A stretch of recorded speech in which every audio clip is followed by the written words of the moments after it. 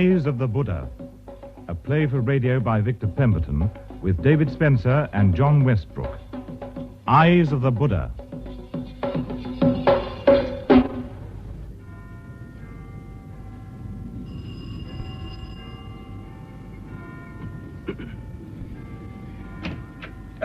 Mrs. Jersinger? My name's Paul de Vries. The Salon High Commissioner's office gave me the address. They told me to come to number 21. Oh, then you'd better come in, hadn't you? And close that door, please. You're wasting the central heating. It's the only joy of living in London in the middle of winter. It's the only luxury I can afford. And so useful not to need a clock. I beg your pardon? Living so close to Big Ben. Oh, you cheeky young rascal. You're exactly the same as your father. My father? Then you know me? Of course I know you. You're George de Vries' son, Paul. Oh, yeah, the last time I saw you, you were a gangling child of 7. And so ugly. Oh, such a pity good looks don't run in your family. I'd know that smell anywhere. Ah, you like curry and rice, do you? Of course. Hot curry and rice. I was born in Ceylon too, remember? Good. Then you can peel some more onions for me. Yes, Mrs. Jersinger. Oh, and do stop calling me by that ridiculous name. When you were a child, you always called me Jaya. Come, in here. If you want some drink, you'll find a bottle of beer in that cupboard. It may be a bit stale. What about the onions? Oh, I do them myself. The kitchen's only big enough for a dwarf. It's so strange meeting you, Jaya. I had no idea you existed. I've lived here for the past 25 years. Do you live alone? Through choice, not necessity. Now, 2 husbands are quite enough for any one lifetime. I've never seen so many photographs. It's like a museum. Are they your family? Yes, most of them are my family. Is my father amongst them? On the mantelpiece, second from the left. Oh. Yes. Do you think I look like him? The eyes, perhaps. Why have you come to see me, Paul? I want to go out to Ceylon. You mean Sri Lanka? Yes, I was forgetting. I can't get used to the new name. Well, why do you want to go? To find out about my family. Well, I haven't seen them since I left over 20 years ago. I thought maybe you could help me. Oh. I don't even know if they're alive or dead. You've made no contact with them? Nor they with me. I feel like a tree without roots. Oh, then you think yourself lucky. Oh, at least you have no responsibilities to worry about. But I can't live my life like that, knowing there are shadows in the corner. Will you help me? I must go and look at my curry. Jaya, I have to go back to Ceylon. My father needs me. What are you saying? Your father is dead. Is he, Jaya? He died 2 years ago. Did no one ever tell you? Oh, a solicitor wrote to say that my father had died of a heart attack. When I tried to find out more information, there was never any reply. Yes, but surely... Do dead men write letters, Jaya? Letters? I think you'd better look at these. What are they? Letters addressed to me. Written and posted in Ceylon during the past few weeks. From my father. But it is not possible. George de Vries has been dead for over 2 years. That is my father's handwriting, Jaya. I've compared it to the postcards he used to send me when I was a child. It's identical. Well, then it's someone playing a stupid joke on you. Why? And why do every one of these letters beg me to go back home to Ceylon as soon as possible? Don't do that, Paul. Now, you promise me you are never going back to Ceylon. Why not?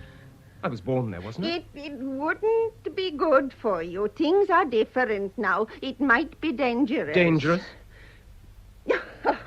Know what this is all about. Please, sit down. Oh, well... Tell me about the family, Jaya. Let's see now. There's Grandfather de Vries, Aunt Lilla, Uncle Harry, my cousins. Are they all still alive? Yes, as far as I know. Have you their address? Paul, I will not be responsible... I have to make contact with them. You would not be welcome. Why not? If you are insisting on going out to Ceylon, then it will not be with my help. Destroy the letters, Paul. They are a cruel joke, nothing more. It's not just the letters, Jaya. It's something that's been happening to me over the past few weeks. It may sound ridiculous to you, but I'm being plagued by bad dreams. Oh, dreams. Dreams now. What are you talking about, Paul? I hear my father calling out to me, and yet I haven't seen him since I was 7. Until I saw that photograph just now, I didn't even remember what he looked like. And yet, I can hear his voice quite distinctly. Jaya, I'm being haunted by memories from the past. I see a large house in Colombo. I smell lampreys cooking an idiapa and sweet jasmine. I hear the squeal of flying foxes at sunset. And I see the family, sitting around the huge dining table, staring at me, a small child. But no one speaks. Silence. Staring eyes. Blank faces. And then I'm in the jungle, alone. It's dark, but again there are eyes everywhere, watching me. I can hear threatening movements all around, drawing closer. Wild animals. Elephants, bullfrogs, jackals. But it's not only that, Jaya. It's the sounds I can hear. Closer, closer. And then, even when I wake up, I know beyond a shadow of a doubt that my life is in danger. Paul! You're a silly boy. All you are remembering are the drums at the Candy Elephant Festival, the Perahara. Oh, your father often took you there when you were a child. No, Jaya, it's more than that. We all have nightmares, Paul. But not the same nightmare every night. I know my father is dead. But somebody wrote those letters to me. And I must know who and why.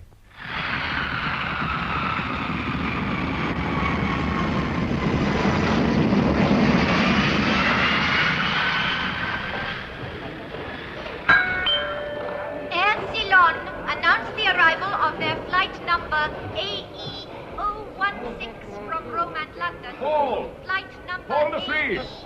Yes? Of course. Why, the resemblance is uncanny. You couldn't be anyone but George's son. I'm sorry, but... The last time I saw you was up at the estate at Palpitia. You were a precocious child of 7 shouting out orders to an elephant. Malcolm Warwick. Your father was my best friend. Of course, Mr. Warwick. You were my father's business partner. For over 30 years. How good to see you. I can't tell you what it means to me to meet George's son after all these years. Mr. Warwick? And none of that nonsense. My name is Malcolm. Oh, Malcolm. Are any of my father's family here at the airport? No, Paul. They asked me to meet you, but they're waiting for you back at the house. Oh, I see. I'm sorry, my boy, but that's the way things are. It's something you'll have to get used to. Never mind. I'll go and fetch the car. Just hang on here for a few moments, Paul. I'll be right back. Right.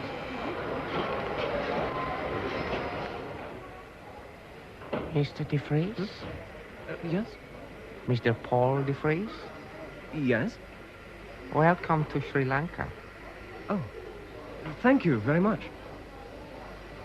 Look, I'm awfully sorry, but I'm afraid I don't know who you... Are you a friend of the family? Is there something you want to say to me? Why are you staring at... Hey! Hey, don't go! Come back! Right. Off we go. Paul, is anything wrong?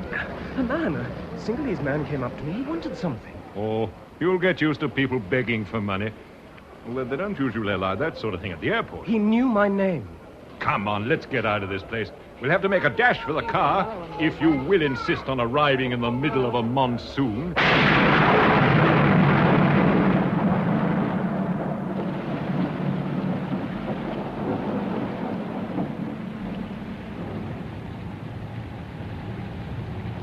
But how did he know my name? He may have been one of your father's old servants. George is well known here, you know. And half Ceylon knows you're arriving. It was curiosity, if you ask me. Forget about it. Malcolm, Why were none of my father's family at the airport to meet me? They haven't seen you for 20 years, Paul. They're just as nervous as you are. Nervous? Your family are not what they used to be. They've withdrawn into their tight little circle where no one can reach them. Your grandfather rules over the household like some deposed monarch. Why? What's happened to them? Oh, they've become frustrated by years. But surely it must be the same for all colonial families with European origins like ours. It's not as easy as that, Paul. You see, the estates haven't made a profit for some time now. There's no more money. The family's been forced to live more modestly than it's ever been used to. Even the old house. Yes, even Burley isn't what it used to be. But wasn't my father one of the best planters in Ceylon? Oh, yes. And yet he died in debt. Yes. Which you paid up, Malcolm. No, it's all right. The solicitor told me everything in his letter. It was very good of you. So, it was the least I could do. After all, your father and I were partners, and there were enemies. Enemies? Paul, what made you decide to come back to Ceylon? Oh, I suppose you could call it curiosity. Then let me warn you. George de Vries's son will be watched with suspicion wherever he goes. So be careful, Paul. The way things are, it could be dangerous. You're the second person to tell me that. I wonder why. Think no more about it. There are the gates into Burley now. The family will be waiting to greet you. Oh, yes, and judge you. First impressions can be very important.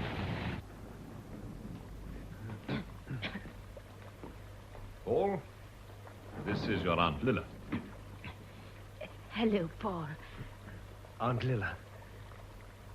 I hardly know what to say. It's so good to be home again. May I kiss you? What? Oh, yes, of course. I trust the journey was a good one. Oh, excellent. Thank you. Yes, indeed. Paul, I don't suppose you remember your Uncle Harry, do you? So the conquering hero returns. Paul, you young rascal, how have you been? Very well, thank you, Dr. Wilson. Hey, what manners. You see, Lilla? Didn't I tell you they have class in these English schools? Paul, I'm sorry we weren't able to be at the airport to meet you. But it's not possible for us to leave the house as much as we'd like to, you understand? Especially after dark. I get so nervous, you see. Grandfather is not as well as he used to be. He's an elderly gentleman now, needs a great deal of attention. Yes, I understand. I must say Burley's a beautiful house. They certainly knew how to build them in the old days. So much feeling and character. Huh? What you really mean is that the place stinks of decay. Harry, please.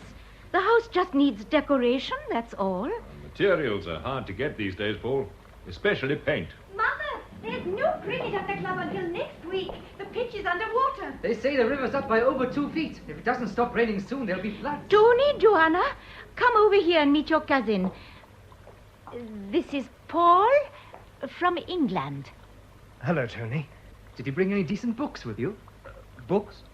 You do read, don't you? Even if it is the usual decadent Western stuff. Well, I'm sorry. If I'd known, I'd have brought you. Tell me something, Cousin Paul. Have you read any Karl Marx? Do you know anything about the socialist ideal and wealth distribution? Oh, do shut up, Tony. Take no notice of him, Paul. My young brother thinks he knows how to solve all the problems of Ceylon. But in fact, he knows absolutely nothing. It is nice to see you again after all these years, Paul. I've often thought about you, Joanna.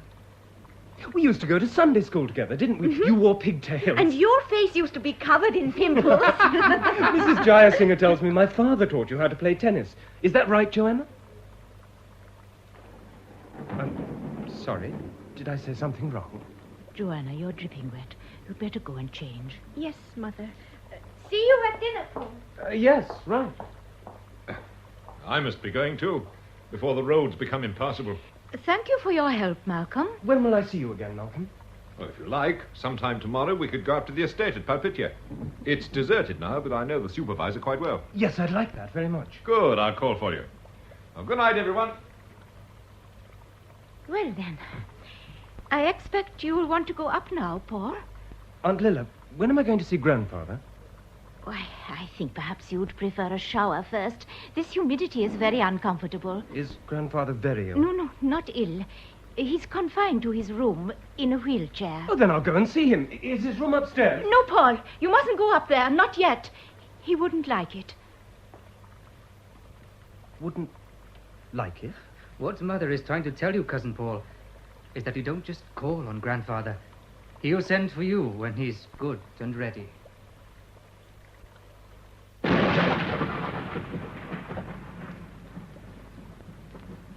Come over here by the window, where I can see you, and close that door. I can hardly see you in the dark. I have all the light that is necessary. So, you're my grandson, are you? I'm very happy to be home again, sir. Home? Here? In Ceylon. Sit down in that chair, the one facing me. Now, switch on the small lamp on the table beside you. Your hair's too long. Don't they have any decent barber shops in England anymore? Well, it's the fashion in England for young men to wear their hair long, Grandfather. I don't like it.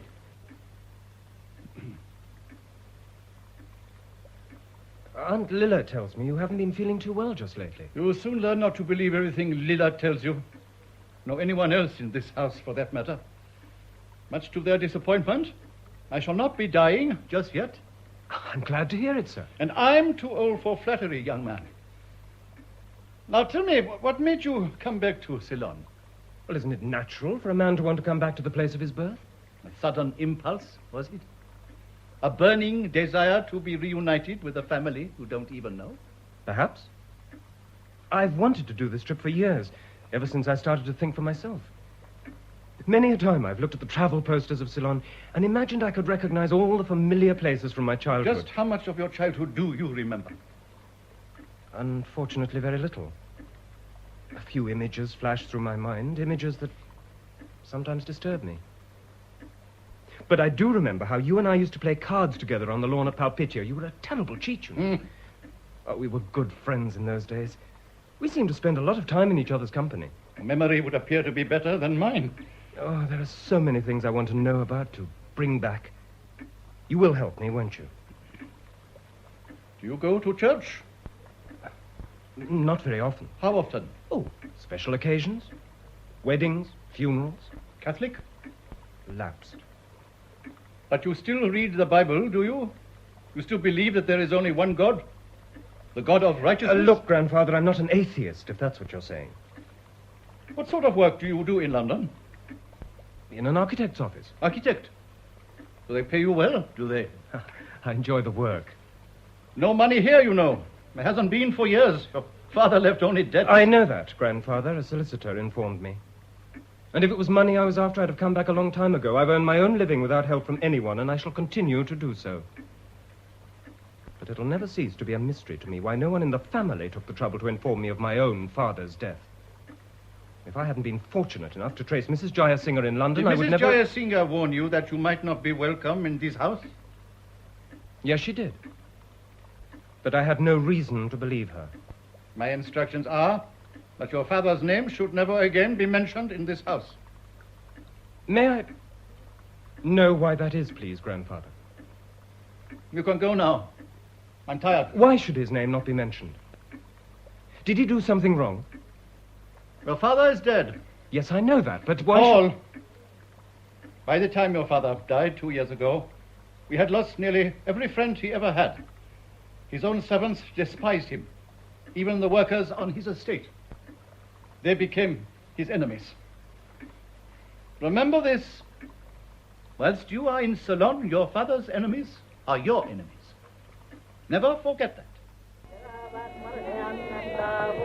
Come on, Paul. We've got a lot more to see yet. Don't you realize that Petter is one of the most famous markets in the whole of Ceylon, cousin? Give me a chance to take a few photographs, will you? Hey, what are they selling in that stall over there? Oh, you mean the aubergine? Aubergines?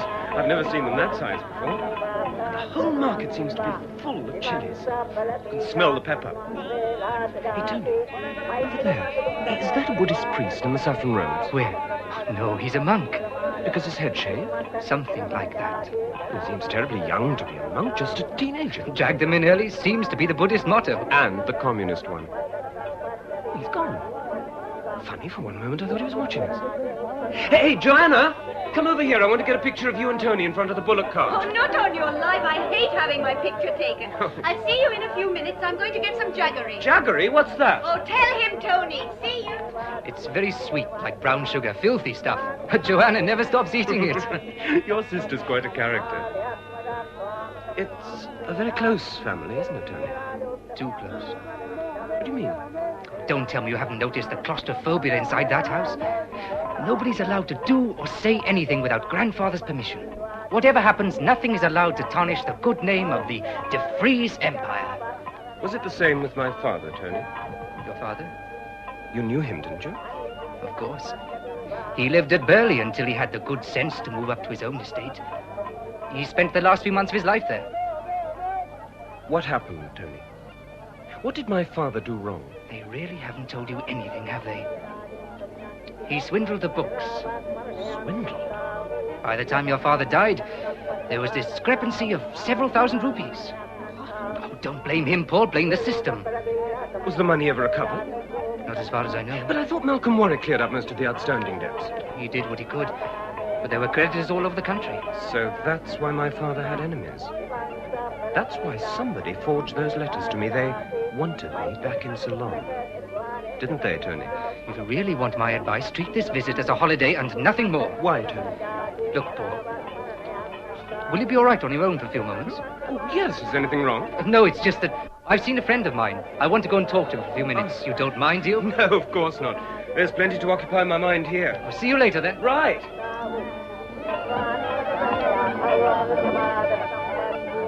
Master. What do you want?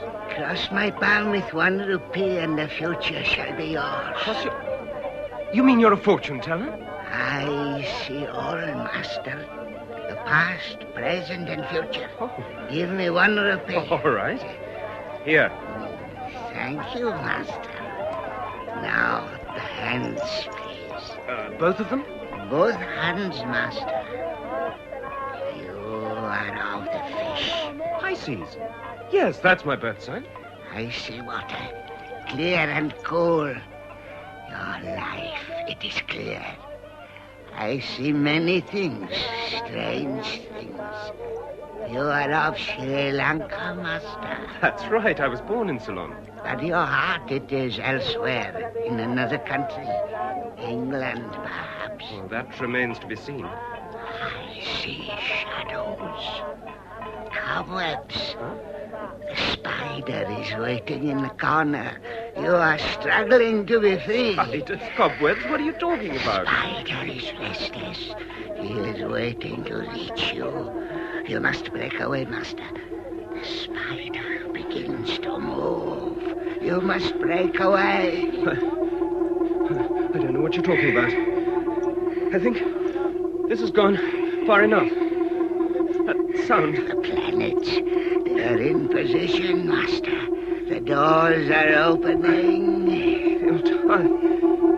Why do I feel so tired? The spider draws closer, Master. Closer. I can't breathe. Closer. I'll breathe. Paul! Paul! Paul, are you all right? Yes, I think so. My head just feels as though it's going to split. What happened? I don't know. He was telling my fortune. Who was telling your fortune? The old man, He's gone! Malcolm, I've never seen so many birds in the sky at one time. And the noise. What are they, giant bats or something? No, they're flying foxes, Paul. You see them all over the island. They sleep in the trees during the day. Until people like you come along and disturb them. They're about the only things that haven't deserted the estate. Yes, it's sad. Everything overgrown and neglected like this. Oh, Papitia must have been so beautiful at one time. Oh, you've no idea how beautiful, Paul. It was your father's pride and joy. He loved the place dearly. I'm just grateful he's not here to see it now. It's all much smaller than I remember. Oh, these are only the bungalow gardens. The rubber estate's over there, in that direction. The factory and workers' huts have all been pulled down. That's one of the most staggering views I've ever seen in my life. Malcolm, what's that mountain range over there? Well, that's up country. Candy, the high-grown tea estate. The air is so fresh and clean. You know, Malcolm, I feel such a part of all this. How I wish I could bring Palpitia back to life all over again. Be careful where you tread, Paul. This estate hasn't been cleared for years. There are still plenty of snakes. Yes, I know. This tree. When I was young, my father shot a cobra just above me. Here. Paul, how on earth? Oh, it is true, Malcolm, I promise you. I know it's true. How could you possibly remember something that happened to you when you were only a baby lying asleep in a pram? Oh, I suppose there are some things you'll never forget. Malcolm, could you bear to take a photograph of me under that tree? Of course. Give me the camera. Right. No. You'll have to come forward just a little. You're in the shade. Oh, Paul, is anything wrong? What are you looking at? Huh? Oh, nothing. I was just thinking how quiet it's become. There are no flying foxes. That sound. What sound? Can't you hear it? I've heard it before. In the Peta market in Colombo this morning. I can't hear anything. Look, am I going to take this picture or aren't I? I'm sorry, Malcolm. Keep still now. Malcolm! Malcolm! Paul, look out! Ah!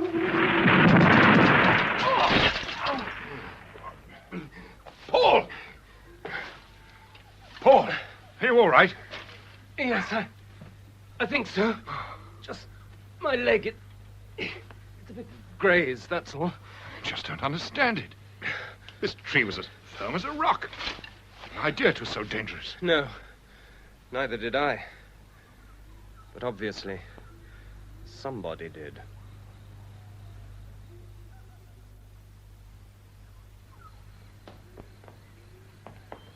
Nobody's lived in the bungalow since your father died.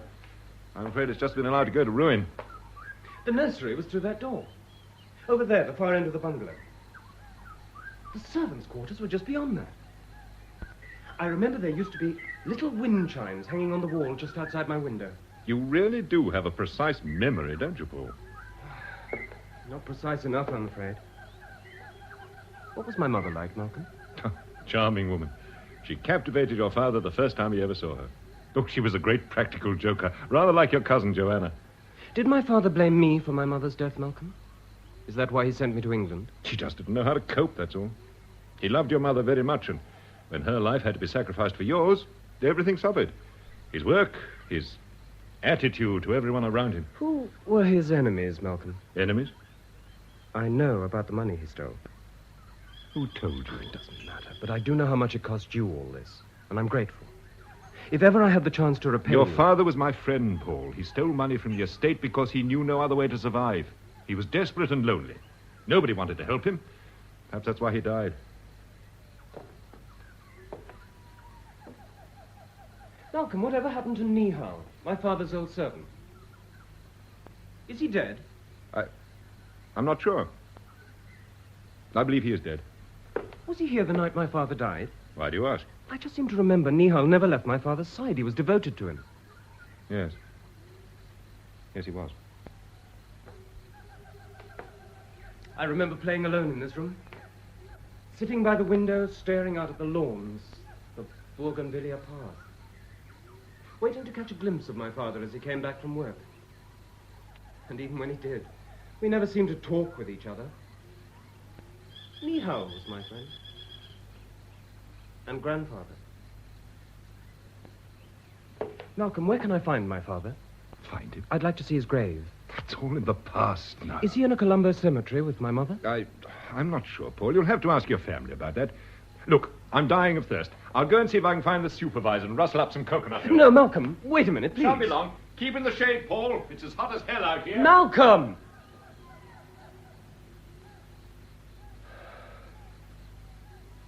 No Bougainvillea, no. Master Paul? Master Paul, are you in there? Master Paul, why are you staring out of the window? Your father is waiting in the car for you. Come now, little one. It is time for you to go. Why do I have to go to the airport, Niha? But you are going in a great aeroplane. That is something you have always wanted to do. We have often talked of it. I don't want to go to England. I want to stay here with you. You are going to a fine new school, Master Paul. Will my father come to see me in England, Niha? Of course he will. How do you know? Because your father is my friend. Am I your friend too, Niha? Of course you are, Master Paul. You always have been my friend and always will be. No one can ever separate us. No one. Always remember. Malcolm, is that... Who are you? What do you want? Master Paul? You were at the airport. The man who was staring at me. I am a friend, Master Paul. We are all your friends. All? We have waited a long time for your return. I have come to offer you the hand of welcome. What is wrong, Master Paul? Is the son of Mr. George de Vries scared to take the hand of one who admired his father? Your hand, it's bleeding. The great tree is thick at the roots. The tree? It was you. I have a small gift for you, Master Paul. Here. What is it? A reminder of times past, present, and future. It is our humble way of celebrating your return. Take the box. When you open it, think of us. The planets are good for you today, Master Paul. Paul! Malcolm, in here! Come back here! Come back! Here we are, my boy. Fresh family milk, straight from the coconut. Why, Paul, what is it? You're as white as a sheet. He was here. That man. Man? The same man who came up to me at the airport. He was here, in this room. Where? I don't see anyone. He went out through there, the nursery. I'll go and look. He knew my father. They all do. His eyes, just like that fortune teller at the market this morning, staring at me. There's no one out there, Paul. His eyes were staring at me. I couldn't think of anything. My mind was totally blank. What have you got in that box, Paul? Oh, it's a gift. Give it to me. Where did you get this from? I told you there was someone here. Paul, you have no use for a thing like... Let me see. A spider. A dead spider. What does it mean, Malcolm? Not a thing. Not a damn thing. What does it mean, please? There are some people who believe that a dead tarantula is an omen. It's often used in village witchcraft as the symbol of revenge. A black tarantula. So they're at it again, are they? They found a dead tarantula in the bungalow at Palpitia after George's death, spiked with a shred of bamboo shoot. This one was identical. Oh, Father, we've got to do something. We can't allow the same thing to happen to Paul. We can do nothing. The boy came back here of his own accord. He must face up to the consequences. But, Father, you know what a dead spider means in demon worship. As long as Paul remains in Ceylon, he'll be hounded by witchcraft wherever he goes. If they want that boy, they'll do everything in their power to get him. Well, let's call in the police, Father, before it's too late. There will be no police. But, Father, I said there will be no police. No one will drag the name of de Vries any deeper into the mud. What I want are facts. Malcolm, did you see who this man was at the bungalow? No. But what about the dead spider in the box? Perhaps it was there already? You think Paul is lying? No. But he may be suffering from hallucinations. What? This is not the first time he's complained of being approached by this man. He insists the same thing happened at the airport soon after he arrived from London, but I saw nothing of it. Could be one of George's workers from the estate. There was plenty of corruption amongst that lot. The Lord punishes those who corrupt.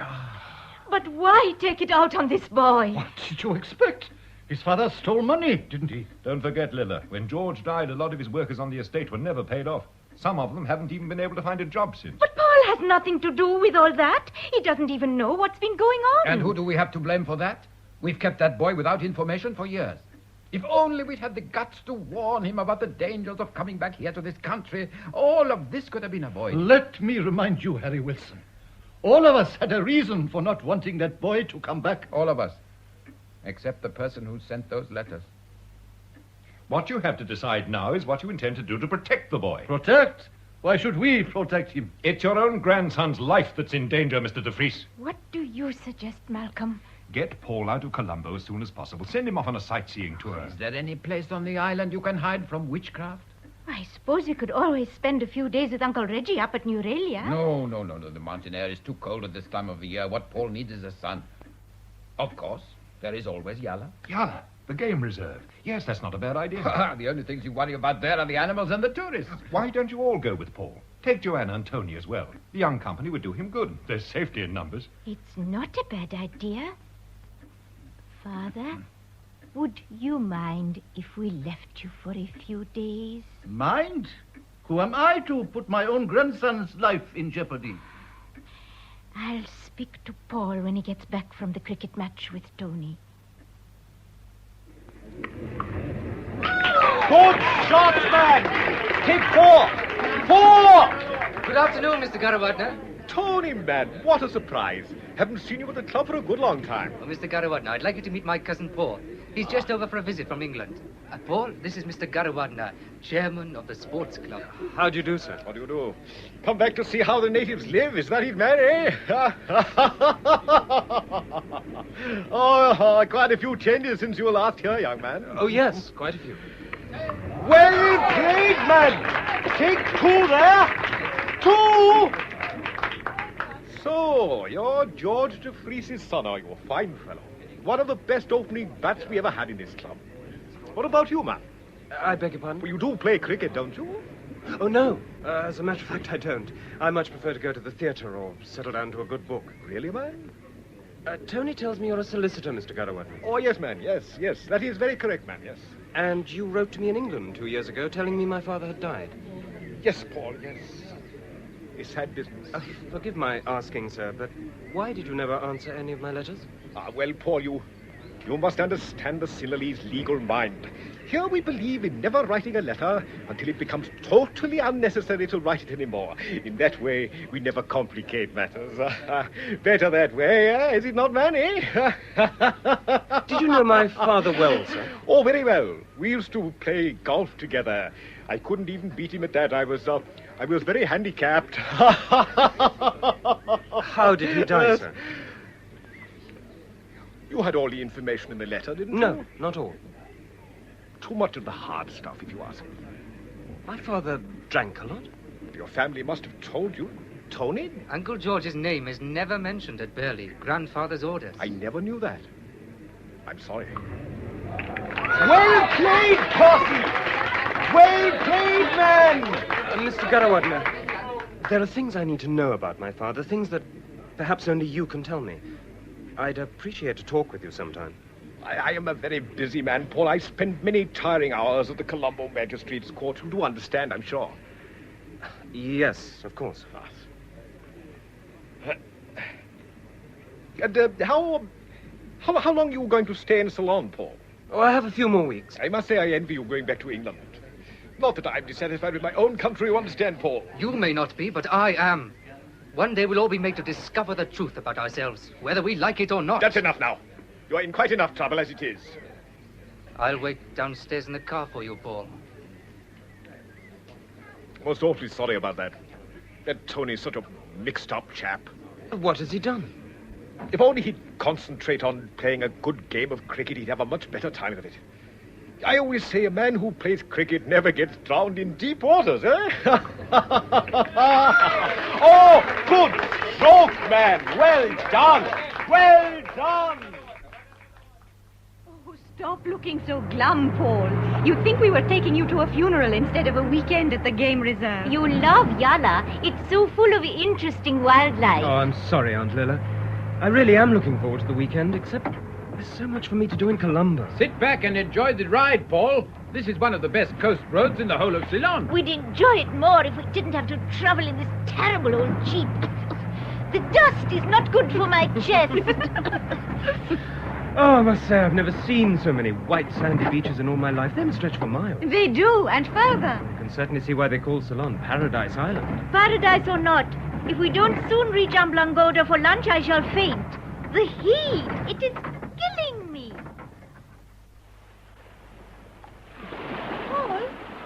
Paul, what are you out in the sun for? Don't you know this is the hottest part of the day? I was just looking at these little fellows in the rock pool. Oh, the rock crabs. You'll see them all the way along the beach here at Amblangoda. Just don't put your finger in the water. They'll give you a sharp nip. I won't. Oh, it is a beautiful spot, isn't it? Miles and miles of sandy beaches and wide blue sea. I remember Grandfather taking me out on one of those catamarans.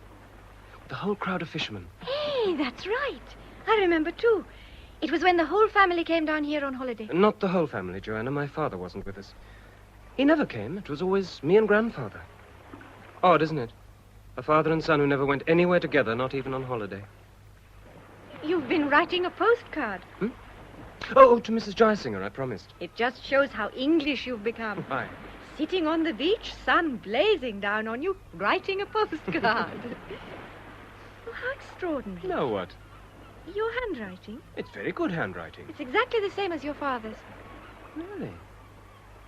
You recognize my father's handwriting, do you, Joanna? Well, of course I do, silly. Look at the way you dot your I's, and here, the letter J. It's almost identical to the... Yes, Joanna.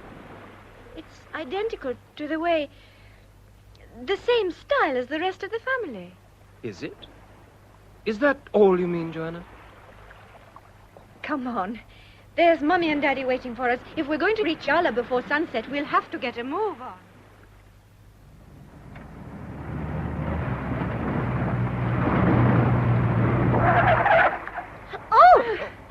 What's the matter, Harry? Why are we stopping? There's a Buddhist funeral procession coming towards us. Where? Oh, keep your head inside the car, Paul. It's considered disrespectful to stare at the mourners as they pass. Oh, everyone seems to be dressed in white. In the Buddhist religion, white is the color of death, not black.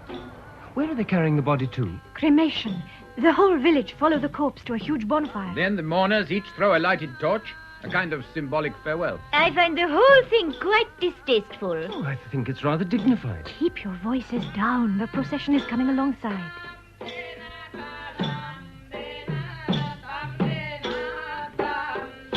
You! Come back! Come back! What are you doing, man? Get back in the car. Hold him, Joanne. It's him, the man from the bungalow. Didn't you see him? He stared in at me. Keep that door closed, Paul. Do you want to get us lynched? But we can't let him get away. He's disappearing into the crowd.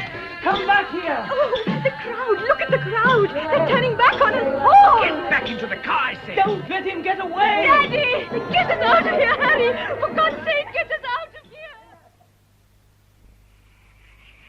You could have got us killed, Paul. Oh, I'm sorry, Aunt Lilla.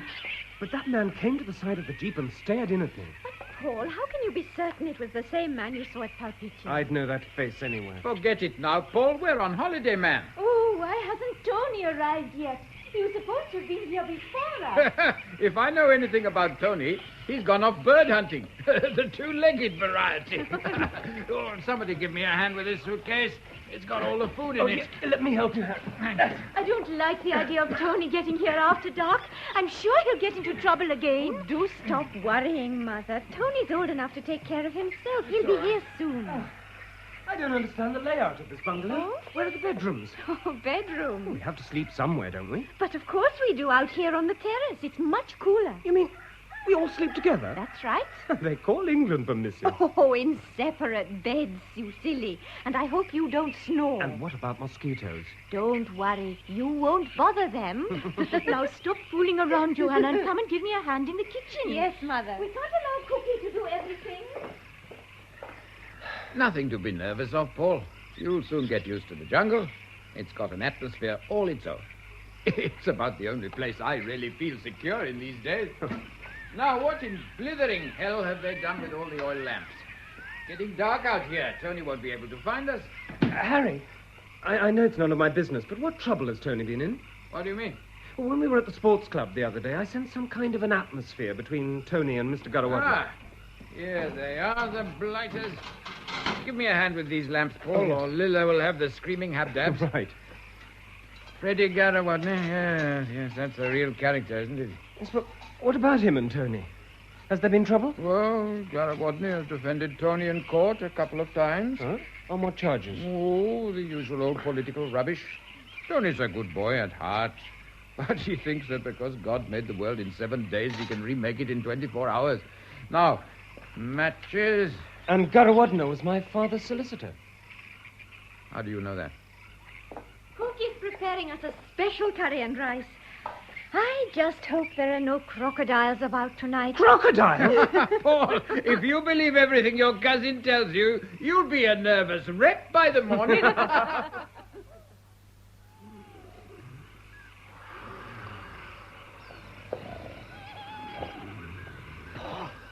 Paul, wake up. Who is it? It's me, Tony. Tony? Where have you been? What time is it? Shh, keep your voice down. I don't want to wake up the others. Huh? Just get up quietly, go into the bathroom, and fetch me some antiseptic and a bandage from the first aid cabinet. Are you hurt? Just do as I say. And meet me at the back of the bungalow on the other side of the fence by the river. Tony, it's dangerous to wander outside the fence after dark. Do as I say, will you?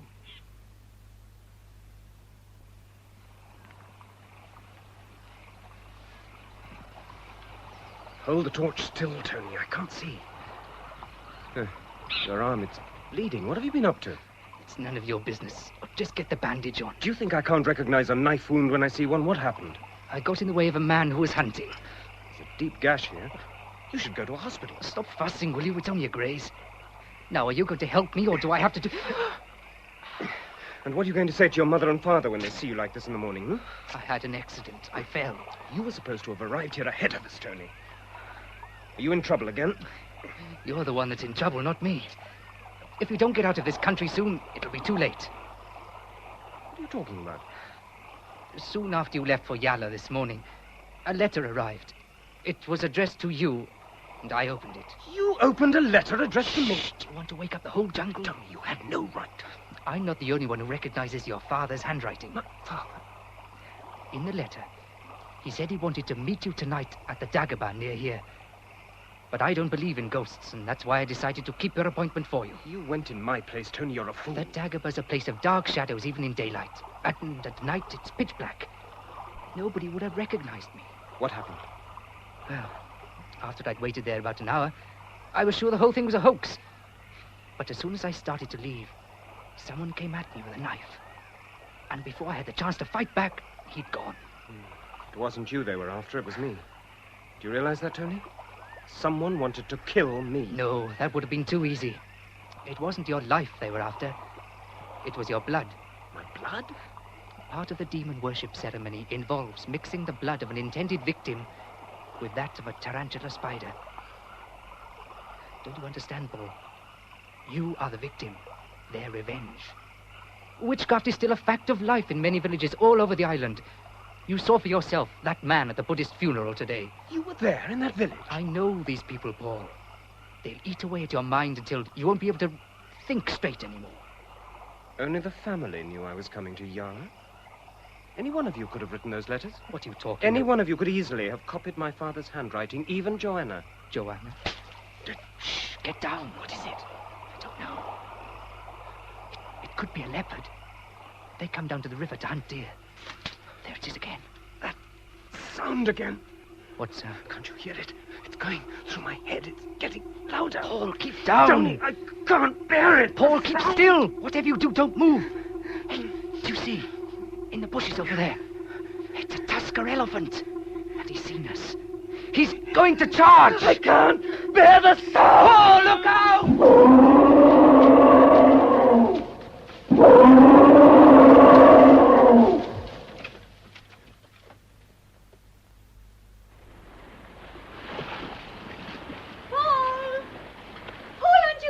For a swim. The water's lovely. I don't feel like it. Oh, what's the matter?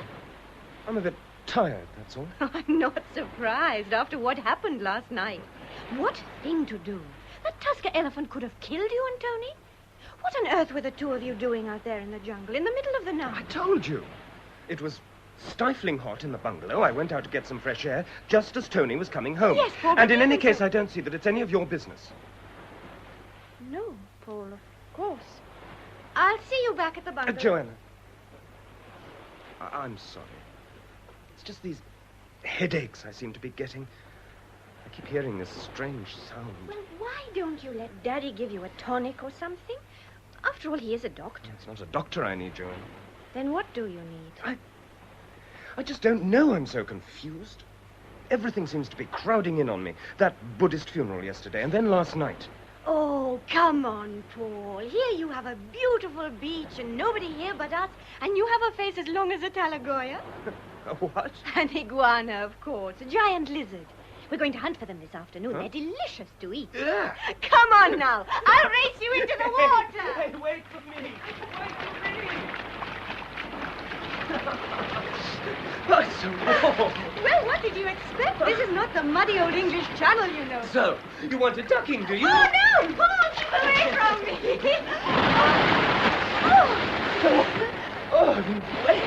They're gigantic. They're marvelous for surfing. You know, the last time Tony and I came here, we... Paul, what is it? What are you looking at? Over there. Can't you see him? He's over there by the fishing boats. Who? I can't see anyone. Paul! Come back! What are you doing, Paul? What's wrong? He's gone. Who's gone? The man who's been following me. He was standing here by the fishing boat. Oh, are you sure? Do you think I'm going mad or something? I saw him with my own eyes. He was watching me. He must be here somewhere. But it's impossible, Paul. A man just can't disappear into thin air like that, especially on a wide stretch of beach like... What's the matter? What are you looking at? Here, in the sand. Huh? Somebody's drawn something. Mm. A fish. It looks like a fish. Cut in half in two separate pieces. Yes, it could be. Let's get away from here. What does the drawing mean, Joanna? I want to know. Well, it's a sign of witchcraft. Yes. The demon worshippers use it in some of their ceremonies. So I'm not mad. He was here. Please, Paul, let's go back to the Joanna, bungalow. what's the significance of a fish torn into two sections? It relates to horoscopes. A broken birth sign is the sign of death. Pisces the fish. I was born under that sign. Oh, no. Oh, Paul, where are you going? To find this man. Somebody's got to start telling me the truth sooner or later. No, stay out of this, I beg you. These people are fanatics. They'll do you nothing but harm. All right, then, Joanna, you tell me. Tell me what it is my family are trying to hide from me. Tell me what they're so afraid of, why they've never wanted me to come back to Ceylon. Tell me the truth about my father, Joanna. Tell me. Your father was murdered, Paul. Murdered? You wanted the truth. Now you've got it. He was found hacked to death in the grounds of his own estate at Palpitia. He'd spent the night alone there. The place was deserted. Who was responsible? Your father himself was responsible. Would you explain what you mean by that? It was something that happened to your father during the last few years of his life, Paul. You see, he left this house to go and live alone at Palpitia. The servants say he spent hours on his own in the bungalow, just staring out of the window and into the garden. Oh, he was lost. He didn't know how to cope with things anymore. Everything he tried to do turned to failure. And then, of course, he got himself into difficulties. He stole money from the estate funds. Yes, I know about that. But who killed him? If you would prefer it, Grandfather, I could always ask the police. No. Your father was murdered by his old servant, Nihal. Nihal? Am I your friend too, Nihal? Of course you are, Master Paul. You always have been my friend, and always will be. No one can ever separate us. No one. Always remember that. Nihal. The police searched the whole island, but he was never found. But Nihal was devoted to my father. He was kind and thoughtful. When your father had enough money to pay him... You're suggesting Nihal killed my father for money? But there are other reasons. The police believe they have proof that Nihal was a member of an illegal village society. Witchcraft. Pagan infidels dedicated to the glorification of the devil himself. The devil. Ancient superstitions are deeply ingrained in many parts of the island, and you cannot easily dismiss them. And you're saying my father was the victim of village witchcraft? It is possible. And now, they want me. Oh, you mustn't think like that, Paul. Put such things out of your head. My head? Aunt Lilla, my head is bursting with all the pressures that have been put upon it. In London, I received letters from a father who died 2 years ago. I come to Ceylon, and from the first moment I get off the aircraft, I'm pursued by a strange man who seems determined to be with me wherever I go. I'm given a dead tarantula whose blood is supposed to be mixed with my own. My birth sign's torn apart. A tree falls down onto me without warning. I'm a hunted man, and still my own family treat me as though I'm a stranger. Is the nightmare ever going to end? I'd like to see where my father is buried. I want to visit his grave. That isn't possible. Why not? Your father's remains were not interred. Not the day after they found his body, George was taken to a village nearby and cremated. Cremated? My father? He was thrown on the bonfire, exactly as he wished. But my father was a Catholic. Like me, like all of us. Your father was cremated according to the rites of his religion. What? During the last year of his life, your father became a convert to Buddhism. Buddhism? There's a small temple here in Colombo. Your father used to go there. Go and see the priest. His name is Animali. He knew your father. What are the children doing? They are offering frangipani flowers to the altar of our Lord Buddha. They are a symbol of peace. Forgive me, sir. I was told to come to this temple to ask for the priest Animali. Yes? Who is looking for him? My name is De Vries. I'm a visitor from England. De Vries. There is a family of that name living in Colombo, of Dutch origin, I think. Yes, they're my father's family. I'm staying with them. Your father? So you are Paul. You know me? Oh, yes, I know you. I have known you a long time, my son. I am Animali, the priest of this temple. Come with me.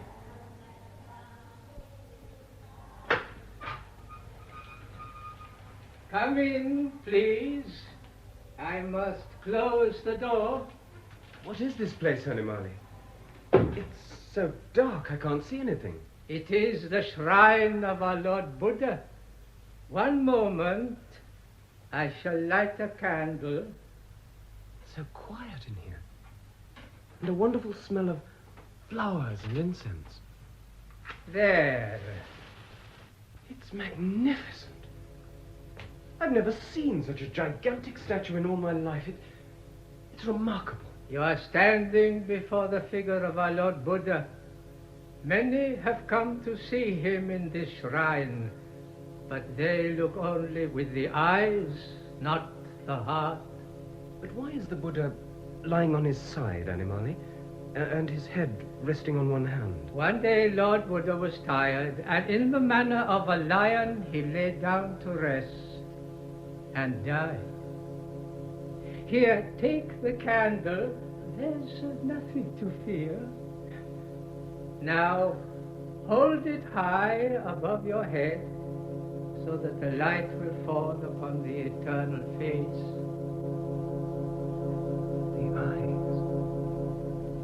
Buddha's eyes. The sapphire eyes of the great unholy one.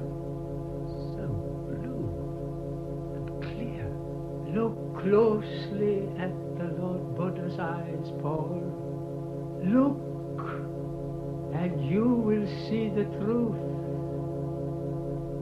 I can see. I can see. It's good to see you again, Paul.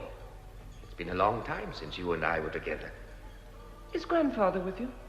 No, son. Why not? He doesn't like traveling very much these days. It's a long way from Ceylon to England, you know. Oh. Anyway, I thought it would be rather nice if we were alone together. I brought you a present. Here. Thank you. Aren't you going to open it? A book. It's all about the game reserve at Yala. You remember Yala, don't you? You used to go there for your holidays. Yes, I remember. Grandfather took me. There are lots of colored photographs in the book. I hope you like it, Paul. Yes, thank you. Your teachers tell me you're doing very well at your studies. They say if I were to take you back home to Ceylon now, it would spoil your education. Oh. But don't worry. One of these days, I'll come over and take you back for a holiday. Would you like that? Yes, thank you. Paul, why don't you call me Daddy? I don't think of you as my father. Father? I never gave him a chance, Animali. When my father came to see me at the school that day, I wouldn't even listen to him. How could I have been so cruel? You were only a child, my son. How could you have known that forgiveness was needed? When I came into the shrine, I felt as though my very soul were under attack. But looking up there into the Buddha's eyes tells me that they're made of something more than sapphire stones. They tell me that nightmares are an illusion, that even the spider's web can be dissolved. Witchcraft is merely a disease of the mind. Demon worship has power only over the mind that is ignorant, nothing more. Demon worship? Then you know what happened to my father? When your father received enlightenment from the Lord Buddha, he found the peace he was looking for. He learned how to live again, how to be something more than just material man. But there were other forces waiting to disrupt that peace, forces of corruption and evil. He returned to the estate at Palpitia and picked up the threads of his life again. He began to work with a new confidence and determination. For the first time in his life, he had faith. He never lost it. Animali, who killed my father? Could it have been Nihal? Have you visited the holy city of Polonnaruwa? No. Then you should go. It is worth a visit. Go to see Nihal's family who live in a small village near there. They are a poor country people, but you should talk with them. Remember, Paul, if you really want the truth, then you will find it. But never submit to those who wish to destroy you. Seek out the demon and you will understand that his power does not exist. Never forget, my son. The eyes of the Buddha are upon you.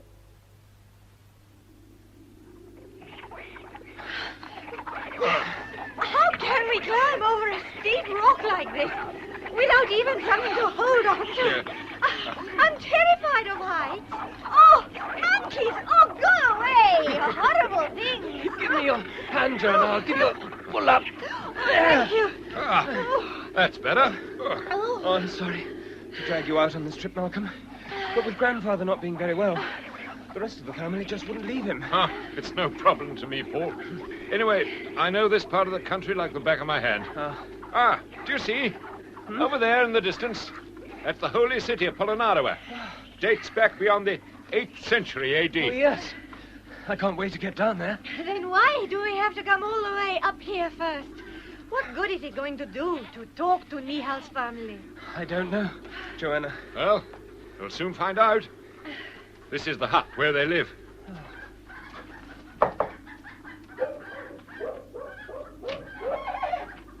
Yes? We are looking for the wife of Nihal. Who is looking for her? This gentleman is from England. He is Paul, the son of Mr. de Vries. Oh, Master Paul. You know me. Oh, Oh. Then I am happy to meet Nihal's wife. No, he is not here. Why do you come? Master wishes to ask you questions. Will you speak with him? Why? Malcolm, let me talk to the old lady on my own, please. Very well. But be careful, Paul. Come on, Joanna. Yes, of course. Old woman, when I was a child, Nihal was good to me. He was my friend. He was the friend of my father also. The police say Nihal killed my father. My Nihal did not kill. Good man. He tried only to save your father, not kill. Save? Once foolish young people break into bungalow, guns and knives. Oh, not much danger. You mean the insurgents, the rebels? Nihal protect your father. Always protect. Hide him until safe. I understand. And then with snake. Take Pulunga near coconut tree. Try to kill your father. Nihal stop snake. Kill snake. Oh, the priest very angry. Angry? Buddhist religion say all living things are sacred. So Nihal defied his religion to save my father's life. Listen to me. I want to help Nihal. He is my friend. Tell me where I can find him. Oh, please, you're What not is it? asking Oh, me tell me, what's wrong? No. You must go to the Galpota, the old king's stone at Polonnaruwa. There you will find out the truth. Only the truth. Paul, is everything all right? Just a minute, please, Malcolm. The Galpota, the book of stone at Polonnaruwa. Go there at dusk and go alone. That is all.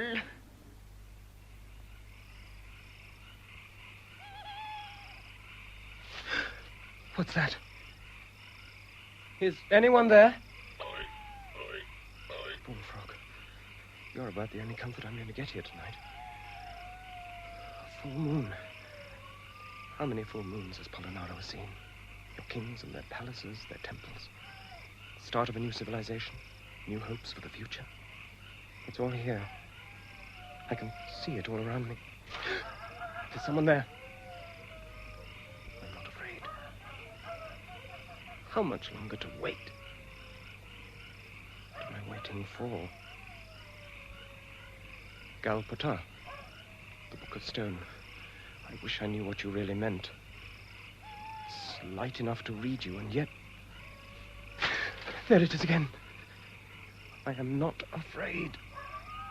The moon. It's disappearing behind the clouds. Don't go. It's dark. I can't see. Why is it so quiet? No flying foxes. And where are the jackals? Is everything dead out there? Who's there? I can't see you. It's too dark. Where are you? I can't see you. I can't see you. Ah! There's something on top of the stone. It's crawling towards me. I can't move my hand. The tarantula. I can't move my hand.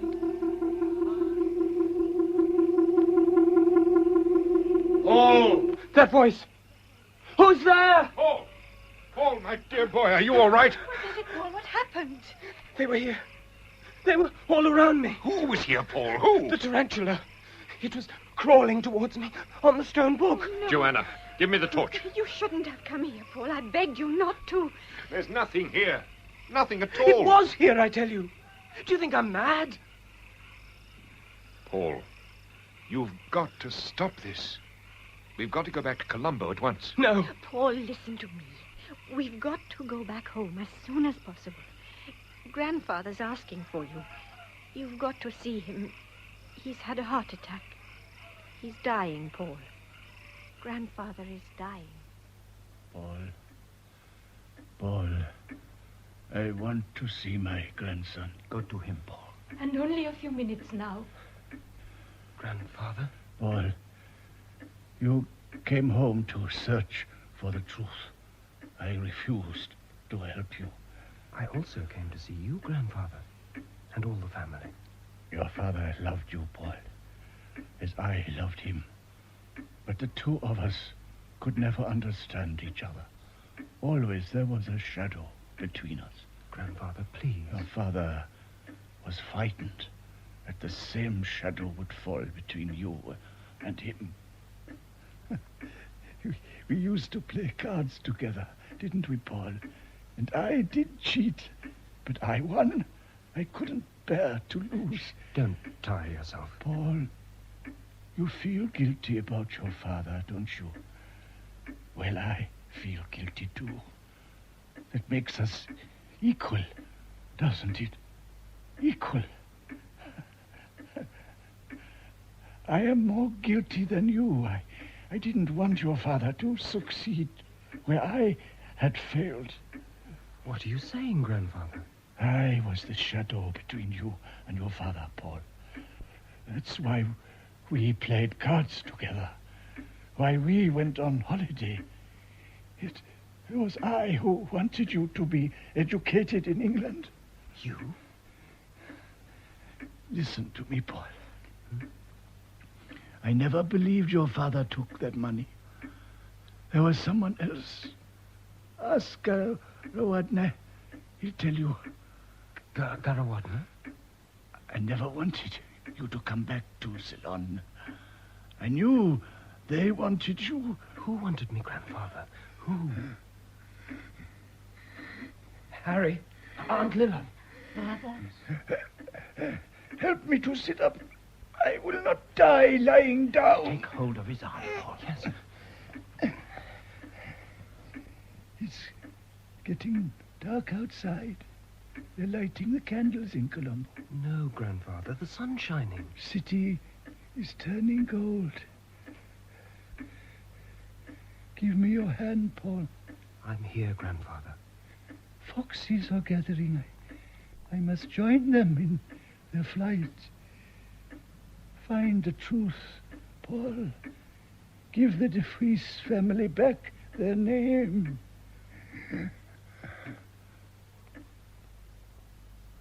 Father? It's too late. He is dead. Yes, poor man. I was working for your grandfather. You see, he never believed your father was involved stealing those funds. And yet he wouldn't allow mention of my father's name in his house. Oh, what a man. He took his Christianity too seriously, that's all. Christ, Buddha, it's the same thing in the end, isn't it? Mr. Garawadne, is it possible that the reason for my father's death was that he found out who did steal that money? It's more than possible. In which case that same person could have written those letters to me. He's now trying to use witchcraft on you. What use can I be to them? Or my death? It is puzzling, man. Unless, of course, the person believes you have some information that could be incriminating. I only wish I had. What exactly does the demon ritual involve? The beating of the devil drums induces a state of trance in the worshippers. Whilst in this trance, they can be commanded to do anything. Even hack a man to death? Yes. They also have the power to assault the victim's mind, wherever he may be. Look, forget about all this now, Paul, man. In a couple of weeks from now, you'll be home in England, away from demon worship, away from the past. No, I could never go back to England until I know the demon won't be able to reach me anymore. What are you going to do, man? Do? I'm going to meet the demon on his own ground. At Palpitia.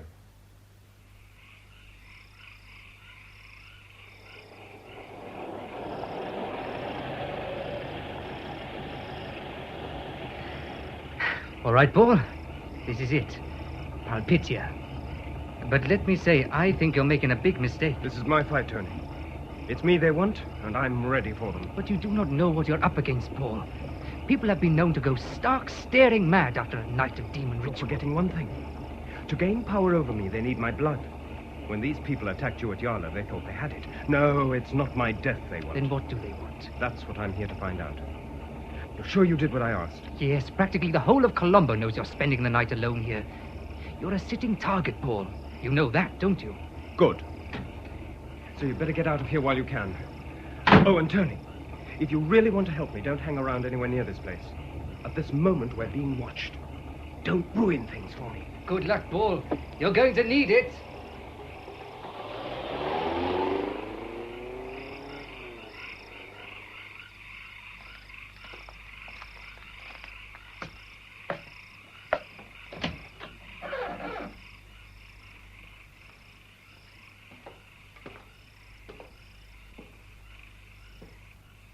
Yes. It's all here, isn't it? Right here in this bungalow. The past, the present, and maybe the future. Your teachers say if I were to take you back to Ceylon now, it would spoil your education. I don't think of you as a father. Find the truth, Paul. Give the De Vries family back their name. I don't want to go to England. I don't want to leave Palpitia. Master Paul. Am I your friend too, Neha? Of course you are, Master Paul. You always have been my friend and always will be. No one can ever separate us. No one. Always remember that. Seek out the demon, and you will understand that his power does not exist. Never forget, my son, the eyes of the Buddha are upon you. Who's there? I know you're out there.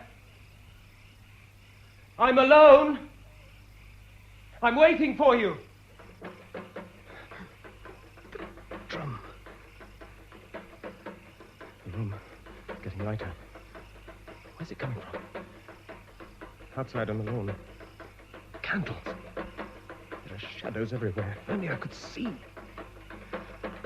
They're coming out of the jungle. Faces. Masks. Devil masks. That drum. You mustn't lose control. Keep control. Control. Control. Control.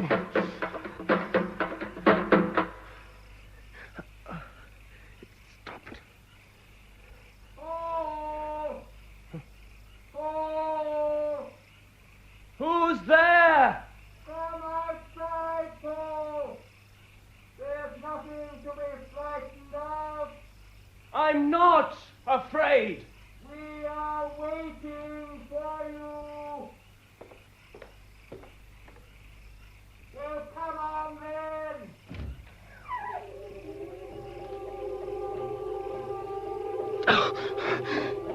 Control. Control. Control. Your power does not exist. It does not exist. Paul! Who's there? I can't see you in the shadows. Over here, Paul! Come into the moonlight, where we can all see you.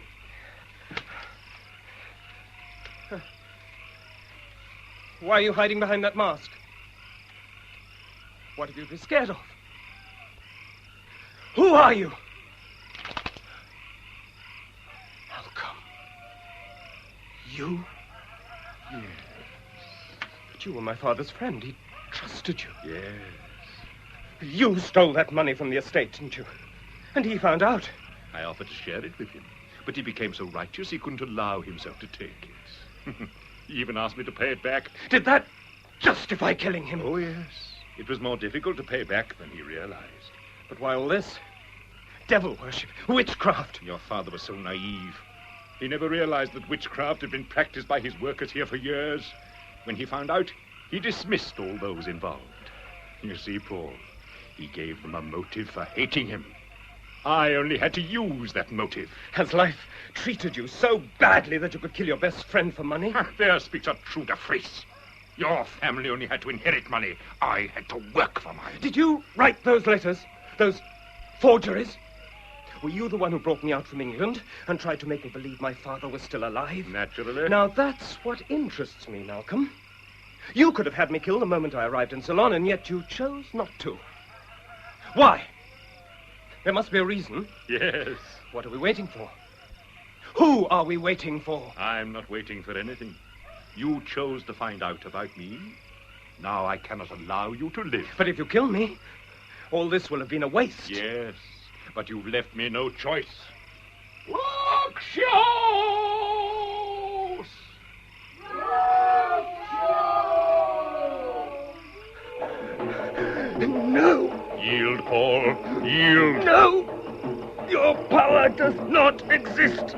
does not exist! Yield! No! Never! After him! No! After him!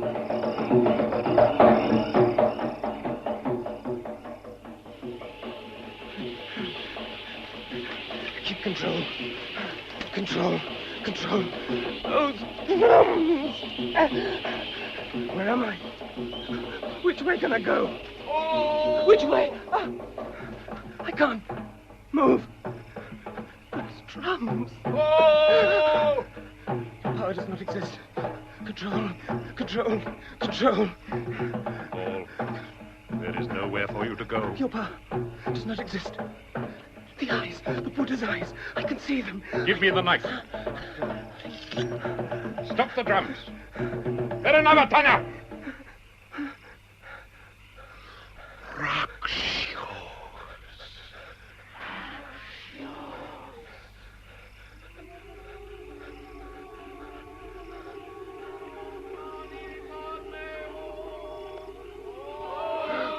Who are you?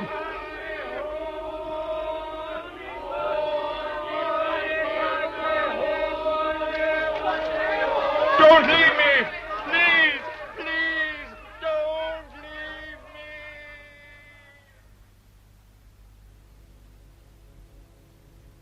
me! The eyes of the Lord Buddha were watching over you, my son.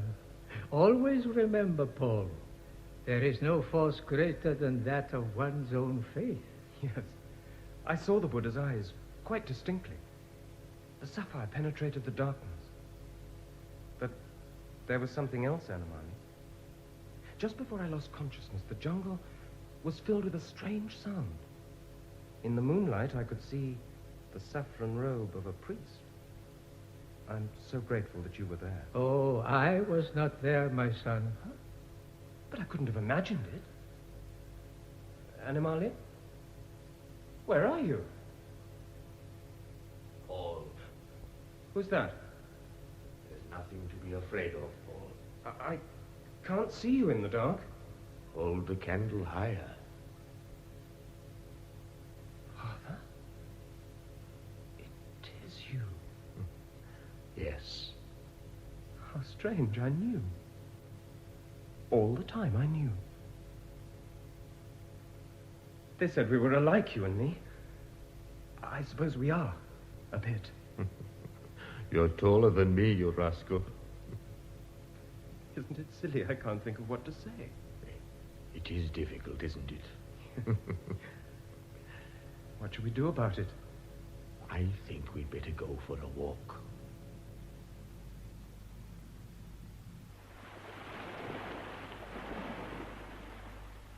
I remember once we did walk together along this beach at Mount Lavinia. I think it must have been the first time I ever saw the sea. I was terrified. And you laughed. Father, it was you at Polonnaruwa, wasn't it? That night when I was waiting by the Book of Stone? Yes, Paul, I was there. From the moment you arrived in Ceylon, I knew everything you did. And there was a monk in the Peta market in Colombo. Malcolm never believed I was dead. As long as I was alive, I was a threat to him. You, Paul, were the bait to bring me out into the open. But they found your body at Palpitia. No. It was Nihal's body they found. Nihal gave me the chance to escape. He used himself as a decoy. In the dark, they hacked him to death. The following morning, his family took him to the village, and he was cremated as if he were me. Because of my dear friend Nihal, I was given the chance to live again. His wife, that old woman, she knew you were alive. That's why she sent me to the stone book at Polonnaruwa. Yes, but there were others there before me. The ironic thing is that I told Malcolm I would never tell anyone what he had done. All I asked was that he paid the money back into the estate in his own time. What will happen to him now? Malcolm is dead. Dead? His body was found in the jungle this morning. He had taken his own life. Perhaps it's best that way. For him, perhaps. Last night, it was you I saw in the jungle. That strange chant. Om Mani Padme Hum. We call it a mantra, Paul. The most sacred and powerful words that we in the Buddhist faith believe can contact directly the benevolent force that we all call God. It's the only thing that can break the trance of the so-called demon worshippers. I don't mean to sound disrespectful, Father, but it is a bit strange to see you like this. Saffron robes and shaved head. It's something one gets used to. Will you spend the rest of your life locked up in a monastery? Oh, you make it sound like a prison. We are free. Free to go where we like. Now that Grandfather's dead, will you visit Burley? Of course, Paul. Now that I'm free from the past, I shall go back and see Lilla and the rest of the family from time to time. You know that Grandfather loved you. Yes. But as we both know, it's not always easy to communicate our feelings. If only he had understood that both our gods are the same God. We just meet them in different ways, that's all.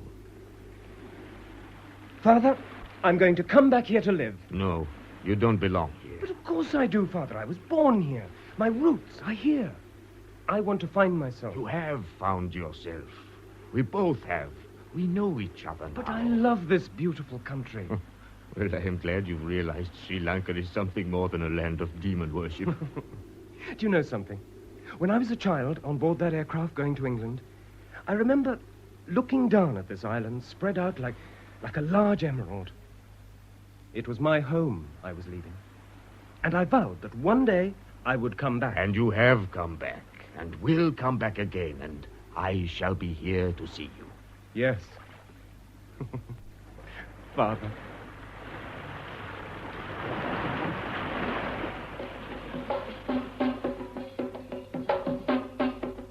In Eyes of the Buddha, by Victor Pemberton, the part of Paul was played by David Spencer, and that of Malcolm Warwick by John Westbrook.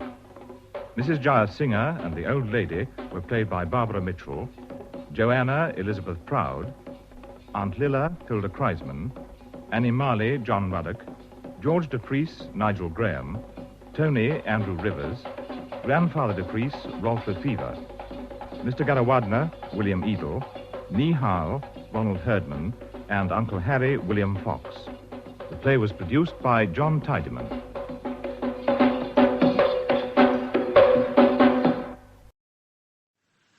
Saturday Night Theatre. It all began with a phone call.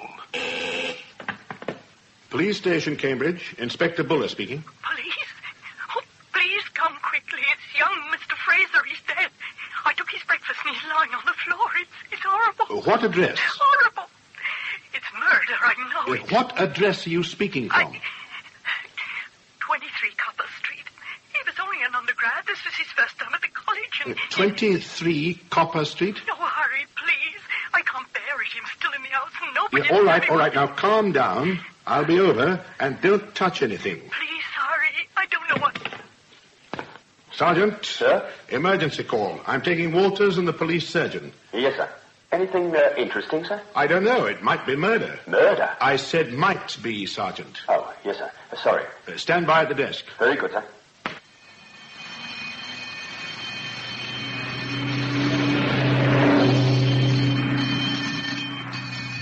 We present Brewster Mason and Marius Goring in Darkness at Pemberton.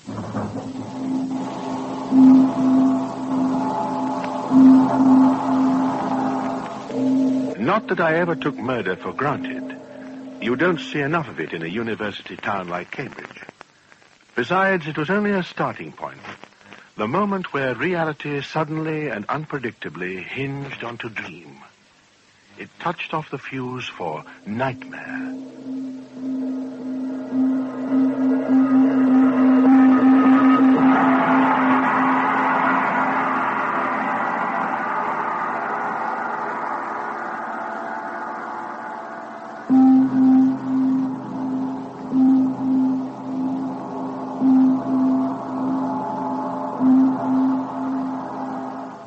By the side of what happened afterwards, definitely a mere case of murder. Blown his brains out, sir. He's in the bedroom, on the floor. We haven't touched him. Thank you, Constable Walters. I've locked the landlady in the dining room. Bit hysterical. She's cooling off, though. An undergraduate called Fraser, shot between the eyes in his rooms. No witnesses, no weapon. Time of death between 8 and 9 on the evening before. I looked at the body and talked to Fraser's landlady. And then I got an urgent call from my sergeant. I was to go round at once to St. Bernard's College, directly opposite young Fraser's rooms. Hello, Inspector. You found it all right? Yes, Sergeant. Dr. Wilder's looking at the body, sir. Oh, who is it this time? Mr. Beeden, one of the history dons. A bullet through his head. Business picking up. Well, Doctor. Looks like suicide. The gun was in his hand. May even have been the same weapon as killed young Fraser. Here on the table, sir. Automatic with a silencer. Only one set of prints on it, Beeden's. The old town's waking up at last, eh? You're a bloodthirsty brute, Wilder. Well, we haven't had a beano like this since that razor job. Anyway, I thought you liked a good murder. I like solving them when I get a chance. Is there anything else on this? They both died about the same time, if that's any help. Not later than 9 o'clock last night. Well, sir... It's all right, Sergeant. There's no need to burst. Out with it. Oh, I was just going to say, sir, that, that clears it all up, doesn't it? Does it? Well, sir, I wouldn't jump to any conclusion, but, well, young Fraser was shot from a distance, Beeden from close up. If they were both killed with the same weapon, Beeden must have shot Fraser and then come back into college and shot himself. Yes. Why? Well, the motive will crop up, sir. You get some queer fish in these universities. You may be right, Sergeant. Look, put up a notice in the porter's lodge. Anyone who came to Beeden's rooms in college last night after 7 o'clock, I want to see them. Very good, sir. See you for lunch, Wilder? Yep. Usual place. I'm going to see the master of the college now. Perhaps he'll oblige with a motive. Right you are. No, Inspector. I'm afraid I can't. Not the ghost of a motive. Beeden was a thoroughly good don, a little reserved, perhaps, but he'd no enemies as far as I know. This young man, Fraser, wasn't a pupil of his. I doubt if he knew him. Well, that makes it more difficult. Incidentally, I called on Beeden myself last night here in college. His lights were on, but the door was locked, and I got no reply. What time was that? I should say about 8:20. I just finished dinner in hall. Did you notice anything unusual? Hear anything? I heard nothing, except there was a sort of swishing noise, I fancy. I may have been mistaken. Can you be more definite? What sort of... It was a mechanical sort of noise. Like a carpet sweeper? No, it was soft and regular. There were no bumps. It may have come from somewhere else, because... Was it a gramophone running down? Yes. The needle on a gramophone disc, after it had finished the music. There's a gramophone in Beeden's room. Well, thank you, sir. That will help us a great deal. Thank you, Inspector. So, someone was alive in Beeden's rooms after 8 o'clock. Someone must have put that gramophone on at about 14 minutes past 8. Someone... Who? Who? Morleverer. Morleverer? Yes, Inspector. I'm a fellow of St. Bernard's. I lecture in chemistry. I saw your notice at the Porter's Lodge. Yes? I'd arranged to go to the theatre on that tragic evening with Beeden and an undergraduate called Weems. There was a light in Beeden's room in college when we called for him, and Weems went up to see if he was ready. He got no answer. That must have been just after 8 o'clock. Uh-huh. I went up myself, thumped on the door with my umbrella, and shouted Beeden's name. There was no answer. I stooped down, tried to pull the door open by inserting the tips of my fingers into the keyhole, but it was locked. And then? A gramophone began to play inside the room. A gramophone? I thought it rather rude of him. If we could hear the gramophone, presumably he could hear us. Anyhow, he didn't come to the door, so we went off by ourselves. That's all I can tell you, Inspector. So what? Beeden shoots young Fraser for reasons unknown at 5 to 8. He goes back to his own rooms in college and shoots himself at 8:15.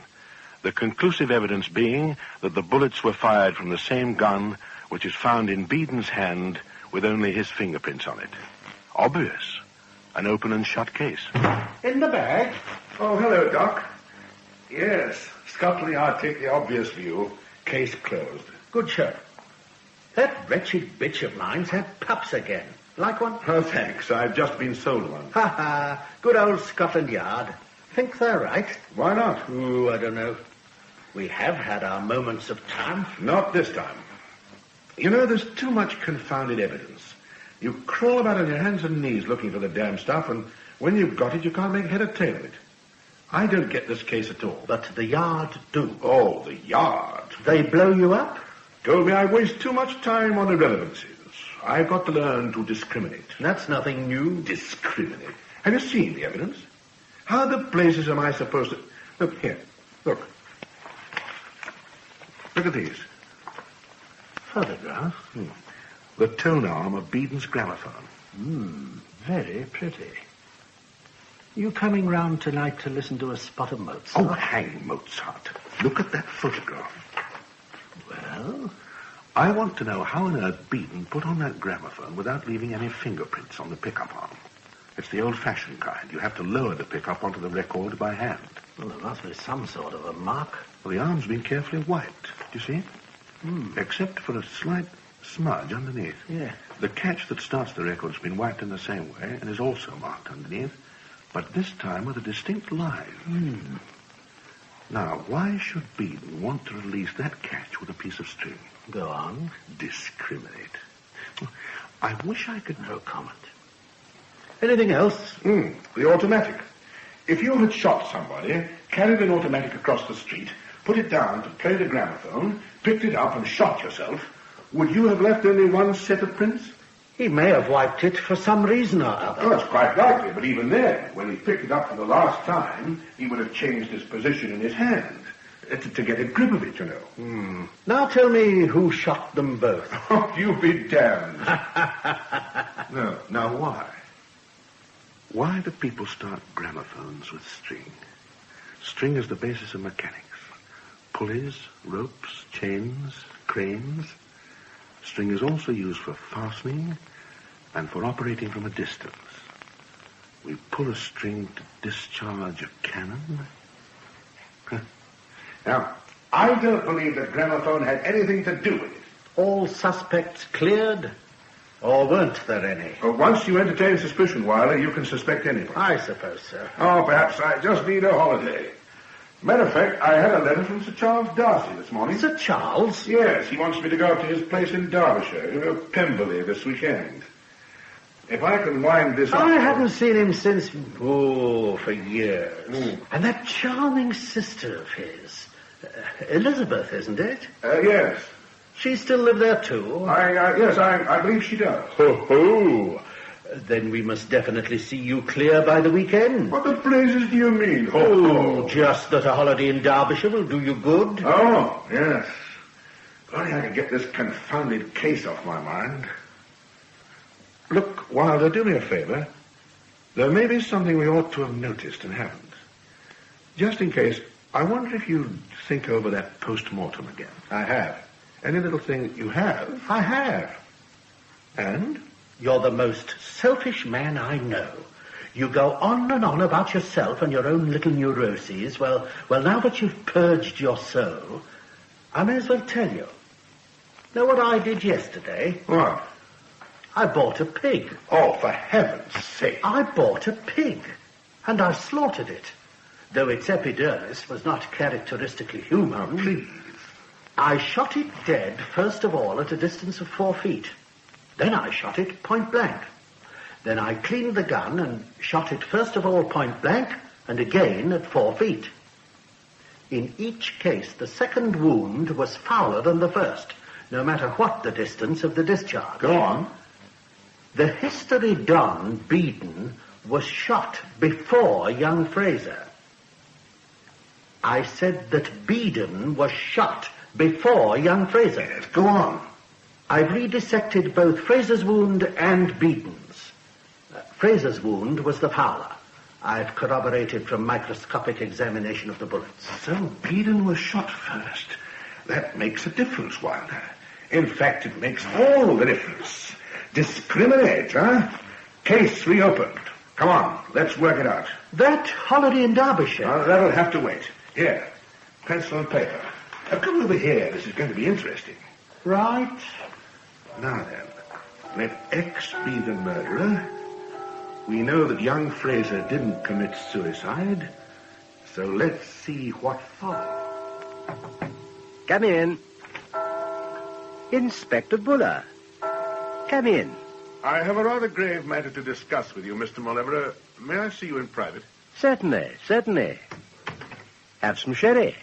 No, thank you. I'll do without a drink. As you like. Well, I hope you don't mind if I drink myself. I've just been lecturing. Makes one so thirsty. Well, now you've come, I hope we'll have a pleasant chat. I doubt it, sir. Really? Why did you kill Beeden? My dear Inspector, I hope you don't go about saying this sort of thing to everybody. If you wish to, you can report me to my superiors. Now, don't go off like that. I don't take any offense. But you really can't go about accusing people of murder without telling them why.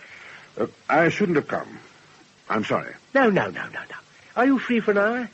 We might take a little walk towards Granchester while you explain yourself. Look, there's no point. I made a mistake in coming. And nevertheless, you won't retreat it by going. Now, you must explain yourself, in common decency. I have no common decency, not in my profession. Come along, just a short walk. If you expected to get something out of me when you first came, why shouldn't you expect it still? Come, take your hat. Oh, you came alone. Well then, come, Inspector. I have something to tell you.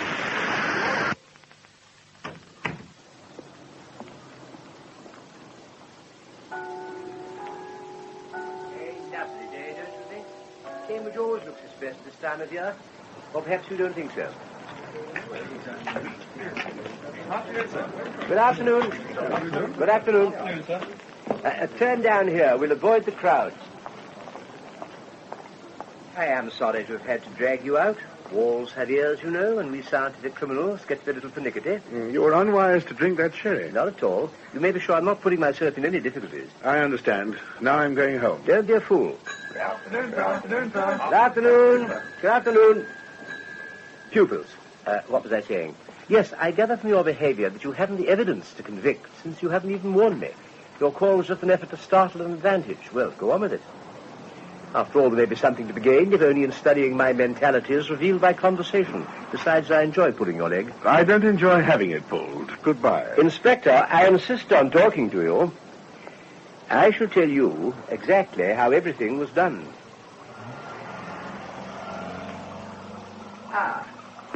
We can lean on the bridge and bask. It's quite comfortable. I don't think I shall bore you. Here, I think. The delights of punting. Sailing down the river, Inspector? When I was a boy, I used to lean over this bridge and drop pebbles as the punts glided underneath. It was usually someone asleep on their back, and one is so defenseless in a punt, don't you think? What do you want to tell me? Quite a lot. Quite a lot. Now, I suppose you've established the priority of the wound by the autopsy. You'd never have thought of looking into that so closely if it hadn't been for an accident. It was that wretched pick-up arm and catch. Go on. I wanted to kill Beeden because I believed the master was getting shaky. Beeden would have taken the master's place if he'd survived him. Now I shall get it. I'm poor, you know, and there's your motive. I wanted to make it suicide. I got hold of an unregistered Belgian automatic. It might just as well have belonged to Beeden as to me. And then I made my plan about the gramophone. I proposed to prop the pickup arm on a thin tripod of ice standing on the record, so that it would be knocked over when the record started. Then one only needed to release the catch for the needle to fall on the record, which was already revolving. It had the sound of the chap I was with, as though somebody was putting it on, quite normally. Now I was to release the catch by means of a loop of string through the keyhole of the door. When the catch was released, you merely let go of one end of the string and pulled the whole length out. Only Beeden's finger marks would be left on both catch and pickup arm, so you see I certainly did not intend to give them that suspicious wiping, without which you would have remained permanently in the dark, wouldn't you? Wouldn't you, Inspector? I suppose I would, yes. You see, it wasn't a stupid crime. I took enormous pains over it. The ice bridge, for instance. I made it myself in the university laboratories, so that it would melt in exactly 20 minutes. But as you say, Inspector, the best laid schemes, etc. What went wrong? I went into Beeden's room and shot him according to plan. He was more surprised and vexed than anything else and couldn't believe his senses while he had them. Then I turned to the gramophone. Perhaps rather morbidly, I had myself given Beeden the record which I proposed to play for his funeral march, chiefly to encourage him to play the gramophone and leave some nice fresh fingerprints. I found the record was all ready. This made me look at the pickup arm through my magnifying glass. I was doing the thing scientifically, you must admit. And I was horrified to find my own fingerprints. That wretch Beeden actually hadn't touched the machine since I gave him the record and played it to him myself 2 days before. So I just had to wipe the catch and the pickup arm. You recognized your own fingerprints? Of course. I know most people know what color their own eyes are, but if you're familiar with their fingers, I think that's an omission. You rectified it in good time, Mr. Molevera. Naturally. Mind you, I still don't think you'd have noticed it at all if it hadn't been for the other miscarriage of plan. Other? Both miscarriages, I claim, were unforeseeable. Hello, sir. Oh, sorry to butt in. Hello, my dear chap. Are you on your way to rehearsal? Yes. Will you be coming along tonight, sir? I'll be looking in later on. Glorious evening, isn't it? Grand, sir. See you later, then. Bye. Awfully keen chap there. Not much good at his work, but we're putting on Much Ado About Nothing next week. I can get you a ticket if you wish. You were saying the other miscarriage of plan? Oh, yes. Well, I'd wiped the automatic and put it in Beeden's hand, and I was just fixing my piece of string round the gramophone catch so that both ends came through the keyhole, when I happened to glance out across Copper Street. That unfortunate undergraduate was standing at the window of his rooms opposite, staring at me open-mouthed. He'd seen everything. I went straight out. I had to chance it. Walked into his rooms. He was waiting for me with an expression of horror and expectation. I shot him dead. Just bad luck? Rotten luck, yes. And nothing against him, of course. Oh, of course. Then I went to find friend Weems. When we were outside Beeden's door together, I pulled the loop of string under the pretense of trying to open the door. The catch was released, ice prop upset, needle dropped onto disc. It's dark on that landing. Weems had no idea what I was doing. He never even saw the string. Well, that's all. If you've finished, I'll be going. Oh, just one more thing, Inspector. You should have devoted more time to the porter who was on duty that night. The porter? Mr. Rudd, I believe. He saw me coming out of young Fraser's digs. He was coming out of the Crown Arms at the time. But he didn't say anything to me about I know. He didn't tell you he'd seen me for 2 reasons. First, because it implied that he must have left the lodge while on duty. And second, because he had not actually connected me with the crimes. Why should he? He was a stupid man. Fortunately, for his would have been the one tangible piece of evidence you could have offered against me at a trial. Without his evidence, even on the full reconstruction which I've offered you, you will realize that, of course, no jury will convict. Now, the evidence is negative only. Now? Yes, now. But don't let me keep you from going to see the porter. What have you done to him? That, run along and see. I can promise you... Oh, don't hurry. Don't hurry. Shall I send you that ticket? We found the porter in the river with his throat cut. And, of course, no clues. One can't help admiring him in a way. Admire him? 3 poor blighters turning into worms just because that little whippersnapper... Oh, I suppose I ought to feel sorry for him. Sour grapes, old boy. Oh. Well, anyway, you can take that holiday in Derbyshire now. Yes. It's Pemberley for you. You might at least be grateful to him for arranging that. Oh, yes. Cheer up. I'm going home to sulk. I'm out of pocket on this, that confounded pig. Have to eat it now, I suppose. Remember me to Sir Charles? Yes, of course. Oh, and Elizabeth. And forget all about this. Try and get a real holiday. Bye-bye, old man. Enjoy yourself at Pemberley.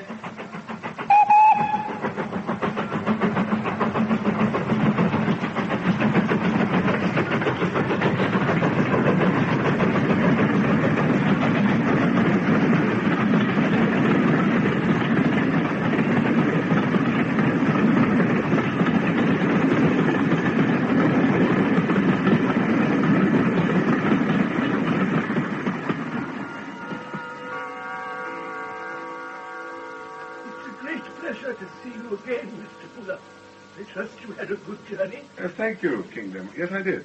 It's always a pleasure to come up to Pemberley. Sir Charles will be down directly, Miss Elizabeth. Thank you, Kingdom. I'll see to the tea. Yes, miss. You know, Kingdom must be the oldest butler in the world. He is, and he's always right. It is good to see you. Tea? Oh, yes, thank you. We don't get many visitors at all nowadays out in the wilds. And, of course, Charles doesn't encourage them. You're privileged. Thank you. How is Charles? Well, I don't know. He's been so odd. Ever since that terrible accident, you know. What, hasn't he got over it yet? No. It's my fault, I suppose. I am only his sister, but I ought to be able to... No, you're not to blame in the least, Miss Darcy. Give him time. He'll recover. Will he? They'd only been married for 4 months, you know, and he was driving awfully fast. It wasn't his fault. He won't see it. All he knows is that Irene was killed. And he blames himself. Yes. And it's dull here at Pemberley, you know. He lives like a hermit. Did I ever tell you, when he first came back from the hospital, he tried to kill himself? No. Not suicide, not really. Riding point to point all day long, charging his fences. But he killed his favourite grey mare instead, broke her neck. Poor Charles. Anyway, let's not talk about it. It's so nice to get in touch with the great big world outside. We've been following this case of yours, you know, in the papers. Oh, I'm sorry, I shouldn't talk shop. But we're such great fans of yours. No. Oh, yes. And Charles insists that... Oh, Charles, we've just been pulling you to pieces. Hardly necessary. Hello, man. Good to see you. Hello, Charles. Glad to be back. What the hell's all this we've been reading in the papers? Charles. Oh, he doesn't mind. Do you, old man? Or am I lacking in tact? No, not at all. No, I get enough of that in my job. You have got a job, then, according to the papers. No, it's quite true. I haven't. I resigned before I came away. But let's have another log on, Charles. This room gets so drafty. All right. The baronial hall. Then change the subject. What do you mean by resigning? Oh, Charles, don't you think... I don't mind talking about it, Miss Darcy. It's over and done with. I resigned because I had no alternative. But surely it isn't your fault if you can't catch a murderer. No. Besides, you can't be expected to find out who did it straight away. Well, the trouble is that I have found out who did it. And I can't prove it. Well, they can't kick you out for that, surely. No, I've not exactly been kicked out. Why did you resign? General disgust. What at? At my profession. I'm afraid I've been a fool. What's wrong with your profession? Oh, nothing. It's a good profession. In fact, it's a magnificent profession. But I've been a fool. Well, then. I suppose what really made me do it was disgust with myself. You must tell us about it. Well, you see, if I'd acted promptly, I might have saved this last victim. But why can't you catch the chap? You say you know who he is. Yes, oh yes, he's still there in Cambridge. But we can't prove anything against him. What happened? The 3 men were killed by a fellow of St. Bernard's, a man called Mauleverer. He says he did it for gain, but that's nonsense. He did it because he's a born murderer, just for its own sake.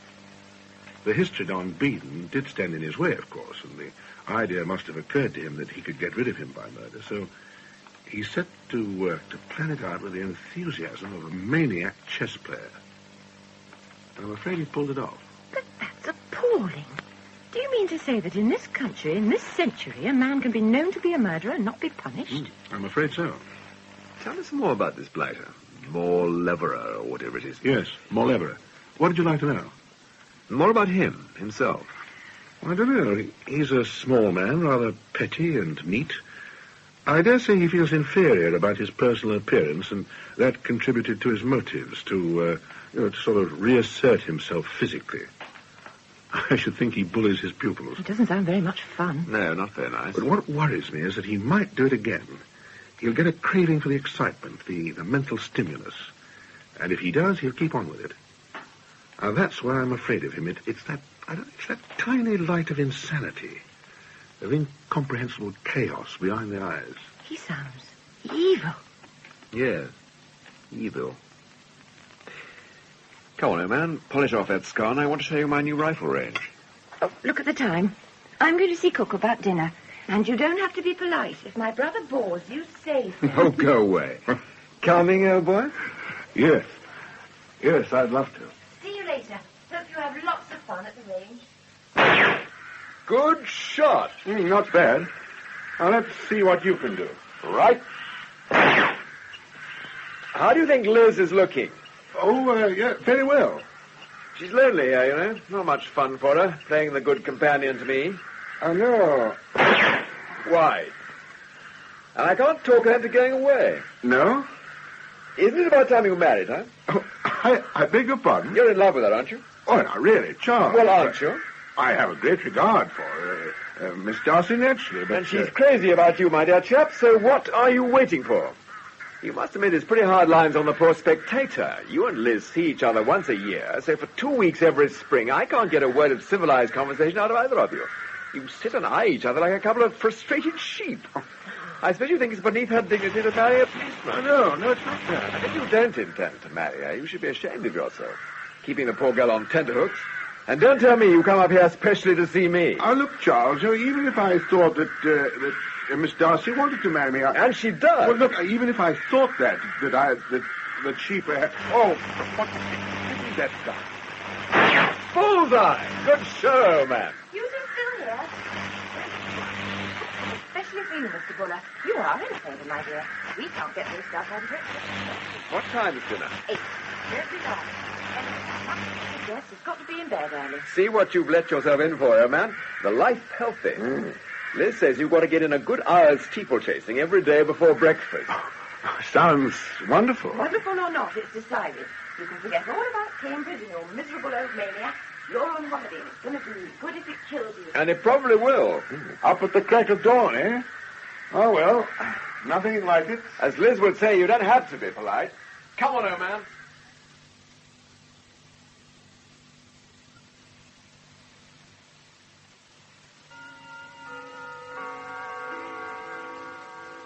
Good morning, sir. Good morning, Miss Elizabeth. Good morning, Kingdom. Hello, Kingdom. I trust you enjoyed your ride, sir. I'm really rather fond of horses, Kingdom, but I don't think they like me very much. Oh, do they not, sir? Nonsense, you're a new man already. What's for breakfast? Kidneys. The coffee on the sideboard, Miss Elizabeth. Thank you, Kingdom. Come on, my dear, eat. Coffee? I'll pour, you devour. Oh, this is happiness. In spite of the horses, in spite of everything. Pemberley in the spring, coffee and kidneys. And Kingdom. And Kingdom. Where's Charles? Charles? Oh, yes. Charles. Where's he got to? I wanted to speak to you about Charles. Yes? What about him? It's just... Yes? My dear, I believe he's gone to murder that Don of yours. He's gone to? It's not surprising, really.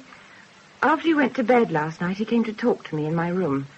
Now Kingdom tells me he's gone off. Do you mean he told you he was going to kill Mauleverer? Oh, no, he didn't say anything about it.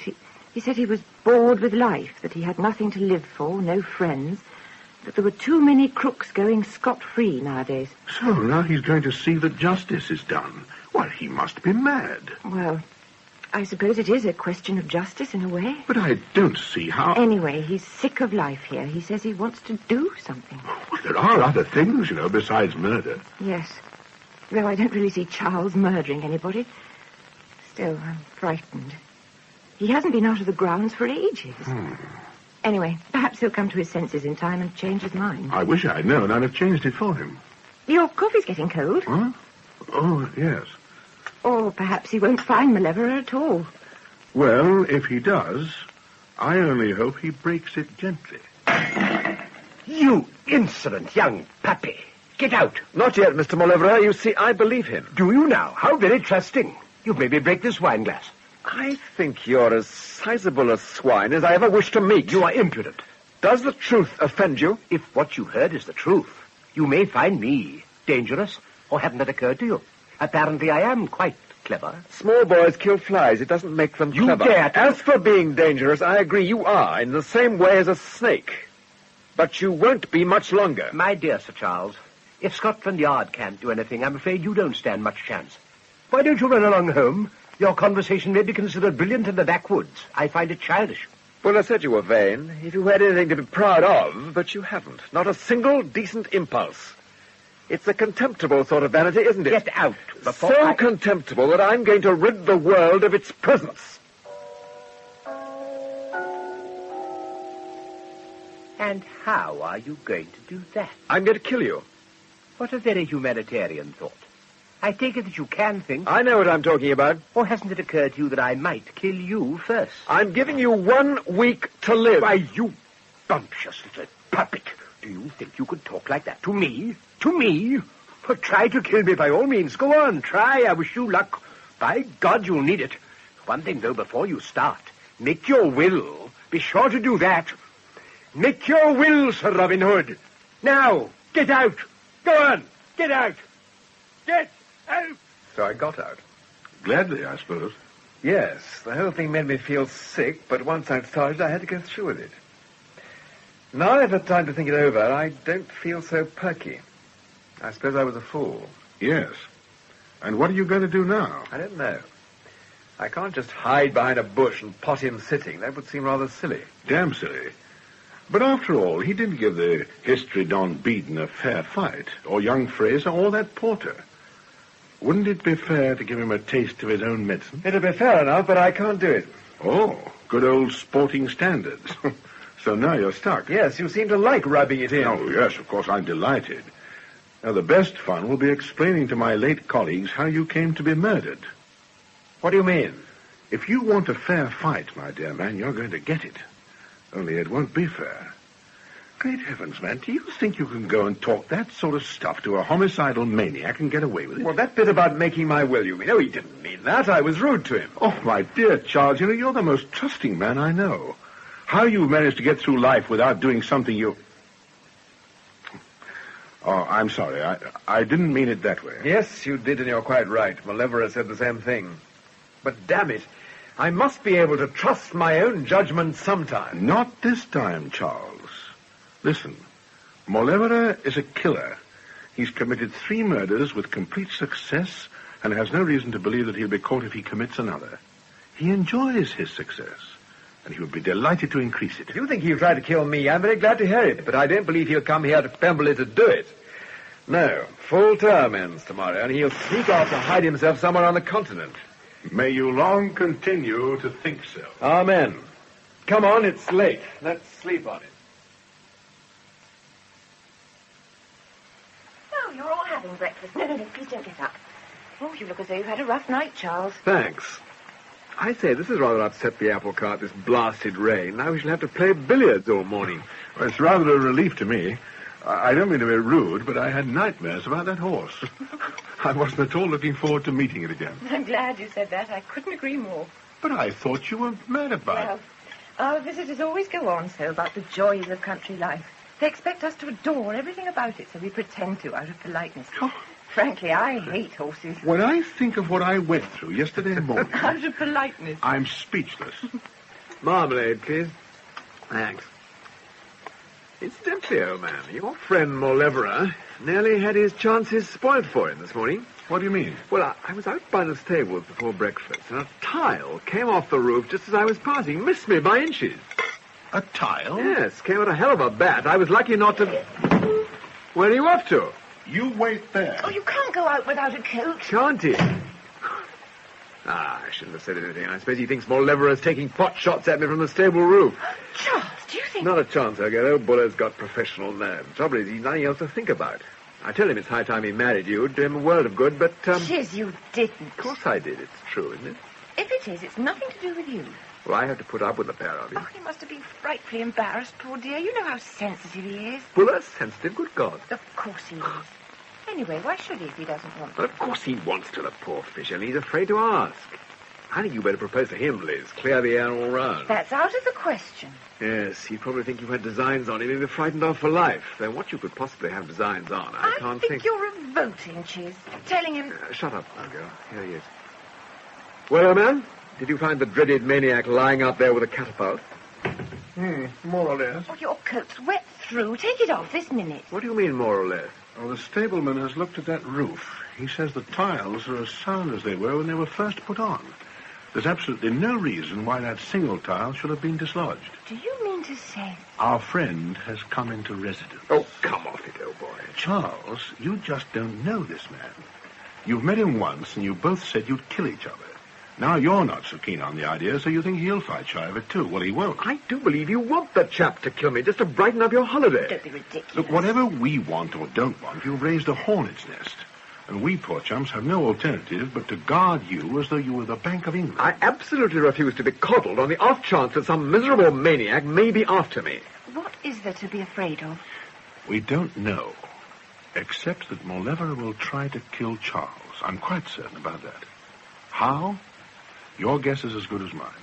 He'll certainly have to kill Charles in some way which leaves himself beyond suspicion. So Charles will have to be killed... And I hope this doesn't depress you, Charles. No, I get quite a kick out of it. Charles will have to be killed either so that he seems to have died a natural death or by an accident. I suppose it will be all right when we get used to the idea. Now, look here. Granting all that, and granting that Mauleverer is lurking about the grounds somewhere, which I don't believe for a moment, what then? What are we going to do about it? Well, will you take my advice? Let's hear it first. No. Either you believe me and consent to act under my orders, or you must go your own way. I utterly disbelieve you, and I'm quite content to go my own way. Charles. Damn it all, it's my affair. It's between me and Mauleverer. If we're going to take pot shots at each other, that's our business. I shall leave by the next train, and I shall notify the police. You'll have a posse of constables on your doorstep. Now, look here. Charles, please. It's serious, Charles. Of course it is. We can't just sit back and wait for you to be killed. Supposing I get him first. You don't even know where he is. But it's against the rules, old boy. I said I'd kill him myself. I didn't say I'd rally all my chums to help me. I'm talking about protecting you, not killing him. But this is intolerable in my own house. Charles, please. Oh, go on, for heaven's sake, and don't bully. Right. Now, we're going to search the house and grounds. Then you are going to be locked up in your bedroom till further orders with a guard inside and outside it. I hope I shall be allowed out occasionally, every third armistice day or something. Seriously, we can hardly keep the poor thing locked up forever. I know. He deserves to be, but we can't. But he's going to be locked up for the next 6 days, because if I know Mauleverer, he'll try to kill you within the week you gave him to live. That would strike him as a neat joke. And if he doesn't? He's patient enough to wait for years. So what? So, after this week, I'm afraid we shall have to do what you said. And what was that? Kill Mauleverer. Oh, for Pete's sake. No, I can't let you be mixed up in this. Of course not. It's my affair. It's our affair. We have the misfortune to be your friends and relations. I'm surprised at you, old man, an ex-minion of the law, suggesting that we... Damn it, Charles. Do you think I want to kill the man? I don't want a skeleton like that in my cupboard. What else can we do but kill him? But you can't. Apart from the fact that it isn't done, it's 100 to 1 we shan't pull it off. Anyway, it's in self-defense when you come to think of it. That doesn't make it right. And besides, it's Charles' funeral, not yours. I absolutely agree, so shut up, both of you. I am going to find Mauleverer now, alone, to kill him with my bare hands. Don't be a fool. We can decide who's going to kill him later. The first thing is to prevent him killing you. Let's search the house. Oh, all right. I'll get the staff together. You are the most infuriating guest I've ever had in my life. I shall never invite you to Pemberley again.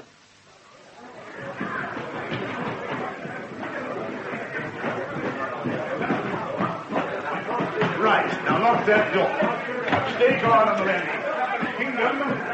Kingdom, make sure that window. Catch me if you can. Search diligently.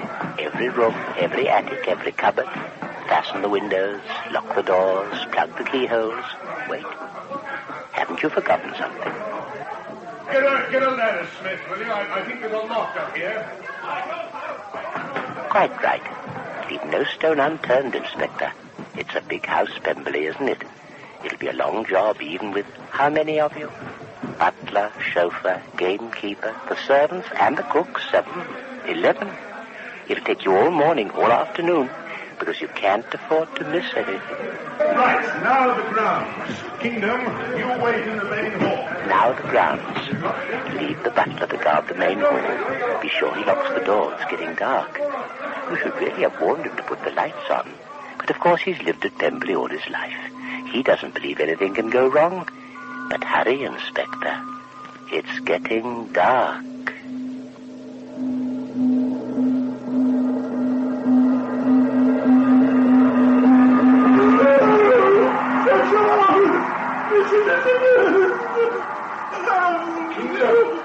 Kingdom.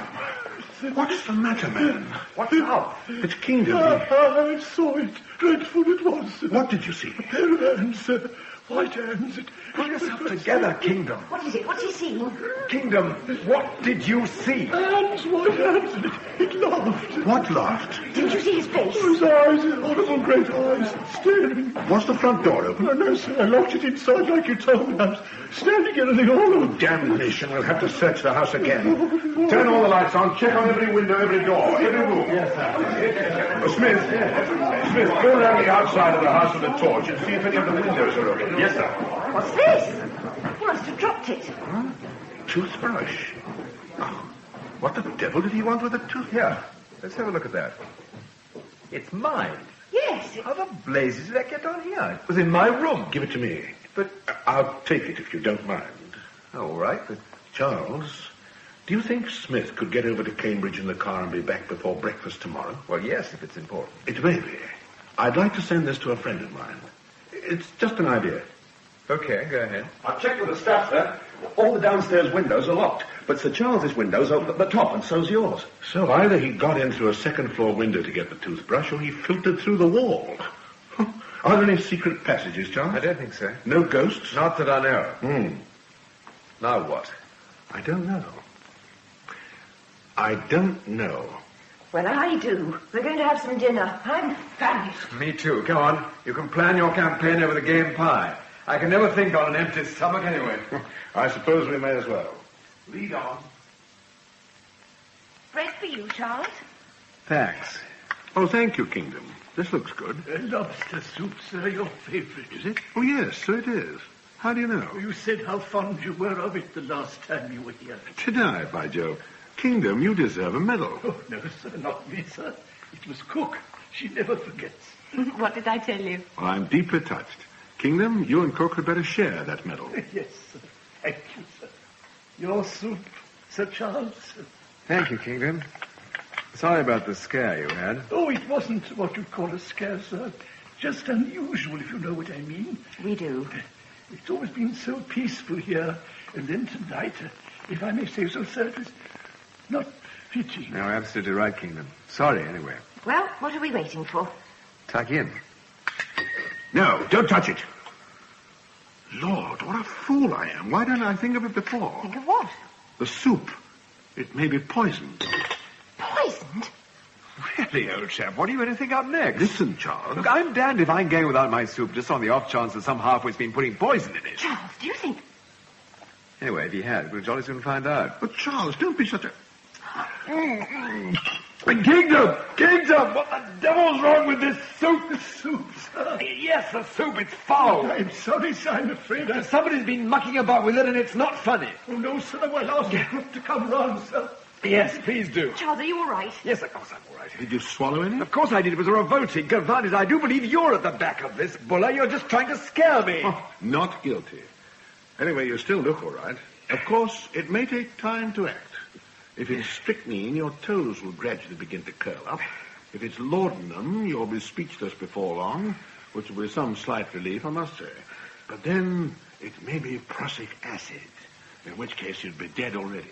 Charles, you're such a fool. Oh, shut up, both of you. Cook's here, sir. Oh, hello, Cook. Come on in. Good evening, sir.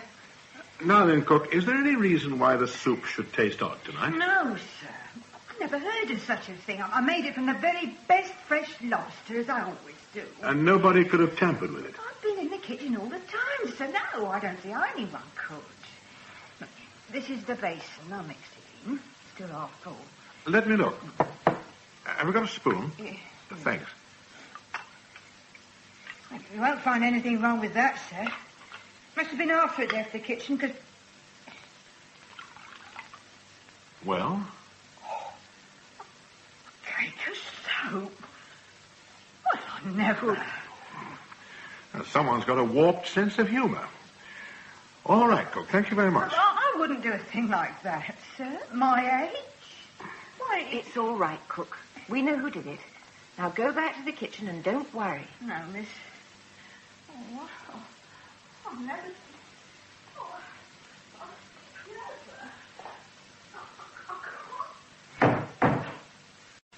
Well, Charles, you see what I mean? All right. All right. Now what? Well, we may as well get on with dinner. But...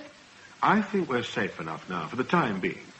Mullivra is just showing us what he can do if he sets his mind to it. Playing on our nerves, you mean? Roughly that. Anyway, I don't think he'll poison us tonight. It'd be too much of an anticlimax. No, I think we can enjoy our game pie in peace. But we'll have to live on tins from now on. Exactly. Now, for the immediate future, it's vital that we give Mullivra as few chances as possible. We've got to close all loopholes. So I'm going to sleep in your room, Charles, and we'll take it in turns, 4 hours at a stretch. Right. Miss Darcy, you must lock your door and keep your window shut. Don't open the door unless you're sure who's outside. There isn't any danger, but we must work out a system. Of course. Good. Well, we've started in earnest. I seem to have put my foot well and truly in it, oh boy. I'm sorry. No, that's all right, Charles. We'll sort it out all right. I don't know how, but we will. Anyway, there's nothing else we can do for the moment, except wait.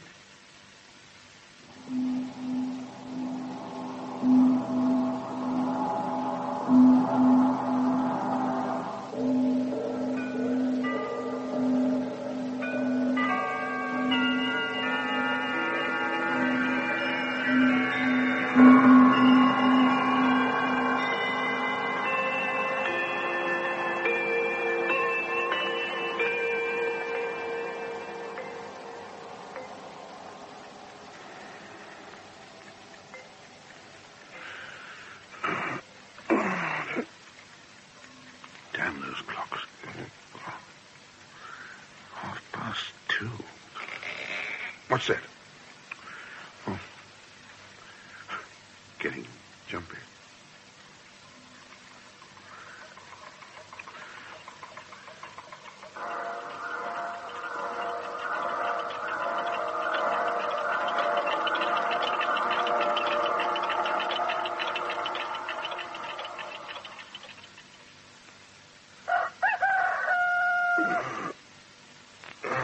All's well. Charles, wake up. It's morning. What's that? Oh, morning? Oh, morning, good morning. And what a morning. Miss Darcy, you remember Dr. Wilder? Of course I do. Hello. Hello, Miss Darcy. My dear Wilder, how nice to see you again. Beautre's Day, wasn't it? Must have been years ago. Didn't Oxford win? How are you, Sir Charles? He's the fellow I sent the toothbrush to. As a delicate hint, I thought in rather bad taste. Incidentally, I am gate-crashing. Nonsense, you're very welcome. But you must be absolutely exhausted. Driving through the dawn, yes. I'll fix you some coffee. Thanks. Help yourself to breakfast. Grand. Well, come on. What about it? That's what I want to know. You can't have an expert opinion without fee. I'm afraid this isn't public property. Bootlegging or murder? Sorry, it isn't my secret. Well, the toothbrush is mine. Forgive my abruptness, Miss Darcy. But Buller's so punctilious that he has to be stampeded into everything. Yes, I... Here's your coffee, Wilder. Oh, thanks. Well, actually, it's up to you, Charles. Go ahead, old boy. Nothing to hide. Wilder's safe, isn't he? If he's as keen as all that, he'll be jolly useful. Can we put him up, please? Certainly, if you'd like to stay, Doctor. Oh, but it isn't exactly a house party. If it was, I wouldn't. Good man. Now, who's murdering who? My dear, the whole house is a shambles. Splendid. I shall give everybody a certificate of death from natural causes. You finish your breakfast and don't talk so much. I'm listening. Why is everyone being so jolly reticent? There's nothing secret about it. It's Malevera. Malevera? He's here somewhere. He's trying to bump me off, and I'm supposed to be doing the same for him. Better and better. But Buller won't let me. He locks me up in my room, and I miss all the fun. Now, Wilder, what about Charles's toothbrush? Oh, it's yours, is it? Yes. Well, I hope you haven't used it lately. It's simply crawling with diphtheria. Diphtheria? Yes, fun, isn't it? Fun? Charles? It's all right, old girl. Malevera's idea of a joke, I suppose. It's not a very good one. Natural death. That's what you said he'd do. Yesterday, before it happened. Yes. You don't suppose he heard you? Because if he did... If he'd already treated the toothbrush and then heard us, he certainly have changed his mind. Pride.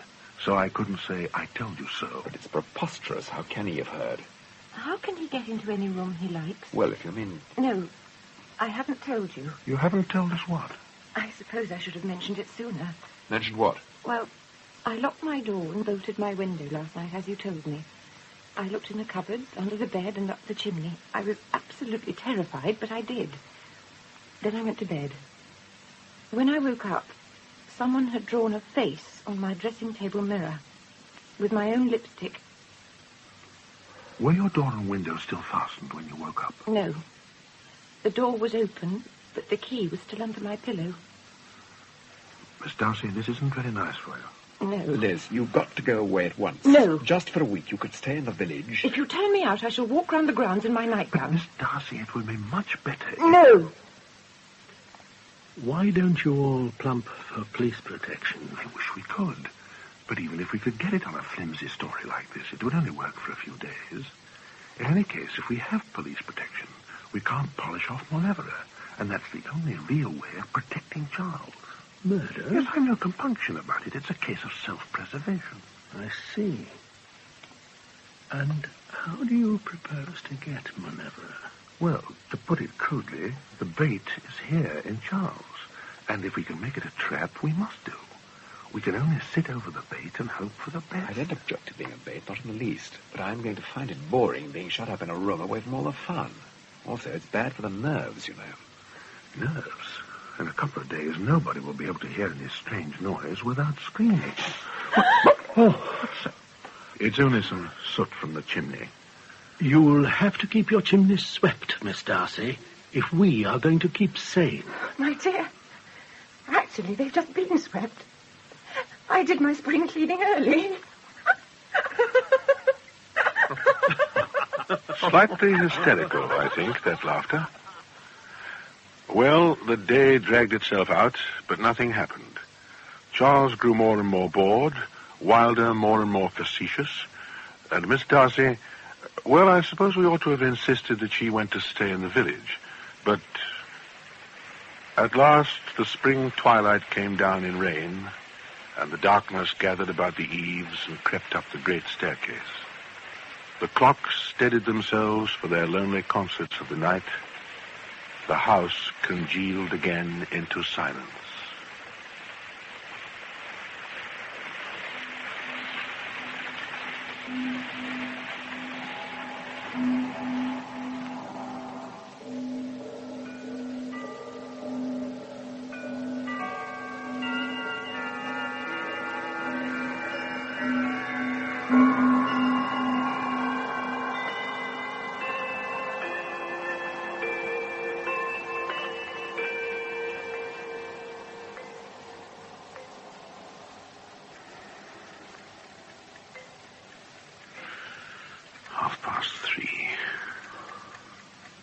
Why the devil doesn't he show his hand?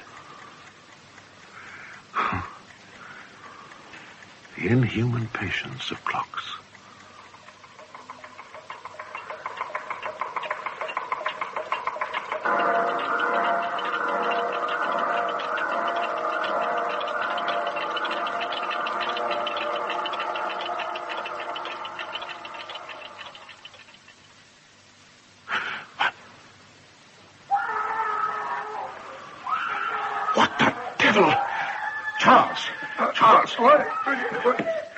What is it? What's up? It's across from the servants' quarters. Get a coat. Right. Come on. I'll be right with you. What the blazes is going on? Kingston, did you hear that scream? What the blazes is going on?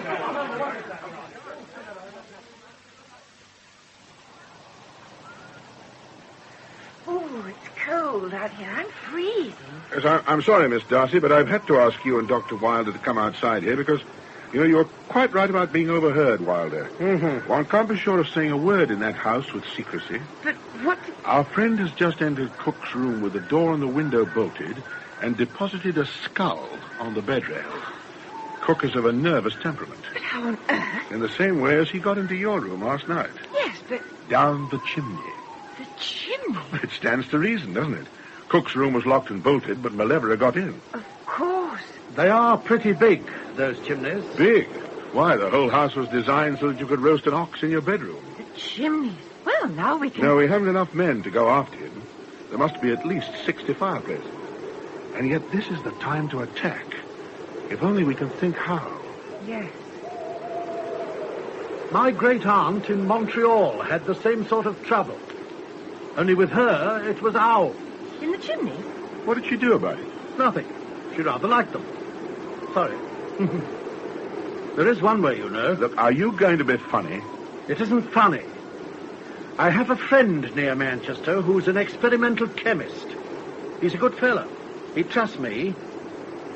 Of course, we couldn't use a real poison gas. Gas? Yes. But we don't want to wipe out the whole of Derbyshire owing to a change of wind. Gas. That's it. We'd have to use laughing gas or tear gas, something lighter than air. Can you count on this fellow? I'll ring him first thing. Good. Then that's settled. We'll smoke Malevola out. Meanwhile, it's vitally important that he shouldn't smell a rat. We won't mention chimneys indoors, and we must be careful not to lower our voices if we want to say something important. We just mustn't say it. We should get the gas the day after tomorrow. Anyway, we've got to do it by daylight so that if he bolts, we can pot him. You aren't really going to kill him. Yes, we are. Honestly, Miss Darcy, you and Charles don't know this man. I do. And believe me, if we don't knock him off first, Charles is as good as dead. Well, if you say so. It's our only hope. I wouldn't believe anybody else. Oh, yes, quite. Well, we'll put a cordon round the house. I hope to God he puts up a fight. No. You've got to catch him alive. You can't kill him. But, Miss Darcy... I'd rather you murdered him for revenge or hatred or just for fun than that you should be compelled to kill him at a distance out of fear that he will kill you. I know what you mean. So do I, but I think it's madness. Look, we'll get the gas anyway. But there's one other thing we can try first. He's been living in the chimneys for 2 days. He may have brought some concentrated form of food with him, but he can't have brought enough water to keep him going. Agreed? Sounds reasonable. Well, it's 100 to 1 that he comes through the fireplace into one bedroom or another every night and goes through into the bathroom for a drink. I suggest that we should lay for him tonight, rather, and then... And when we catch him, what do we do? Knock him on the head, I suppose, and turn him out into the road. And what then? Don't ask me. Go up in a yacht till he dies of old age. Oh, it's a wretched situation, but I think Miss Darcy's right. Thank you. We haven't enough people to watch all the bathrooms. No, we shall have to trust to luck. You, Wilder, and Smith in the kitchen. That's likely because there's food there, too. Mm-hmm. Then I'll look around. He can't move about indefinitely without traces of soot. I ought to be able to pick up some signs which taps he favors. Now, we can cover 3. You, Wilder, and Smith 1. Yes. 2 of the servants another. And the gamekeeper, what's his name? Roberts. Roberts and myself a 3rd. Okay. And if he chooses the kitchen, he's going to have a headache. Roll on tonight.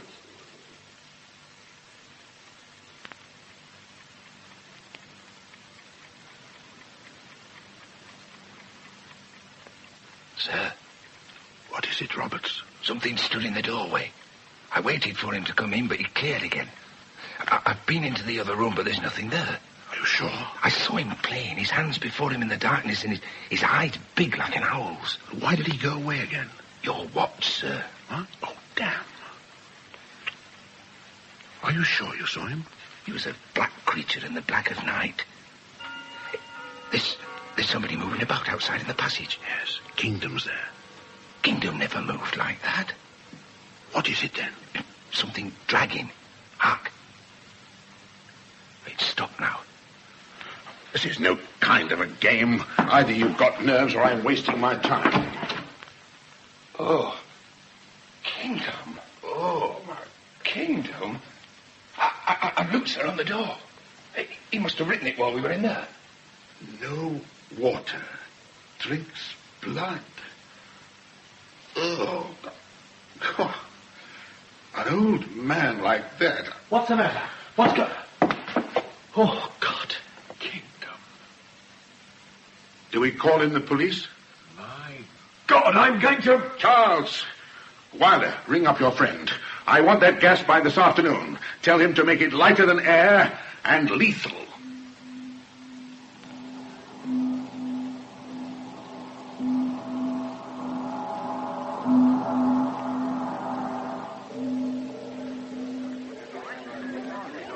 Get the rest of the starboard trip. Inspector Buller will be along in a moment. Right, Mr. Charles. I suppose it was sudden. Kingdom, I mean.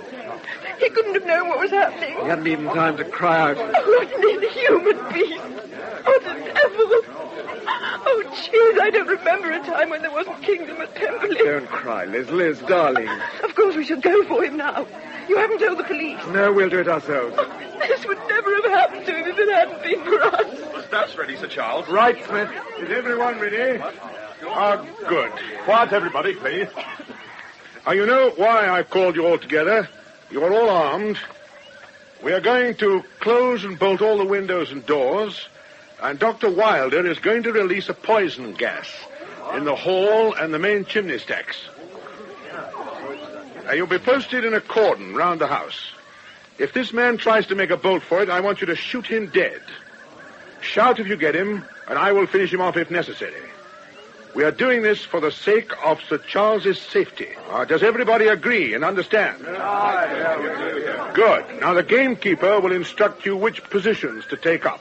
Go to it, and good luck. The windows are all shut, and the cylinders are in the grates. Good. There's no danger outside. It'll go straight up. I only hope nobody will elect to fly over Pemberley. Well, I'm going to start. We'll give it 2 hours. Right.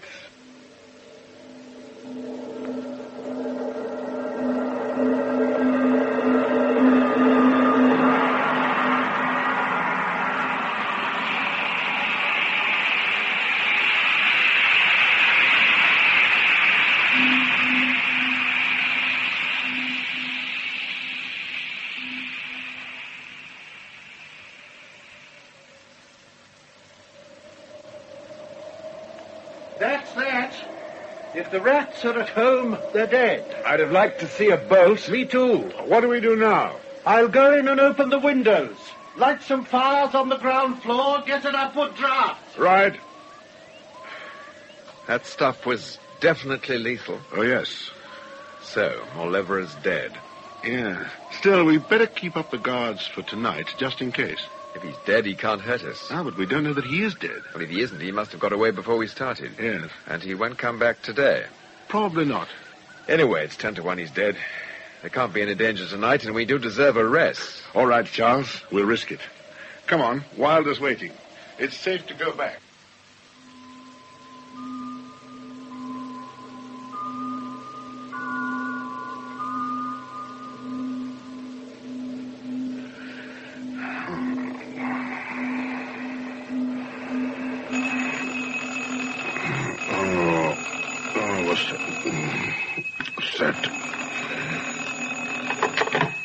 Hello?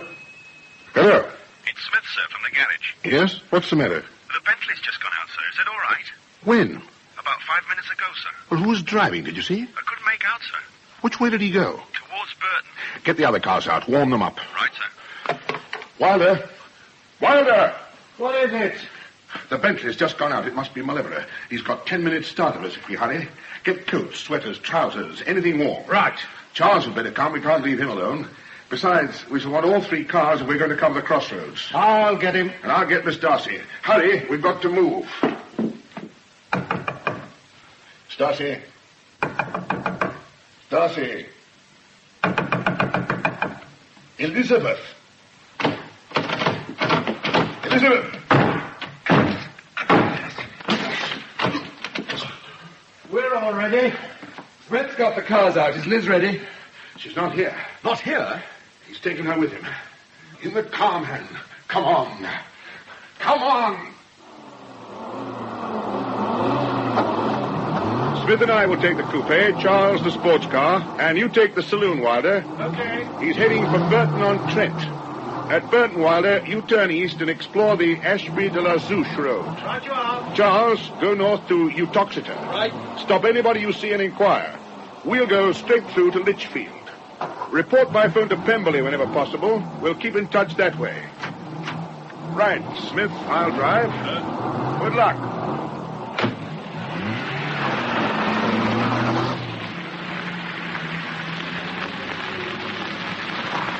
Lichfield, sir. 3:30. We've averaged 40. He's under 3/4 of a mile ahead. Ah, can't see him. On the hill, there, sir. Ah, yes. He must have been going slow for us to caught up like this. He's going at a lick now. Must have seen us. He's turning left for Tamworth. We'll catch him between 2 fires. Wilder should be striking through Tamworth towards us on this road. There's Wilder's lights coming towards us. Signal with your headlights. We'll trap him between us. Damn this. It's not the Bentley. Chasing the wrong ruddy car. Wilder, I've been chasing the wrong car. He must have switched off his lights and gone on to Sutton Coldfield and Birmingham. We'd best follow up. There's a choice of 3 roads after Birmingham. Phone Pemberley. Leave a message for Charles to bear south and explore the Birmingham-Wolverhampton road. You make for Worcester, and we'll bear southeast for Warwick. Okay.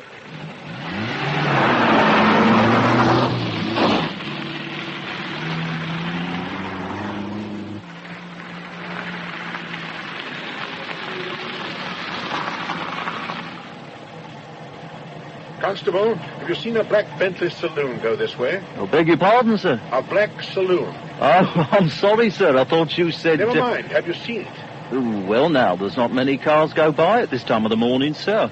I'm sure I'd have noticed Did you see it? Well, sir, I can't say that I saw a black saloon, but... Thanks very much.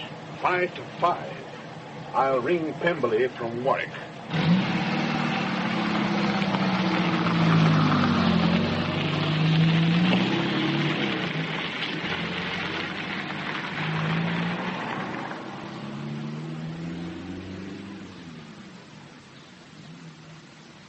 Hello? Hello. This is Roberts, the gamekeeper, sir. Message from Dr. Wilder. The Bentley has taken the Worcester Road, and Dr. Wilder is going to Tewkesbury. He says you're to come back westwards. Right. If Dr. Wilder phones again, tell him I'm taking the Oxford-Worcester Road.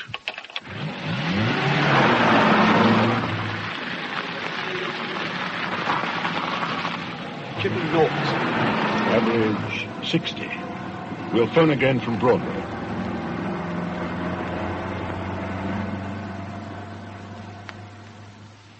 Dr. Wilder says the Bentley has been sighted going through Malvern in the direction of Ross-on-Wye. Dr. Wilder is going through Ledbury and wants you, Mr. Buller, to make for Ross through Gloucester. Thank you, Roberts.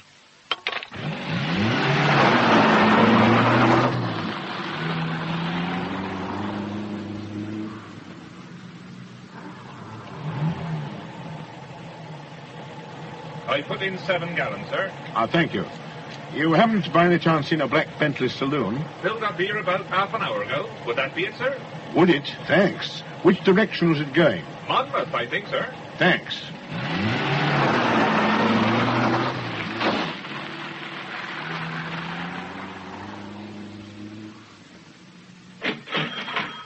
Why, yes. There was a gentleman in not an hour ago. In one of them long motor cars. Black. What did the gentleman look like? Oh, a medium-sized gentleman, I think. Clean-shaven? Yes. So far as I remember, he... Glasses? Oh, yes. Orange-rimmed. Which way did he go? He asked to wait a long town, to be sure. Long Town? Where's that? On the lonely road to Hay-on-Wye and Welsh Wales. Your change, sir. Keep it.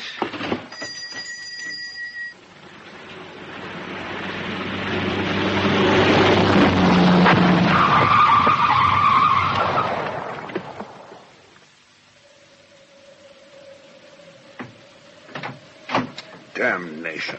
Now what's wrong, Smith? Puncture. Flat as a pancake. Oh, that's dished it.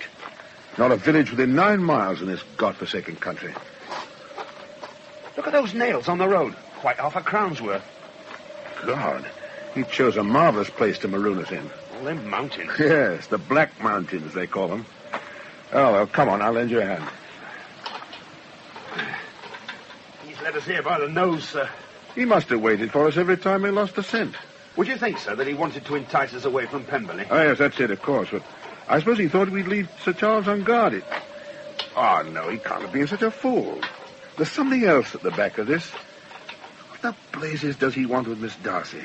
What's he done to her? God, if that so-and-so's hurt a fibre of her body, I'll wring his blasted neck till his head comes off. There. Give us a hand with this tire, sir. Right.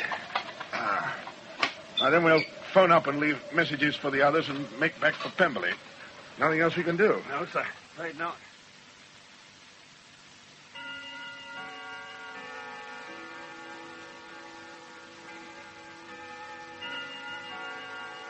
You smoking? No, thanks, Wilder.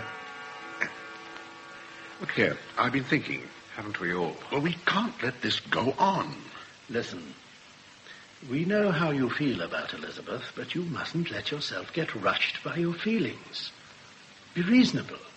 If Mauleverer meant to kill Elizabeth, he'd have killed her already. And if she's alive, then he's probably going to use her as a hostage. Swap her for me. Yes, but we've got to wait. See what happens. Think what he may be doing to her now. Oh, bosh. Elizabeth can look after herself. And if he is going to use Elizabeth to get at Charles, then's our chance. As soon as we hear from him, we shall know where he is and can act accordingly. At the moment, we can't do a thing. And you've got to face up to it. Wilder was right, of course. We couldn't move an inch because we hadn't the faintest idea where Mauleverer was or what he was doing. We didn't discuss it anymore. None of us felt like it. We went to bed in sad disquiet. I was far too tired to sleep. I'd almost forgotten how to. My brain was swinging in my head whilst the imagined road of last night's chase swung to left and right before my smarting eyes. I was driving a car endlessly at impossible speeds along roads which forked and turned in every direction.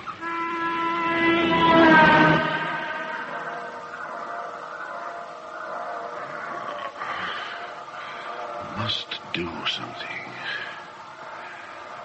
Must think of something. Relax.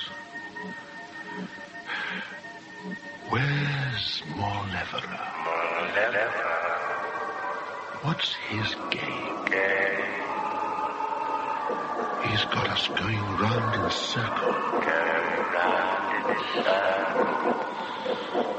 Charles. God, what a fool I am. This is the third night he's slept alone. I should have insisted. I wonder if he's had the sense to light a fire.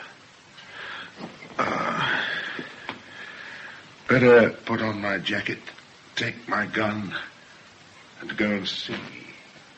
Good Lord, his door's unlocked. A damn fool. Mauleverer. Inspector, I thought you were asleep. Got your revolver too, have you? Yes, damn you. Try and catch me up this chimney. All right, you devil. But first, where's Charles? Charles? Charles, are you all right? Still breathing. No wounds. Drugged. Harmlessly drugged. And he's up the chimney. I'll go after him. Coming after me, Inspector. Watch your step. It's dark up here. If it's narrow enough, I can work myself up with my back against one side, my feet against the other. Come along. Harry, can you hear me? I can hear you. Damn. Can't find the way. Where the blazes does it go? You've gone the wrong way, dear chap. But never mind. Work your way up, inch by inch, like a bat. Except that you're not very silent. I'm following. God, what's that? There's someone breathing within an arm's length of your ear, Inspector. Hear it? Take out your revolver. Quietly, quietly. Weight in your hand. Simple now to end those breaths forever. Why don't you? End them forever. Fire! Elizabeth, you're alive. Elizabeth, you're alive. Inspector Buller? Inspector Buller, are you conscious? Are you conscious, Inspector Buller? Are you conscious, Inspector Buller? I hit you with your own revolver. Are you in great pain, Inspector? Oh, don't try to move. I've tied your hands quite firmly behind your back. Your ankles, too. And I've got your revolver now. I must apologize for all the suffering. Really, it's against my nature. Swine. Really, Inspector. And I've been so looking forward to this quiet chat. Rather cozy in the dark like this, don't you think? Hearing you talk over my affairs in the various rooms of this fine house, I've longed to correct your theories, and you've probably danced on my strings long enough to wish to know how they were pulled, eh? I couldn't listen. There was a violent pain at the back of my head where he'd hit me with the butt of my own revolver. Besides, he made me feel sick. The vanity of the man, parading his twisted little mind, drunk with his own cleverness. But he insisted on telling me the whole story, every detail. He had to. We murderers seek our fame, he said, yet fame for us must be anonymous. Ah! He reminded me of a gloating and eager spider. Evil. Because you were quite a promising pupil. I arrived here on the night of Sir Charles's visit to Cambridge, fully equipped, My black chimney clothes, charming, don't you think? But of course you can't see them. And a pair of white gloves, so that I could see when, where, if I was getting dirty. Dirty people leave traces, you know. Fortunately, our hostess had only just swept her chimneys, so it was easier than I anticipated. However, I was most careful. Whenever I left a chimney for a room, I used to brush myself in the grate with this soft clothes brush. I was doing that when I sat for some time with the kitchen grate between your friends Wilder and the chauffeur. I flatter myself that I didn't leave many traces. I also brought ropes and a gas mask. You might have given me credit for that much sense. After all, in a chimney one is usually in contact with the fumes of coal gas, at least. Whether I wanted to listen or not, I had to. He meant me to know that he was clever, and in his way I suppose he was. But to what purpose? I suppose I was justifiably annoyed to think that he'd kept one step ahead of me. I ought to have been sorry for him, but I couldn't be. He went over all the ground again, pointing out with glee where I had miscalculated, how I had failed in the battle of wits between us, and ascribing any inadequacies on his part to bad luck, as he had done the fingerprints on the gramophone and the student in the opposite room. The little affair of the skull was unfortunate, of course. Bad luck again. The cook woke up just as I was putting my skull on the bed rail, and I had to leave in a hurry. I hadn't time to unlock the door. Unfortunately, because since the door and window were locked, you were forced to the conclusion that I must have entered by the fireplace. And so the next night you tried to trap me at my drink, and I was compelled to give you a warning lesson. And the next day... Oh, you're amusing, gas attack. I slept through it with the greatest comfort. You thought that I was either gassed or gone. I was neither. And it was delightfully easy for me to steal into the room of the sweet Miss Darcy here, treat her with an innocuous drug, and bring her up here. She's been here all the time. That's why I led you that dance to Wales, of course. But I had to get you out of the house. I really couldn't have had you poking about in these chimneys today. Highly successful journey, I may say, though I had the greatest difficulty in keeping you on my track. But now to business. Sir Charles. Now, I have to dispose of him, you know.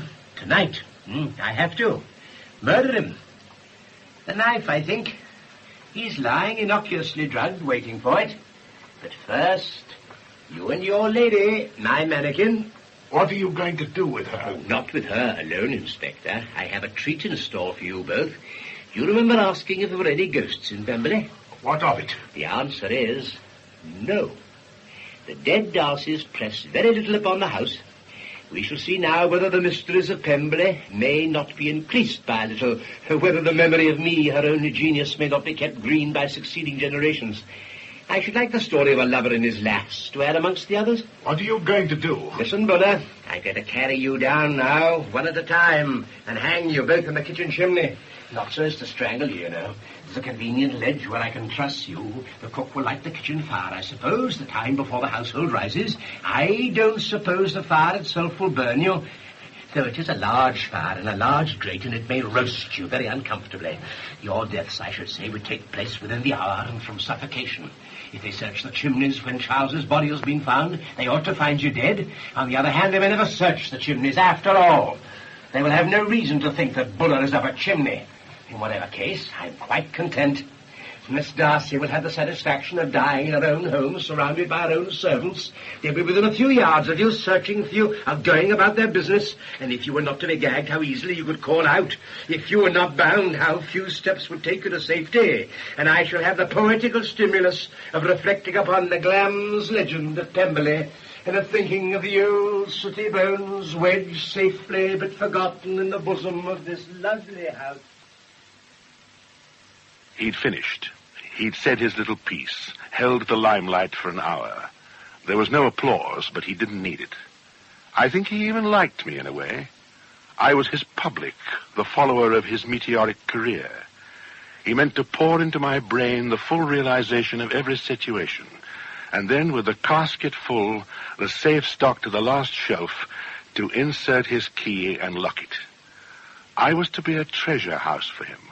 The dead brain, like a gramophone record without the machine to play it, retaining its impressions in an eternal secrecy. I can't think why, but I have a feeling of affection for you, Inspector. I shall save you till the last. He was busying himself for his task, bringing in ropes, working out his communications, spinning his web. To get us to the kitchen chimney meant taking us up the main shaft onto the roof, the kitchen being on the opposite corner of the house. He would have to drag us along the sharp edge of the V-shaped roof and lower us down a fresh stack. He was more like a spider than ever, scuttling to and fro.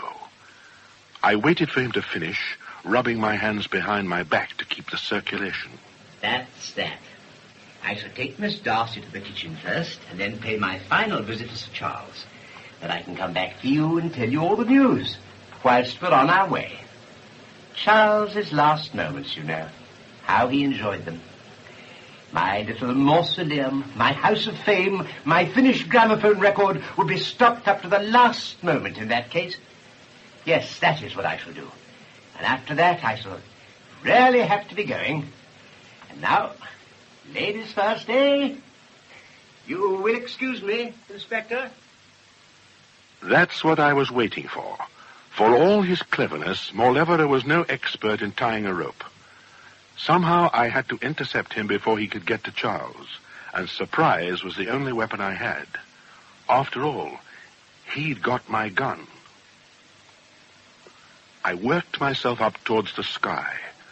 The stars were out, and the tang of the wind before dawn freshened me as I rose above the chimney.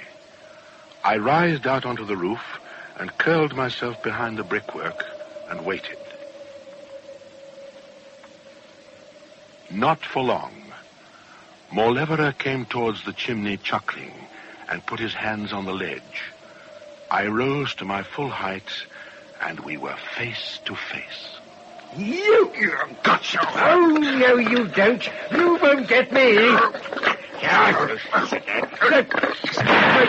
Give me the gun. Give me the gun. I'll teach you. Oh, damn you, no, you don't. Right. Take your gun. Goodbye. No for Miss Darcy. No, you don't. And I've got the gun now. Damn, missed him again.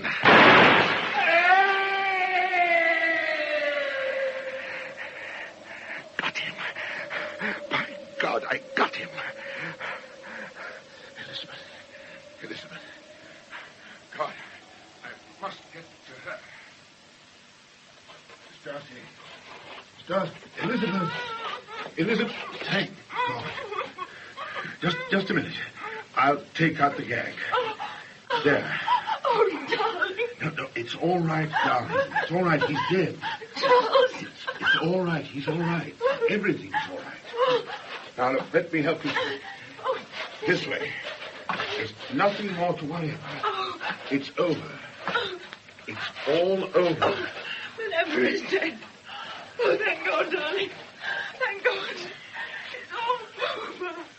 All over, including the shouting. A happy ending, of course. Happy for all of us, as it turned out. Charles, rid at last of the brooding melancholy which had hung over him for so long. Wilder, once more a general practitioner, smiling sardonically over the coughs and bruises of Cambridge.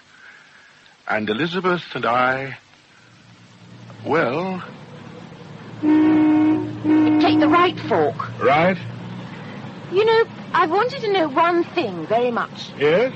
How on earth did you get yourself undone in that chimney? That was rather a swindle, I'm afraid. Well, left here. Uh-huh. I've always been incurably romantic, you know. I used to read detective stories far too much, and the hero always gets tied up at one time or another. And it occurred to me that all heroes ought to have a little pocket in the jackets of all their suits, in the lining at the back, in which they could conceal penknives. Oh, you mean to say you had that? Yeah, ridiculous, isn't it? The lucky thing was I put on my jacket when I went after Charles. If I'd worn my dressing gown, we'd have been done. I think it all sounds very improbable. Left. Uh-huh. Yes, it does, doesn't it? Miss Darcy, Elizabeth? Yes? Wouldn't it be marvelous if we could get married? Or something? Well, I'd rather be married. Liz. Wouldn't you? Liz, I... Look out!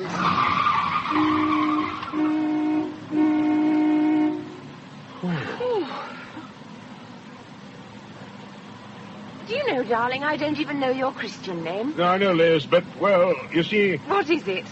It's, Leonidas Jeremiah. Oh. I shall call you Buller.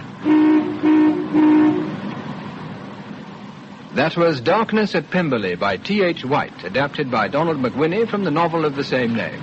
The part of Malevola was played by Marius Goring, Inspector Buller by Brewster Mason, Sir Charles Darcy by Peter Howell, Elizabeth Darcy by Susan Edmonston, Dr. Wilder by John Sharp, and Kingdom by Rolf Lefevre.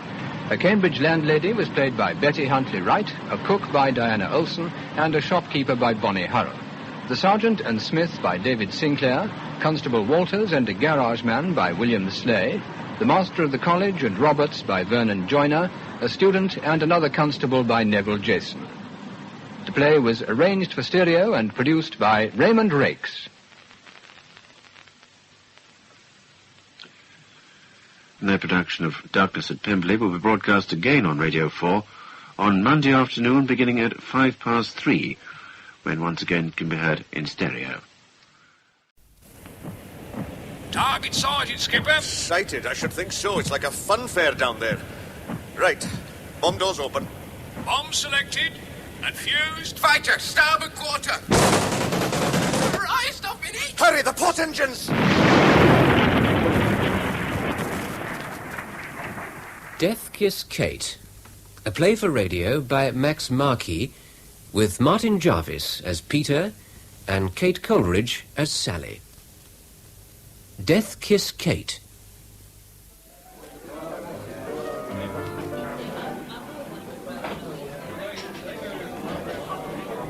Hi.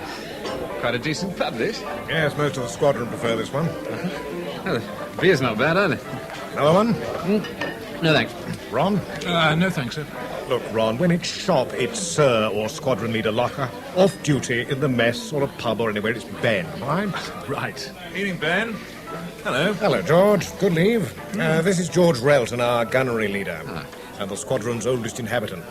Some new bods have just joined us, George. The skipper? I'm Peter Draycott. How do you do? Hello. Oh, this is our navigator, Ron Chiswell. Hello. Hi. Well, it's your second tour, I take it, Peter. I mean, you being a flight Louis with a gong. Yes, that's right. Oh, only him, though. We were a headless crew. Our original skipper wrote himself off in a car prang at OTU. Oh, tough. Well, I'm off. Oh, it's my shout. Won't you have another? No, thanks. And don't let your lot get too sloshed tonight. I'll be giving you all a flying check tomorrow. Right, cheers. Cheers. Have you done much flying in Lancasters, Peter? Yes. I did my first tour in them, in Lincolnshire. First time I've been up to Yorkshire. Same again, Ron. Thanks. You, George? Oh, wacko, pint of bitter. 3 pints of bitter, then. Right. You know, that's one thing about this place. They'll always find glasses for aircrew. The rest of your crew here, are they? Oh, only me and the skip. The other 5 decided to stay behind and sort out their gear and that. Well, you can tell them you found the best pub in Yorkshire. Well, that is when you can get a drink. Peter seems to have managed all right. Do you want a hand, Skip? No, it's all right, thanks. They're on their way. They are. Right. Thanks so much, I've got them. Thank you.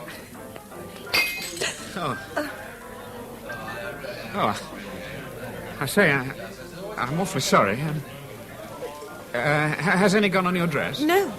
You're quite sure? Because if it has... Quite sure. The glass was nearly empty Look, anyway. I really am sorry. At least let me get you another drink. What was it? It doesn't matter. Oh, it does matter. I knocked it over. It's up to me to get you another drink. Forget it. Oh. Well, there's no need to be like that. It was an accident. I've said I'm sorry. So, you're sorry. Apology accepted. Well, let's just leave it, shall we? Yes. As you like. Here we are, chaps. Thanks. Cheers, Ron. George? Cheers. Drake Charm seems to have flopped a bit there. Skip, didn't it? Oh, what do you mean? He was trying to chat up that Popsy, and she properly shot him down in flames. Which one? Oh, that one, but... Oh, well, she's gone. Oh, I couldn't see her from here. What was she like? Not bad. Quite good, actually. She had super hair. A sort of, Titian. Dark ginger. He doesn't know anything about art, but he knows what he likes. What are you on about? Oh, no, nothing, just a joke. Was her hair pulled back behind her ears with plain gold earrings? Oh, yes.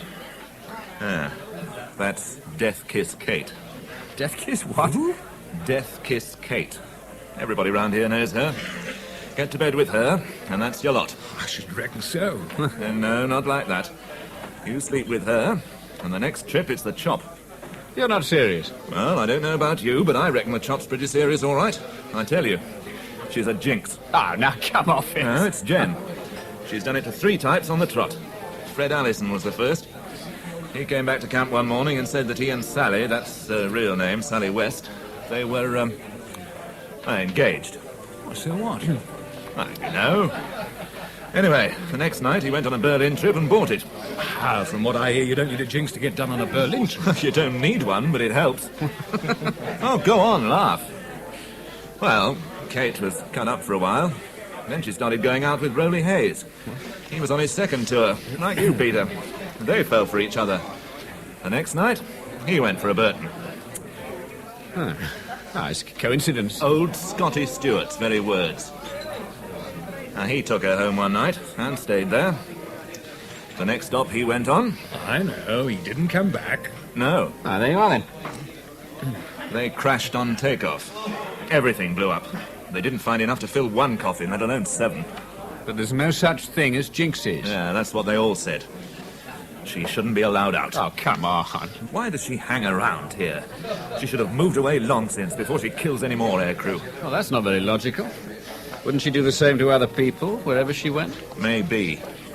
But as long as she doesn't put the jinx on any of our buds. That woman's death. Mummy, are you there? Hello, darling. I was just writing a note to tell you I'd called in. Oh, why didn't you phone? I'd have stayed in for you. I didn't have time. I got this call to come into town right at the very last moment, as usual, and I had to fly for the train. Anything important? Not really. WVS committee meeting.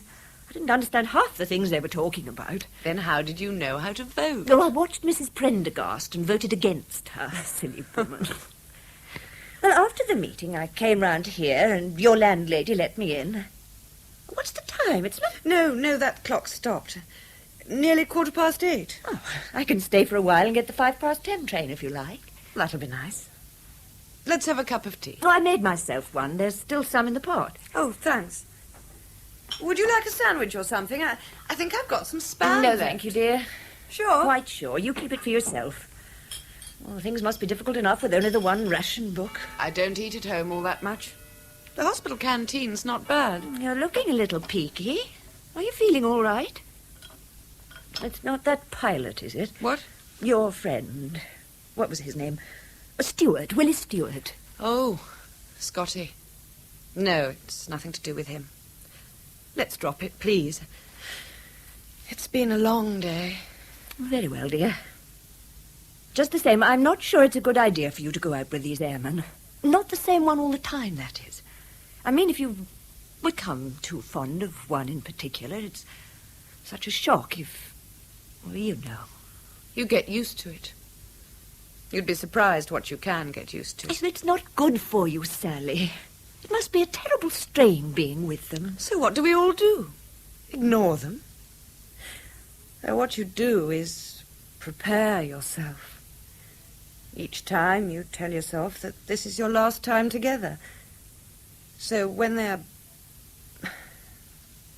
don't get back, if you've got any feelings at all, you try to make them happy while you can. Leave it at that. Mummy, what would you say if I joined one of the services? Oh, no, darling, not the services, not you.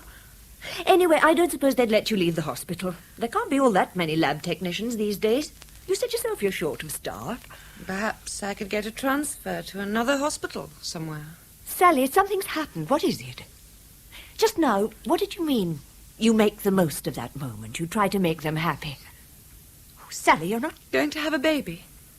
No. No, of course you're not. I knew you wouldn't. Then you were wrong.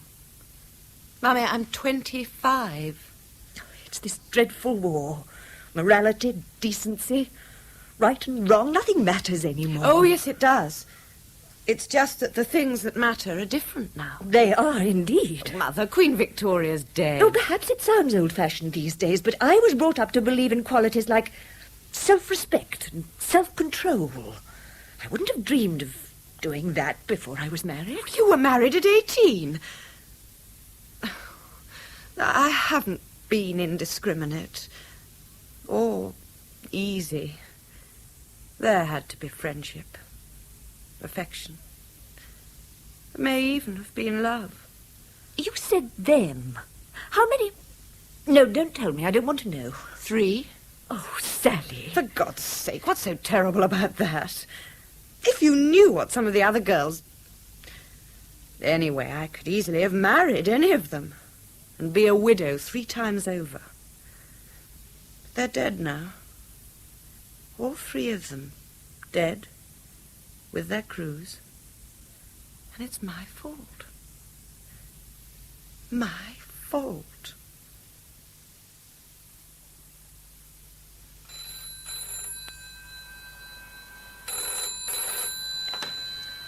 Pathological Department, Northern General Hospital. Who? Oh, no, the doctor's at lunch. He should be back in about half an hour. Sally West? Yes. Oh, I remember you. The pub last night. Yes. I came to say I'm sorry you were rushed off like that. How did you know I was here? One of the chaps mentioned your name, and someone else told me what hospital you worked at. Yes, I'm quite well known among air crew. And the path lab told me what time you get back from lunch. And I'm late, so if you'll excuse me... I didn't just come round to apologise, actually. I also came to ask you to have dinner with me. No, thank you. Oh, why not? You don't think much of yourself, do you? Look, if you say you find me repulsive, or even if I just put you off a bit, fair enough, I'll forget the whole thing. But, tell me something, honestly. When we saw each other in the pub last night, it didn't mean anything to you? You've heard about me? What they call me? Yes. What are you doing? You're trying to prove something, that you're not afraid of my reputation? No. I was only inviting you out to dinner. I have to get back. Please, get out of my way. I'm not leaving till you promise to come out with me. Just once. After that... Well, what's to stop me saying I'll meet you and then not turning up? Oh, I don't think you'd do that. Besides, I could always come back here and make a bigger fuss. You're serious, aren't you? Absolutely determined. Sally? Are you still there? Hello? Oh, sorry, Mummy. There was a plane going over. I'm coming into town this evening. I'll be free by 8. I could call in and see you if you like. I may be going out, but I don't know yet. So I see. Well, I'll phone when I've finished, if you're in. Oh, it'd be lovely to see you. Yes, it's been quite a while. Fortnight, isn't it? Hello? Mummy, I'm sorry about that last time. I know it's no excuse, but I was, overtired and upset. I'm sorry. As long as you're all right now, dear. Sally, please be careful. Of any involvement, I mean.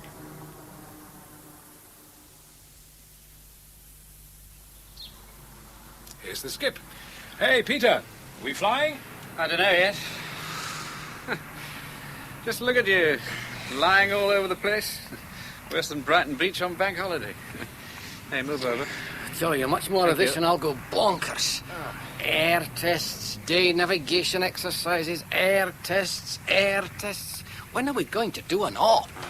I don't see what difference it makes to a wireless operator, whether it's night or day, England or Germany. You never see anything, Alex, stuck in front of your little crystal set. Listen, who's talking? All you ever see is your navigation chart. For all the good it does the rest of us. It's only us gunners that have to keep our eyes open. Isn't that right, Timber? That's right, Paddy. Hey, Skip. Yes, Frank? Flag Commander wants to see you for a moment. Looks like he's calling all the captains. What? Oh, right. I should think he's heard whether we're on tonight. Oh, it proper stumps me.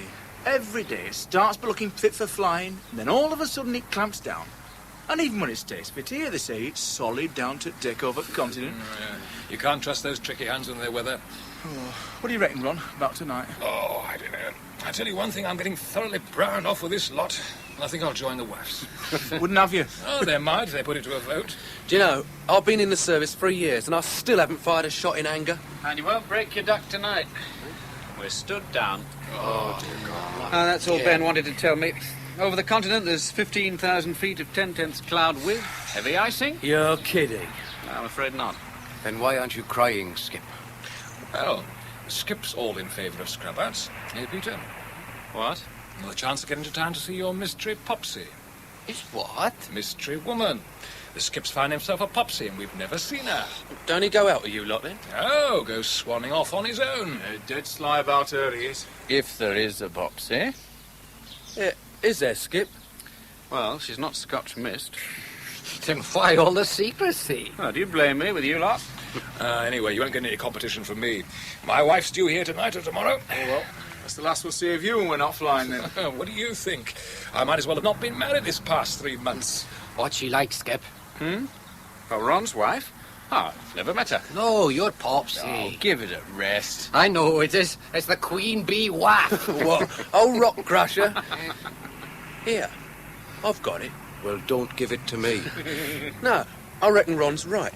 What he said the other day. It's Death Kiss Kate. Goering's secret weapon against Bomber Command. That's what she is. I mean, the idea of a Skip with that jinx. Yeah. You're going out with her, Skipper. You can fly kite on your own. Hey. Peter, is it her? Is it Death Kiss Kate? Don't be bloody silly. That's no answer. Of course it is. Transport coming up, lads. It isn't her, Skip, is it? Skip. Of course not. Nice to see you both again. What'll it be, sir? A pint and a light ale, please, Joe. No, you sit there, sir. If you can come all this way to my place, at least I can bring your drinks to your table. We haven't had Air Force people in here for, 2 or 3 years. We've only been out together 3 or 4 times. And yet... Oh, once can be enough. I mean, it wasn't just another case of meeting someone in a pub and that's all, was it? You can know someone the first moment you see them. Sometimes. But I was so rude to you. I wanted to frighten you off. And at the same time, I didn't. Oh, you're right. I knew I wasn't meeting just some other man. So why? Why did you try to frighten me off? Just in case there was something in what they said about me Now being listen, you're not serious. Oh, yes. I was beginning to believe it myself. What? It was natural enough. I had time to think about it. In fact, I thought of practically nothing else. I was on my own so much, you see. Yes, I know, but even so... No, you can't understand it unless you've suffered it. Being an outcast. People treated me as if I had a bell round my neck. I've been in pubs and had them talk across me as if I wasn't there. They called me Death Kiss Kate out loud, standing next to me. I wasn't really human, you see. I didn't have any senses, any feelings. Oh, Sally. Why did you keep going to the pubs? Bravado? No. No, if I'd stayed away, it would have been an admission to myself that I believed it too. Yeah. And as I said, I was beginning to believe it. When 3 men you've been close to have died, it's easy to start believing. But not anymore, Oh, no. No, of course not. Pint of bitter and a light ale.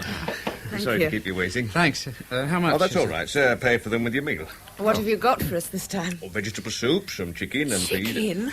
Maybe a bit tough. She stopped laying a while back now. Peas and sprouts, how's that? Well, that's marvellous. I'll have Alice get on with it then. Thank you. Oh, I've got something special for dessert. How about that? Oranges. And chocolate. Flying rations. I saved them for a special occasion. What's the occasion? Well, I'm with you. Where are the rest of your crew tonight? Oh, I don't know. A crescent moon, I expect, as usual. Right, that's 2 pints. Oh, hello, George. What about you? Bitter? Ah, thanks. You get your phone call, Ron? No. What phone call? Well, I don't know. Someone rang you at the mess 3 times this evening. Personal call from Manchester. Manchester? I don't know anybody in Manchester, unless... I wouldn't worry about it. They'll get you later if it's important. Yes. Where's your skipper tonight, Ron? He's off on his own somewhere. He's got this secret popsy tucked away. Oh. You know, sometimes I wonder if it isn't Death Kiss Kate after all. Oh, not again. What's got into you, Ron? Always nagging away about... I'm not. Well, I mean, you don't see her around these days. You don't see Betty Grable either, but that doesn't mean she's out with a skip. That's a stupid argument. Here we are, 3 pints of bitter. Jolly good. Oh, you didn't want a shandy, did you, Frank? No, thanks. I'll get myself one later. Oh, wacko. It's a crime to put lemonade in good beer like this. Cheers. Cheers, Pop. Anyway, the skip said it wasn't Death Kiss Kate. Oh, just the same. Why can't you leave it alone, Ron? The skip knows how we feel about her. I reckon it's somebody's missus. And that's why he's keeping her undercover. Maybe it's the CEO's wife. The CEO's wife? Have you seen her? Yeah. Well, I expect you're right.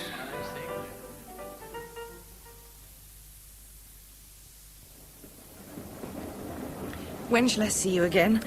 I'm off duty tomorrow evening as well. Oh, good. Oh, damn, no. It's the officers' mess dance. If we aren't flying, I'll have to go. Otherwise it'll look bad. I don't mind. I do. One day.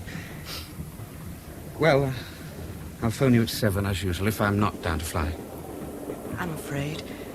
It's all too sudden. Sudden? Well, I thought I was being pretty patient. Because if you think I don't want to... Oh, I didn't mean that. Too sudden to be true. It's true, all right. Well, you said it yourself. The moment we met, we knew that this was... well, different. Oh, yes. Besides, wartime's like a hothouse. Forcing emotions, understanding. And in wartime, there's no time to waste on non-essentials. Ah, here we are. Godworth! Godworth! Manchester. Well, hadn't we better separate here? Oh, I don't think there'll be anybody I know here at this time of night. Besides, nobody can see us in the blackout. I'll come with you as far as the exit. I can't even see it. We turn right at the end of the platform. There's a light there. Where the people are coming off that other train. Oh, yes, I can see it now. You don't eat enough carrots. What? They're supposed to help you see in the dark. But it's a lot of bull... Oh, sorry. I'm so sorry. That's all right. I was looking round to see where my porter's got to. You've got a real-life porter. He must be the only one left north of Birmingham. Oh, here he comes now. Are you sure you're all right? Oh, yes, thanks. Actually, I never object to being bumped into by attractive young women. Come on. You've made quite an impression there. What? Well, we only said a couple of words. It was enough. Didn't you see the way she was looking at you? Oh, well, I'm naive. That's my trouble. Darling, I think I'd better leave you here.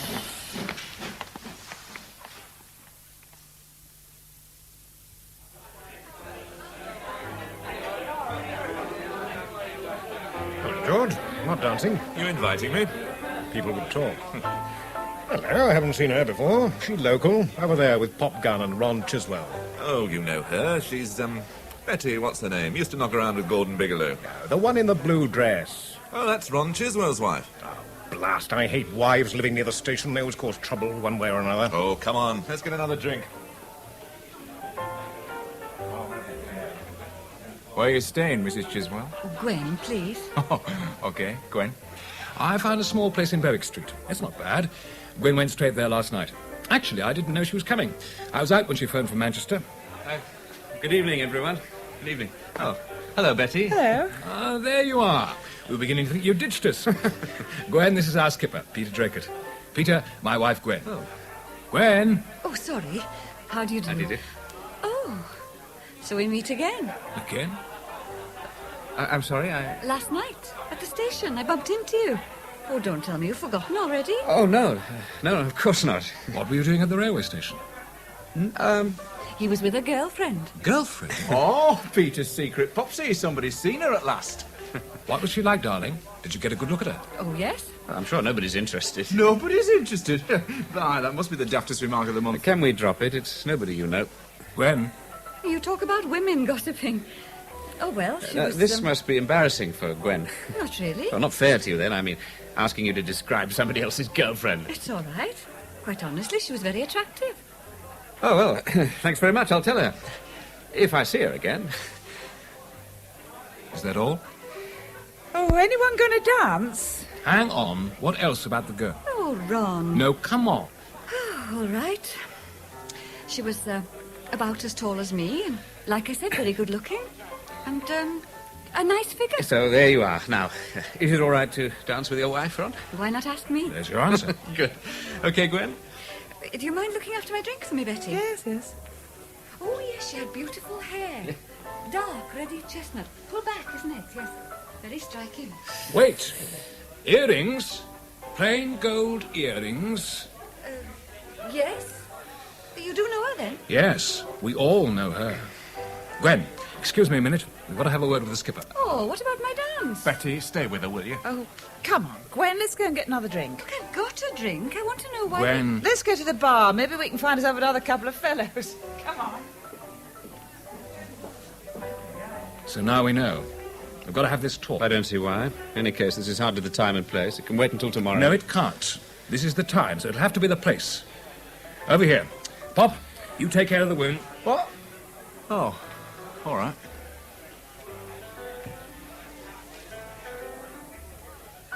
So it was Death Kiss Kate. You have been going out with her. I've been going out with Sally West, yes. You told us you weren't, Skip. You lied. You forced me into it. I tried to avoid the subject. It was for your own peace of mind, as you're also damn superstitious. 3 bods got the chop because of her. 3 bods and their crews. That's not superstition, that's hard facts. Facts? For God's sake, I've never heard anything so ludicrous. There's not a single aircrow on this station who doesn't believe that woman's bloody death. I don't. What's the matter with you, causing all this trouble over some cheap tart? What are you trying to prove? Take it easy, What's the matter with you? You're getting twitchy over the thought of doing your first op? Pack it in, both of you. Going at each other like a pair of kids. Listen, Skip. She can't be all that important to you. Lots more where she came from. Sure. Bags of pops is all ready to jump at the chance of a good-looking flight Louis pilot with a DFC. Ron. We're a crew, Skip. What any one of us does affects all the others. The trouble is you're so bloody well sex-struck. All you want to do is... You bastard! Easy, Skip. Let go. Ron, you are deliberately stirring it up. All right.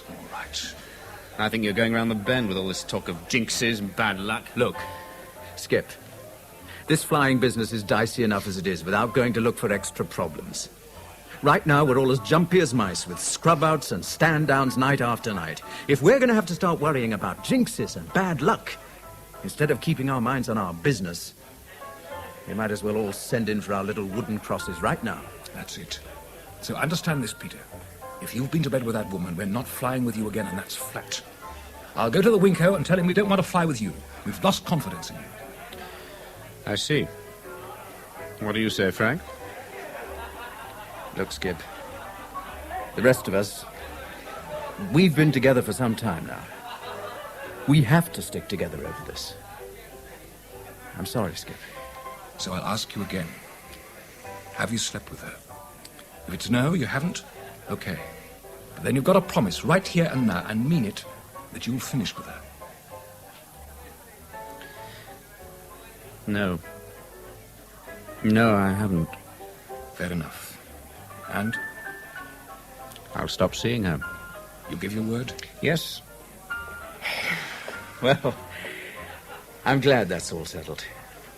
Now, let's get back to the party before everybody wonders what's going on. Yes, come and have a drink. What? What do you have? Nothing, thanks. Oh, come on, just to show there's no hard feelings. Aren't there? Peter, hey! Leave him, Ron. You've done enough.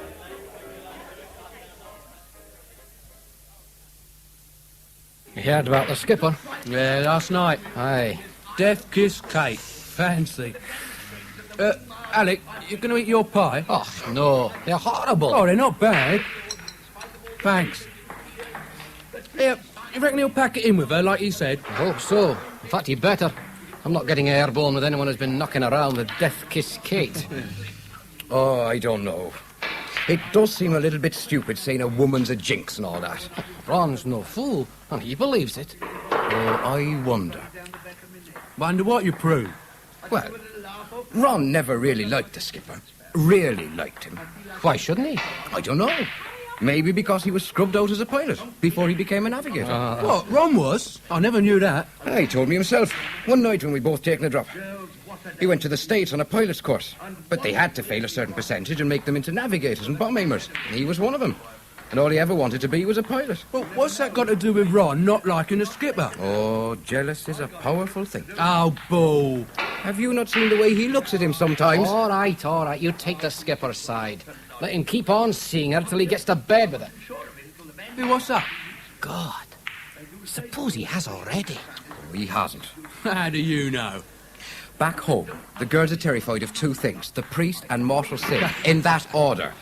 So fellas get the chance to do it so rarely that when they do, it shows. You get to know the look of a man who's had a woman. Well, if the skip gets that look, you tell us. You can fly with him on your own. I'm not so sure. You know that he hasn't. Yeah, you asked me. Attention, you two, you're please. Attention, please. The following captains and their crews will report to briefing at 1800 hours. Sergeant Abbott, Pilot Officer Bilkowski, Flight Sergeant Shannon, Flight Lieutenant Edwards. Bloody hell, we're not Flight on. Officer Gregson, Flight Lieutenant Martin. Maybe we'll be at the end of the list. Pilot Officer Flight Lieutenant Richards, Flight Sergeant Sampson, Sergeant Underhill, Flying Officer West, Warrant Officer Yates. Navigators Well, and bomb God aimers help us all. meeting I at thought we were supposed to be going on the next trip. That does it. They've had me. They can all get knotted from the group captain down. We've been put down to fly on every single lot ever since we got here. But every single time the trip was scrubbed. Now we've been taken off the list, they'll fly, you mark my words. What a doolally way to fight a war. Hey, where are you going, Paddy? Where am I going? I'll tell you where I'm going. I'm getting ready to go into town. And I'm going to find myself a poxy. And then I'll set a new record for getting the pair of us rotten, stinking drunk. Take it easy. Let's wait and see what the others are doing. One thing I don't need help with is getting drunk. It's a national talent. I tell you, I don't think we'll ever do an op. So as far as I'm concerned, the skip can have that woman on the steps of the town hall on market day.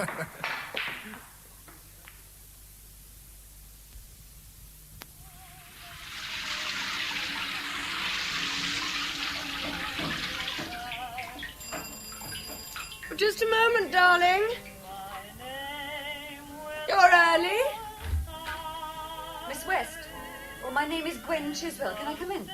I'm afraid it's not very convenient. It won't take long. Excuse me. But Oh, very well.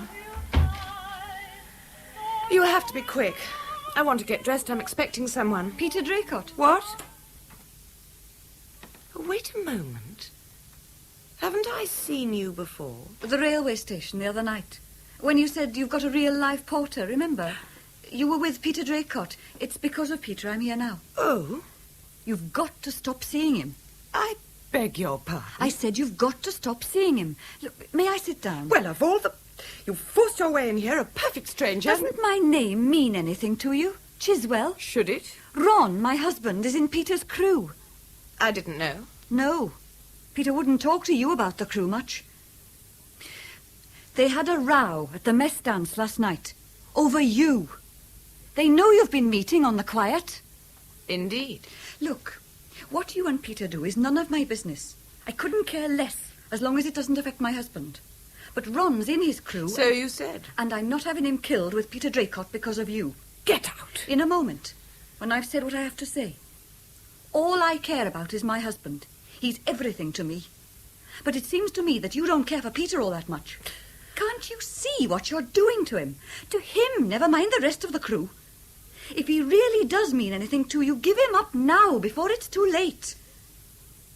You actually believe I am a jinx, don't you? I know you are. And you know it too. Because they think you are, and that's all it takes. I've seen them together. Saw what just mentioning your name did to them. They're worrying. They're losing confidence. Next, they'll lose concentration, which can mean the difference between surviving and not surviving. I didn't know you were an expert on aircrew. Not like you, no. You just need to see them. I knew them before they came here, and they're different, all of them. Now, my husband's in that crew, and he's going to survive. Do you understand? Now, if you've finished... Not quite. Last night, Peter Draycott gave the others his word he wouldn't see you again. What? Otherwise, they won't fly with him. So if he does come here this evening, I hope it's to say goodbye. It had better be. Get this into your head. If Peter doesn't want to keep his word, you're going to make him. For all their sakes. You won't see him again. And if I do? I won't let you. I won't let you destroy my husband. Really? And how will you stop me? Somehow. If I have to, I'll kill you. Oh, God. Oh, I need a drink. Oh!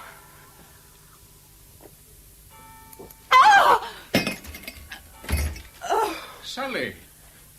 Oh, I'm sorry. Oh, you startled me. I didn't hear you come in. I always seem to be making you drop glasses.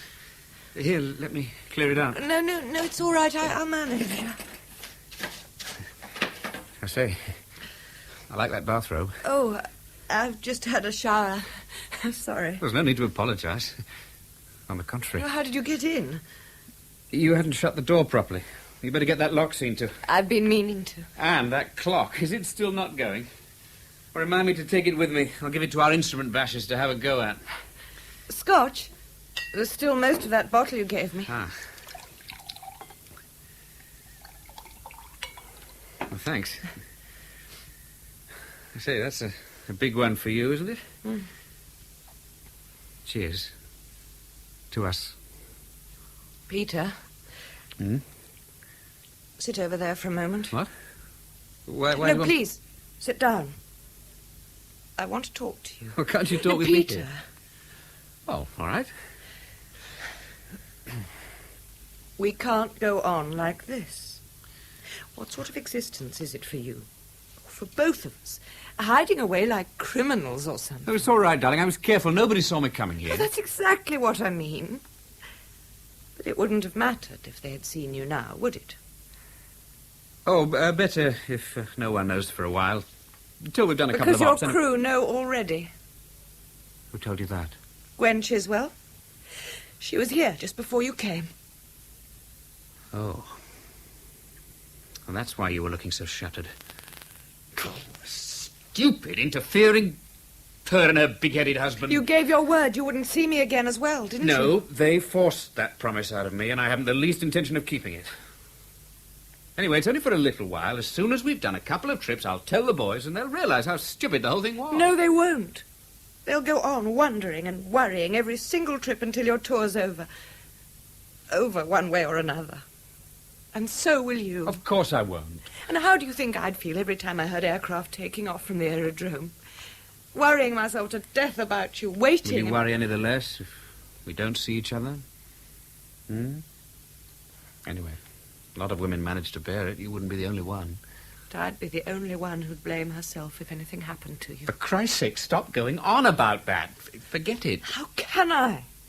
I have to live with it. And look what's happening. You and your crew rowing and jumping. I'm not. It's not the end of it either. It's what it's doing to us. We're keeping away from each other. Almost afraid to touch. What? You know what I mean. But we've never even dared to talk about it. Not properly. And you've never done or said anything. Well, because I knew you were a bit upset. I might as well have not been a woman. I didn't want to rush you. Rush me? Do you know how I feel? I've been waiting and hoping.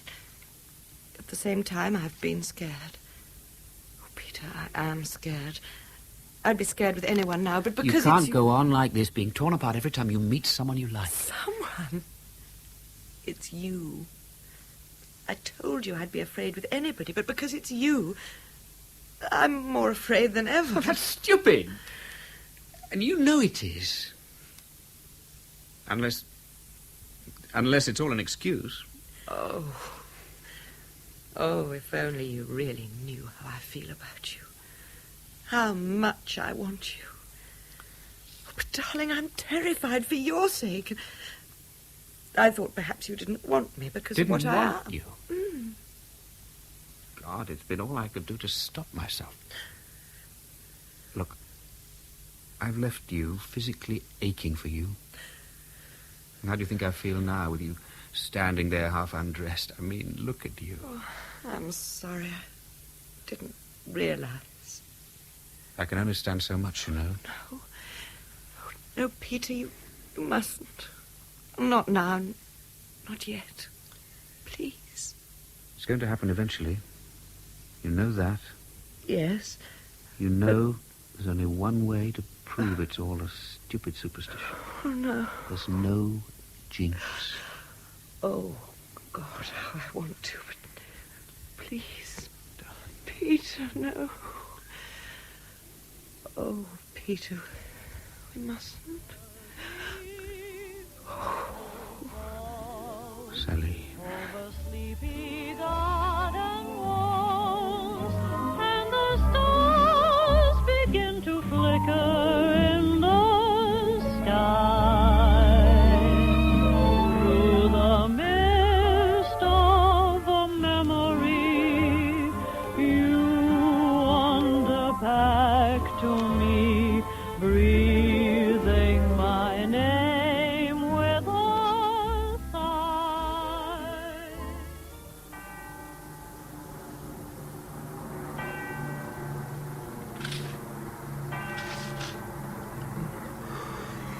Gwen, what time is it?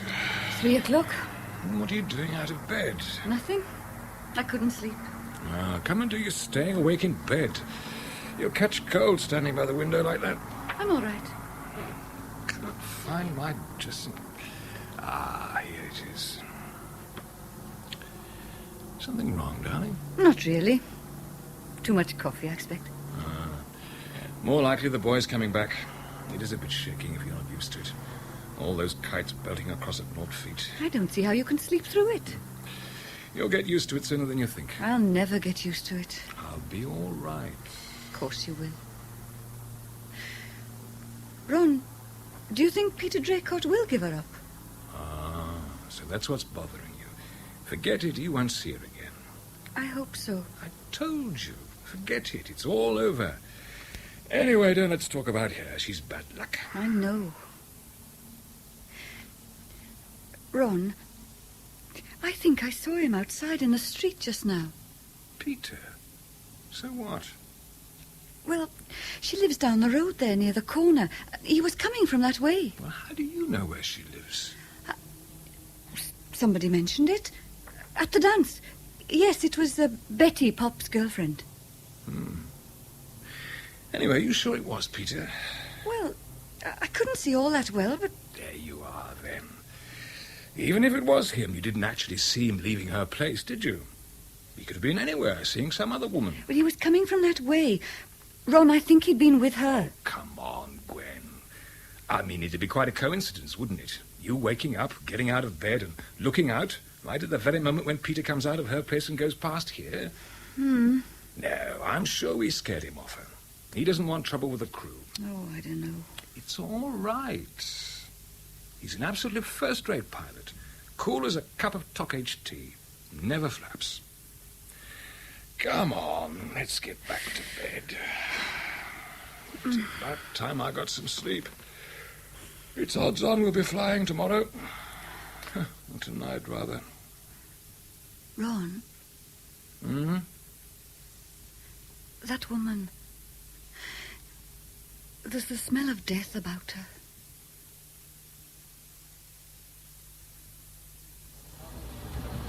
I can't believe we're actually going to fly at last. Well, we've been this far before and had it scrubbed. As long as we get far enough for them to hand out the flying rations.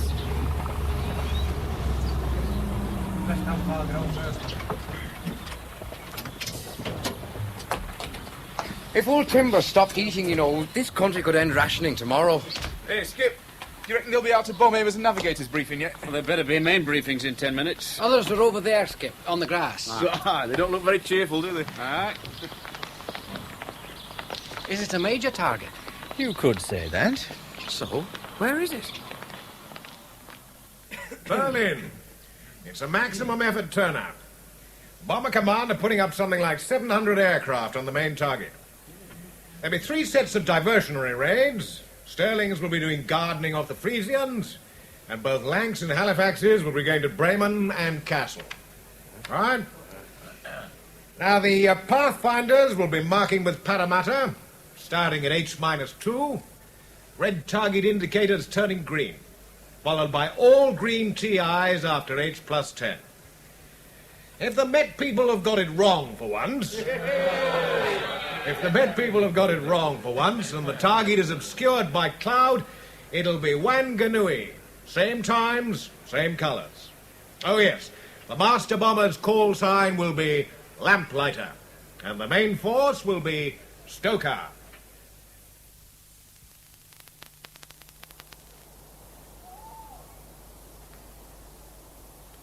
How's the enemy, Skip? There's bags of time yet. Needn't get aboard for another 10 minutes. Where's Paddy? We've just been watering the wheels, Skip. What, again? Right so. What a marvellous sunset. Oh, red sky at night. Yeah, rumble goods. What are you eating? Me flying rations. They're supposed to be for when we're airborne. We haven't even got into the flaming kite yet. Well, I'm not taking any chances. They might still scrub it. Well, they're not getting my rations back. Have you been to Berlin before, Skip? Yes. How was it? Noisy. And these days they feed their fighter pilots on raw meat. Ron? You all right? Hmm? Oh, sure. You were a bit quiet. I was thinking. Aye. All that complicated machinery. 30,000 quid's worth of aeroplane. All 7 of us to take it, what? 600 miles in the dark to an exact point about half the size of this aerodrome in the middle of a town, then all the way back. And for what? What do you mean, for what? To bomb the bleeding town, that's what for. Yeah, isn't it marvellous?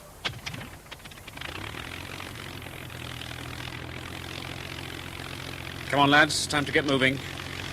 All aboard for the Skylark.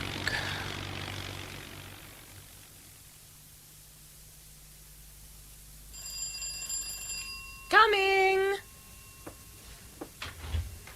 Hello, Mummy. Hello, dear. I don't think I'll ever get used to the blackout.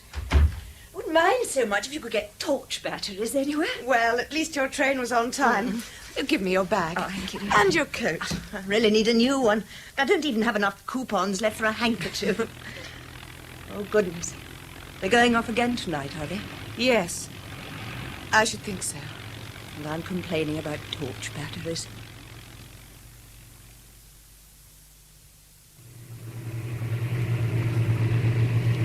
Well, everybody okay? Ron? Okay, Skip. Frank? Okay. Pop? Fine, Skip. Alec? Okay. Timber? With you, Skip. Paddy? Sitting with me back to the engine as usual, Skip. There's our green light, Skip. Right. Flaps 30. Flaps 30. Brakes. Pressure okay. Radiators closed. Radiators closed. Lock throttles. Lock throttles. Full power. Full power.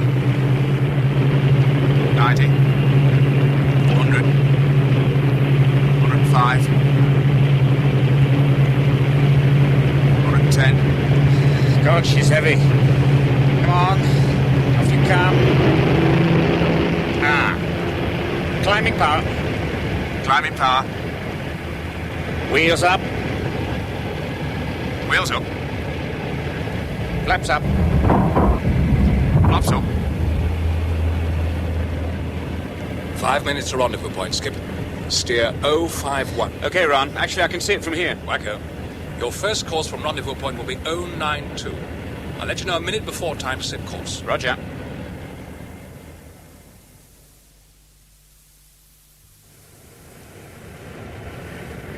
Okay to test the guns, Skip. Yes, go ahead.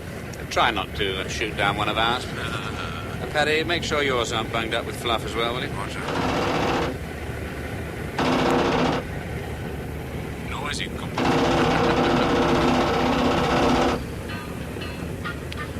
time signal coming up in a minute, Skip. Roger. Ron, Frank, check your watches. Okay.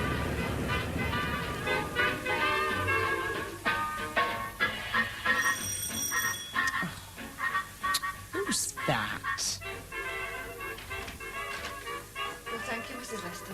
Where's my key and my other coat? Oh, Mrs. Chiswell. Husband not with you then? No. Oh. Flying, is he? I expect so. Otherwise, he'd be here by now. Wouldn't he phone to say he was flying? Well, when the squadron's operating, they don't allow outside calls until long after they've taken off. Even the public phone boxes on the camp are locked. Oh. Would you like to come and sit with me for a while? No, thanks. I'd rather be alone. Oh, thanks, all the same.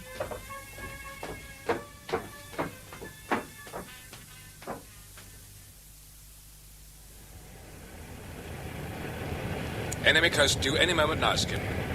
If the night fighters knew us up here, they wouldn't dare to get airborne. Well, they don't and they will, so belt up. Frank, down in the nose. Frank? He's already on his way. Starboard outer's getting a bit warm, Skip. I'll keep an eye on it. Roger. Crossing the coast. Now. Bang on time, Skip. Frank, did you get a fix? I made it a mile north of track. Good show. Aircraft. Port quarter up, Skip. How far? Friendly? It's all right. It's a lank. About 1,000 yards. Looks as if the flag's coming from Amsterdam. I don't give a monkey's where it's coming from. It's where it's going to. Skip, can we go home? I just remembered something. I'm a neutral. Stop nattering and keep your eyes open.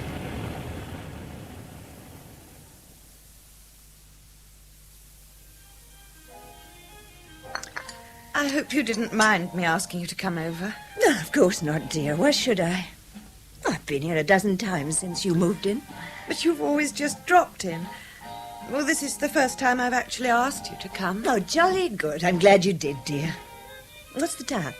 Oh, that clock. You really must get a new one. Anyway, I'm sure it's time for us to have something to eat. I brought some sausages with me, although I suppose they're mostly breadcrumbs. I'm not hungry. Well, you must eat something. Oh, Mummy, please. Well, what is it? Sorry? Well, you said it yourself. This is the first time you've asked me to come. So what is it you want to tell me? I didn't say anything at the time. But a couple of weeks ago, I met another pilot. Oh, dear. We started going out together, and one night he came here. I had hoped you wouldn't get involved again. Oh, so did I. Dear God, so did I. I suppose he's flying tonight. Oh, you're worried about him. That's only natural. If you only knew. Parents often know more than you realize. What? Well, you must try to keep some sense of proportion. Oh, you'll see. This time tomorrow, it'll all be behind you. Oh, God, I hope so. What's the time now? 1:15. Is that all? This night's going to last forever. Or a lifetime, anyway.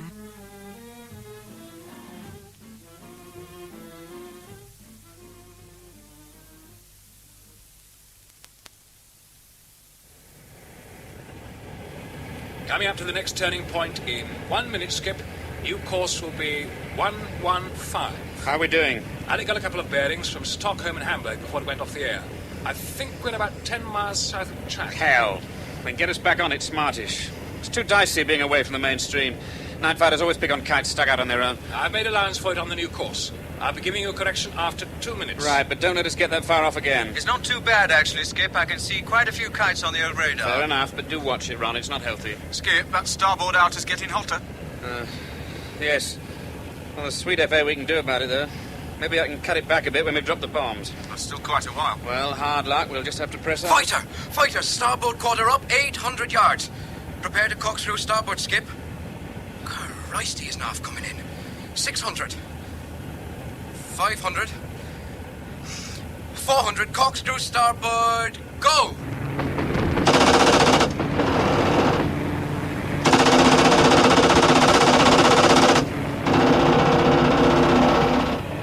I see him. He's broken.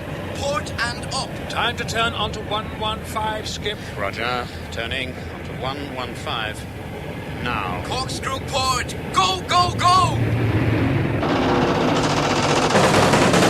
I think he's hit us. He's broken off again, the bastard. Dive below. Watch it, Pat. He'll probably come straight up at us again. Frank, get down in the nose, see if you can see anything. Watch out below and astern. Roger. Skip, get on the course while you can, otherwise we'll end up Christ only knows where. That's exactly right. On 115. Any signs of that fighter? There's about 6/10 cloud beneath us. He might have gone into it and lost us.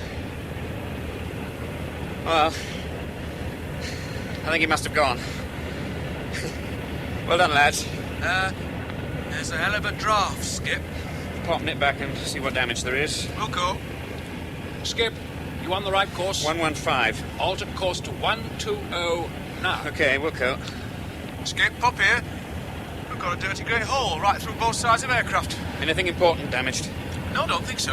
No hydraulic lines touched. Control cables look all right. How do controls feel? Well, everything's responding okay. I'll just try the bomb doors, make sure we can get them open. They seem okay. Bomb doors indicated open, Skip. Great. God almighty, look at that! What? All those searchlights head to starboard. Keep your eyes on the sky, Timber, not the ground. It's the Ruhr, Happy Valley. We go north of most of that lot. Just wait till you see Berlin. There's a hell of a sight more lively than that, even last time I was there. Hope it's changed, then. Hope it hasn't. It'll only be for the worse.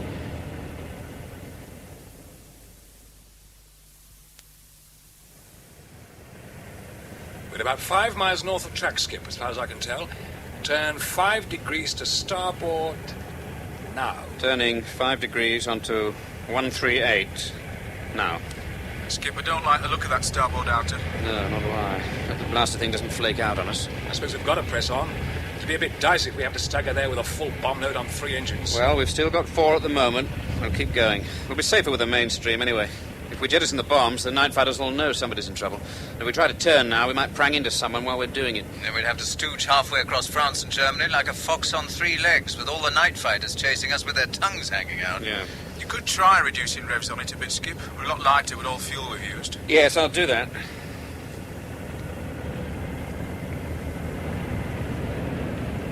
How much longer to the next turning point, Ron? ETA in 20 minutes. But the wind strengthened from what I can tell, so you'd better reduce airspeed by 10 knots, Skip. Right. Well, that's marvellous. Now we'll have a stronger headwind all the way back with a dicky engine. Oh, and that hole in fuselage isn't helping our fuel consumption either. Any more good news? I just picked up a message from Group. Weather's deteriorating over France. And my feet hurt. Well, we're not planning on walking back.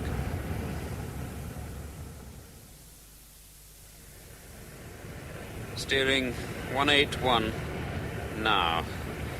Pop, get up in the Astrodome, keep a good lookout. We're liable to be jumped all the way in and out now. Okay, Skip. Bah. You don't have to steer a course. Just head for the flag and searchlights. What are they going so mad over? We're still miles out of range. They're after the Pathfinders. Timber, keep your eyes peeled for fighters. Bugger what's happening on the ground. We'll go, Skip. I make it time for the first target indicators to be going down. See anything up front? Oh, plenty, but no TIs. Wait a minute. Yeah, there's the first one. And another. Bang on time. You've got to give it to the Pathfinders. Hun's trying to. Cut the chaps.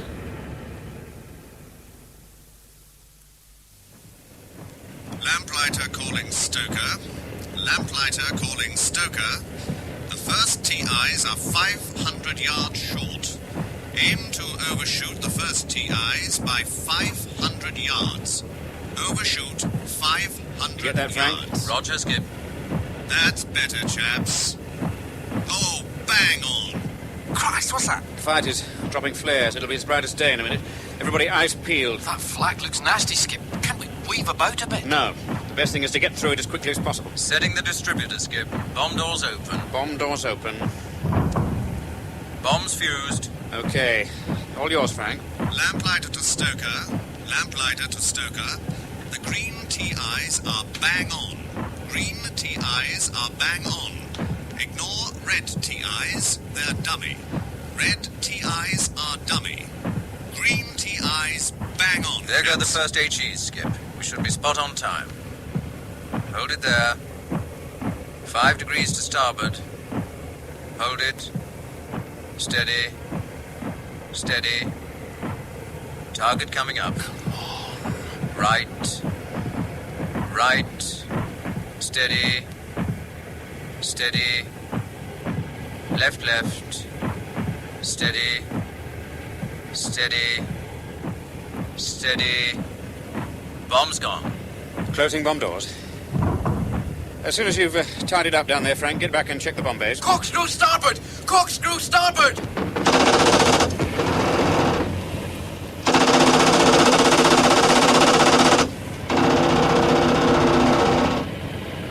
There's another one above us, starboard quarter. Timber, you take that one. Right, Skip. Skip, can you turn on to 253 degrees now? Okay, 253. Hold on. Oh, Christ, the starboard outer sea's solid. Pop, give us a hand. Coming. Feather the prop, cut the fuel and ignition. I can't take my hands off. That's better. What's that? We're in a searchlight. Pop, through the gate with the throttles. Paddy, where is he? I can't see anything. Port quarter up. Aim for his gun flashes. We've got to get out of this light. Hang on, everybody.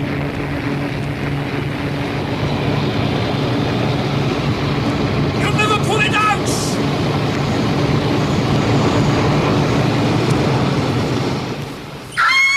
Sally. Sally. Oh. No. Oh, sorry.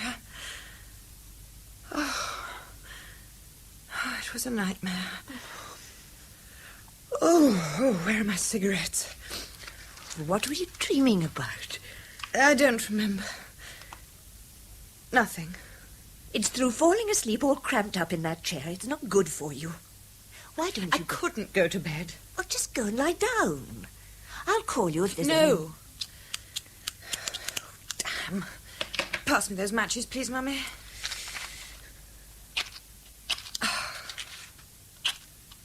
God almighty, doesn't anything work these days? Sally, well, don't you think you should see someone? You must know a doctor at the hospital you could go to.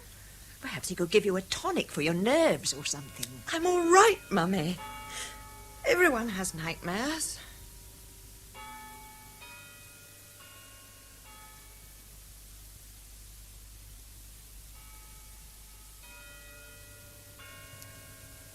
Mrs. Chiswell?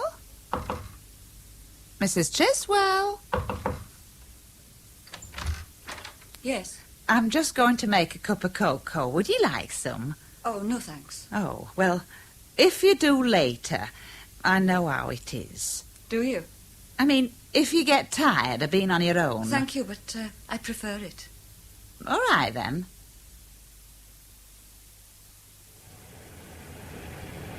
I thought we bought it that time. Yeah. I'd better go and have a look at the damage, Pop. Radio's had it, Skip. I couldn't get the bomb's gone signal through to base.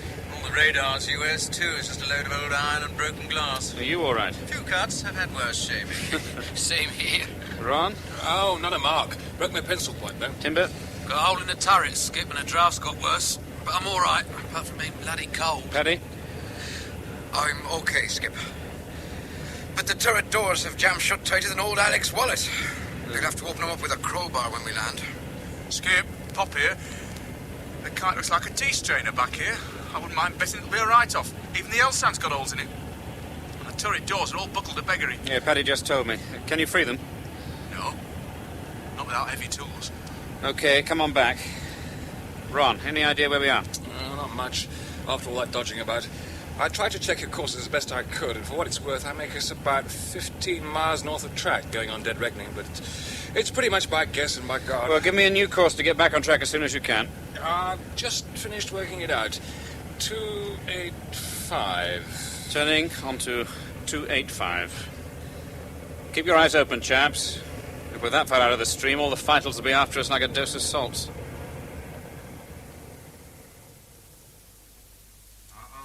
What are you looking for, dear? My cigarettes. You've got one burning in the ashtray. What?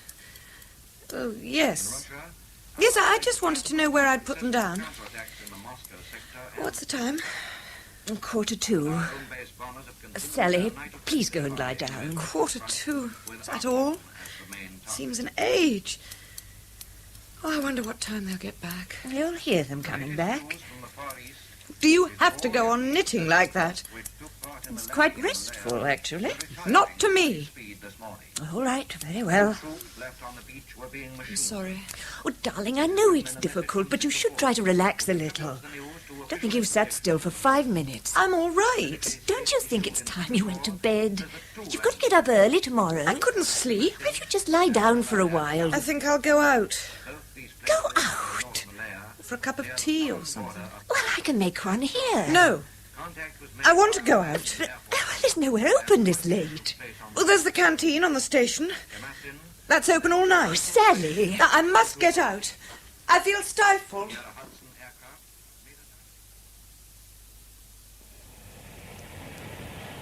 Any better idea where we are, Ron? No. Still on dead reckoning. It's so bad if I could get even a star shot. Any chance of making it above the clouds, Skip? I couldn't do it on 4 engines, let alone 3. Skip, what's this going past my turret? It looks like sparks. It's not the Christ engine. almighty, the port inlet's on fire. Must have been that last attack. Okay, Skip, I'm feathering it. Shall I press fire extinguisher? No. Wait till the air screw stops turning. Press it now. Come on. Come on. Get out! That's the first good news I've heard for a long time. You lot sound very busy up there. Hey, Skip, it started again. God. And the fire extinguisher's all used up. The only thing I can do is try reducing speed, see if that cuts down the spread. I can't get the nose up any more than that. If we stall... It doesn't look any better from here, Skip. No, it's no good. Marvellous. Dirty great beacon for night fighters. And in this stuff, we can't see them unless they creep right into the kite with us. Doesn't look as if it's doing the wing much good either. There's only one thing left. I'll have a go at side-slipping away from it. Hold on, everyone. I think it's going out. Let's hope it goes out before we hit the deck, that's all. It's going, Skip. Oh. Hey. Here, Skip. Is it always like tonight? No, this is a bit special. Who trod on the black cat? Or something.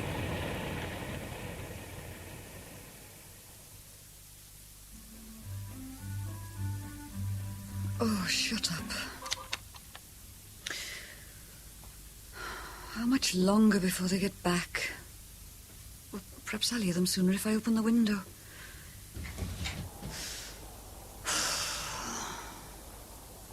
Dear God, please give him your protection. Bring him home safely to me. And please, dear God, let me know that you'll take care of him. Isn't that Sally West? My God, it is.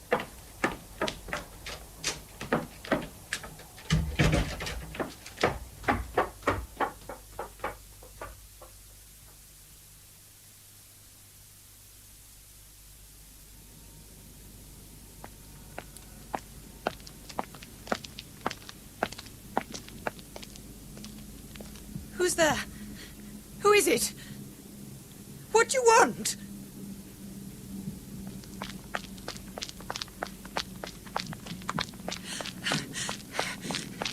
Oh!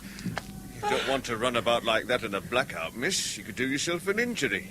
And other people. Sorry, Constable. You startled me. I was already a bit jumpy. Oh, I should think we're pretty safe here. It's Hull that's catching it again. It wasn't the raid. I thought someone was following me. I can't see anyone. It must be my imagination. Things can sound funny in the blackout. Good night, miss. Good night.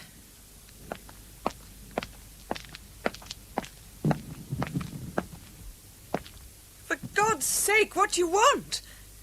Stop following me.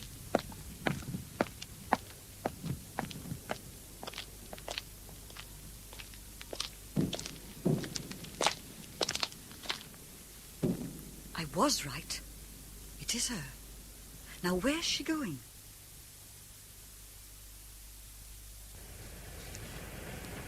Ron, any clues yet? How the hell could I have? Radio and G-gun for a Burton, compass with half a cannon shell in it, and my navigator, not a bloody fortune teller. Okay, don't burst any blood vessels. It was a stupid question. Sorry. Forget it. Frank, you see anything down there? Not a sausage, Skip. The cloud's solid. 11/10. Well, at least it's helped us lose the fighters. Bob, how's our fuel? I'm working it out. And we were heading in the right direction, more or less, when we went into cloud. Yeah, more or less. We could be anywhere now. France, Germany, Belgium, North Sea, anywhere. I reckon we're over the sea. There's been no flag for some time now. It doesn't follow. We're probably well away from the mainstream. We're low, we're slower than the other kites, and we've been in cloud for ages. You mean the Han isn't sure whether we're friendly or hostile? Yeah, anything not by the book baffles him. Skip, as best as I can work it out, we've got enough fuel for an hour. Maybe an hour and a half. That's if we haven't lost any from holes in tanks. But is it all the altitude we've got? Yes. I thought altimeter was wrong. How long? Before we hit, we're losing height at 100 feet a minute. An hour, 6,000 feet. So, even if we have got only enough fuel for an hour, we'll hit before then? No. It'll probably maintain height at about 1,000 feet if the engines hold up. Well, there's nothing else we can throw out to lighten load. Listen, everybody. I've been thinking. I'm going to start letting down. Yeah, but if we don't know where we are, Skip, we might bang into a mountain or something before we come out of cloud. If we don't, the flag will probably get us. Look, we've got to come down sooner or later. It's better if we do it while we've still got some power on and I can get the nose right up. If we go on a bit more, Skip, we've got a better chance of coming down over the sea. Yeah, and supposing we do let down over the sea and then find we haven't got enough fuel to make land on either side. I couldn't even be sure which direction land is. We could ditch. With no one knowing where we are, not to mention Paddy stuck down there in his turret like a canary. Yeah, sorry, mate. Right. Ron, Alec, Frank, Pop, Timber, get to ditching positions. If we do prang into anything solid, it might give you a chance. Paddy, make sure your turret's lined up fore and aft. Oh, and Paddy, don't worry. I won't put it down in the drink. Look, Skip, if I stay down in the bomb hatch, I might be able to see something before you do. You don't have to, Frank. I'd rather. I don't want to be squeezed up with old rumble guts. I'll stay down here when I get some fresh air. Good show. You lot plugged in back there? Okay, Skip. Right-o, Skip. Aye, Skip. Me too, Skip. And you know where I am, Skip. You take care of your end. I'll take care of mine. Right. I'm putting down some flap. 5,000 feet. 4,800. 4,600. What was that? I don't know. It could be another kite slipstream. Or updraft from a mountain. Belt out. 3,200.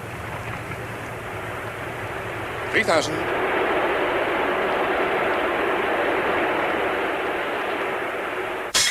Oh, no. No, look what you made me do. Sorry. Oh, fat lot good that is. I'll pay for it if you like. Oh, that's all very well. Where are we supposed to get the cups? There's a war on, you know. What was you doing, walking about not watching where you was going? Well, I was looking for someone. I thought I saw... You all right? What? Oh, yes, thanks. Don't look it. Here, sit down there. I'll get you a cup of tea. No. No. Thanks, just the same. Talk about did you ever see a dream walking?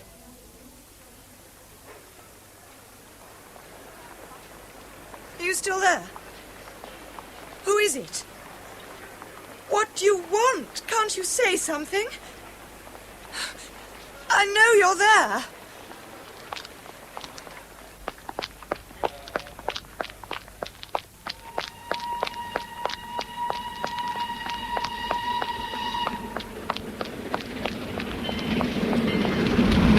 Oh, Christ!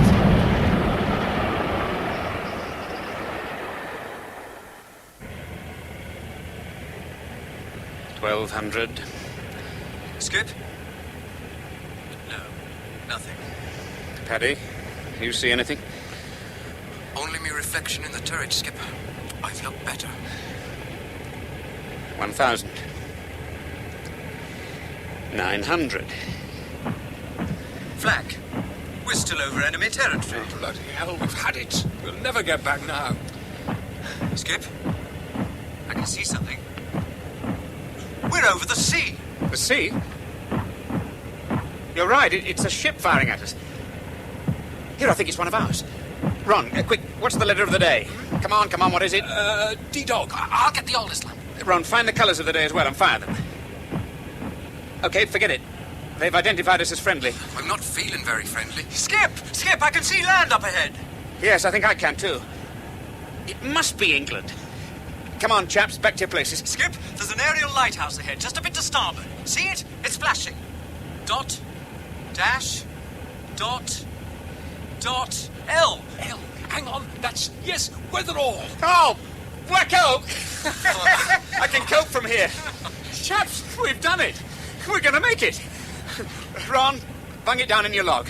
0114, out of cloud, pilot map reading back to base. 114, Roger, Skip. Hey, Skip, the 114 bus goes right past my door at home. Hey, good show, everybody. Oh, thanks, Frank, for staying down there. And you too, Ron. Your dead reckoning was spot on. Wizard.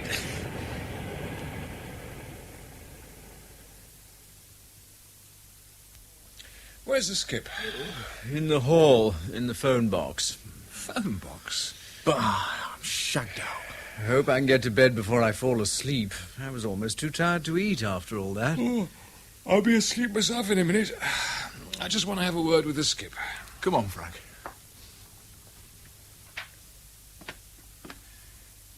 Hey, Peter. Bit late for phone calls, isn't it? Oh, not this one. Hello, Sally. What? Hello, darling, I'm back. Wasn't that Sally? Who's speaking? Gwen Chiswell, what are you doing there? Gwen's there. No, wait a minute. Look, what's going on? Hello? Hello? Oh, she's hung up. What the hell's going on? Well, there's only one way to find out. Hang on, I'm coming with you. Mrs. West, you haven't touched your tea. It's gold. Yes. Shall I make some fresh? No, thank you very much.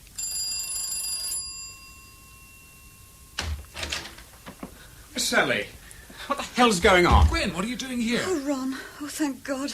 I was half out of my mind until... Till what? Mrs. West? I'm Peter Draycott. Where's Sally? It's over. It's over now. You're back. That's all that matters. Where's Sally? What are you talking about? She's dead. What? Sally. She's dead. Dead. But she can't be. I mean, I phoned her. How? A raid? At the railway station. How do you know about it? I was there. I saw it happen. She was walking along the platform. She'd just gone for a cup of tea, you know. I told her... She went too near the edge. It was very dark, and a train whistled. Suddenly, I think it must have startled her. She sort of turned quickly and slipped onto the track. I tried to save her, but... What was she doing at the station, and how is it you happened to be there? You were following her, weren't you?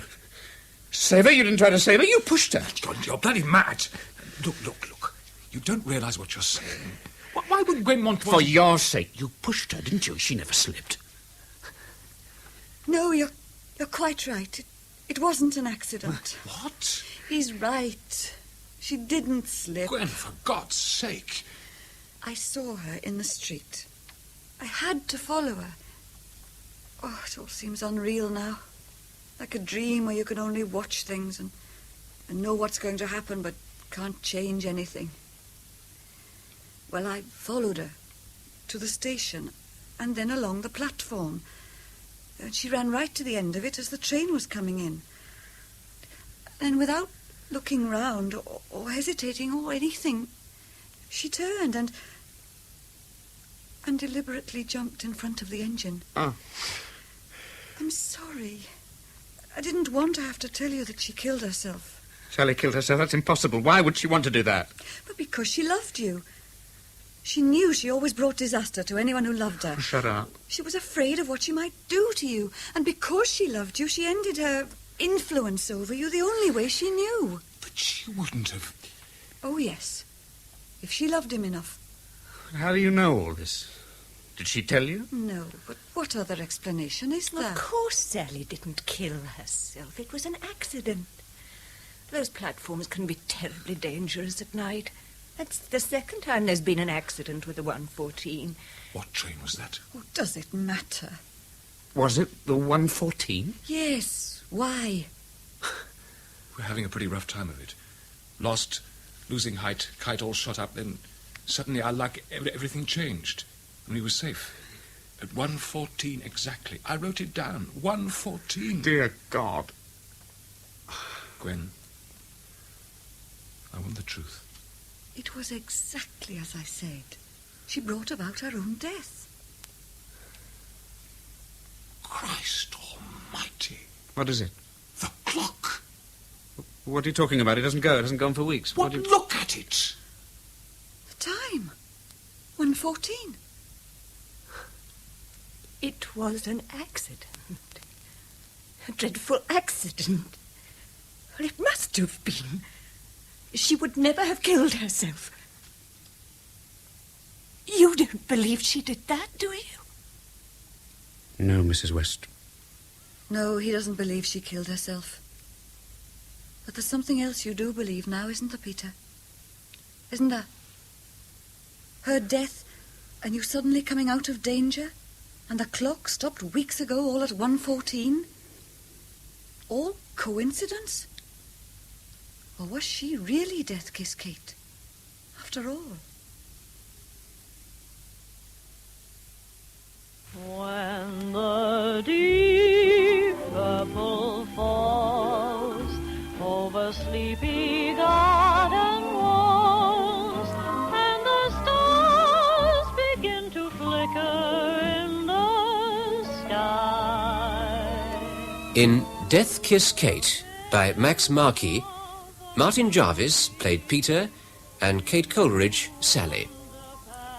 Mrs. West was played by Sheila Grant, Ron Chiswell, David Neal, Gwen Chiswell, Diana Bishop, Ben Locker, William Edel, George Railton, Stephen Thorne. Pop was played by Peter Pacey, Frank by Neville Jason, Alec, David Goodison, Timber, Peter Craze, Paddy, Steve Hodson. Mrs. Lester and Betty, Anne Jameson, Joe and the Master Bomber, Michael Shannon. The play was produced and directed by Cherry Cookson.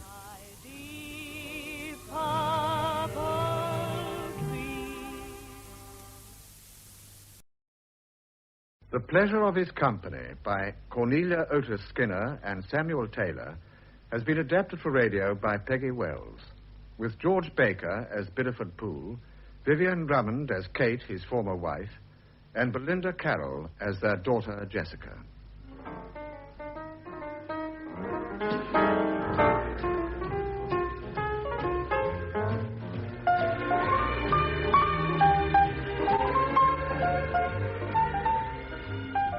The scene is the living room of a house high on a hill in San Francisco, overlooking the Golden Gate. And the play opens on a Monday afternoon in June, in the late 1950s. The Pleasure of His Company.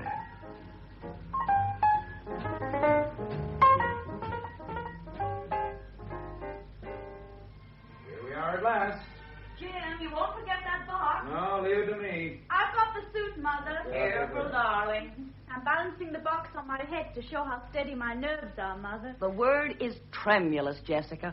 And it's what you're supposed to be, darling. Oh, thank God this day is over. Just look at all our parcels. But we did get everything. Hat, shoes, gloves, going away dress, bag, stockings, bra, slip, cape. Cape? Oh, Mother, my mink cape. Now, don't panic. Here it is. Oh, if I lost that, I wouldn't get married. Well, more presents. Oh, just look at that pile.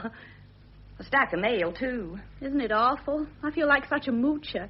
You are cordially invited to my wedding. Kindly remit gifts. I might as well pass the plate in church. Why hasn't anybody thought of that?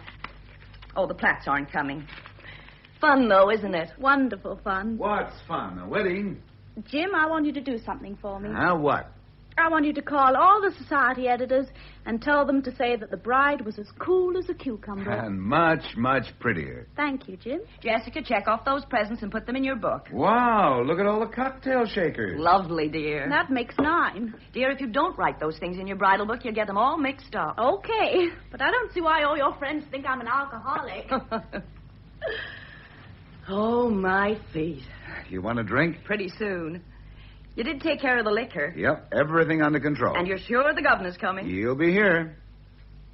Jim, you know something? Hmm? Jess really is cool as a cucumber.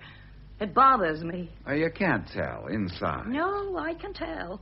And it does bother me. A girl of 21 and in love and about to be married. Should behave as her mother behaved when she was that young and in love and about to be married.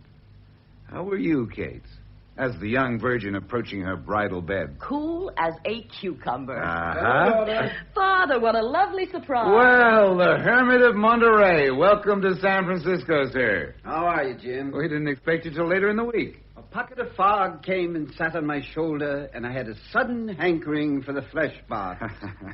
Well, daughter, how is the squirrel of the San Francisco hills? Still racing around in the cage? I can't stop. Nah, she doesn't want to. Better not to. While there's motion, there may be life. Where's my granddaughter? Jessica, come see. Father, where are your bags? I left them at the club. Oh, darling, surely you'll stay with us this time. No. Well, here we are with all those guests. When the criminal returns to the scene of the crime, he puts up at the Bohemian Club. Mother, there's a great big silver bowl, but I can't. Grandfather! Hello, person. Hello, person. You've come down out of your ivory tower. I'm glad. Only one thing could have brought me. Are you happy? Happier now. I've missed you. Well, you come so seldom. And you not at all. They ask for you on Point La Bosse. The waves pound at the rocks in fury, and the seagulls circle and complain because you stayed away. My cypress tree, does my lonely cypress still reach patiently for the sky? Patiently and reproachfully. Oh. I've told it that you were to be married, and there's a different sound now when the wind blows through. Oh, grandfather. You do serve liquor here, don't you? Oh, right away. Kate? Not just now. Well, now. You'll stay for dinner, Father. I will. Just Jim and I, the young are being gay down the peninsula. Oh, grandfather. Well, Jim gave me a mink cape as a going-away present. No, that ought to knock him dead in Paris. Oh, we're not going to Paris on our honeymoon, grandfather. Oh, why not? Well, Roger got a notice of a big cattle auction in Hawaii, and there's a prize bull he thinks he might want to buy. So we decided to kill two birds with one stone. Practical, eh? Couldn't he buy a bull in Paris? Paris can be hot at this time of year. I dug out some of the ancestral bourbon. Thank you, Jim. How's the book coming, Father? I write at it when I can tear myself away from the view of Monterey Bay. Father, Jim and I want to talk to you. What about? Jim thinks you ought to be the one to give the bride away. Oh, now, Kate. Oh, dear. Oh, why? He's being noble. I'm not being noble, but I'm her stepfather, and she worships you. She worships you, too, Jim. She has an infinite capacity for worship. Well, there are times when I think you've had a lot more to do with bringing her up than either one of us, and... well, I'd just like to see you walk down the aisle with her, that's all. That is noble of you, Jim, and sentimental. Have you consulted the bride? She might have some thoughts on the matter. Oh, no. I mean, yes. I mean, couldn't you both do it? Honey, if all the men who worship you were to walk down the aisle with you, it'd look like a Shriners' parade. Oh, I think I'll go and try my things on. Oh, don't go away, grandfather. I'll be here. I take it you haven't heard from Biddeford Poole Esquire, the rightful father. Not a word. Have you tried to get in touch with him? I wrote to him 2 months ago, and Jim sent a cable for me last week. All we have is the address of his solicitors in London. Well, that should have done it. Don't you think it's strange, Kate? No, I don't. In 15 years, he's written to Jessica exactly 3 times. He's remembered her birthday exactly twice, and he never heard of Christmas. Why should he let his daughter's wedding disturb his gay, roving life? The fabulous Pogo Poole, international playboy, sportsman, globetrotter, heel. I detect a slight note of rancor. Father, you will give her away. No. Why not? I love and respect Jessica too much to give her away. Why, so do we all, but... But convention demands it. What convention, daughter? That when a young woman reaches a certain age, she must be disposed of as quickly as possible. Why must marriage be thought of as a fixed law of nature, like gravity? She needn't be given away. Don't you approve of this marriage? No, I do not. Well, you never said so. I've never been asked. I used to be a contentious man, but as I grew older, I lost my nerve. I wait to be asked now. Roger's a good boy, Mr. Savage. I'm sure. He's not my concern. But I have a granddaughter with wit and intelligence and a sweet love of life. She has an inquiring spirit and an eagerness to explore and a capacity for living that delight me. How will she use them now? Cut down in the prime of her life by marriage. Father, we all agree that you're slightly mad, but since you agree, we're not quite sure. Why give her to somebody else to use? She hasn't begun to use herself. She's hardly begun to know how. Let her hear her own music. Let her step to the beat of her own drummer. Do what you love. Know your own bone. Gnaw at it. Bury it. Unearth it. And gnaw it still. Who said that? Henry David Thoreau. He was mad, too. There's something about solitude. Catherine, do you approve of this marriage? I certainly do. But I did not, as you imply, engineer it. Do you, Jim? Oh, I'm only her stepfather. Jim! Oh, but I most certainly do approve. Yes, of course I approve. I'll disqualify you if you like. Yes, of course, you approve. You say we three have brought Jessica up, but I've indulged myself. I taught her the useless things. You were more realistic than I. You brought her up to know how to live in this lunch on Monday, tea on Tuesday world of yours. And the measure of your success is that she is now well trained and equipped to be the mate of a wealthy breeder of bulls. Father, Jessica has fallen in love. This sort of thing happens every day. Boys and girls fall in love. It is announced in the papers, and families gather, and presents are sent, and then they marry, and God willing, live happily ever after. Don't put the responsibility on God. He didn't ask for it. You don't believe that marriages are made in heaven? We do not know what they do in heaven, but what they do not do, we are told precisely. They neither marry nor are given in marriage. And who said that? I did. I don't believe you. All right, Jonathan Swift. You were always a non-domestic animal, Father. I'm not pleading the case of the non-domestic male. It is a rapidly disappearing breed. The young men have become shy and frail and dispirited. They are the ones who need the security of marriage, the dull comfort of marriage, the sanctuary of marriage. Let them wait. All they can offer is an inclination to breed. Why should we give them our daughters? No. Let the young women have the time of their lives and breed at a time of their choosing. Jessica wants to breed now. She's inclined to the act, not the moral sanction. It's a common confusion. We're getting into morality. Morality is merely... Father, you are not writing your book. I want to ask you a question. What? Will you walk down the aisle with Jessica? Yes. But I must warn you that when the preacher looks up and says, "Who giveth this woman?" and everyone turns and looks at me, I may easily say, "Not guilty." Thank you, Father. Sir, morality is merely what? Low blood pressure. Oh. Is there more where this drink came from, or were your ancestors careful? Come along. Father? Yes? You were never very happy with Mother, were you? Your mother was a saint who made our home an outpost of heaven. It's why I spent so much time in saloons. Come along, you old reprobate. I'll give you another drink. Sure is good to have you. Well, I suppose I better sort through this mail. Yes, Toy, that room will do very well.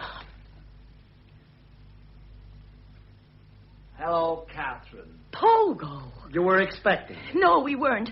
I mean, yes, we... Where the hell did you come from? Kenya. Africa. I know where Kenya is. I'm sorry I couldn't let you know I was coming. I was moving too fast. And then I seem to have mislaid your address. I had to look it up at the airport when I got in. Oh, it's perfectly all right. After all, we were expecting you. The cable only caught up with me the day before yesterday, so I wrote you a letter months ago. I didn't get it. Oh. Well, anyway, you're here. Yes. Did you bring your wife? I mentioned in my letter. Oh, but then, of course, you didn't get it. I have no wife. Again? I'm not very retentive, am I? A bit slipshod. I take it she's divorced, not dead. And that makes... Only 3. Counting you. Yes. I suppose you have to count me. I insist on counting you. You're looking very well, Kate. Thank you. I suppose this is the moment for each of us to say you haven't changed. No point in saying it unless we have. Have you? Of course. Oh? Let's have a look at you. Very good. Would you like to look at my teeth? I'm quite impressed. What did you expect in 15 years? Fatty degeneration? You've borne the burden of the years very nicely. You had the same amount of burden, you know. Ah, but you're one of those lucky ones that improve with age. You've ripened. I shall go on a diet tomorrow. Where are you staying? If we'd known you were coming, we would have reserved Here. a room for... Here? Your houseboy was good enough to take me in while you were out. I knew you wouldn't want me to stay anywhere else. No, of course not, but... Father of the bride and all that. Oh, yes, of course, but... Now, why the hell am I being polite? Pogo, I would much prefer it if you went to a hotel. Ah, no, Kate. Think how it would look. We must consider our daughter. We must consider our daughter. She is our daughter. Did Toy get you settled? Beautifully settled. Delightful room. Delicious view. Of Green Street? I'm surprised you didn't preempt one of the rooms looking out on the bay. I'm crazy about this house, Kate. Is it very old? By San Francisco standards. Jim's grandfather built it in the 1880s. Of course, by European standards, that's only yesterday. Sometimes the immediate past is furthest away. They say every true San Franciscan has one foot on a hill and the other in the past. I love this house more than anything I've ever had. You've settled in. Deep into the woodwork. I become part of something that is sure and settled and permanent. That's been lived in and will go on being lived in. By Doherty. I'm a Doherty. What about Jessica? Her name is still yours until Saturday. Then it becomes Henderson. I'll call her down. No, not yet.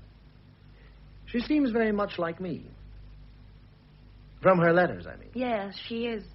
She has all your charm and your gift for music. She wrote me she was studying with someone very good here. Yes, very good. Why didn't you send her to New York? She's not that good. She'll always be a gifted amateur. Like me. That's all she wants to be. But she looks like you. No, I'd say more like your mother. Has she nothing of you? Well, she bumps into furniture. You're beginning to sound more like someone I know. What's he like?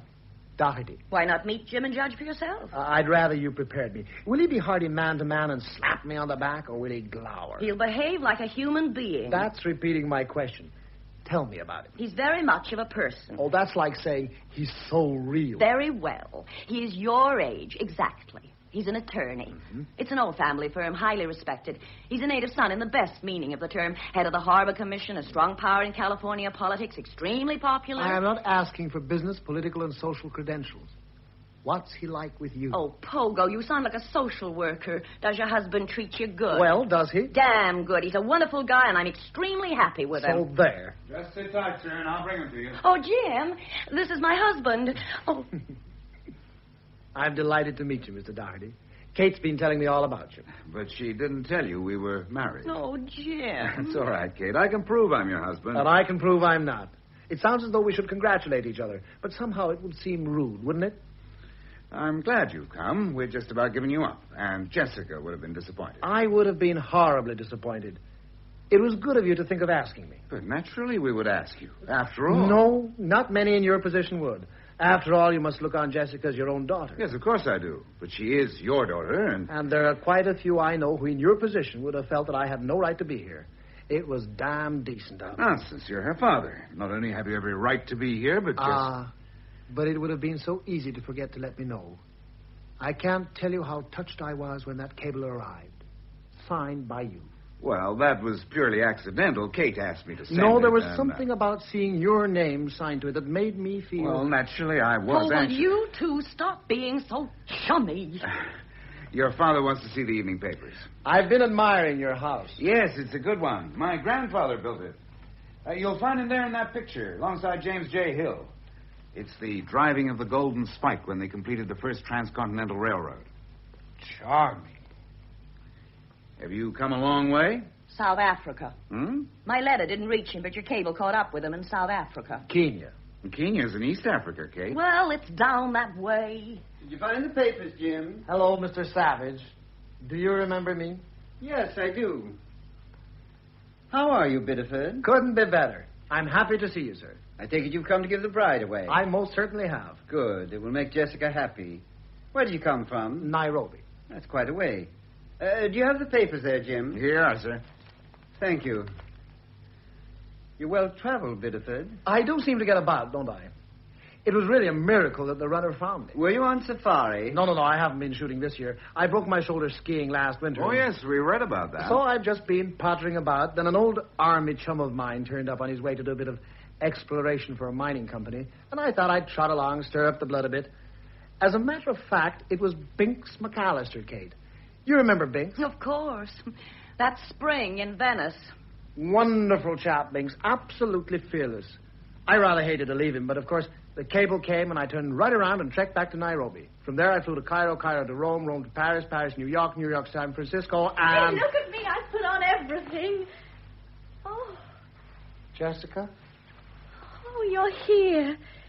Yes. Oh, I wasn't sure you'd come. You could have been. Hello, daughter. Oh, I'm so glad. Hello, Father. And did you come from the ends of the earth? The green hills of Africa. Yes, I was sure. I've brought something for you. May I give it to you now? Oh, yes, please. It belonged to my grandmother. She left it to me with a simple instruction that I must keep it and give it one day to someone that she might have loved. I've kept it for you. Here you are. Oh, thank you. Oh, how beautiful. What diamond and emerald necklace. How perfectly beautiful. It doesn't quite go with what you're wearing, but let me put it on for you. Oh, Mother, look. Oh, I'm speechless. So am I. Oh, I must find a mirror. Oh, where on earth's the nearest one? It is pretty, isn't it? It's a beautiful thing. My, she's pleased. I got it out of the vault in Paris on the way. You can see why I had to get here. I think your grandmother would be quite touched, Bideford, to know you saved that diamond and emerald necklace for your daughter. Thank you, sir. So do I. Well, quite a day. Quite a day. Diamonds and emeralds, huh? Yes. It's an old Italian piece. 48 diamonds and, I don't remember how many emeralds. 32. I said 32. Oh, it's just the most absolutely beautiful thing I've ever seen. Well, it's for just the most absolutely beautiful thing I have ever seen. Oh, Father, I'm so happy you're here. And not just for this. Would you take me without diamonds? No. I've nothing else to offer but love. Take back your jewels and I'll settle for that. Well, I'll just run up. I'm a bit grimy from the office. Oh, by the way, where are you staying? He's staying here. Here? I came straight here from the airport, you see. Oh, but that's wonderful. Oh, yes, fine. Of course you have to stay here with us. We wouldn't dream of letting you go to a hotel. Well, that's awfully good of you, old man. Not at all. We've all the room in the world. I'll try not to be a nuisance. Anything I can do for you to get you settled? Thank you. I've been very well taken care of. Oh, that's good. Well, daughter, let's have a look at you. We've done well, Kate, haven't we? And you were being foolishly modest. Jessica does have something of you. Certain little mannerisms, the way she looks at me, for instance. I remember that look. I think. I must say the two of you make a lovely picture together. People sometimes take her for my sister. Oh, Jessica. Well, of course, I wouldn't, but then I know. Would you like a drink? No, thanks. Kate! Oh, dear, what's happened now? Kate, could I see you upstairs for a minute? Oh, yes, Jim. Excuse me, I don't suppose I'll be very long. Well, daughter? You're just the way I hoped you would be. And you look terribly young. Thank you. Do you think people might take me for your brother? Oh, yes. I hope not. I much prefer being your father. Well, what the hell are the guest rooms for? God damn it, my study is my study. Nothing wrong, I hope. No, I don't think so. Oh, we do a lot of shouting around this house. You've had fun growing up here. Many friends. It seems it's going to be quite a wedding. Oh, yes. Well, everybody who's anybody will be here. Funny, though, it's mostly for Jim. He's terribly important. Tell me about your beau. I didn't get your mother's letter. Oh, his name is Roger Henderson, and he's divine. That just about covers everything. Oh, we met at college. He was 2 years ahead of me. Stanford, one of those wild campus romances. He was an all-American tackle. Big man on campus. All the girls swooned. But he only had eyes for you. And he's smart, too. And sweet, and gentle, and kind. What does he do? Oh, he's a rancher.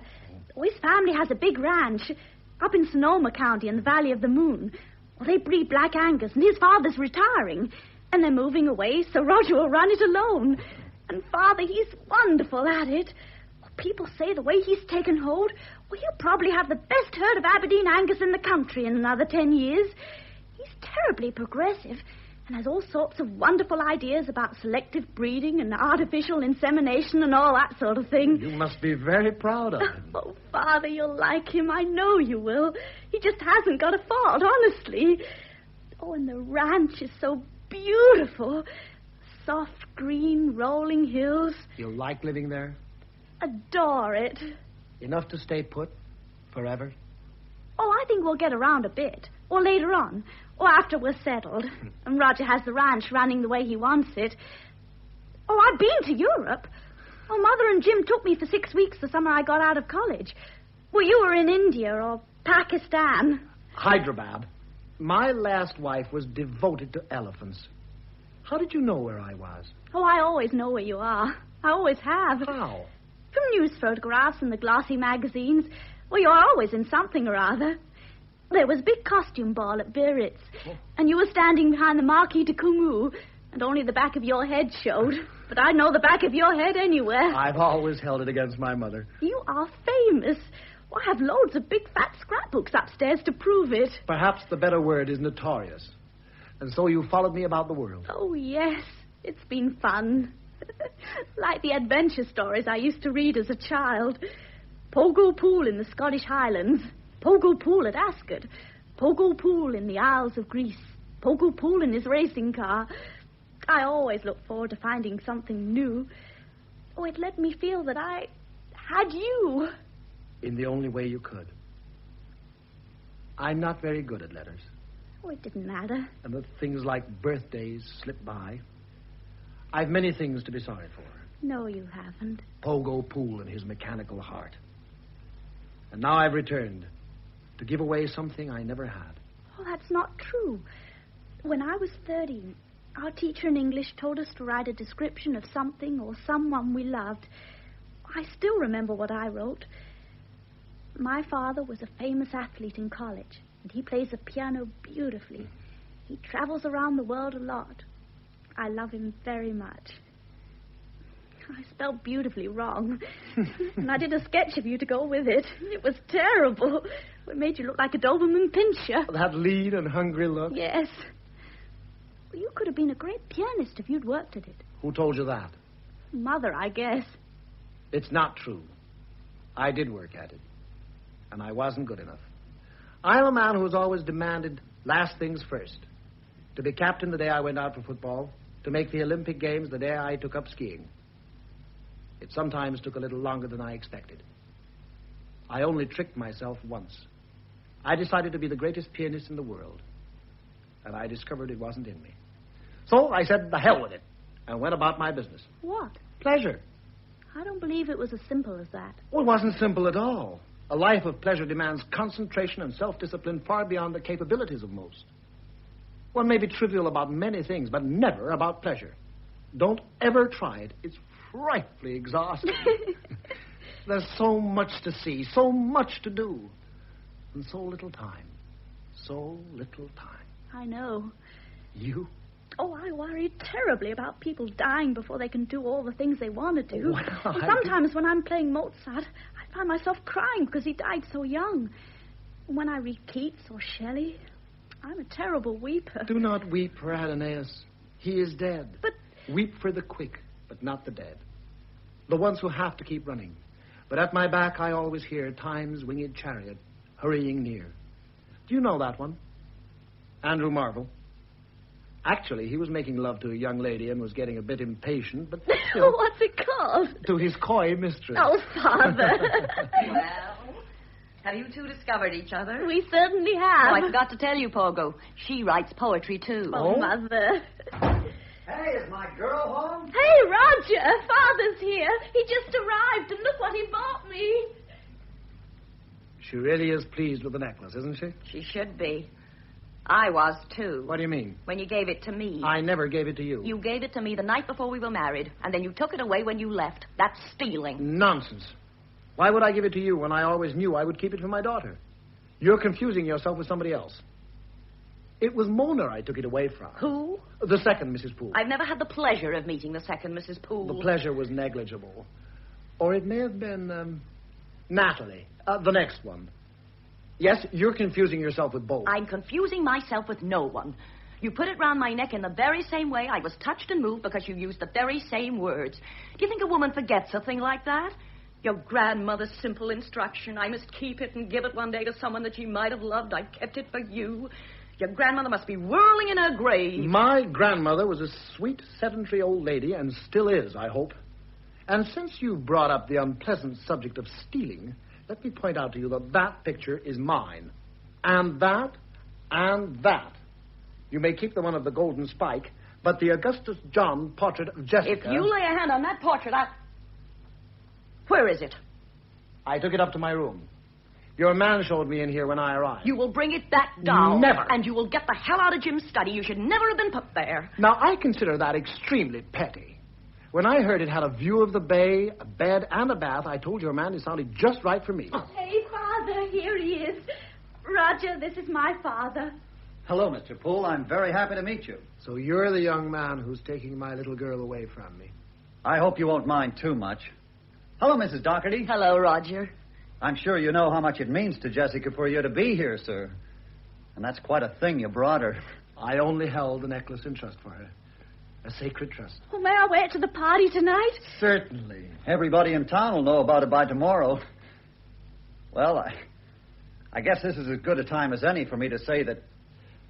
to say how wonderful your daughter is, and that I know I'm just about the luckiest guy in the world. I hope you're going to feel happy about it. Darling, save your speeches for the Ushers' dinner. He'll be asking you for my hand next, Father. As he already seems to be in full possession of it, allow me to give him mine. Thank you, sir. And to add my hearty congratulations. Thank you. Well... Listen, Jess, this isn't my wedding present to you, so I can tell you what I've been doing this afternoon. I've sold Mother's old piano and got you a new one. A great big grand. Oh, Roger! Why, Roger, how wonderful. Fella said it was the best piano in the place. Hello, Roger. Hello, Mr. Doherty. Any of these people think of offering you a drink? I won't have one now, thank you.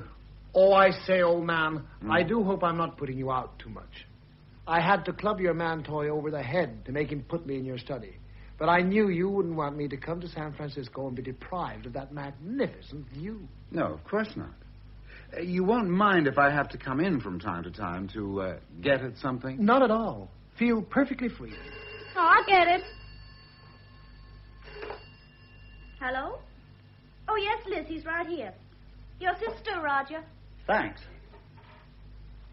Hello, Liz. What do you mean? When did it happen? There wasn't anything wrong with him this morning. I took a look at him just before I left. Oh, what's the matter, Roger? Governor's got pneumonia, Jess. Oh. His father, Kate? No, his prize bull. Oh. Liz, is he down? Can you ease his breathing? Is Dr. Sampler there? What do you mean, something else? Don't be silly. It's probably something he ate. Well, how's his stool? Well, put it under the microscope. All right. Yeah, right away. Yeah, right away. Goodbye. Oh, Roger, that's terrible. How is his stool? Oh, really? The doctor thinks he may have brucellosis, too. Oh, what's that? Contagious abortion. In a bull? It's terribly serious, Mother. Oh, he can pass it around. Will you have to go out to the ranch? Yes, right away. I'm sorry. Oh, but Roger, the party tonight. I'm sorry, honey. I've got to get out there.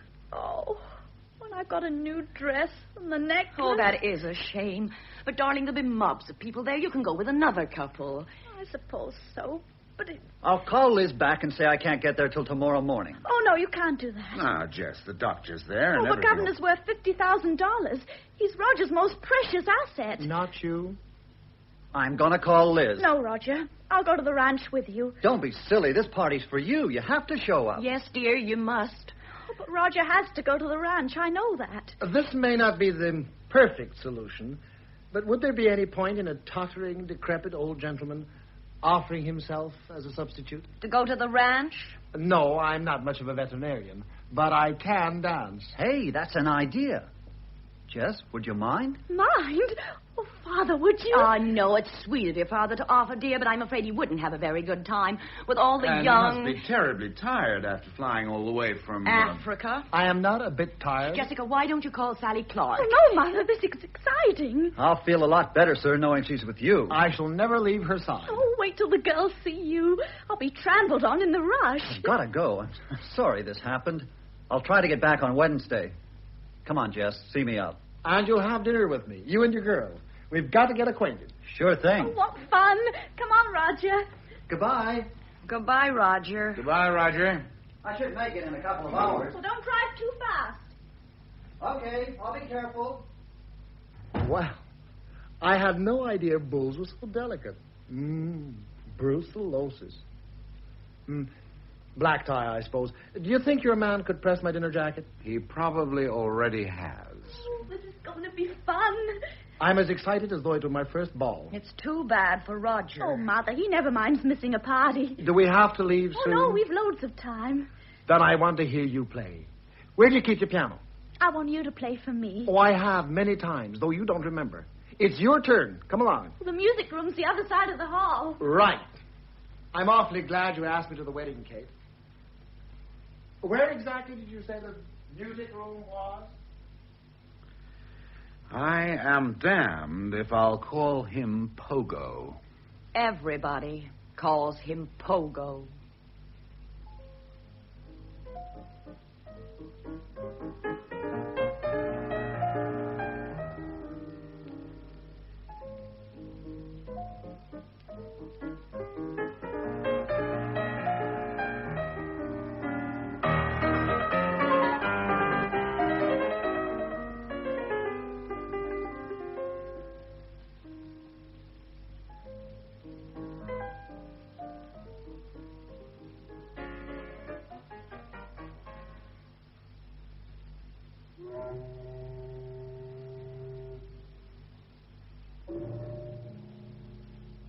I wish you could have been there the other night, Roger. They swooned. They absolutely swooned.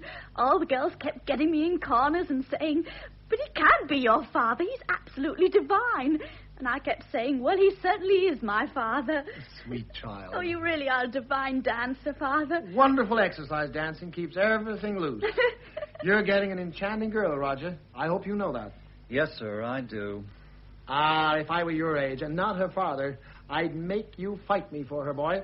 I wish I could. And now tonight, Father's dinner. What an absolutely perfect night. The dinner, the wine, walking home through the fog. Oh, but we shouldn't have walked home through the fog. You'll catch cold, Father. I never catch cold. Wasn't it dreamy, Roger? Yeah. I'm grateful to you for the fog. I was afraid you might not produce any for me. Oh, we always have it on tap in San Francisco. Well, it's time for me to be running along. Oh, Roger. I'm sorry, Jess. I've been up 2 nights with that bull, and I'm flaked out. No. I'll say good night first. There comes a time. Jessica? Good night. Oh, I shall never forget tonight. It was all perfection. Something to put in the scrapbook? Yes. We've had fun these 2 days. Wonderful fun. And done quite mad things. Well, they were the best. Thank you for showing me your city. Oh, no, it's been you. Everything new through your eyes. Thank you for showing me my city. I wish I could show you the world. Oh, it would be nice. Good night, daughter. Good night, Roger. Good night, sir, and thank you. You do look a bit washed out. Better get some rest. Oh, my. He is wonderful, isn't he? He remembered that Mother loves mimosa more than anything. So do I. Oh, look at the masses he bought. Oh, Roger, what's the matter? Nothing. Well, there must be something the matter. You've hardly said a word all evening. I'd better go. Oh, no, really, I want to know. What is it? Look, Jess, I've got to get some sleep. Oh, will you kindly stand still and tell me what's wrong? I'll call you tomorrow. Oh, Roger! I'm not the continental type, that's all. Look, you go ahead and have a ball with your father, and I'll see you at the church on Saturday. Good night. Roger Henderson, you come back here. Look, Jess, I've had a very tough week, and tonight's been a very tough night. Father planned it for you. We went to all kinds of trouble and planned the dinner specially so he could get acquainted with you. Well, it didn't take. My French isn't good enough. Oh, we didn't speak French all evening. I wonder what it was. It just so happens that we were in a French restaurant, and the proprietor was a Frenchman. And when you speak to a Frenchman, you speak French. Not if he's been in America for 30 years and speaks English better than I do. You seem to be weak in all languages. My French is just as good as yours. Épatant, merveilleux. La salade était magnifique. It was salad, plain ordinary salad. It wasn't plain ordinary salad. It had a plain cress in it, and wild dandelion leaves. That's what my cattle eat. And you don't see them dancing around yelling, Épatant, merveilleux. Oh, you and your cattle. Now, let me tell you something as a cattleman. That's all I ever hear. That beef we had. It's a crime to take good prime beef and pour brown gunk all over it. Brown gunk? What do you mean to call that heavenly sauce brown gunk? Brown gunk. And what makes you think your father discovered that little French restaurant? My Aunt Sarah goes there for dinner twice a week. Your Aunt Sarah gives me a pain. What's that got to do with it? Well, did you have fun? How was it? A big night? We just had to get up and hear all about it. All I said was you don't have to say Whoa. Easy. My. One would think you were already married. Anything serious? No. Yes, Roger hated the whole evening. I didn't say that. I just don't see why it has to be ignored all evening. Right. No. I gather that you and your father had a wonderful time, Jessica. Yes, we did. And that Roger didn't. I certainly did not. Well, I suppose I could have warned you, Roger. I was way out in left field all evening. That's not true. Well, Father made a tremendous effort. We kept turning to Roger all the time. He even asked him how his old bull was. He asked me in French. Well, you might have answered him instead of just saying okay. Okay, okay, okay, okay. That's all you ever said. Okay. Jessica. Oh, Mother, it was a wonderful dinner. Well, Father went down to the restaurant yesterday 24 hours ahead and planned the whole thing with the chef so it would be perfect.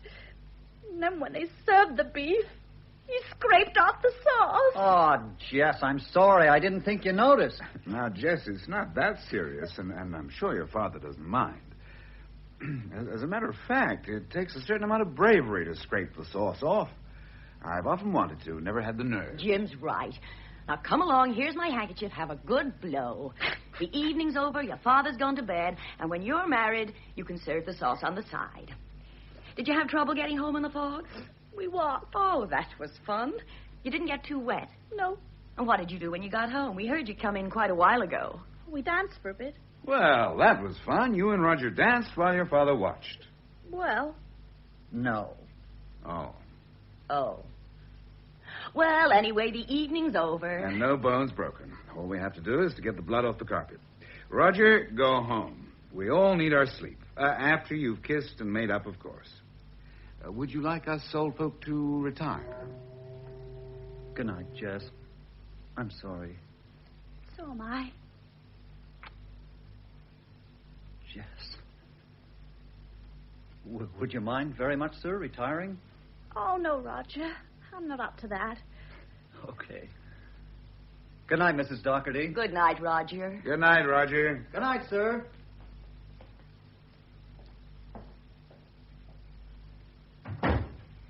Jim, I'll be up in a moment. Okay. Good night, Jess. Good night, Jim. Oh, what a beautiful morning. Would you like a glass of milk, dear? No, thanks. It'd be a good idea. I imagine you had quite a bit of wine. A bottle of white, a bottle of red, and a bottle of champagne. Yes. That's a lot of bottles. What did you have to eat? First, quenelle de brochet aux écrivis. Oh, fish balls. Mother! With shrimp sauce. Very good. And what else? And then a very special dish of Father's that he invented when I was very small, he said. And we three were living in the south of France on Cap Ferrat. What? Bœuf à la manière de Mas Mistral. That? Did he say he invented that? Well, I guess he said the two of you worked it out together. How gracious of him. Well, Mas Mistral was the name of our house, wasn't it? Well, he described it to me. Oh, it sounded enchanting. It was. It was also crawling with ants. Oh, Mother, you did have fun. Yes, we did. We also quarreled like fury. We threw things at each other. I know, he told me. And did that sound enchanting, too? It wasn't. Distance doesn't lend enchantment to the quarrels. Mother, what's the matter with me? Nothing serious. Well, what? Perhaps it's what the columns to the Lovelorn call premarital nerves. Oh, pooh, I don't believe in that. Neither do I. That's for men. Well, then? I'm afraid you're suffering from a rather violent attack of pogo poo. Oh? It's a common female complaint, but not fatal. You treat it as you would a touch of liver. Eat lightly, drink moderately, go for long walks. Is it terribly catching? I've seen it run through a party of females like wildfire. I'm an authority on the subject. I had one of the most serious attacks known to man. And got over it. Thank God. Mother. And still, it's one of the more grateful diseases. Once you've had an attack, you're immune, but not sorry you had it. It's like vaccination. All my life, I've romanticized my father. I built up a picture in my mind of the gayest, most charming, or most exciting man in the world. And then he came back. I wasn't disappointed or disillusioned or let down. Well, that's not too bad, is it? No, that's awfully good. And I want you to love him. Especially now, I think. Well, why especially now? I suspect he's between people for the moment, and that's always hard for him. He has to have someone, not crowds of people, though he dearly loves an audience, but someone to love him, to look to him for joy and amusement, to give him substance. He's much more dependent on others than he would ever admit. Time has become the enemy. What made you say that? He said it. Did he? About time, hurrying after, and he has to keep running. I shouldn't think he'd admit it, but it's true. With time, a man like that finds there's a little more strain involved. The fun isn't quite as spontaneous. It becomes more of an effort to climb the Matterhorn and swim the Hellespont and make love to 3 women at once. And I should think that a feeling of panic would set in. And it'll get worse as he gets older, won't it? Now, don't start weeping for his old age quite yet. He has a few good years left. He ought to have someone like you. For his old age? I don't have to volunteer. It's called double jeopardy. Besides, he's found someone else. Who? You. Oh. Oh, yes. His newly discovered daughter. It's as though he'd just given birth to you full grown, and he's entranced with what he produced. You're his new toy. I wish he'd come back 5 years ago. So do I, for you both. But he's missed the boat. You're taken. You see that, don't you? Yes. Funny. I ought to get a lot of satisfaction out of this. Let's go to bed, dear. Mother, are you really completely cured? The doctors say I made an amazing recovery. I should think it would seem strange to have Father here in the house now, with Jim. I do feel a bit illegal. And when you swept him with all this mimosa, just as you did in the old days. Well? Didn't you feel a slight quiver? Not even a quiver. I only wondered if it would keep until Saturday. I'm afraid it won't. That's the trouble with mimosa. It dries up. Hello, Pogo. Hello. I thought I was a lone night prowler. Is this exclusively for mothers and daughters, or may an old father barge in? Oh, just big girl talk, life. Come to any conclusions? But life is sad. It's just the fog. The horns going moo, moo. Did you ever hear a rhinoceros in labor? I came down for a nightcap. Oh, I'll get it for you. What would you like? A splash of brandy and a tall glass of soda. Oh, that sounds good. I think I'll have one. I ate too much. Would you like some bicarb? No, the brandy and soda should do it.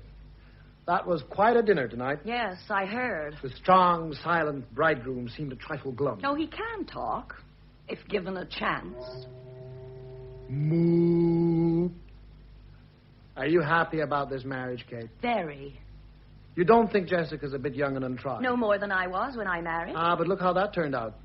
We wouldn't want it to happen again, would we? It won't. No, he's not much like me, is he? I'd say he's the very antithesis of you. I never met an antithesis. Is that what they're like? True blue, tried and true, up and coming, down to earth? You underestimate the enemy, Pogo. Roger's a tough, strong-minded young man who knows where he's going and knows what he wants. And he's got her. It's as simple as that. It's never that simple. I dug out that bottle of old cognac, Mother. Well, Jim won't mind, will he? No, dear. Thank you, dear. I've changed my mind. I think I will have a glass of milk. Mother, would you like one? No, thanks. Father, would it be awful if I had a piece of cake to go with it? I'll have a piece, too. Oh, good. Hello? Oh, Roger, you fool. No, it was my fault. It was all my fault. Well, I certainly ought to know if it... Yes. Yes, I do. Yes. Yes. Well, are you sure? No, I'm just about to go to bed with a glass of milk and a piece of cake. Roger! What? Comment, chérie? Oui, faute de mieux. Ah oui, chérie. Je t'aime. Beaucoup. Good night, darling. Good night. All's well. I'll go and get the cake. You know, if only Romeo had had a telephone instead of that bumbling Friar Lawrence. You're going to take that drink up, aren't you? I'd rather finish it down here, Kate, if you'll stay. I don't think I'd be very good company. I never found you dull. That was in another country. And the mimosa doesn't take you back? No. I thought it might. Old songs don't do anything either. No, I've never had any faith in that. You've kept out of my way, Kate. Have I? I hadn't noticed. I'm running a wedding, you know. I've missed you, Kate. In the years between. You don't have to say that. It's true. And have you longed for me? Shall I tell you? No. What a pity our marriage didn't work out. Tragic. I finally figured out why, did you? Yes. You got bored. No. It was because we loved each other so much. We tried to possess each other too fiercely. That sounds like a song. You could put it to music. Am I wrong? You couldn't stand being possessed, could you? You always wanted to own without being owned. Quite right. May I go now? No. What do you do, Kate? When? When you're not running a wedding. What is your life? Busy, pleasant, full of activity. What? I want to know. What do you do? Where do you go? How do you occupy yourself in the business of living? Why? To fill in a gap in my knowledge. I've thought about you, Kate, and wondered. It's never been out of sight, out of mind. I am a happy, contented woman. Is that what you want to hear? No. I lead a dull life. That's what you want to hear, isn't it? Only if it's true. Of course. What else could it be? Buried away in this western backwater. What do you do? Good works, of course. I'm fairly bursting with good works. Oh? The Red Cross, the Museum of Art, and charities by the dozen. Convalescent children, guide dogs, errant mothers. Errant what? Mothers. The Pacific Rescue Home for Errant Mothers. What is an errant mother? One who neglected the formalities. And you have a home for them? Yes. Well, how nice to bring them together. When do you have fun? All the time. With Jim? You haven't mentioned him. Everything I do has something to do with Jim. And you have fun together? Yes. Not as we had together? No. I found a different kind of fun now. The fun of blessed tranquility. You like that? There's something about San Francisco that makes everything fun. You just have to be. You don't have to do. We have a place on Lake Tahoe we go to in summer, and in winter we go skiing as often as possible. A place high in the Sierras called Squaw Valley. There's always good snow, and we put up a cunning prefabricated log cabin. A what? What did I say? I think you said a cunning prefabricated log cabin. Oh, really? Does that make you shudder? No, not at all. Well, it's just a little shack to go skiing. Well, of course, quite all right. Well, it was much simpler than starting from scratch. Well, yes, of course. Do you belong to the Book of the Month Club, too? Oh. Poor Kate. Don't you poor Kate me. You're wasted, Kate. And it's my fault, isn't it? Oh, please don't blame yourself. You once had a rage to live. Still have. And the things you learned with me. What things? To stand on my head in the Place Pigalle and whistle Dixie. In 6 years of being an international gypsy with you, I learned 4 languages and how to cook. I still speak the languages, and my dinner parties are the best in San Francisco. What else? Everything else, poor Kate. And the mimosa does bring it back, doesn't it? You're lovely against the mimosa, Kate. And I can remember, high on a hill, against a dark sky, wind-blown and eager, fresh and young. We're high on a hill in San Francisco. It's 1,080 years later, and I'm windblown every day of my life. Don't you turn it on for me, Pogo Pool. I'm an elderly, overweight clubwoman, and I like it, I like it, I like it. It wasn't Dixie. It was Swanee River. I despise seedy reminiscence. The things we did were at times peculiar, but they were never seedy. And you will kindly leave Jessica alone. What do you mean by that? There's no need to overwhelm her with your charm and make Roger look like an oaf. I'm afraid I can't take credit for that. I'm sure he's a self-made man. Well, stop trying to make her tired of him before she's even married Do you to him. think it's just a matter of time? There's no need for this elaborate seduction. She's yours. The birth certificate says so. I had no idea the normal attentions of a loving father came under the heading of a seduction. You're not a normal father. I should hate to think that I was. What are you afraid of, Kate? Oh, I wish I'd never come down. Now I'll have to take a sleeping pill. Would you like one of mine? I have them made up by a little old witch doctor in Kenya. Ow.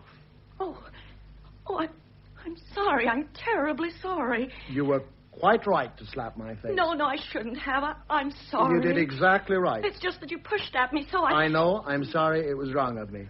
Would you like to hit me again? Oh, no, thank you. Did it hurt? Well, I must say your hand hasn't lost its touch. Oh, I hate doing that. I thought I got over it. Well, why should you get over it? Oh, I'm a big girl now, grown up. There's nothing particularly grown up about keeping things bottled in. It was one of the things I loved best about you. When you flared quickly, and the storm raged, but passed quickly, and then all was serene. Our fights were never touched with bitterness. I'm glad of that. And there was another thing, too. I never remember your hitting me without kissing me afterwards. For old time's sake, Kate, may I kiss you? Okay. Jim!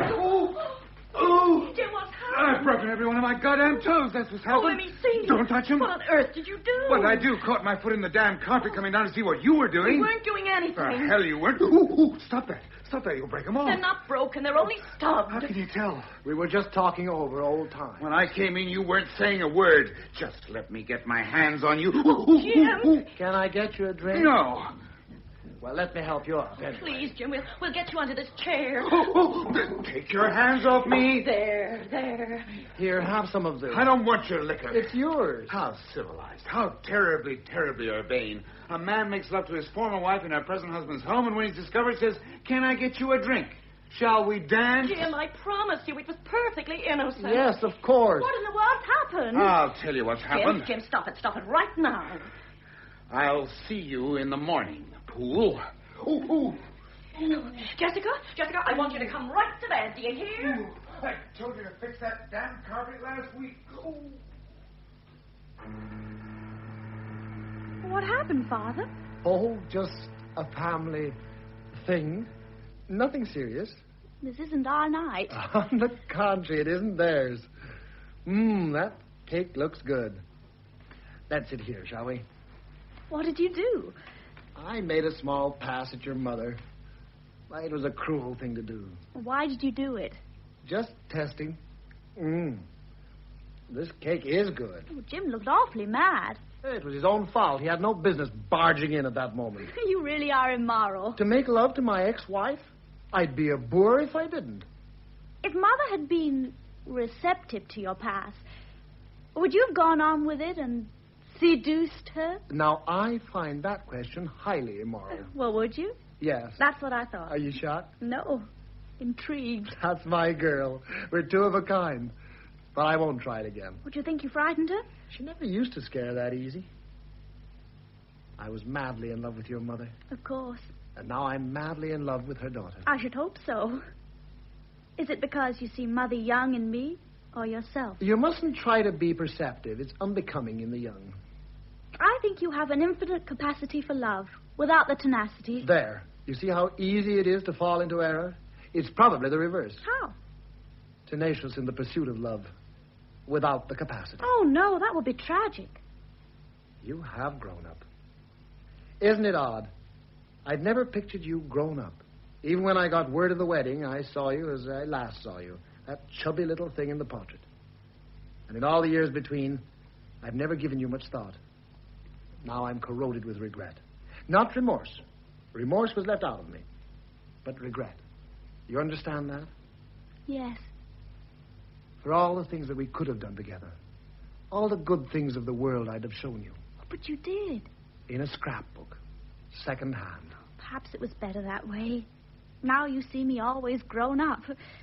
But I was a chubby, awkward little thing till I was 16. I'd have cramped your style. That's true. But now. The things I could show you now. Now that you're ready. There's a small, lonely island in the Aegean Sea where Rupert Brooke is buried. The grave lies in a small clearing, and the path up from the sea is rocky and overgrown. Have I said this to you before? No. Good. Ah, my dear, such things to see and do. To sail out of the Bay of Naples, down through the Straits of Messina, past Scylla and Charybdis, to the Isles of Greece, Ithaca, Naxos, the Cyclades, where blind Homer sang. I sing of arms and the man. That was Virgil. Don't be pedantic. We'd sail into the Gulf of Corinth. The water's so blue it's unreal, with the whitewashed houses of Delphi in the distance, and Parnassus looking just as it did when Agamemnon consulted the oracle. A friend of mine has a boat, a sleek white yawl. I can have it whenever I want it. Tomorrow. All I have to do is to send him a cable. Oh, Father, it sounds heavenly. Shall I send it now? What? The cable. To say that I must have the boat, now that I have found the most enchanting girl of my life, and want to show her the world. Oh, Father. We'd sail up the Adriatic to my dream city, Venice, and tie up at the Piazza San Marco. And Venice at dusk. We'd go out to Torcello, far out on the lagoon, to a sweet little inn that has wonderful food and pomegranate trees blooming in the garden. Then we'd go down to Straw, where the lawns of the great houses sweep down to the river. Oh, I must talk to Roger. Roger? Oh, yes, it sounds so enchanting. He might say yes. To what? To going. Well, instead of to Hawaii. I am not suggesting that I might be your guide on your honeymoon. But... Jessica, you've lived second-hand long enough. And I've so much to make up for. The hell with your scrapbook. I don't want to tell you what it's like in the Vale of Kashmir, or how the mountains rush down to black water in the deep fjords of Normandy. I want to show you. What about Roger? Send him a postcard. We're getting married on Saturday. You can always get married. What would I say to him? Just goodbye. Father! Oh, you really are wicked. I know. You're testing again, aren't you? Yes. Just testing. Oh, really? You mustn't talk to me in that way, Father. It's not fair. It's the only way I know to talk to a woman. Even my daughter. I'm sorry. Well, it is exciting. You weren't serious. No. Of course not. Oh, it was a cruel thing to do. I know. I'm sorry. I got carried away. We never will do those things, will we? Probably not. Oh, and I so often dreamed of doing them with you. Well, perhaps someday Roger and I will... Yes, of course. You and Roger will do them. Listen to those horns. You live in a very musical city. I love it on a foggy night. I know them all. The horns, the bells, the sirens. Good night, daughter. Good night, Father.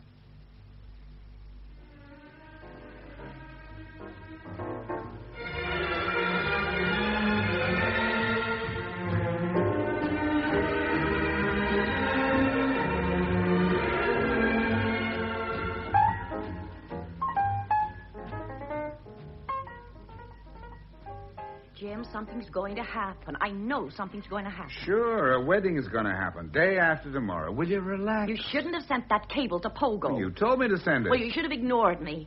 Jim, he's up to something. Now, Kate, what could he be up to? Well, how do I know? But I can tell. I had 6 years of that aging adolescent, and I can tell. After last night... We agreed to forget last night, remember? He apologized to me this morning. Apologized handsomely. Now forget it. That's not what I'm talking about. Well, what are you talking about? I don't know. Then stop talking about it. Kate, you can't take a man like that seriously. Oh, can't you? You know, we're having a hell of a time figuring out what to call each other. He daren't call me Jim, and he won't call me Mr. Doherty.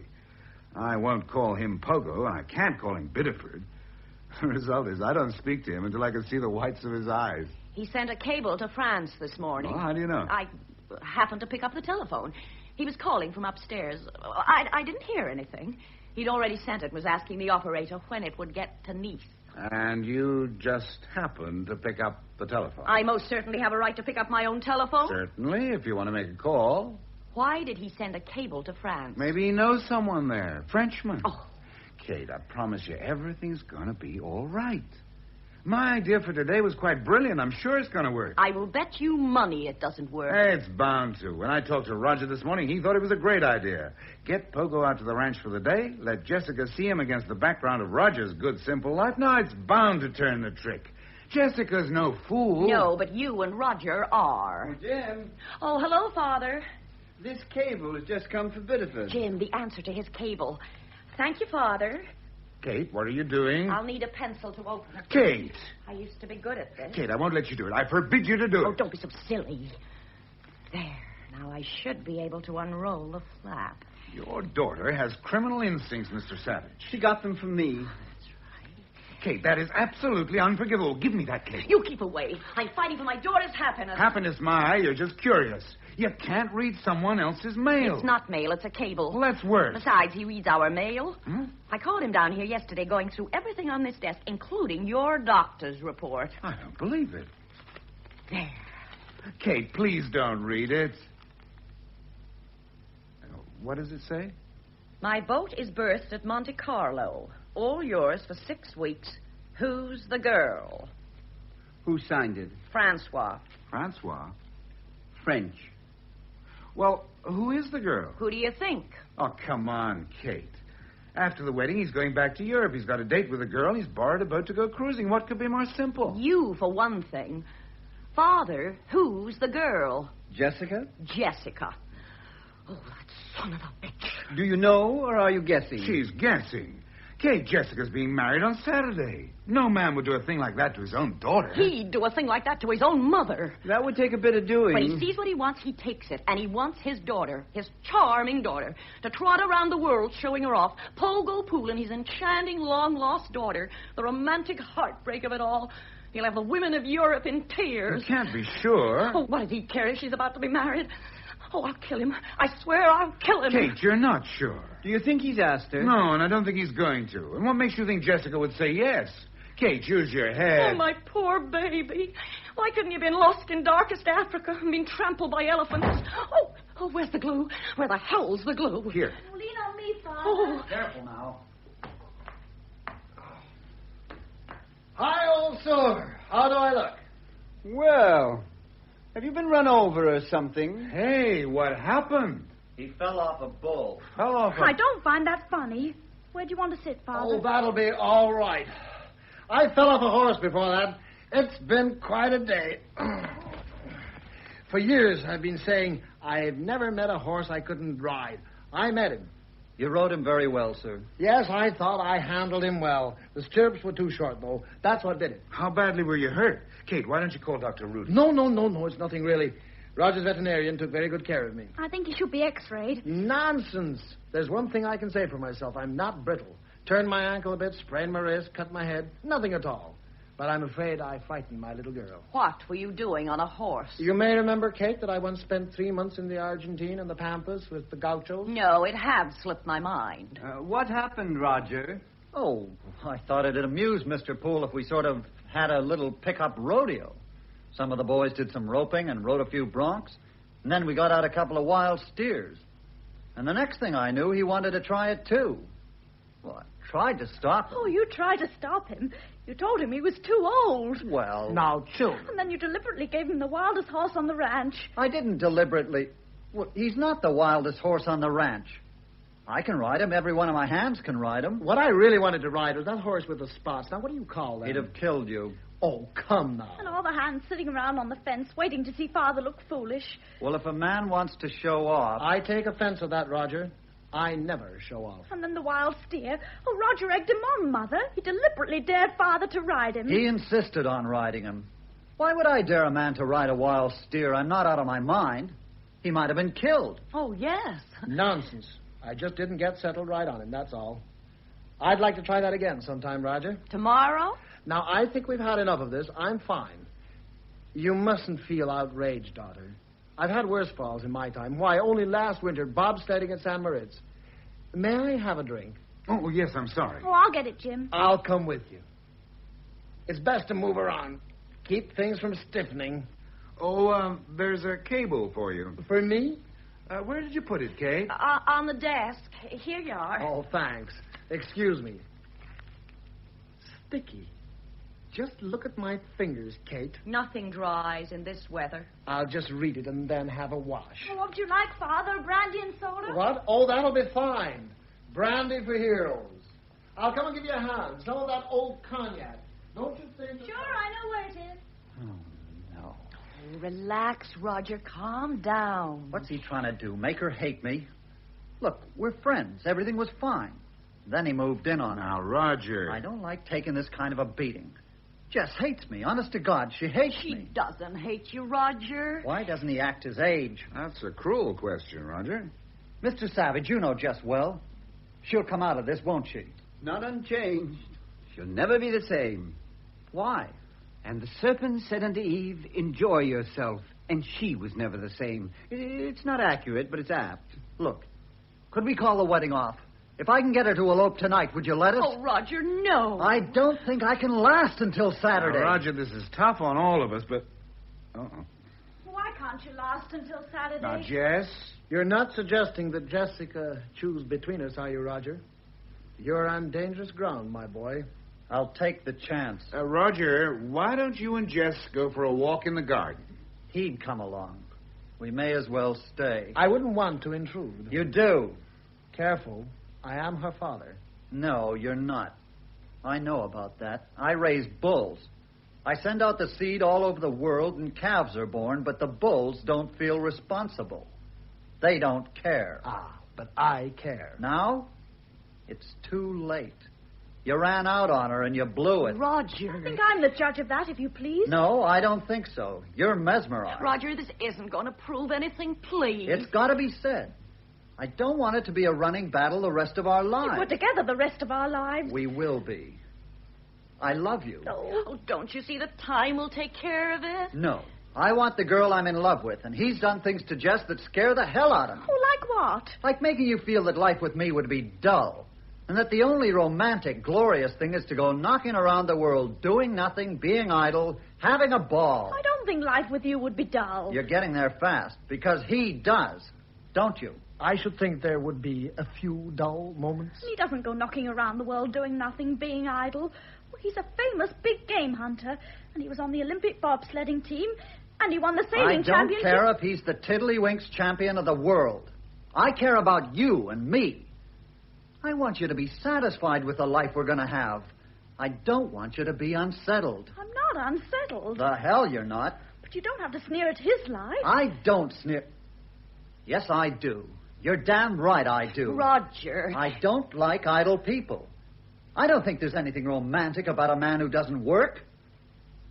My father, who started from scratch and fought his way through a depression and built up a ranch and a life for his family.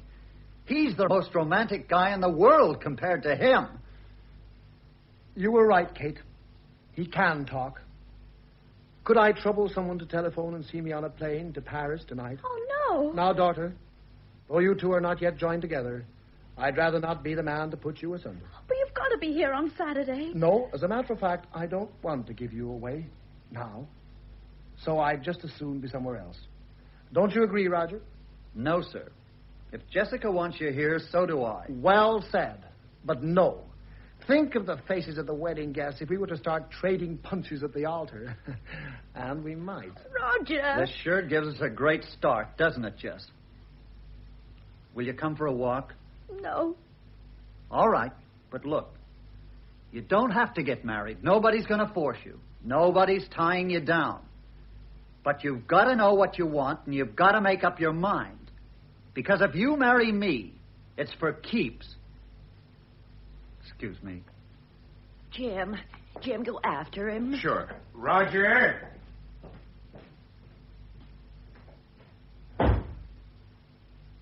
Don't be distressed, daughter. I know you'll be happy, and I'll be thinking of you on Saturday when I'm alone out there over the ocean. There'll be other people on the plane. Now, look, you can stop all his hearts and flowers and behave. You'll stay until Saturday and appear at the church, and then you can get the hell out, jet-propelled if possible. I'm glad I came, Jessica. Be sure you remember that. I'll always be happy I came, and I'll treasure the memory of these few days I've had with you. Pogo. Mr. Savage, would you be good enough to telephone for me? I'm a bit incapacitated. Yes, I will, Biddeford. Paris tonight. It is a far, far better thing I do than I have ever done. Oh, God. It is a far, far better rest I go to than I have ever known.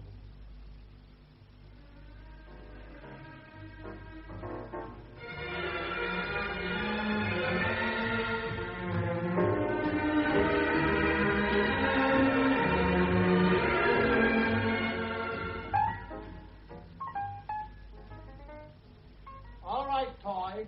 The car's there. I'll take the cases out. Hello, sir. Where are you away to, Biddeford? Your plane doesn't leave for 2 hours. At a time like this, you don't wait upon the order of your going. You go. Have you seen Jessica? The door's locked. It's just as well. I think I said it all. You most certainly did. I'm puzzled about that, Biddeford. She has a good mind. I'm proud of her mind. And yet she didn't recognize the sham behind the heroics. Why? Too much emotion. And yet she will, in time. You realize that.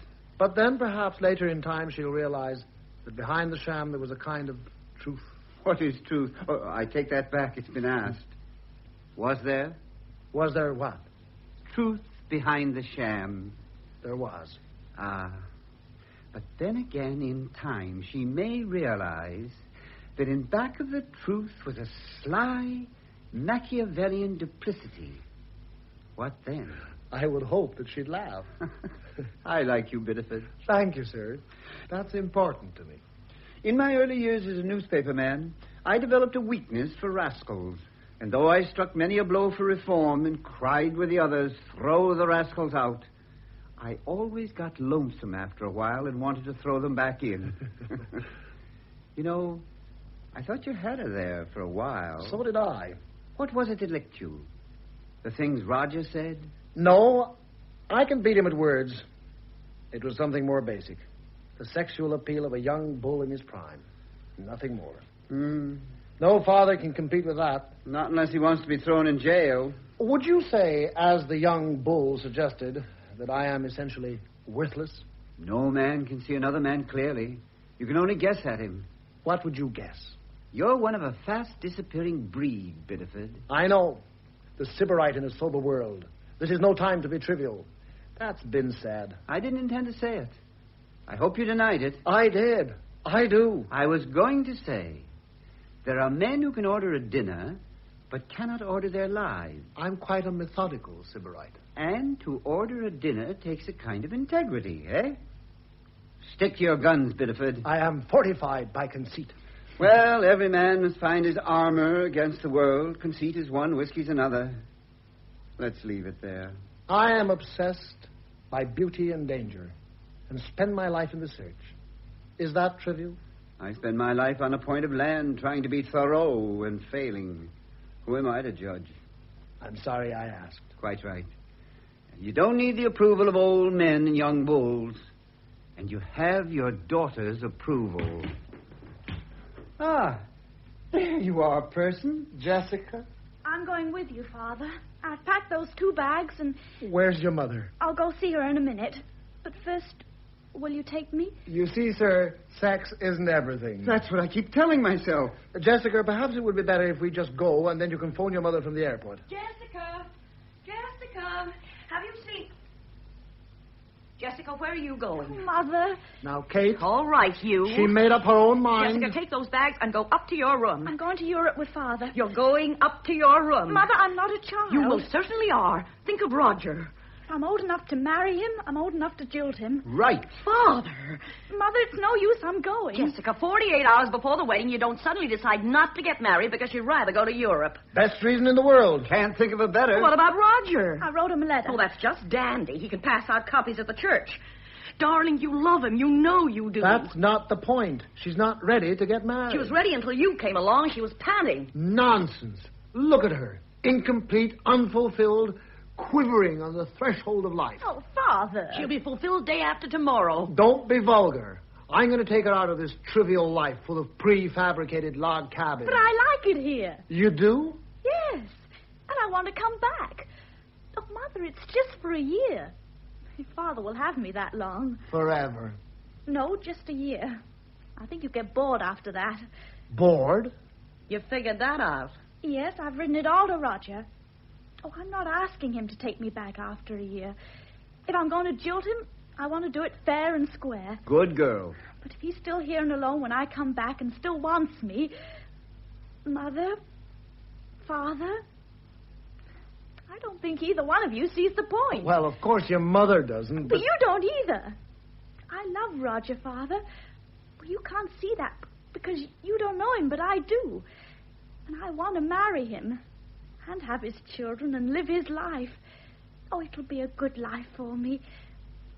Mother, I know I'm taking an awful chance. I may lose it all, but no matter. There's something I have to do first for my father. For me? Yes. The things Mother said last night. What did you say, Kate? That you're alone. What else?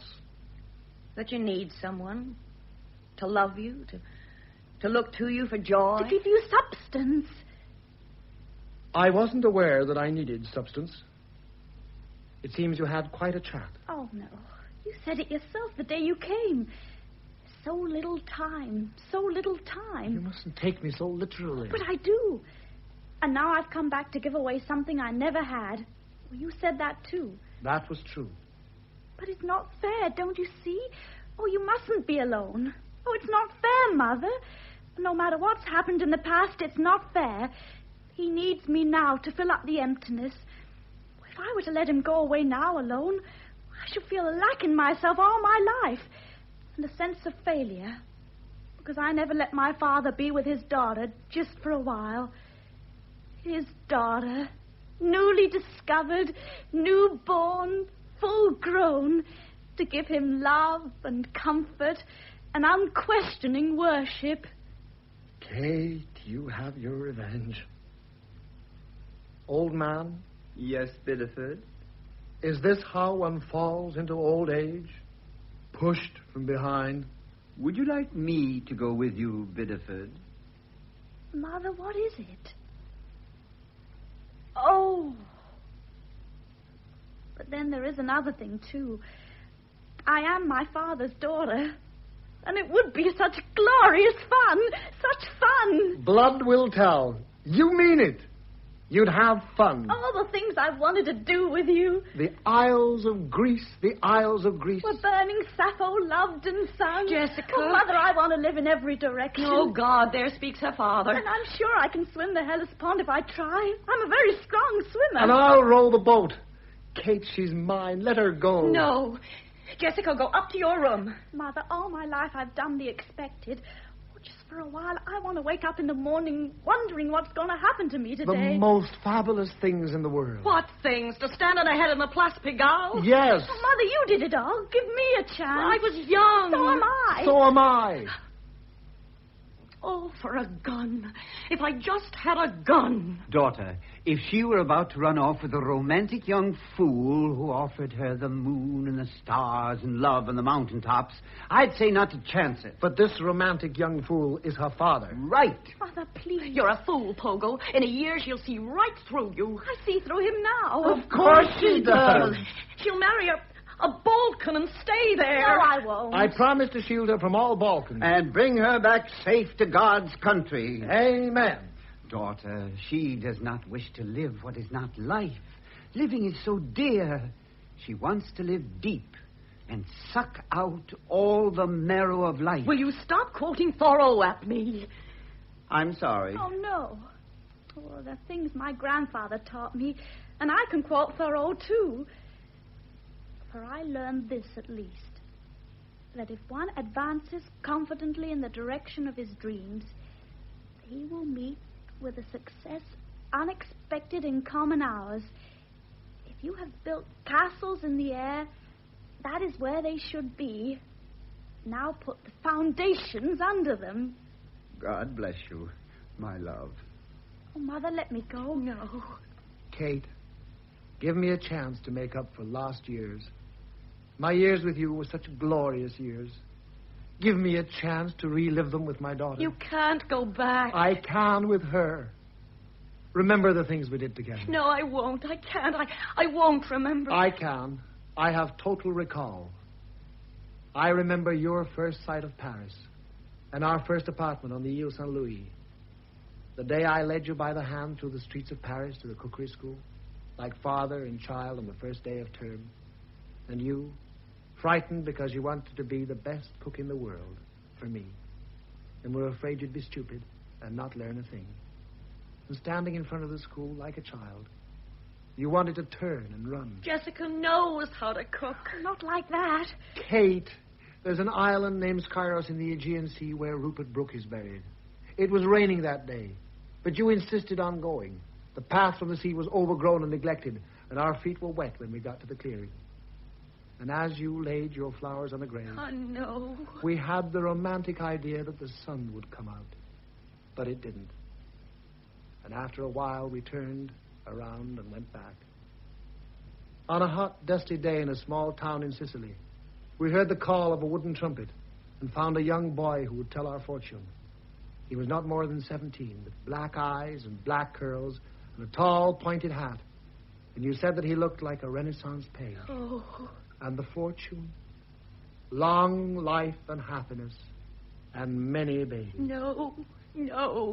Kate, I walked through the streets of Draguignan 2 years ago, remembering you, and up the hill to the old ruined castle, and down into the dungeon where we went looking for dragons, and found only an old turtle. You can't go back. You can never go back. Yes, you can. No, it's no good to try. It's wrong to go back. Only if you're alone.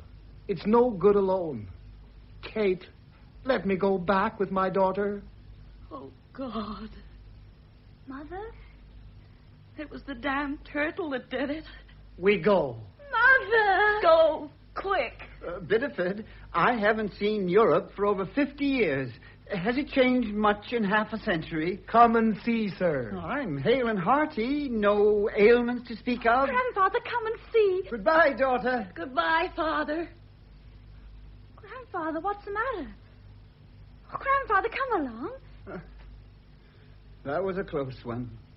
I almost lost my pose, didn't I?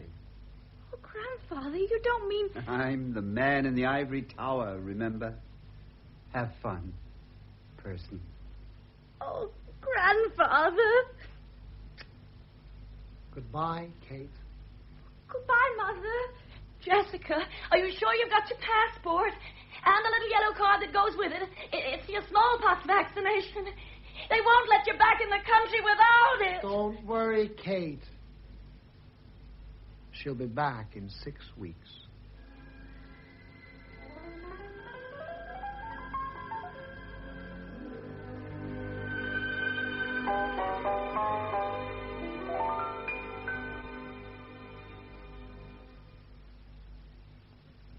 In The Pleasure of His Company by Cornelia Otis Skinner and Samuel Taylor, adapted for radio by Peggy Wells, George Baker played the part of Biddeford Poole, Vivienne Drummond, Kate, and Belinda Carroll played Jessica. Jim was played by John Glenn, Mackenzie Savage by Robert Henderson, and Roger by Glenn Beck. The play was produced by Archie Campbell.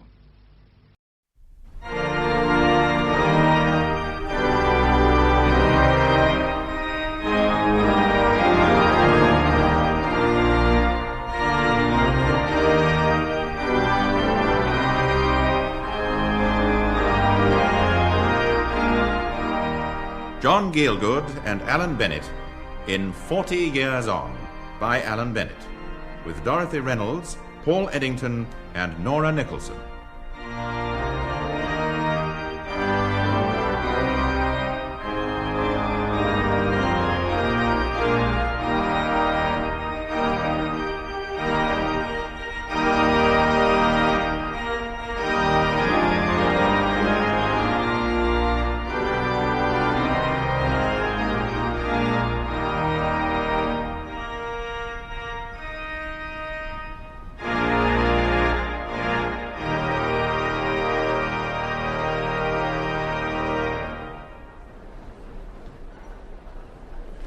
Pupils at Albion House, past and present, parents and old boys. It does not seem so many years since I stood in this hall on November the 11th, 1918, to hear the headmaster declare a half-holiday on the occasion of the signing of the armistice. That was my first term at Albion House as a schoolboy, and now I am headmaster, and it is my last term. It is a sad occasion. It is a sad occasion, but it is a proud occasion too. I can see now some of the faces of my schoolfellows on that never-to-be-forgotten November morning, many of whose fathers, proud young trees for the felling, fell in that war. And in many a quiet English village there stands today a cenotaph, carved with their names, Squire's son rubbing shoulders with blacksmith's boy in the magnificent equality of death. Scarce 20 summers sufficed to weather those names before England must needs take up arms in a second world war. And now that too has passed into history. None of you boys are old enough to remember that second war, nor even some of you masters, yet I remember them both. I can still see myself standing at that window one summer day in 1918 and listening to the rumble of the guns in France. I stood at that window again in June 1940 to see a lone Spitfire tackle a squadron of the Luftwaffe. Those times left their mark on Albion House. Some of the older ones among you will remember Bombardier Tiffin, our corps commander and gym instructor, lately retired. And the more observant ones among you will have noticed that one of Bombardier Tiffin's legs was not his own. The other one, God bless him, was lost in the Great War. Some people lost other things, less tangible perhaps than legs, but no less worthwhile. They lost illusions. They lost hope. They lost faith. That is why... Chewing charters? Sir. That is why the 20s and the 30s were such a muddled and grubby time, for lack of all the hopes and ideals that perished on the fields of France. And don't put it in your handkerchief. Sir. Hopes and ideals which in this school and in schools like it all over the country we've always striven to keep alive in order to be worthy of those who died. It was Baden-Powell, I think it was Baden-Powell who said that a public schoolboy must be acceptable at a dance and invaluable in a shipwreck. But I don't think you'd be much use in either, Skinner, if you were playing with the hair of the boy in front. See me afterwards. Yes, sir. A silent prayer. O God, look down upon our bodies, which are made in thine own image. Let us delight in our boy bodies, that they may grow day by day into man bodies, that our boy thoughts may become man thoughts, and that on that glorious day when manhood dawns upon us, it may dawn upon us as on the clean, dewy grass, with birds singing in our hearts and innocence looking from our eyes. Amen. I haven't finished. As I was praying, so that day by day, as our bodies grow more beautiful, so too our soul life may grow more beautiful, as the soul is the mirror of the body, and the body is the mirror of the soul. Amen. Amen. This school, this Albion House, this little huddle of buildings in a fold of the Downs, home of a long line of English gentlemen, symbol of all that is most enduring in our hopes and traditions. 30 years ago today, Tupper, the Germans marched into Poland, and you're picking your nose. See me afterwards. We aren't a rich school. We aren't a powerful school, not anymore. We don't set much store by cleverness at Albion House, so we don't run away with all the prizes. We used to do, of course, in the old days, and we must not forget those old days. But what we must remember is that we bequeathed our traditions to other schools. And if now they lead where we follow, it is because of that. My successor is well known to you all in the person of Mr. Franklin. Hooray! When the governors want your approval of their appointments, Wigglesworth, I'm sure they will ask for it. Mr. Franklin has long been my senior housemaster. Now he is promoted to pride of place. Doubtless the future will see many changes. Well, perhaps that is what the future is for. We cannot stand still even at the best of times. And now, as has always been the custom on this last day of term, staff and boys have come together to put on the play.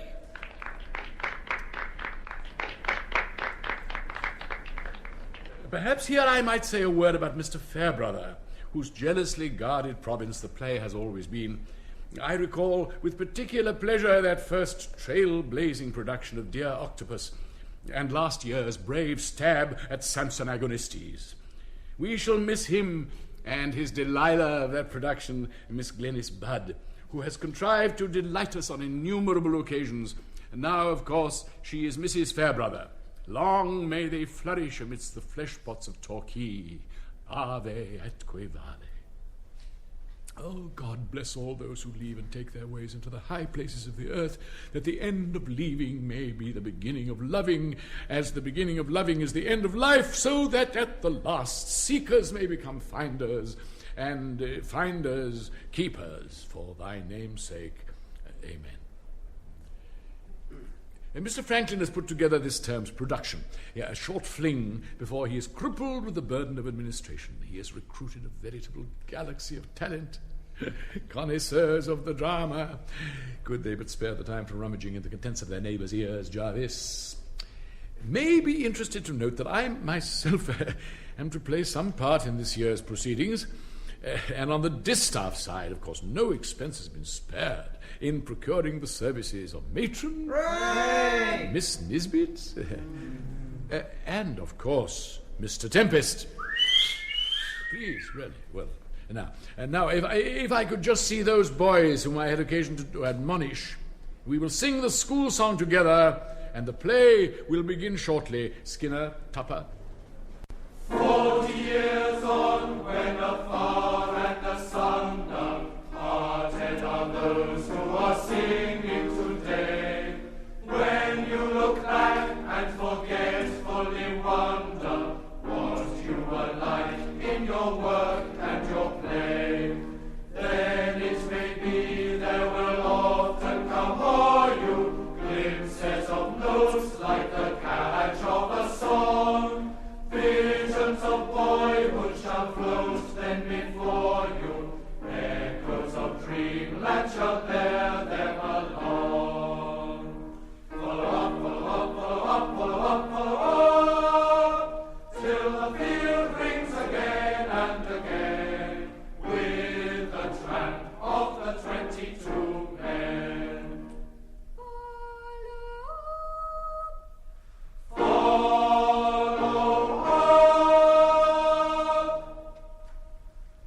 Right, I want everyone not connected with the play off the stage right away. I just thought it best to say much as I've always said at the end of term. Like it or not, Franklin, boys are conservative creatures. The tug of ritual, the hold of habit, they like it. They love it. Charles, have you seen Miss Nisbet?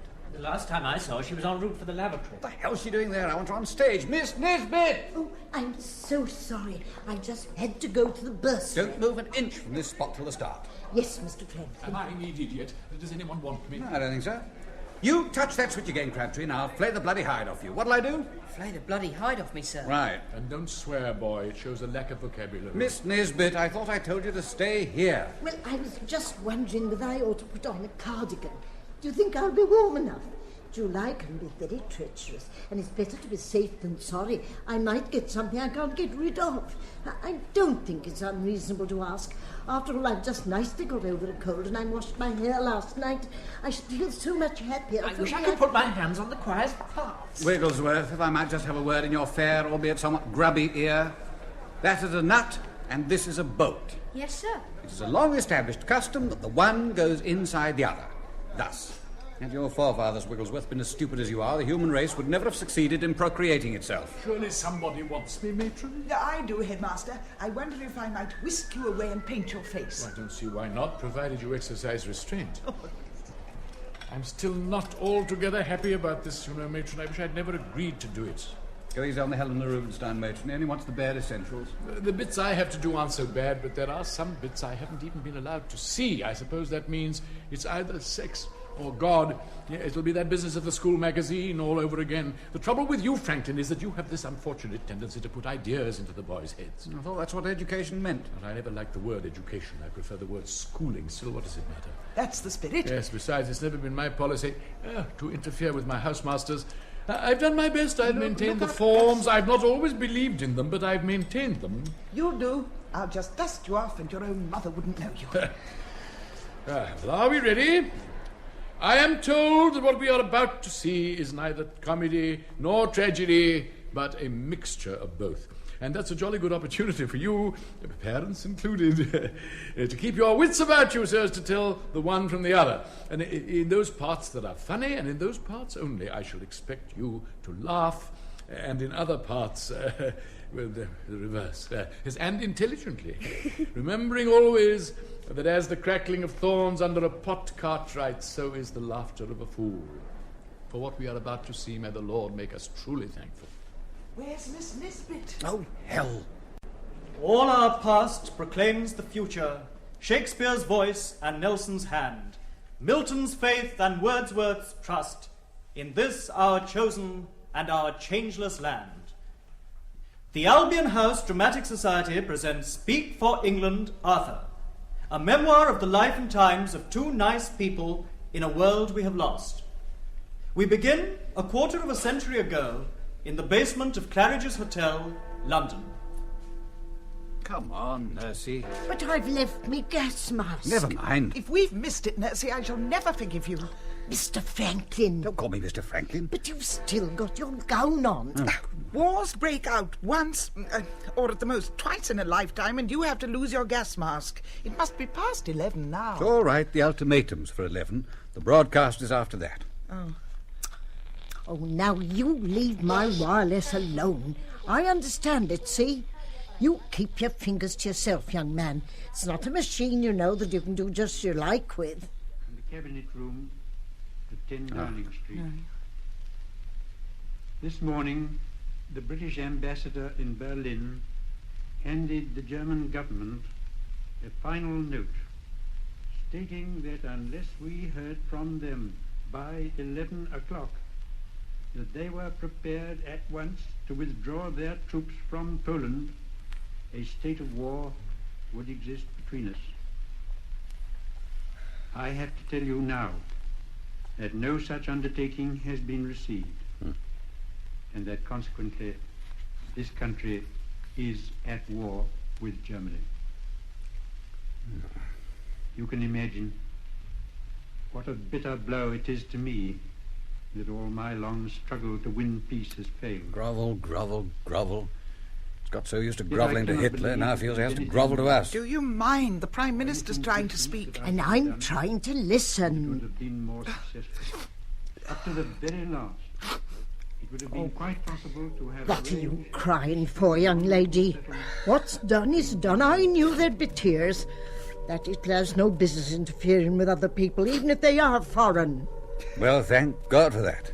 What a relief. There. Big blow.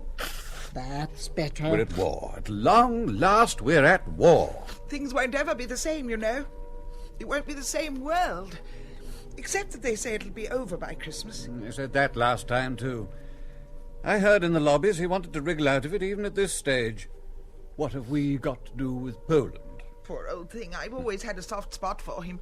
It's his mother I feel sorry for. Lapse of all my hopes, my public life. Made it sound as if he'd just lost a by-election, not determined the fate of Europe. It's September, you see. Hitler waited until the harvest's in. Cheats never beat. At least this time we know what we're fighting for. We knew what we were fighting for last time. What? What's dead long ago, and pardon took his place. We were fighting for honour and, lots of things I can't remember now, but I remember that I knew quite clearly then. They can't have been very important if you can't remember them now. One always forgets the most important things. It's the things one can't remember that stay with you. I feel more light-hearted than I've done for years. It's the end of our world, Nursey. They're rolling up the maps all over Europe. We shall not see them lit again in our lifetime. There's a drop on your nose, dear. Here, use my handkerchief. Is that dinner down your frock, old... I'd better get down to the house. On a Sunday? Or perhaps we'll come and sit in the gallery. It'll be a bit of history. Come along, Nancy. Oh, I can't go yet. There's air raid on. I haven't got me gas mask. Oh, just think, all these people to knit for. There's not a minute to lose.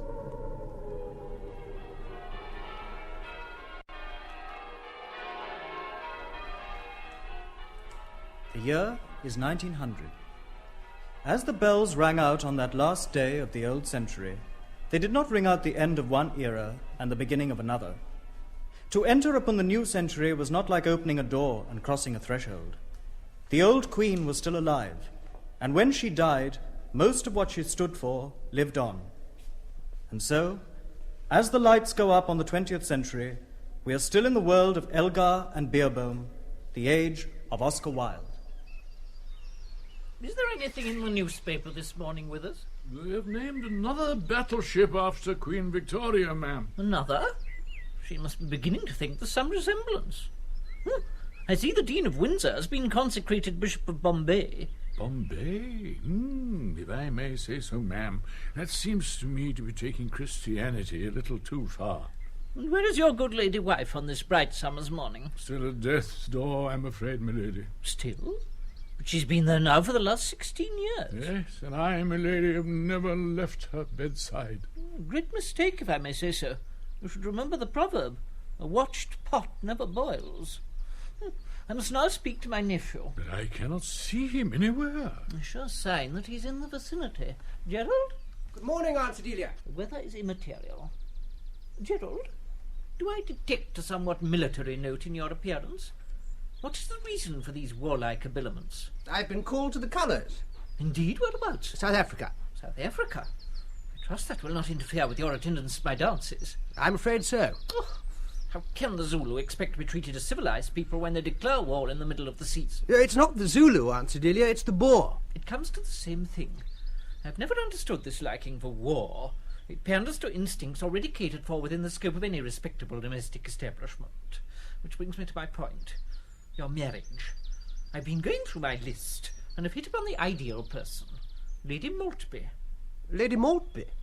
Is she not connected with trade? Trade? Nonsense.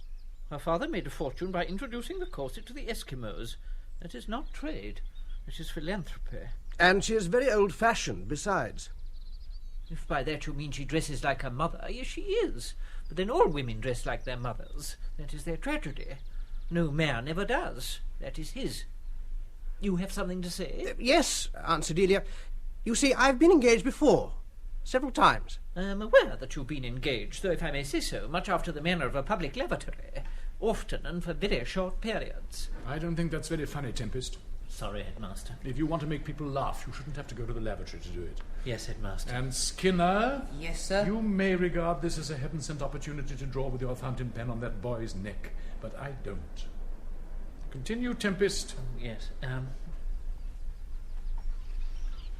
You must be married next week. Impossible. Impossible? There seems to be an element of defeatism in that reply. Why, pray? Lady Dundown, Aunt Cedelia, I cannot marry Lady Maltby next week because Lady Maltby is my mother. Well, would the week after do? I beg your pardon? Lady Maltby is my mother. For how long has this been the case?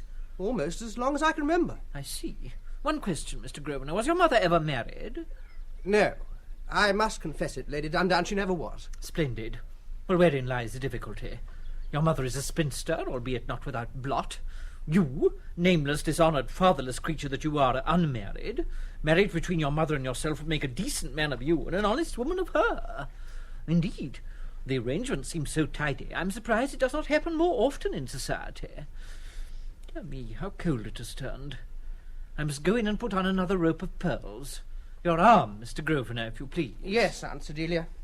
South of the border, I rode back one day.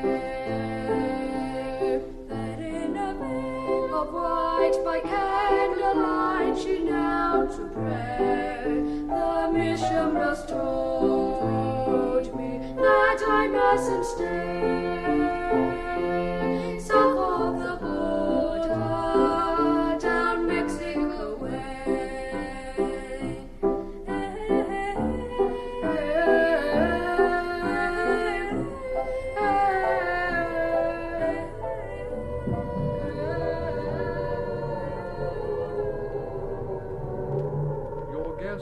Is a delicate instrument. It is not a toy. Treat it well. Your life may depend on it. Your gas mask should be marked clearly with your name and identity card number. Take it with you wherever you go. Don't let it out of your sight, even when you're asleep. Practice wearing it for an hour each day until you're thoroughly accustomed to it. Failure to comply with... You've only had it on 5 minutes. The man said an hour. Doesn't do to overdo it. Little and orphan. I wonder where Christopher is. Oh, he said he's not allowed to say, but we would know where he is if he said he was where Charles and Lena spent their honeymoon. Oswestry. What? Oswestry. Nobody ever spent their honeymoon at Oswestry. I thought it was Paris. The artillery go to Oswestry. Any other clues? He says he saw Napoleon's tomb this morning.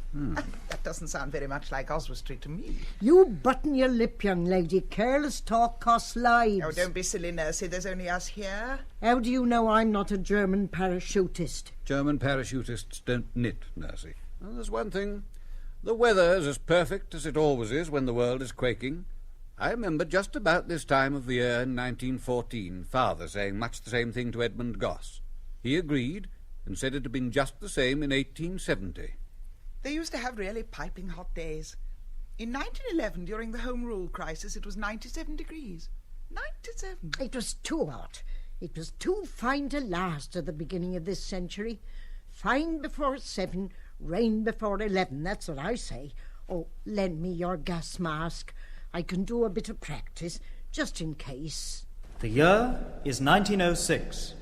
In those days, it seemed the sun would always shine. Queen's weather, we used to call it, when the old Queen was still alive. And that was how it was, all those years before the war. Then in 1914 it begins to rain, and all through the war and after it never stops. The war and everything that comes after, grey and wet and misty and nasty. Never a fine day in the trenches, was there? Rain on Armistice Day. Rain on the queues that wait for the dole. Rain on the wet tarmac as they search the empty sky, waiting for an old man with a piece of paper. But over the smooth green lawns of the Edwardian era, the sun seemed always to shine. Like one's last summer term at school, that memory has turned all to gold.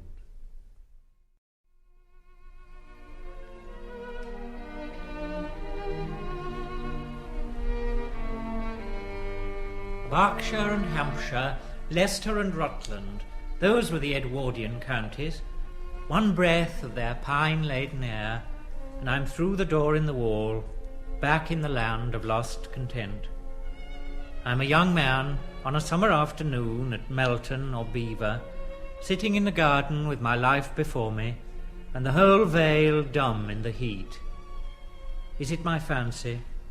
Did I ever take tea on those matchless lawns? Did apricots ripen against old walls, and the great horn still sound at sunset? One boat on the wan, listless waters of the lake, and nothing stirring in Europe for years and years and years. That's not how it was. That's only how he thinks it was.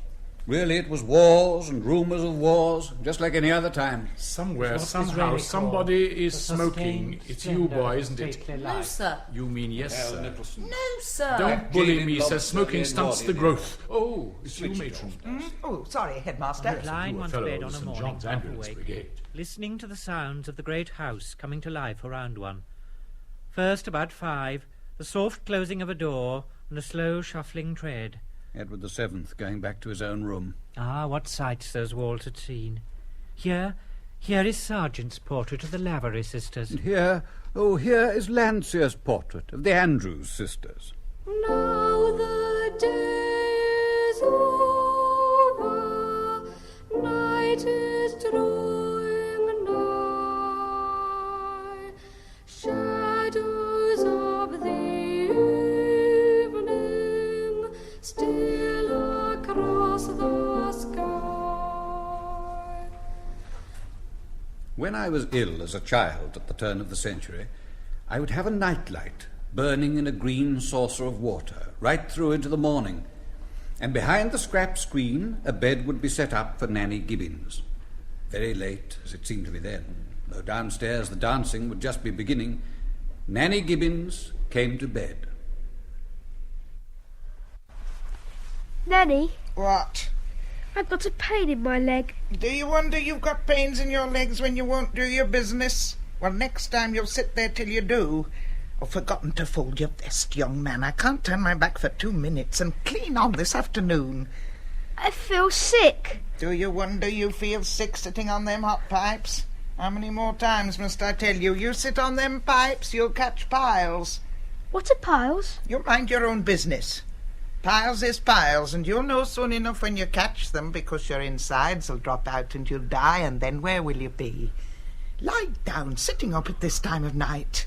What time is it? Time for Bedfordshire. Time you had your bottom smacked. Can I have an apple? No, you can't. Apples at this time of night. Apples don't grow on trees, you know. What's that? That's Nanny's medicine. What for? It's for Nanny's leg. Nanny's got a bone in her leg. Can I have some for my leg? No, you can't. Going out without your wellies on. Do you wonder you get pains in your legs? You go out without your wellies on, you'll go blind. That's why St. Paul went blind, went out on the Damascus Road without his wellies on. See, did I say no? Lie down this minute. If I have another muff out of you, there'll be ructions. Give us a kiss. Kisses make babies grow. Night, night, sleep tight. God bless and go to sleep, or the policeman will come and cut your little tail off. Now the day's over, night is drawing nigh, shadows of the evening still across the sky. Now the darkness gathers, stars begin to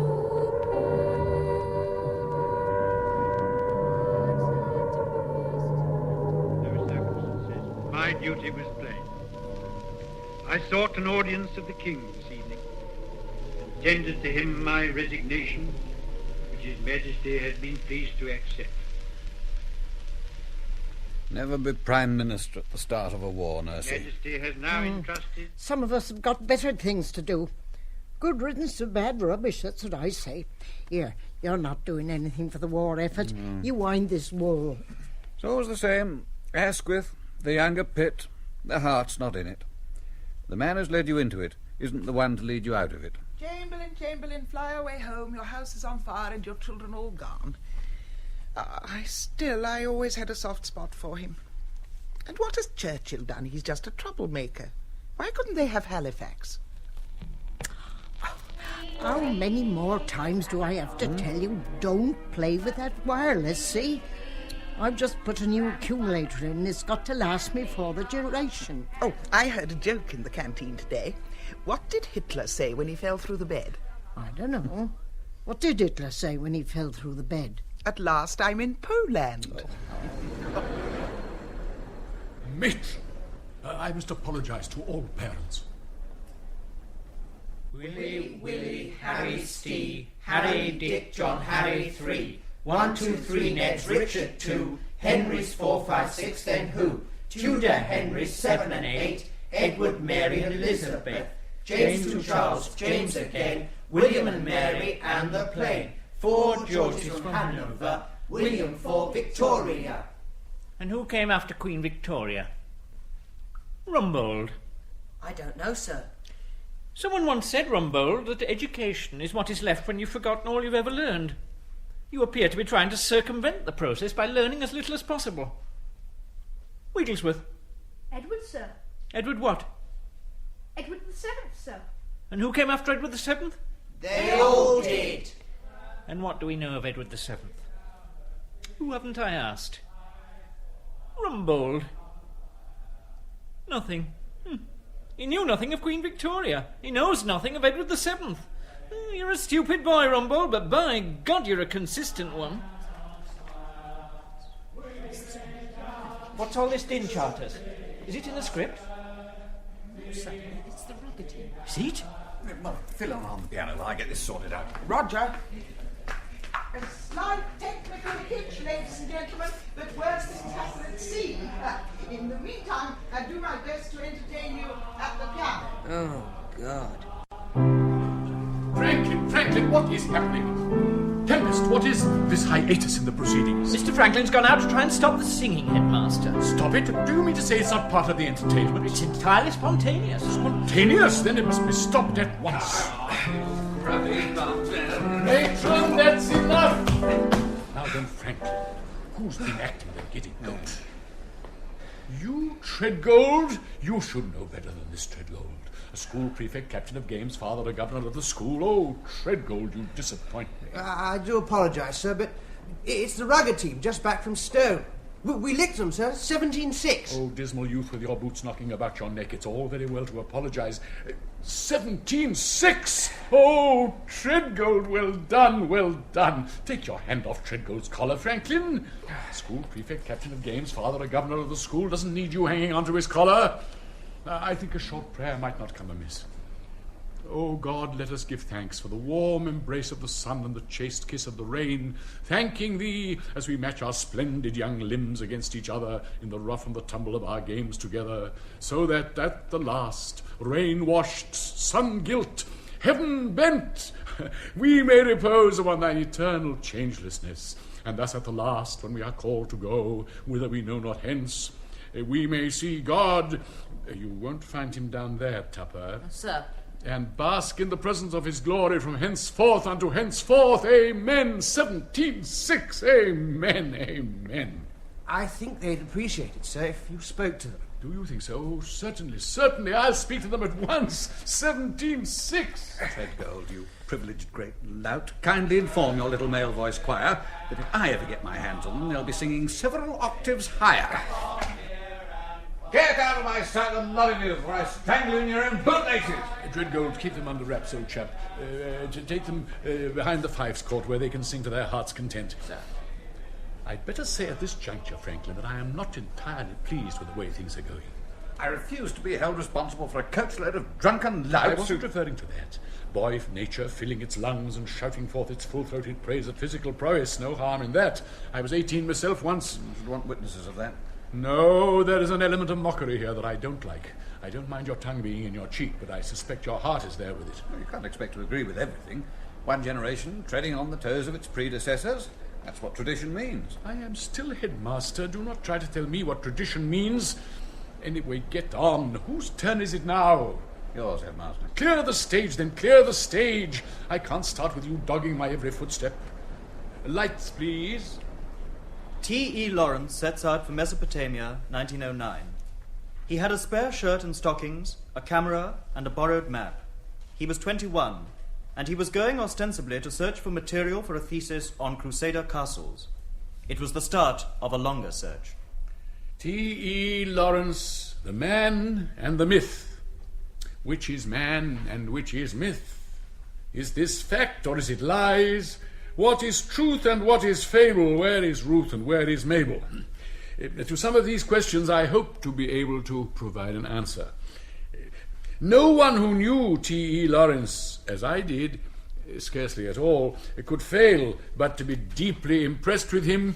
It is given to few men to become, as he did, a legend in his own lifetime, and it was in pursuit of that legend that I first sought him out in June of 1933 at his cottage at Clouds Hill in Dorset. First slide, please. It was a simple cottage, but I thought I detected Lawrence's hand in the rough whitewashed wall, the stout paved doorstep, and the rough oak door, upon which I knocked lightly. It was opened by a small, rather unprepossessing figure, slight of frame, fair-haired, and with the ruddy, gleaming face of a schoolboy. It was a schoolboy. I had come to the wrong house. Next slide, please. Some of us are a little old to stand on our heads, Crabtree. Thank you. I knew of Lawrence, of course, from his exploits in Syria, where he had been attached, though none too deeply, to the British Expeditionary Force. Speaking fluent Sanskrit, he and his Arab body servant, an unmade Bedouin of great beauty, had wreaked havoc among the Turkish levies. Orens, the Arabs called him, for they are unable to pronounce their L's, as distinct from the Chinese who can pronounce little else. It is interesting, though fruitless, to speculate that had fate taken him to China, he would have been known as Lollens. However, that is by the way. It was at this time that he was taken for a Circassian eunuch by the infamous Sheikh Hans and subjected to unspeakable privations, the marks of which he bore for the rest of his life, and which bore everyone else thereafter. Next slide, please. Shaw, or Ross, as Lawrence then called himself, returned from the East in 1919. Shyness had always been a disease with him, and it was shyness and a longing for anonymity that made him disguise himself. Clad in the magnificent white silk robes of an Arab prince and wearing in his belt the short curved gold sword of the Ashraf descendants of the Prophet, he hoped to pass unnoticed through London. Alas, he was mistaken. "Who am I?" he would cry despairingly. "You are Lawrence of Arabia," passers-by would stop him and say, "and I claim my £5." For a while he sought refuge in academic seclusion as a fellow of All Souls College in Oxford. Next. And here he could mix on equal terms with some of the greatest men of his age. But, as Robert Graves has noted, he could not bear to be touched, so that even to rub shoulders with the great filled him with a deep loathing. Next slide, please. There have been those, as there always are those, who have said that there was something feminine about his makeup, but his was always so discreet. And can one ever forget him, those china blue eyes, that boyish, almost girlish figure, and that silly giggle? The boys at his school had always called him Tee-hee Lawrence. Yes, and always at the back of his hand or the back of his mind there was that ready snigger.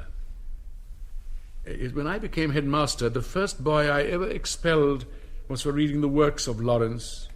And this morning I receive in my post a letter from the Oxford and Cambridge Matriculation Board telling me that the works of Lawrence are next year's set texts. I just can't keep up. D.H., headmaster, not T.E. Oh, those literary fellows, they're all the same. My missus looked at me and she said, "What good are you?" I said, "How do you mean, what good am I?" "Well," she said, "you're too old for the army. You couldn't get into the Navy, and they wouldn't..." We are interrupting this broadcast for a message of national importance. At 3 o'clock this afternoon, the Admiralty issued the following appeal. All yachtsmen and owners of seagoing craft in the neighbourhood of the Channel ports are asked to report to their respective harbour masters without delay. Ships should be seaworthy and capable of immediate active service. That is the end of the announcement. But he's missing, Nursey. Missing? Oh, that's him all over. Never there when he's wanted, that boy. Oh, he'll turn up. They said at the War Office somebody saw him still on the beach when the last boats were leaving. There must have been hundreds left. I don't know how any got away at all. Oh, he never would push himself forward. He was a dawdler. Everything done at the last minute. He'd be late for his own funeral. I can't bear not knowing one way or the other. Exactly. Anyone with a bit of consideration would have sent a postcard. There must be plenty of those at the seaside place. Here, hold this wool for me. It'll occupy your mind. I've been down at Victoria all day serving tea. I kept asking and asking. Poor lambs, they had to be turned out of the carriages. They were so tired. I saw some of them in the park when I was walking to the ministry. Hundreds of them, just laid out on the grass in their stockinged feet. There was one boatload landed right on the common steps. I hope some of the Munikers were there to see that. I've put his name on the list in the Times. We shall just have to wait. It's all waiting so far, this war. Waiting for the bombs, waiting for the troops. Is it ever going to start? Patience is mine. I will delay, saith the Lord. June 1914. Osbert Sitwell visits a palmist. Nearly all my brother officers of my own age had been 2 or 3 months earlier to see a celebrated palmist of the period. In each instance, it appears the Currament had begun to read their fortunes, when in sudden bewilderment she had thrown the outstretched hand from her, crying, "I don't understand it. It's the same thing again. After 2 or 3 months, the line of life stops short, and I can read nothing." When I was told by 4 or 5 persons of the same experience, I wondered what it could portend. But nothing could happen. Nothing. They shall not grow old as we that are left grow old. Age shall not weary them, nor the years condemn. At the going down of the sun and in the morning we will remember them. Remember them because they had, in measure rich and abundant, the quality of grace. Grace of body, grace of manner, grace of movement. It was an awfully careless grace, spread out of money and leisure and the assurance they gave, and I don't suppose it would find much favour today. Edward Horner, Raymond Asquith, Shaw Stewart and the Grenfells, they were not passionately concerned with the shortcomings of the world. It was still too rich and enthralling a place for them to find much fault with it. That great free world in which comity prevailed.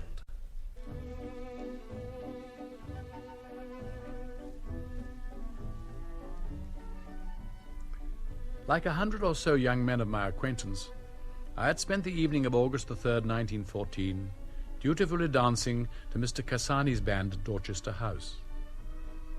Dutifully because it was the end of the season and the weather sultry. I was bored and longing to be up in Scotland.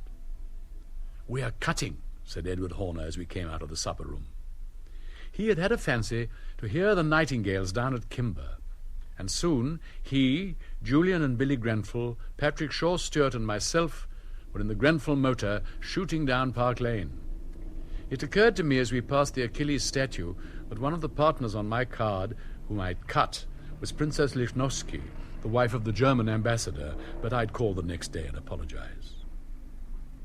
And so through that short summer night we motored down the white roads into Kent.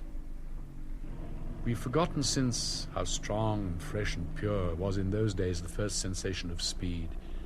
But ours was a generation to discover it. Our parents didn't know it. Our children, such of us who survived to have them, took it for granted. But in that open car, running down to Kimber at 30 miles an hour, it was as if we'd been made sensible of the very force of life itself. We walked up through Kimber Park to find the house locked and shuttered for the summer. But the latch of the nursery window was broken, as it had always been for as long as I could remember, and so we broke into the silent house. Here still were all the pictures I remembered from the countless Kimber holidays of my childhood. The arming of the king, the piper of dreams, a little child shall lead them, for he had spoken lightly of a woman's name. And then through the house, Patrick breaking back the tall shutters as we went, furniture sheeted, drug it down, chandeliers done up in bags, and moonlight like frost about the room. On an impulse I pulled back the white porcelain handle of the bell by our fireplace and heard, far away across the court in the deserted kitchen, a faint answering ring. We filed up the staircase to the galleries and the staterooms and through the bright chestnut varnish of the night nursery to the housekeeper's door, where I'd not been since I was a child and all the house was my province. It opened onto the maid's corridor, a narrow strip of carpet running away over the wide uneven boards under the ribs of the house, still close and heavy from the afternoon heat. We climbed out onto the leads, among the turrets and the towers and the green copper cupola. I remember the weather vanes shrill singing in the breeze and the lanyards slapping the mast as Julian Grenfell broke the square medieval flag over the dark house. I would like to think that up there on the leads at Kimber, where within months I should stand to hear the guns in France, I would like to think that on that summer night in 1914 the shiver I felt was one of foreboding. But if I shivered, I feared it was only because it was the hour before dawn and cold up there on the roof. And if I felt a shadow come across the moment, it was only because, young, rich, and, as I see now, happy, I could afford melancholy. For another day, another ball had ended, and life had not yielded up its secret. This time, I always thought as I tied my tie, perhaps this time, but there would be other nights and time yet, I thought.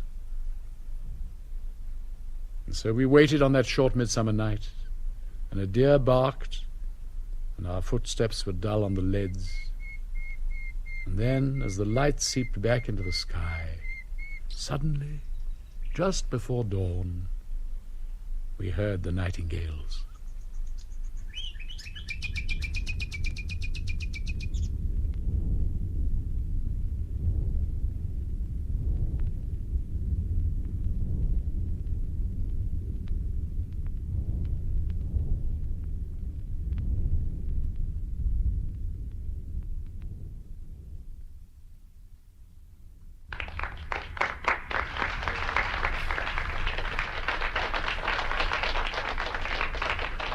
Ladies and gentlemen, during the interval, coffee is available in the Master's Common Room. Free of charge. Oh, yeah, free of charge.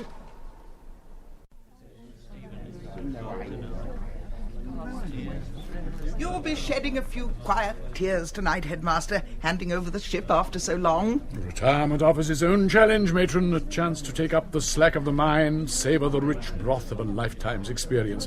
Of course, I'm not going far. I want to be within striking distance of the boys. Biting your nails lead better. Have you no moral sense at all? I don't know what Mr. Franklin will do without you. Don't you? The first thing he'll do is to abolish corporal punishment. Oh. The second thing he'll do is to abolish compulsory games. And the third thing he'll do is to abolish the cadet corps. These are the three things that liberal schoolmasters always do, matron, the first opportunity they get.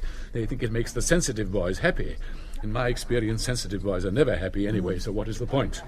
Bit of a change from Fairbrother, all this. A far cry from dear Octopus. It is, it is. I suppose it's for the best. I'm sure it is. I wish I were.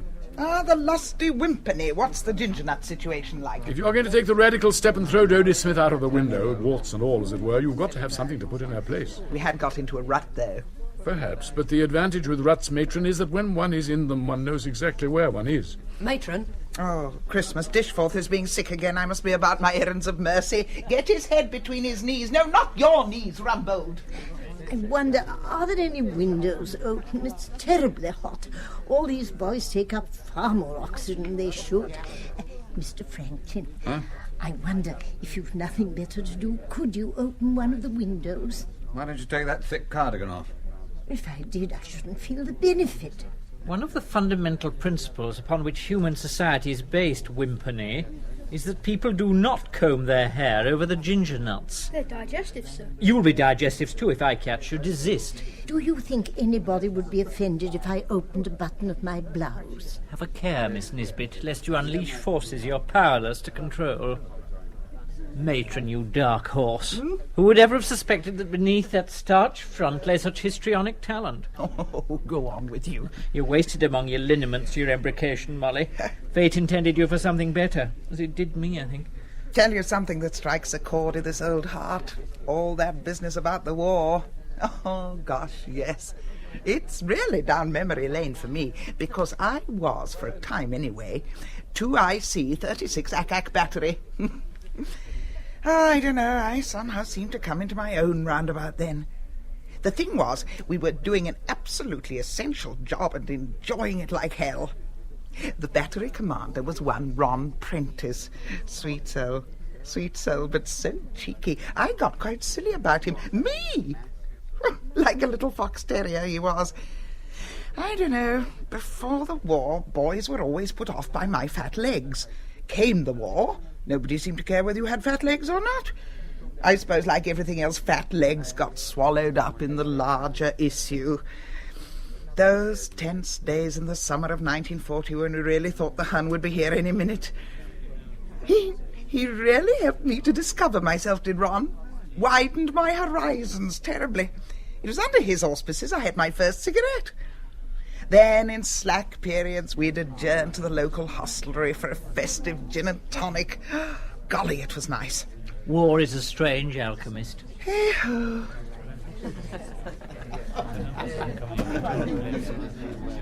Oh, Franklin, there you are. Would it be impossibly naive and old-fashioned of me to ask what it is you are trying to accomplish in this impudent charade? You could say we're trying to shed the burden of the past. Shed it? Why must we shed it? Why not shoulder it? Memories are not shackles, Franklin. They are garlands. We're too tied to the past. We want to be free and look to the future. The future comes before the past. Nonsense. The future comes after the past. Otherwise it couldn't be the future.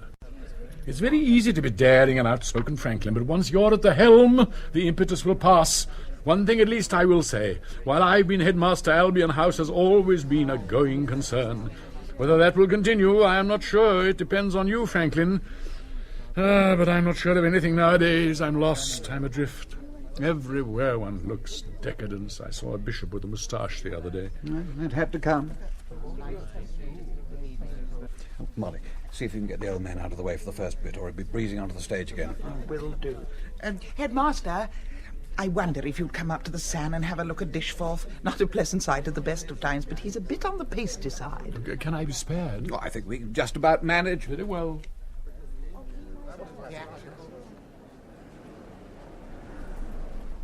And now, if all the parents are back in their seats, I'll just inaugurate the proceedings. If I don't say a prayer, nobody else will. O God, who has given unto each one of us a part to play in this great drama we call life, help us so to sustain our roles that when the lights of life go down and the last curtain falls, we may put off the motley of self and the raiment of sin and take our place at last in that great chorus line of saints, evermore praising thee around the glassy sea. Hear, hear. It is customary, Wimpany, to say amen at the end of a prayer, not hear, hear. That is heresy, and it is also impudence. And remember, this is a school play. You're not here to enjoy yourselves. Still less each other. Skipper, tupper. The splendour falls on castle walls and snowy summits old in story.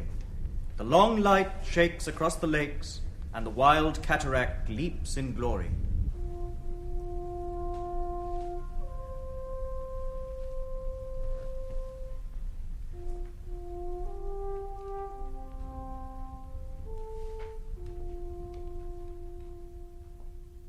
What are you eating, boy? A sweet, sir. Do you hear that, boy? Yes, sir. Do you know what it is? Yes, sir. It's the guns in Flanders, sir. Precisely. Young men are not busy laying down their lives in Flanders simply that you may eat sweets, particularly in my lesson. Always we must be worthy of those who die.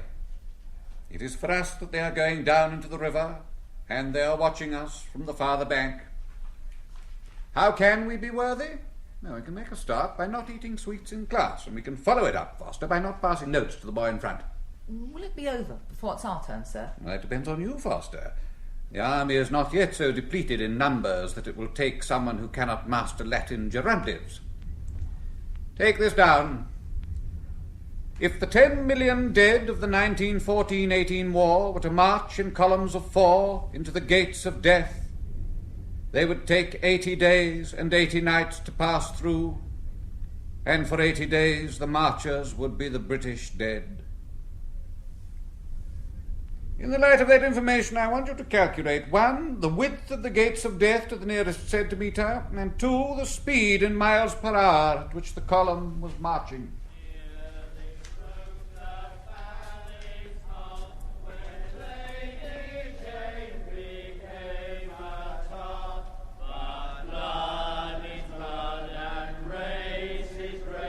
And so to save her family's face, they bought a most secluded beat, the shady side of Jermyn Street. That's quite enough, you boys, quite enough. And she was doing well with her.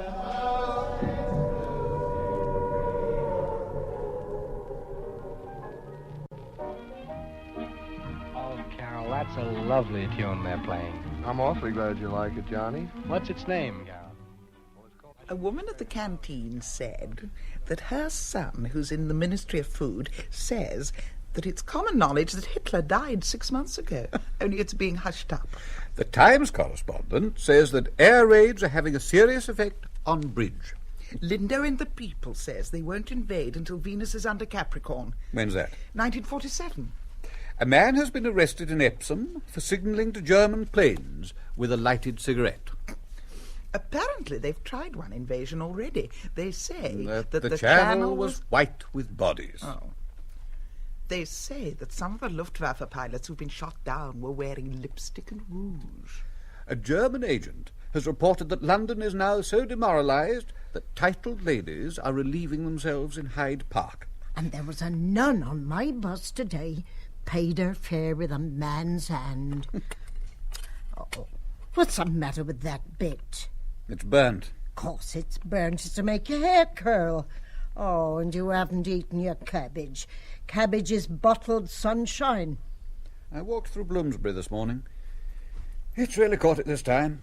Glass on the pavements, thick as autumn leaves in Vallombrosa. Better the devil you know. If Hitler hadn't done it, London University would. Half Tavistock Square's down. Odd houses knocked out here and there, like teeth. Just a mirror hanging high up on a wall where once was 52. and somebody's coat on a peg in an attic. Well, they were appealing down at the canteen for us to ask soldiers in for a bath. Oh, I wouldn't fancy that. They might be dirty.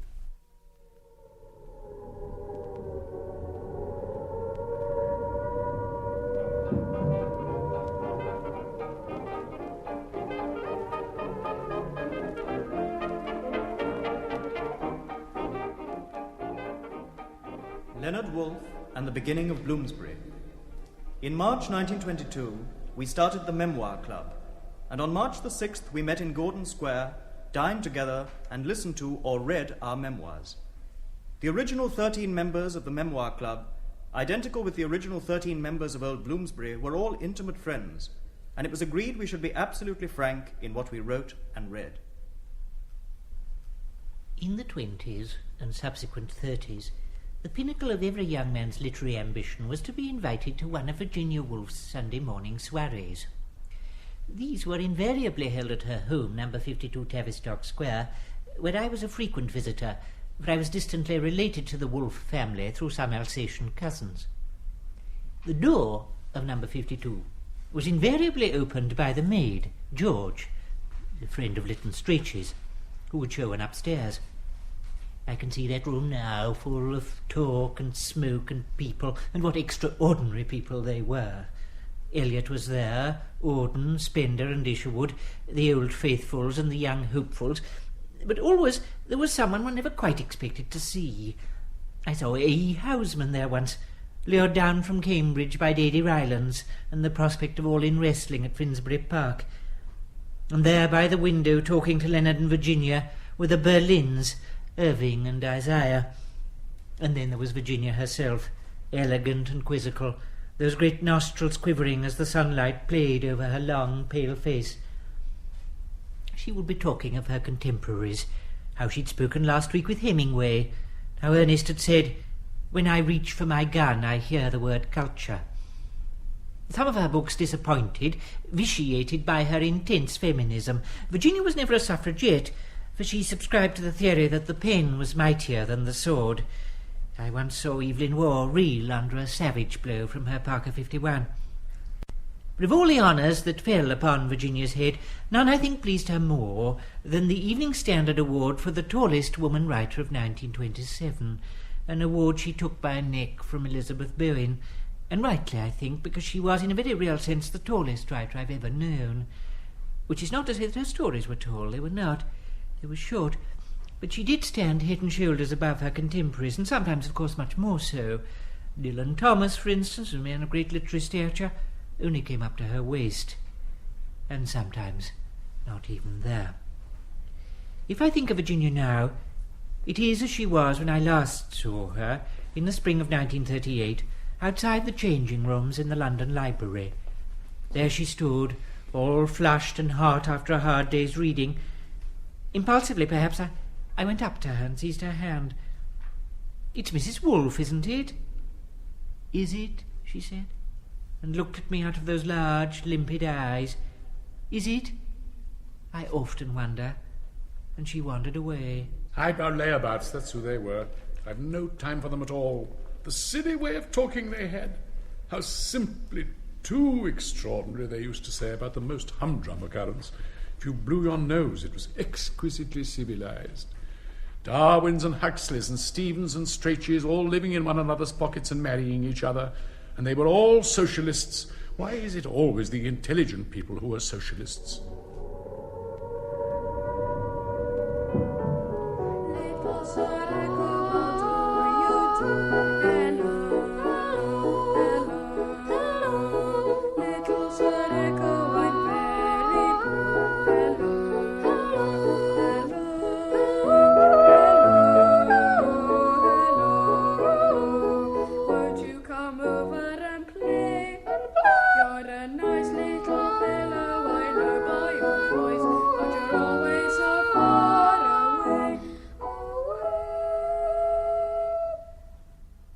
Hold your arm up, Nursey. It's supposed to be broken. But it hurts. Well, it would hurt if it was broken. Keep still. Well, what's it for? My nursing course. Nursing course? In my day, nurses had better things to do than bandage their nannies. Christopher says The country is rather like Aldershot. All sand and pine trees. What bit I can see of it is very uninviting, so I shan't miss the walks. He won't like being a prisoner of war. I don't mind being a prisoner of war. It's not half as bad as school, really, and the food slightly better. There are 7 old Mulburians in my hut. Oh, that's nice. Which is rather a bore. They display to the full a disgusting capacity for making the best of a bad job. Tell Nursey I'm wearing her socks. He's wearing your socks, Nursey. I could have knitted half a dozen pairs while I've been stuck here being bandaged. Oh, there's no need to throttle me. A disturbingly high proportion of my fellows appears to welcome incarceration as a longed-for opportunity to dress up as chorus girls. Meanwhile, the rest burrow fruitlessly under the foundations. Given half a chance, the English revert with sickening alacrity to their school days. Those bracing phrases I thought to have heard the last of when my headmaster's door closed behind me ring out new-minted on the alien air of Silesia, pulling one's weight, letting the side down, putting a face on it. However, I find I'm kept quite busy, lying on my bed all day, sleeping, and also reading, an activity which is regarded as mildly eccentric. Would you please send me any copies of this Horizon magazine you come across? Much love, Christopher. Of course, he's joking, isn't he? Joking indeed, and him a prisoner of war. He ought to be ashamed of himself. You don't think they forced him to write it at gunpoint like P.G. Woodhouse, do you? Just to undermine our morale. The death of Lord Rosebery.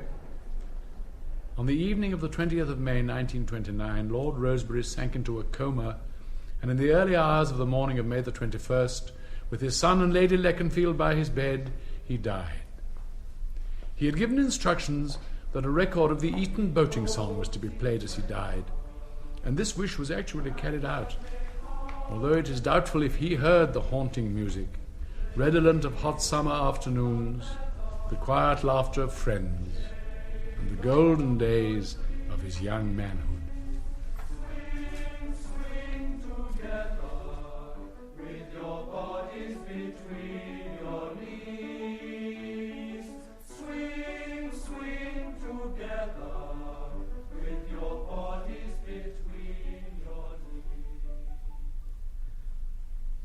Now, you sure you've got the catechism all buttoned up, Foster? I'm still a bit hazy about the Trinity, sir. 3 in 1, 1 in 3. It's perfectly straightforward. No doubts about that, see your maths master. Yes, sir. Well, Foster, here at St. Onans, I usually try to make my last confirmation class rather more of a personal chat than a theological thing. We've been through the 39 articles together. We know each other pretty well. I don't want to go on calling you Foster. What's your nickname? What do your friends call you? Nipbags, sir. Well, Foster, what I want to tackle now is this problem of your body. Now, your body's laid out on fairly simple, straightforward sort of lines, isn't it? You've got 2 arms and your 2 legs, and there's that valiant work of the heart and his 2 stout cronies, the lungs. It's all pretty straightforward. Yes, sir. And here we come to the crux. You're not embarrassed about this, are you, Foster? No need to be embarrassed about it. You're a bright, observant sort of lad. You've probably noticed when you've been slipping into your togs or getting into your little gym jams that when you get down here, things aren't straightforward at all. Yes. Good. And I suppose you must have wondered how it is that God, who, by and large, made such a splendid job of the rest of your little body, made such a bosh shot at that particular bit. Yes, sir. Well, I agree with you. But you see, God, whatever else he is, and of course he is everything else, is not a fool. It's not pretty, but it was put there for a purpose. Point taken, Foster? Yes, sir. Good. Because I know you're a bit of a scallywag. Probably anything I say to you will just go up one trouser leg and down the other. This has gone too far. Crabtree, lower the curtain immediately. Yes, sir. Tempest, not another word shall you utter. Franklin, I'm going to put my foot down. You boy, get off the stage before you are irredeemably corrupted. What? Do you defy me, sir? Off! Franklin, where are you? Don't sulk. Oh, you've gone too far this time. Tempest... Don't blame me, Headmaster. I'm an executant, man. If you're not off the stage by the time I count 3... Franklin! What is it exactly that you're objecting to, Headmaster? This confirmation class, this defamation class. It's not funny, Tempest. I'm sure it wasn't anything like yours, Headmaster. Not like mine. Of course it was like mine. It was mine. But the boys and I improvised it together. Improvised. It is word for word as I have been delivering it these 40 years. Improvised indeed, cribbed and ridiculed. No wonder you discouraged me from the rehearsals. I suppose that's where all this improvising, as you call it, went on. Well, I won't have it. I'm all in favour of free expression, provided it's kept rigidly under control. It's only entertainment, so when all's said and done. It is by no means all said and done, and it is not entertainment. Do I look entertained? Have you ever thought, Headmaster, that your standards might perhaps be a little out of date? Of course they're out of date. Standards always are out of date. That's what makes them standards. I'm as broad-minded as the next man, but I have heard matters discussed here which ought never to be mentioned except in the privacy of one's own bathroom, and even then in hushed tones. This is Albion House, not Liberty Hall. I think you ought to sit down, Headmaster. Yes, I think I had on my last day as headmaster. You might have waited, Franklin. Shall I undo your comment? You'll undo nothing. You've undone quite enough as it is. All these years I've been at Albion House, years which have seen the decline of authority, the decay of standards, the slow collapse of all I hold most dear. And now this. Mark my words. When a society has to resort to the lavatory for its humour, the writing is on the wall. You're a different generation, Headmaster. So are you, Franklin. However daring and outspoken you are to the boys, you're a master. And all your swearing and your smut and your silk handkerchiefs and suede shoes won't alter that. We're in the same boat, Franklin, you and I. Now, what was going to be next? Yes. Sapper, that sounds a bit better. Perhaps you'd like to read this next bit, Headmaster. It's more up your street. Yes, this is more like it. This is the 20s and the 30s, isn't it? The difference is you read it with your tongue in your cheek. Just because there are hundreds of thousands of unemployed doesn't mean there weren't some of us trying to lead upright, decent lives. I can remember some wonderful holidays in St. Leonard's. That is a page of memory I'm quite ready to leave unturned. But let's have no more of it. Simply because I'm the headmaster doesn't mean I'm a complete fool. Crabtree, why don't you draw up the curtain?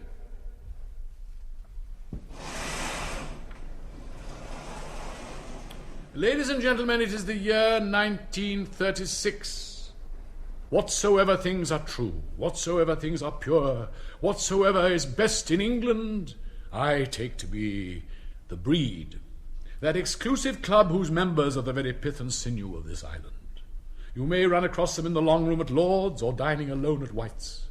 Once met, you will always know them, for their hand is firm and their eye is clear, and on those rare occasions when they speak, it is well to listen, for they choose their words dangerously well. They hold themselves in trust for God and for the nation, and they will never fail her, for the Breed never dies.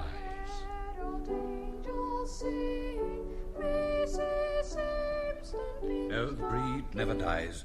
Sapper, Buchan, Dawnford Yates, practitioners in that school of snobbery with violence that runs like a thread of good-class tweed through 20th century literature. Novels of a Europe where history is still a human process, and thrones rise and fall at the behest of international villains. You've got some first-class Holbeins. Ned? Yes? I asked you here for a purpose. Yes? Do you remember the last time I saw you? Intimately. It was at a little thing called Mons. Since then, I seem to have lost your spoor. I came through the war more or less intact. I lost an arm here, there, but I was all right. Damn sight better off than a few million other poor devils, anyway. Then I got back home, and there were these weary Willies and tired Tims in their hand-woven ties, writing gibberish they called poetry, saying we'd all been wasting our time. Well, I couldn't see it myself. If we'd done nothing else by 1918, at least we'd saved the follow-on. Ned, did you ever hear of a man called George Ampersand? Bostonian philanthropist and friend of kings, who hasn't? Look at these snapshots. He's surrounded by some of the worst villains in Europe. Irma, his wife. Nature played a cruel trick upon her by giving her a waxed moustache. Sandro, his valet. A cripple of the worst sort and consumptive into the bargain. Is he sane? Sane? He's brilliantly sane. The second sanest in Europe. But like all sane men, he has at one time or another crossed that thin bridge that separates lunacy from insanity. And this last week the pace has quickened. Else explain why a highly respected Archbishop of Canterbury, an international hairdresser, and a very famous king all decide to take simultaneous holidays on the Black Sea. Take a look at this snapshot. It's of a simultaneous holiday on the Black Sea. But that's... Exactly. A young man not entirely unconnected with the throne of England. Who's she? She's beautiful, isn't she? An American. Women are queer cattle at the best of times, but she's like no other woman I've ever known. She has all the slim grace of a boy and all the delicacy of a young colt. It's a rare combination. Who's this? Completely unscrupulous, the Greek shipping magnate. He's got himself into a pretty rum set, and yet he looks happy. That's what Mr. Baldwin doesn't like about it. During the past few months, certain reports have been appearing in what, for want of a better word, the Americans call their newspapers. About her? Yes. And him? Yes. But I don't understand. Where lies the difficulty? If he loves her... I don't think you understand. She is what we in the Church of England call a divorced woman. God, it's filthy. A divorced woman on the throne of the House of Windsor would be a pretty big feather in the cap of that bunch of rootless intellectuals, alien Jews, and international pederasts who call themselves the Labour Party. Hey, little hen, when will you lay me an egg for my tea? Hey, little hen, when will you try to supply one for me? Get into your dear little best, get it off your chest, and I can do the rest. Hey, little hen, when will you lay me an egg for my tea?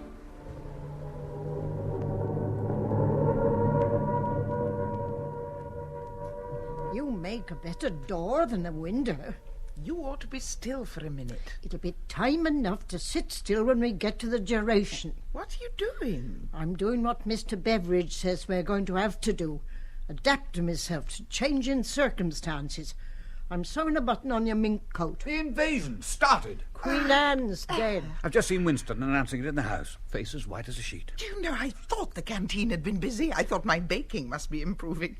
It's going to be all right, isn't it? Better ask the Americans. They've got as much to do with it as we have. You'd never have guessed, listening to them cheering in the house today, that these were the same men who marched year by year into the lobbies behind Baldwin and Chamberlain. You want to be thankful they came to their senses in time. I wish I thought they had. One of my colleagues actually stood up in his constituency the other day and said that if only Hitler had indulged in the fine sport of fox hunting, Europe would not be in the condition it's in today. I suppose some of the men in the barges this morning were fox hunters. All of them, no doubt, reading over the St. Crispin speech. And I suppose I'm one of the gentlemen of England, now abed. Why is it called D-Day particularly? I wish I thought we were all fighting for the same England. I thought when it started, this war would see the end of the businessmen, the property developers, the mulberry-faced gentlemen with carnations in their buttonholes, the men who didn't want this war. As the end draws nearer, you see, they're still there. Ranged behind Churchill now are the very men who kept him out of office all through the 30s. And they'll destroy him yet, because it's their England he's fighting for, the England of Kingsley Wood, who wouldn't bomb Krupp's because it was private property. The England of Geoffrey Dawson, altering the dispatches from Berlin. We shall win this war, but when it ends, there will have to be a reckoning. Then they'll go down, and they'll drag Churchill with them. And us, too. That's the England of the breed. They were saying down at the house that there have been some peculiar rocket planes falling in Kent. It's all very secret. September 1938. Harold Nicholson and the announcement of Munich. It was 12 minutes after 4. Chamberlain had been speaking for exactly an hour. I noticed that a sheet of Foreign Office paper was being passed rapidly along the government bench. Sir John Simon interrupted the Prime Minister, and there was a momentary hush. He adjusted his pince-nez and read the document that had been handed to him. Herr Hitler, he said, has just agreed to postpone his mobilization for 24 hours and to meet me in conference with Signor Mussolini and Monsieur Daladier at Munich. For a second, the House was hushed in absolute silence, and then the whole House burst into a roar of cheering, since they knew that this might mean peace. That was the end of the Prime Minister's speech, and when he sat down, the whole House rose as a man to pay tribute to his achievement. I remained seated. Liddell, the Conservative member for Lincoln behind me, hisses out, "Stand up, you brute."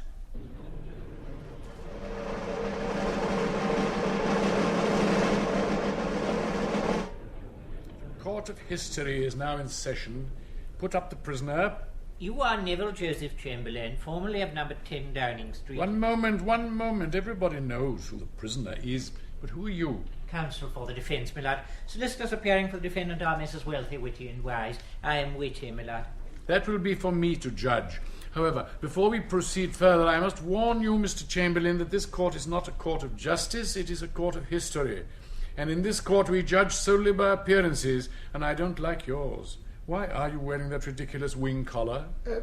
It was the fashion when I was alive, my lad. Fashion. Slavish adherence to fashion is hardly one of the qualities one looks for in a Prime Minister. It is in the fashion nowadays to wear long hair, but I don't. You've got off to a very bad start, Mr. Chamberlain. Proceed. Mr. Chamberlain, you are charged on the night of September the 30th, 1938. You did indecently expose yourself at the windows of your home, number 10 Downing Street, clad only in a scrap of paper and shouting, "Peace with honour, peace with honour." Now say you're guilty or not guilty. I'm not sure. Mr. Chamberlain, you are either guilty or not guilty. That is something you must decide for yourself. The court cannot decide it for you. I shall now proceed to the sentence. But the evidence... The prisoner has come here for sentence. Let us get that out of the way before we hear the evidence. First things first. It is usual to have the evidence first, my lord. Don't try to tie me up in legal mumbo-jumbo. I know the trial procedure backwards. The charge arises out of a visit made by the accused to Munich to see Herr Hitler in the autumn of 1938. By aeroplane. What has that got to do with it? I went by aeroplane. I was 69. I'd never flown in my life before. I was the first Prime Minister ever to fly. It may be the substance of a small footnote in the history of aeronautics, Mr. Chamberlain, but it is of no relevance to the court of history. What was your occupation at the time the offence was committed? Prime Minister and leader of the Conservative Party. Prime Minister and leader of the Conservative Party. You were doing two jobs? There was very little distinction between them. There was very little distinction between them. That was part of the trouble, wasn't it? Oh, you're excelling yourself, Mr. Whitty. You'll have to do better than this, Mr. Chamberlain. Let us look at Herr Hitler. It must have been obvious to anyone that he was a patent scallywag. He was not a gentleman, certainly, but he was very fond of dogs. For sovereign states to conclude agreements on the basis of a mutual fondness for dogs seems to me to be barking up the wrong tree. But it was what the people wanted. The law of history is not a law of supply and demand, Mr. Chamberlain. Good. Now we come to the pith and gist of the proceedings. The sentence. Members of the jury, I want you to consider the following question. Was Mr. Neville Chamberlain a mixed blessing, or was he an unmixed evil? Right on one side of the question only. Neville Joseph Chamberlain, have you anything to say before I pass sentence upon you? I was a very ordinary man, my lad. You're not here for offending against the law of averages. Anything else? I did die shortly after leaving office. Mr. Chamberlain, it is given to most of us to die at some time or other in our lives. It is no excuse. And keep your mouth shut when you're talking to me. Any extenuating circumstances? The accused was born in Birmingham, my lord. So are a great many other people. That is no excuse.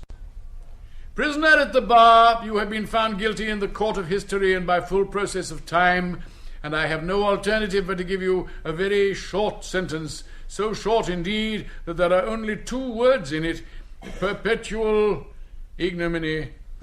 That sentence is impossible. There's no verb in it. The verb is understood. Take him down. September 1939. Mr. Chamberlain still hesitates. At 7:30 that Saturday evening, as the German armies thundered towards Warsaw, the Prime Minister appeared in the Commons. The chamber was packed. Members on all sides of the House expected at long last to be told of an ultimatum. When Chamberlain stood up, it was to talk of a conference. If the Germans would agree to withdraw their troops, the question of Poland could be settled through diplomatic channels. There was no word of an ultimatum. 2 MPs were sick. Amory and Duff Cooper were red-faced and speechless with fury. Chamberlain sat down without a cheer. The chief whip feared physical violence. And when Arthur Greenwood, the acting Labour leader, rose to speak, Amory shouted from the Conservative benches, "Speak for England, Arthur."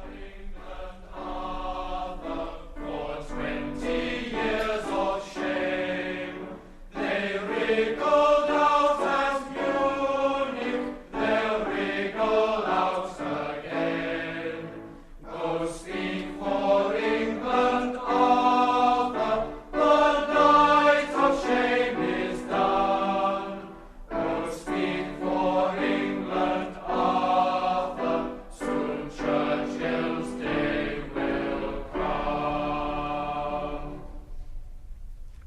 And so in 1939, at the start of another war, Max Beerbohm, an old man and a legend before the First War started, comes home from the Villino at Rapallo, and Somerset Maugham in a crowded tramp steamer from Vichy, France. Home to an England where Cyril Connolly is founding Horizon and there are lunchtime concerts in the National Gallery. And nightly in the basement of Claridge's in the Savoy, the saving remnant of the old England sits out the Blitz. But by now their ranks are thinning. In May 1936, T.E. Lawrence, swerving to avoid a couple of errand boys, where are they now? Plunges his motorbike over a hedge. At Tunbridge Wells, a month before Hitler enters Austria, Ottoline Murrell dies. Little Buchan, a mere 8 stone 12 pounds, falls down with a heart attack in a Montreal bathroom in 1940. And Virginia Woolf, filling her pockets with stones, walks into the River Ouse on the 28th of March 1941, with her hat still firmly on her head. Eddie Marsh, friend and patron of the first war poets, flits from country house to country house, an awkward guest, apt often to forget the war and eat the entire family bacon ration at one go. And all through the war, Mrs. Keppel, once the mistress of Edward VII, puts up the blackout at the windows of Watlington Park and dreams of the great days in the distance enchanted, and that strange, storied world. Musical settings by Carl Davis, accompanied songs sung by boys of the City of London School, directed by Anthony Gould. The treble soloists were Simon Preece and Simon Permain. The play was produced by Richard Wortley.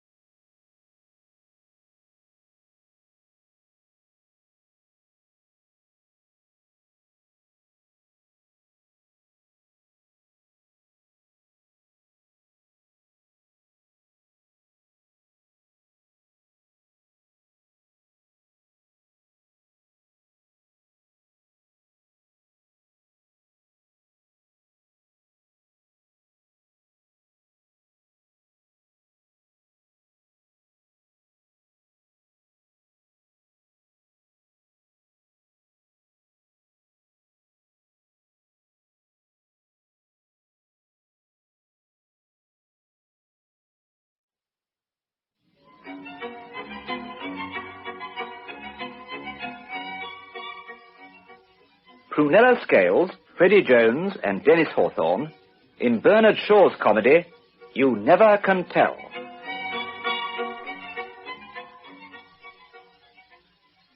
A dentist's waiting room on a fine August morning in 1896. Not the usual tiny London den, but the best sitting room of a furnished lodging in a terrace on the seafront at a fashionable watering place. That was my first tooth. Your first? Do you mean to say that you began practicing on me? Well, every dentist has to begin with somebody. Why didn't you let me give you gas? Because you said it would be 5 shillings extra. Oh, don't say that. It makes me feel as if I'd hurt you for the sake of 5 shillings. Well, so you have. Why shouldn't you? It's your business to hurt people. You have a good view of the sea from these rooms. Are they expensive? Yes? You don't own the whole house, do you? No. Your furniture isn't quite the latest thing, is it? It's my landlord. I suppose you haven't been here long. 6 weeks. Is there anything else you would like to know? Any family? I'm not married. Of course not. Anybody can see that. I mean sisters and mother and that sort of thing. Not on the premises. If you've been here 6 weeks, and mine was your first tooth, the practice can't be very large, can it? Not as yet. Well, good luck. 5 shillings, you said it would be? 5 shillings. You charge 5 shillings for everything? Yes. Why? It's my system. I'm what's called a 5-shilling dentist. How nice. Well, here, a nice new 5-shilling piece. Your first fee. Thank you. The young lady's brother, sir. Am I in time? No, it's all over. Oh, did you howl? Oh, something awful. Mr. Valentine, this is my brother Phil. Phil, this is Mr. Valentine, our new dentist. He's only been here 6 weeks, and he's a bachelor. The house isn't his, and the furniture is the landlord's. He got my tooth out beautifully at the first go, and here are our great friends. Been asking a lot of questions? Oh, no. I'm glad to hear it. It's so good of you not to mind us, Mr. Valentine. The fact is, we've never been in England before, and our mother tells us that the people here simply won't stand us. Come and lunch with us. Oh, do, Mr. Valentine. At the Marine Hotel, 1:30. We shall be able to tell Mamma that a respectable Englishman has promised to lunch with us. Say no more, Mr. Valentine, you'll come. Say no more. I haven't said anything. May I ask who I have the pleasure of entertaining? It really is quite impossible for me to lunch at the Marine Hotel with 2 perfect strangers. Oh, what bosh. 1 patient in 6 weeks? What difference does it make for you? No, Dolly. My knowledge of human nature confirms Mr. Valentine's judgment. He is right. Let me introduce Miss Dorothy Clarendon, commonly called Dolly. I'm Philip Clarendon. We're from Madeira, but perfectly respectable so far. Clarendon? Are you related? Yes, we are. I beg your pardon. Oh, we are. It's all over, Phil. They know all about us in England. Oh, Mr. Valentine, you can't think how maddening it is to be related to a celebrated person and never be valued anywhere for one's own sake. Oh, excuse me, the gentleman I was thinking of was not celebrated. Gentleman? Yes. I was going to ask whether you were by any chance a daughter of Mr. Densmore Clarendon of Newbury Hall. No. Well, come, Dolly. How do you know you're not? Oh, I forgot, of course. Perhaps I am. Don't you know? Not in the least. It's a wise child. The fact is, Mr. Valentine, we are the children of the celebrated Mrs. Lanfrey Clarendon, an authoress of great repute in Madeira. No household is complete without her works. We came to England to get away from them. They're called the 20th Century Treatises. 20th Century Cooking. 20th Century Creed. 20th Century Clothing. 20th Century Conduct. 20th Century Children. 20th Century Parent. Glove limp, $50. Or, mounted on linen for hard family use, $2. No family should be without them. Read them, Mr. Valentine. They'll improve your mind. But not till we've gone, please. Quite so. We prefer people with unimproved minds. Our own minds are in that fresh and unspoiled condition. Phil, he prefers people whose minds are improved. Well, in that case, we shall have to introduce him to the other member of the family. The woman of the 20th century, our sister Gloria. Nature's masterpiece. Learning's daughter. Madeira's pride. Beauty's paragon. Bosh. No complexion. May I have a word? Excuse me, go ahead. So sorry. I really must give a hint to you young people. Oh, come. I like that. How old are you? Over 30. He's not. He is. 27. 33. Stuff. I appeal to you, Mr. Valentine. Well, really, 31. You were wrong. So are you. We're forgetting our manners, Dolly. Yes, so we are. We interrupted you, Mr. Valentine. You were going to improve our minds, I think. The fact is, our appearance. Oh, do let me speak. The old story. We talk too much. We do. Shut up, both. Mum. Thank you. Now, may I ask to begin with, have you ever been in an English seaside resort before? No. No, I thought so. Well, in a seaside resort, there is one thing you must have before anybody can afford to be seen going about with you. And that's a father, alive or dead. Am I to infer that you have omitted that indispensable part of your social equipment? I'm afraid... We have.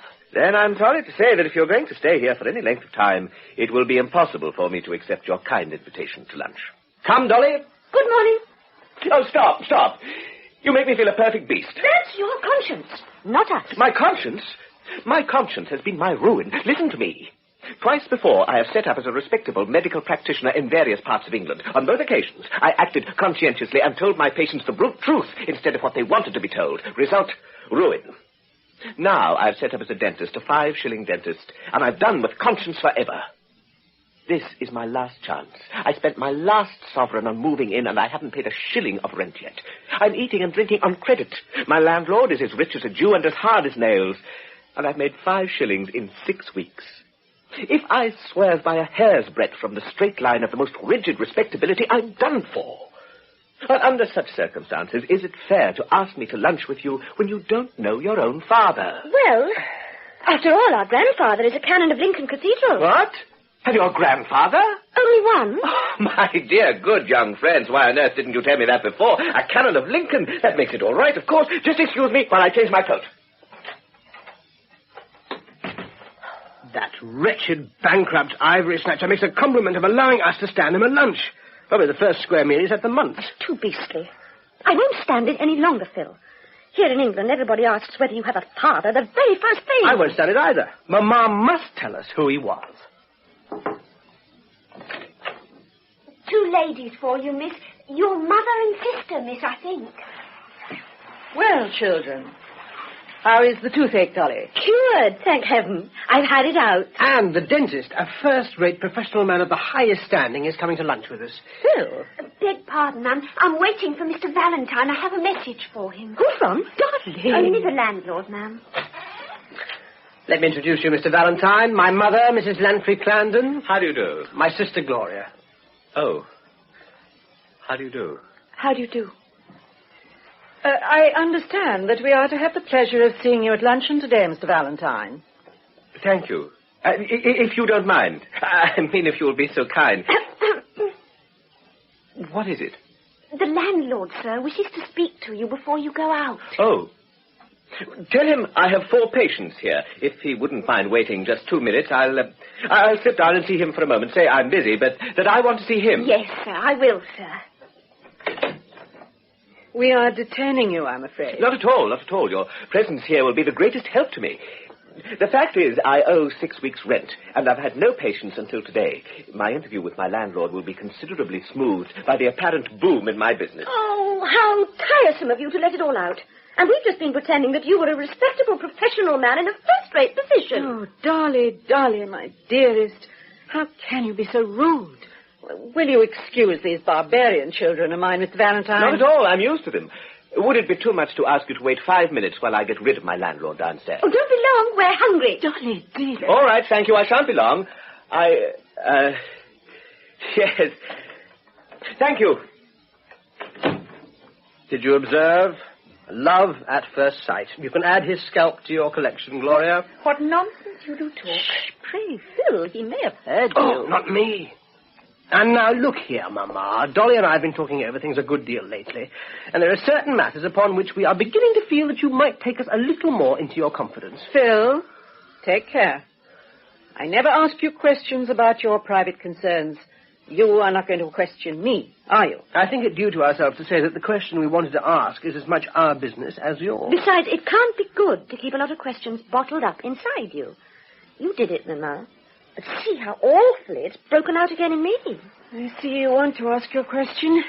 Ask it. Well, it's a simple one.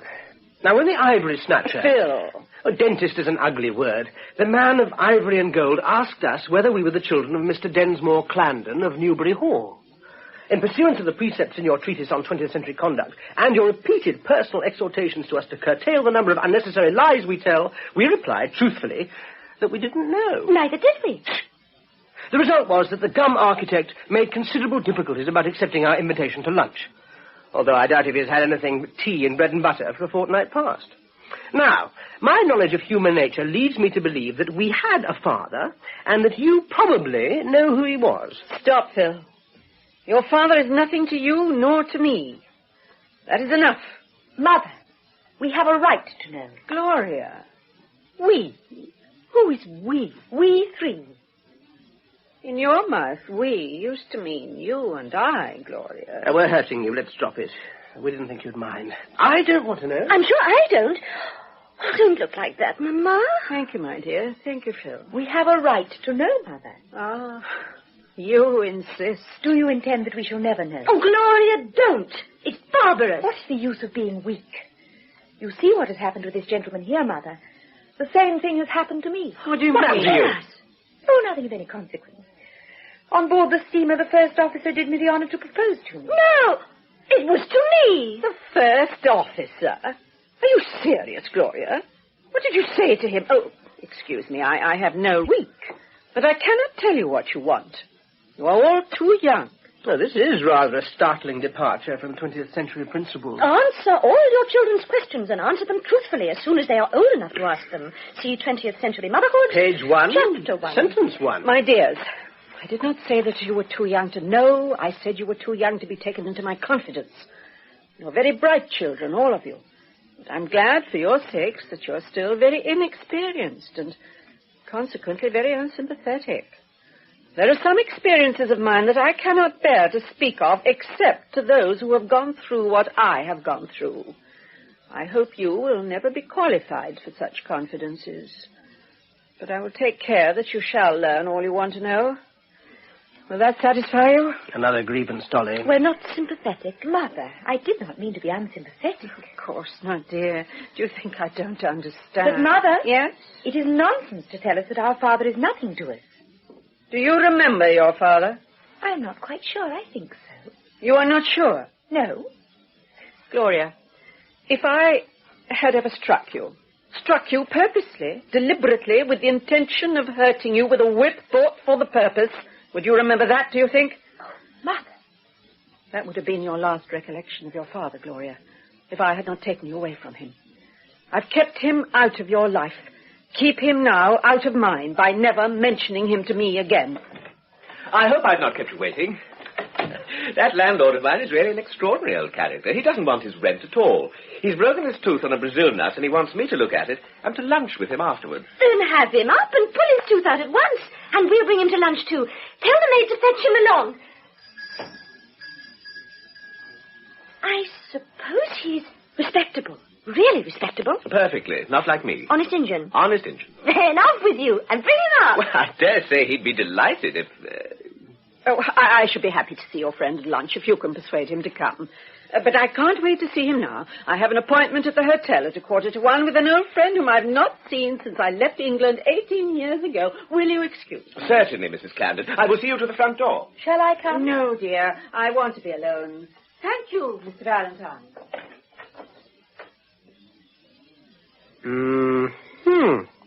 Aha. You rang, sir? Show the old gentleman up. Madam? The old gentleman with the toothache. The landlord. Mr. Crampton, sir. Is his name Crampton? Show Mr. Crampton's up. Mr. Crampton, miss. Crampton. Crampton. I must get that name right, or heaven knows what I shall call him. But hark, he comes. Ooh, and Talkstone. Shh. Attention. If he's good enough for the lunch, Gloria, I'll nod to Dolly. And if she nods to you, invite him straight away.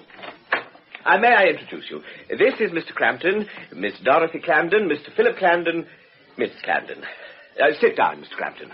That is the most comfortable chair, Mr. Crampton. Thank you. But won't this young lady... Thank you, Mr. Crampton. We are just going. Sit down. You're tired. Well, perhaps as I am considerably the oldest person present, I... Mr. Crampton, we understand that we are preventing Mr. Valentine from lunching with you by taking him away ourselves. My mother would be very glad indeed if you would come too. Thank you. I will come with pleasure. How old are you, Mr. Crampton? I am afraid we must be going, Mr. Valentine. It is understood, then, that we meet at 1:30. 1:30. Allow me to see you to the door. Are you coming too, Mr. Camden? Yes, I will. Dolly? In a minute. Make him give you gas. It's 5 shillings extra, but it's worth it. Very well. See, you want to know my age, do you? I'm 57. You look it. Dare say I do. What are you looking at me so hard for? Anything wrong? Is it my hat? You're like somebody. Who? Well, you have a curious look at my mother. Your mother? You're quite sure you don't mean your daughter? Yes, I'm quite sure I don't mean my daughter. Oh, tooth bad. No, nothing. Twinge of memory, Miss Clandon, not of toothache. Have it out. Pluck from the memory a rooted sorrow with gas 5 shillings extra. No, not a sorrow. An injury that was done me once, that's all. I don't forget injuries. I don't want to forget them. I don't think we shall like you when you're brooding over your injuries. Dolly, my sister means well, Mr. Crampton, but she's indiscreet. Now, Dolly, outside. He says he's only 57 and he thinks me the illness of his mother and he hates his daughter. Miss Crampton has gone on. And don't forget, 1:30. Now, mind you leave Mr. Crampton enough teeth to eat with. That's a spoiled child, Mr. Valentine. That's one of your modern products. When I was her age, I had many a good hiding fresh in my memory to teach me manners. What did you think of her sister? You liked her better, eh? She struck me as being... However, that's not business. Open, please. You have broken that one. What a pity to spoil such a splendid set of teeth. Why do you crack nuts with them? I've always cracked nuts with them. What else are they for? The proper way to keep teeth good is to give them plenty of use on bones and nuts and wash them every day with soap. Plain yellow soap. Soap? Why soap? I began using it as a boy because I was made to. I've used it ever since. I never had toothache in my life. Well, your teeth are good, I admit, but I've seen just as good in very self-indulgent mouths. Well, that's not the effect on the teeth, it's the effect on the character. Oh, the character, I see. A little wider, please. That one will have to come out. It's fast saving. Don't be alarmed. You shan't feel anything. I'll give you gas. Rubbish, man. I want none of your gas. Out with it. People were taught to bear necessary pain in my day. Oh, if you like being hurt, all right. I'll hurt you as much as you like, without any extra charge for the beneficial effect on your character. Young man, you owe me 6 weeks' rent. I do. Can you pay me? No. I thought not. How soon do you think you'll be able to pay me if you have no better manners than to make game of your patients? No, my good sir, my patients haven't all formed their characters on kitchen soap. So much the worse for them. I tell you, you don't understand my character. If I could spare all my teeth, I'd make you pull them out, one after another, to show you what a properly hardened man can go through with when he's made up his mind to it. And you want to be more hardened, do you? Yes. Why did you never get married, Mr. Crampton? A wife and children would have taken some of the hardness out of you. What the devil is that to you? Well, I have an idea of getting married myself. Naturally, sir. Naturally, when a young man has come to his last farthing and is within 24 hours of having his furniture distrained upon by his landlord, he marries. I've noticed that before. Well, marry and be miserable. Oh, come, what do you know about it? I'm not a bachelor. Then there is a Mrs. Crampton. Yes, Dana. A father, too, perhaps, as well as a husband, Mr. Crampton. 3 children. Damn them, eh? No, sir. The children are as much mine as hers. I should really like to know your family, Mr. Crampton. I'm sorry I can't introduce you. I'm happy to say that I don't know where they are and don't care, so long as they keep out of my way. What's that cylinder thing for? Oh, never mind. It's something to put my foot on to get the necessary purchase for a good pull. And so you advise me not to get married, Mr. Crampton? I advise you to get my tooth out and have done reminding me of my wife. Come along, man. What do you bet that I don't get that tooth out without your feeling it? Your 6 weeks' rent, young man. Don't you gammon me. Done. Are you ready? Take care, man. I'm quite helpless in this position. You'll be more helpless presently.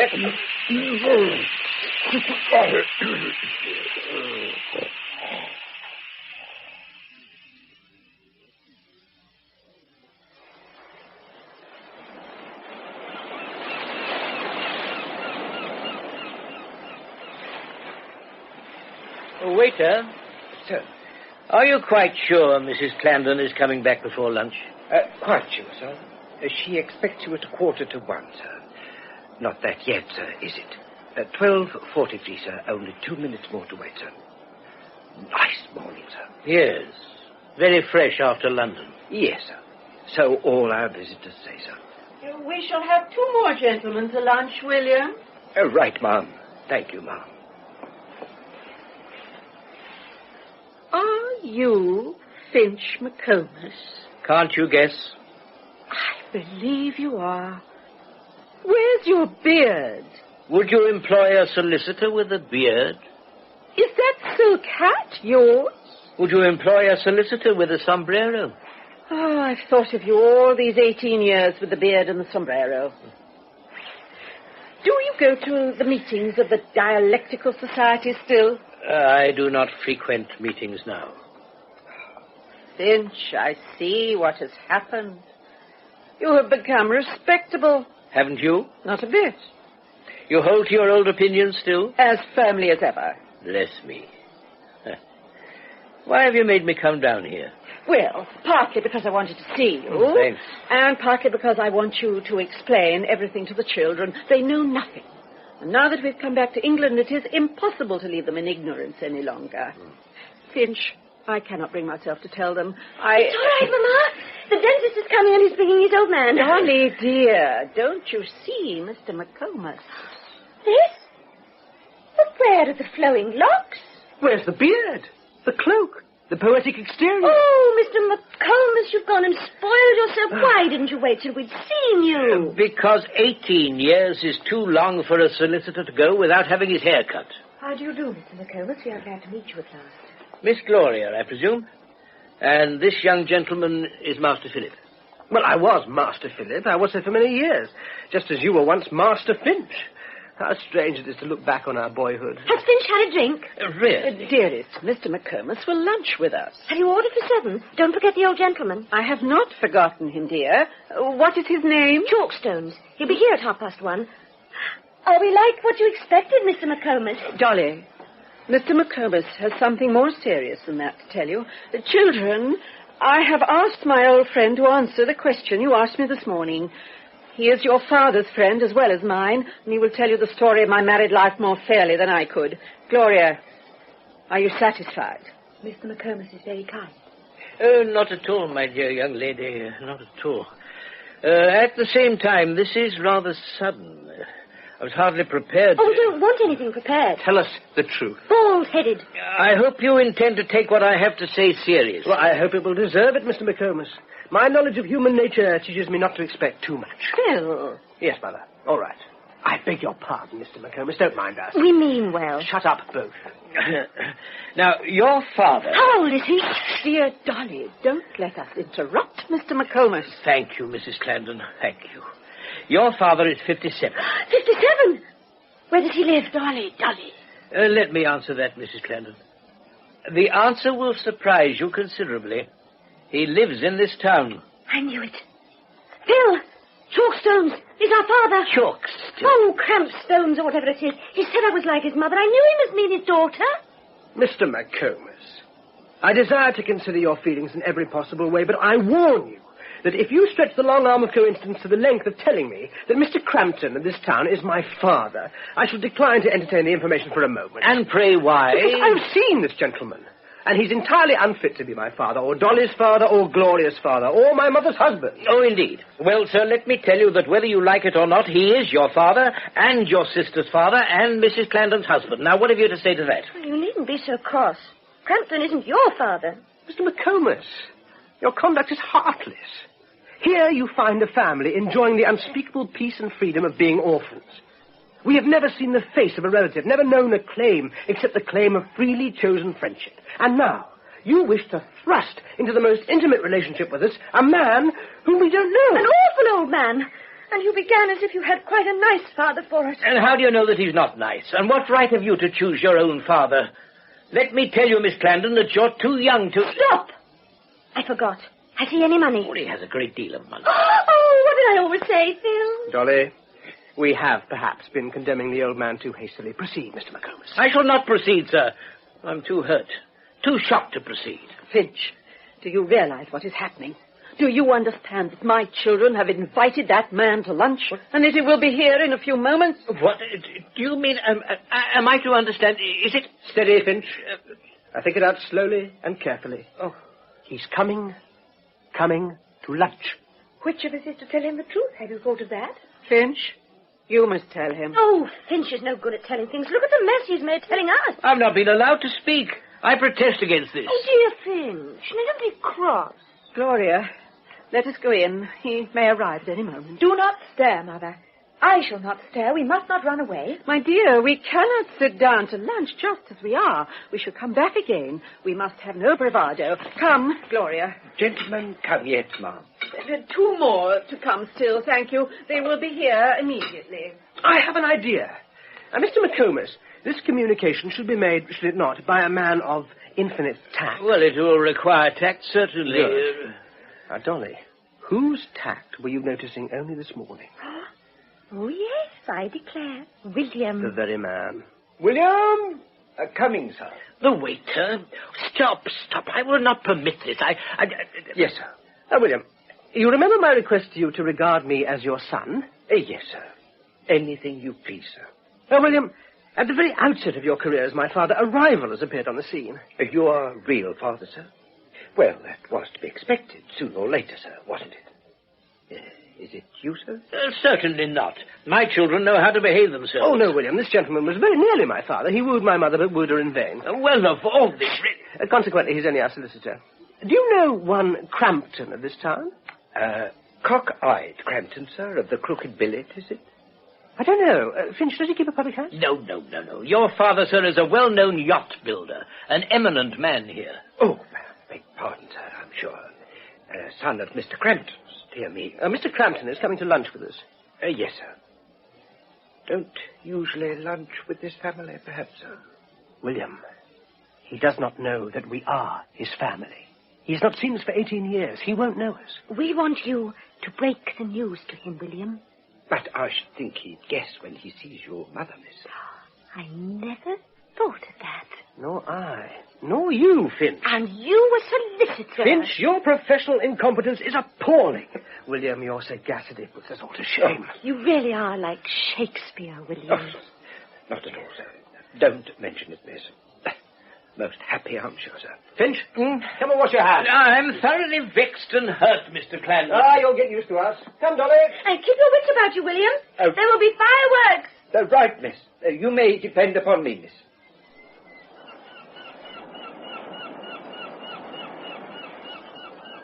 The steps made me giddy. Not got over that infernal gas yet. Waiter. Yes, sir. Mrs. Lanfrey Clandon. Yes, sir. We're expecting you, sir. That is your table, sir. Mrs. Clandon will be down presently, sir. The young lady and gentleman were just talking about your friend, sir. Indeed? Yes, sir. Great flow of spirit, sir. A vein of pleasantry, as you might say, sir.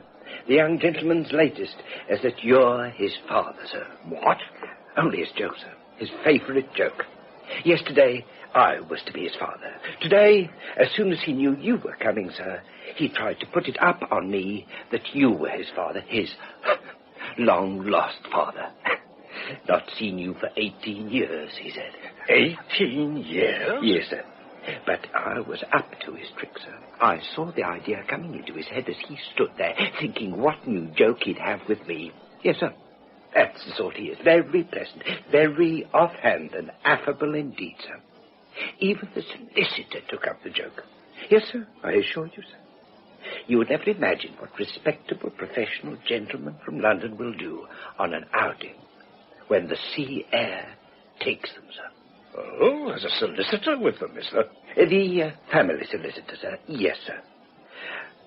Name of McComas, sir. McComas? Valentine, this is a plot, a conspiracy. This is my family. My children.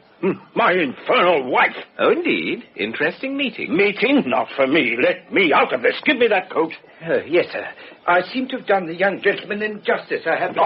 Valentine, you're in this. You made this plot. You... What do you mean? How dare you... Steady, sir. Here they come, sir. So here you are, Mr. Crampton. Yes, here. Caught in a trap. A mean trap. Are those my children? Is this our father, Mr. McComas? Yes, Pleased to meet you again. Allow me to discharge my first duty as host by ordering your wine. Finch, some crusted old port for you as a respectable family solicitor. Apollinaris only. I prefer to take nothing heating. Valentine? Would lager be considered vulgar? Probably. We'll order some. Dolly takes it. And now, Mr. Crampton, what can we do for you? What do you mean, boy? Boy? Whose fault is it that I'm a boy? The whiskey's on the last page but one, Mr. Crampton. Let me alone, child. Child? No. You may call me Dolly if you like, but you mustn't call me child. McComas, we're going to have a pleasant meal. Mother and our sister Gloria. Glad to see you again, Mr. Valentine. Miss Clandon? Fergus. You are greatly changed. I dare say. Man does change in 18 years. I did not mean that. I hope your health is good. Thank you. No, it's not my health. It's my happiness that's the change you meant, I think. Look at her, McComas. Look at her. And look at me. Order before William. I think you have all met one another already today. Oh, no, excuse me, Mr. Valentine, Mr. McComas. How do you do? How do you do? Fergus, will you take the head of the table, please? The head of the table. This end, sir. Thank you, sir. Mr. Valentine, will you take that side with Gloria? Thank you. Finch, I must put you on this side between Dolly and Phil. You must protect yourself as best you can. Thank you.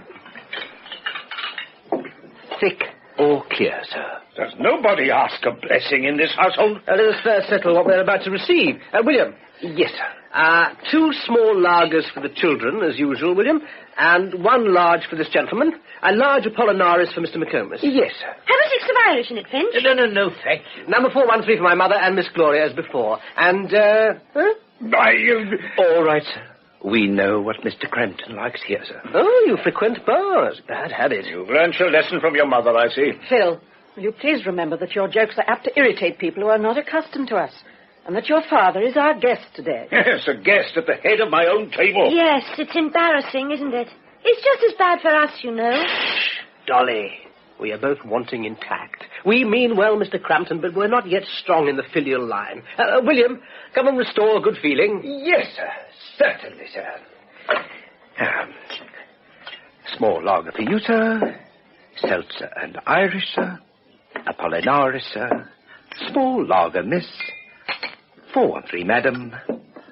Large lager for you, sir. 413, miss. To the family. Half and home. Oh, we're getting on very nicely after all. After all? After all what, Finch? She means that you're getting on very nicely in spite of the presence of your father. Do I take your point rightly, McComas? No, I only said after all to round off the sentence. Turbot, sir. Oh, thank you, waiter. Thank you. Don't mention it, sir. Have you thought of choosing a profession yet? Well, I'm keeping my mind open on that subject. William. Yes, sir. How long do you think it would take me to learn to be a really smart waiter? Can't be learned, sir. It's in the character, sir. Bread for the lady, sir? Thank you. Yes, sir. Very few are born to it, sir. You don't happen to have such a thing as a son yourself, have you? Yes, sir.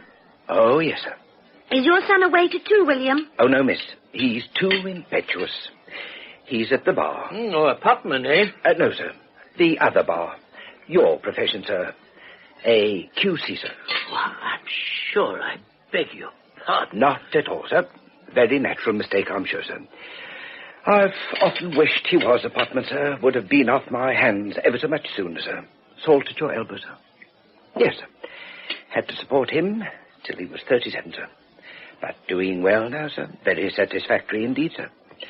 Nothing less than 50 guineas, sir. Democracy, Crampton? Modern democracy? No, sir. Not democracy. Only education, sir. Scholarship, sir. Cambridge local, sir. Sydney Sussex College, sir. Very good thing for him, sir. He never had any turn for real work, sir. Stone ginger, miss. Right, miss. Which of us dare give that man an order again? I hope he won't mind my sending him for ginger beer. Well, he's a waiter. It's his business to wait. If you treated him as a waiter ought to be treated, he'd have held his tongue. And what a loss that would have been. Perhaps he'll give us an introduction to his son and get us into London society. London society? You're not fit for any society, child. Now, look here, Mr. Crampton, if you think... Stone ginger, miss. Thank you, dear William. You were just in time. Cheese, sir. Would you like a cold sweet? What? Oh, cheese. Bring a box of cigarettes, William. All ready, miss. Does she smoke? Really, Mr. Crampton? I'm afraid I'm spoiling your lunch. I'll go and have my cigarette on the beach. Margaret, call that girl back. Call her back, I say. Oh, come, Crampton, never mind. She's her father's daughter, that's all. I hope not, Finch. Mr. Valentine, will you excuse me? I'm afraid Dolly is hurt and put out by what has passed. I must go to her. To take her part against me, you mean? Gloria, will you take my place while I'm away, dear? Yes. Young lady forgot the matches, ma'am, if you will be so good, ma'am. Thank you very much. There's a mother for you, McComas. There's a mother for you. Yes, a good mother. And a bad father. That's what you mean, eh? Miss Clandon. That girl's name is Crampton, Mr. Valentine, not Clandon. Do you wish to join them in insulting me? I'm overwhelmed, Miss Clandon. It's all my fault. I brought him here, I am responsible for him, and I'm ashamed of him. What do you mean? No harm has been done, Mr. Valentine. We have all been a little childish, I'm afraid. Our party has been a failure. Let us break it up and have done with it. Goodbye, Father. Father. Father! No! This coat is yours, sir, I think so. The lady's sunshade, sir. Nasty glare off the sea today, sir. Very trying to the complexion, sir. I shall carry down the camp stools myself, sir. You are old, Father William, but you are the most considerate of men. No. Keep the sunshades and give me the camp stools. Thank you, sir. Finch, share with me. Come along. Oh, all right. Leave me something to bring down. One of these sunshades, perhaps. Oh, that's the younger lady, sir. Oh. Thank you, sir. If you'll allow me, sir, I think you had better have this. The elder young lady is reading it at present. Thank you, sir. Schopenhauer, sir, you see. A very interesting author, sir. Especially on the subject of ladies, sir. Now, look here, Crampton. Are you at all ashamed of yourself? Ashamed of myself? What for? For behaving like a bear. What will your daughter think of me for having brought you here? I was not thinking of what my daughter was thinking of you. No, you were thinking of yourself. You're a perfect egomaniac. She told you what I am. A father. A father robbed of his children. What are the hearts of this generation like? Am I to come here after all these years to see what my children are for the first time, to hear their voices and carry it all off like a fashionable visitor? Drop in to lunch, be Mr. Crampton? Mr. Crampton! What right have they to talk to me like that? I'm their father. Do they deny that? I'm a man with the feelings of our common humanity. Have I no rights, no claims? In all these years, who have I had round me? Servants, clerks, business acquaintances. I've had respect from them. Aye, kindness. Would one of them have spoken to me as that girl spoke? Would one of them have laughed at me as that boy was laughing at me all the time? My own children! Mr. Crampton, my... Calm, they're only children. The only one of them that's worth anything called you father. Yes, goodbye, father. Goodbye. Oh, yes, she got at my feelings with a stab. Now, look here, Crampton. You just let her alone. She's treated you very well. I had a much worse time of it at lunch than you. You? Yes, I. I sat next to her, and I never said a single thing to her the whole time. I couldn't think of a blessed word. And not a word did she say to me. Well? Crampton, do you know what's been the matter with me today? You don't suppose, do you, that I'm in the habit of playing such tricks on my patients as I played on you? I hope not. The explanation is that I'm stark mad. Or rather, that I've never been in any real sense in my own senses before. I'm capable of anything. I've grown up at last. I'm a man. And it's your daughter, Gloria Clandon, that's made a man of me. Are you in love with my daughter? Love? Nonsense. It's something far above and beyond that. It's life, it's faith, it's strength, certainty, paradise. Rubbish, man. What have you got to keep a wife on? You can't marry her. Who wants to marry her? I'll kiss her hands, I'll kneel at her feet, I'll live for her, I'll die for her, and that'll be enough for me. Look at her book, see? If you offered me all your money for this excuse for going down to the beach and speaking to her again, I'd only laugh at you. Oh! Steady, sir. Steady. I beg your pardon. Not at all, sir. Not at all. Very natural, sir. I'm sure, sir, at your age. The lady has sent me for her book, sir. Might I take the liberty of asking you to let her have it at once, sir? With pleasure. And if you will allow me to present you with a professional man's earnings for 6 weeks. Thank you, sir. Much obliged.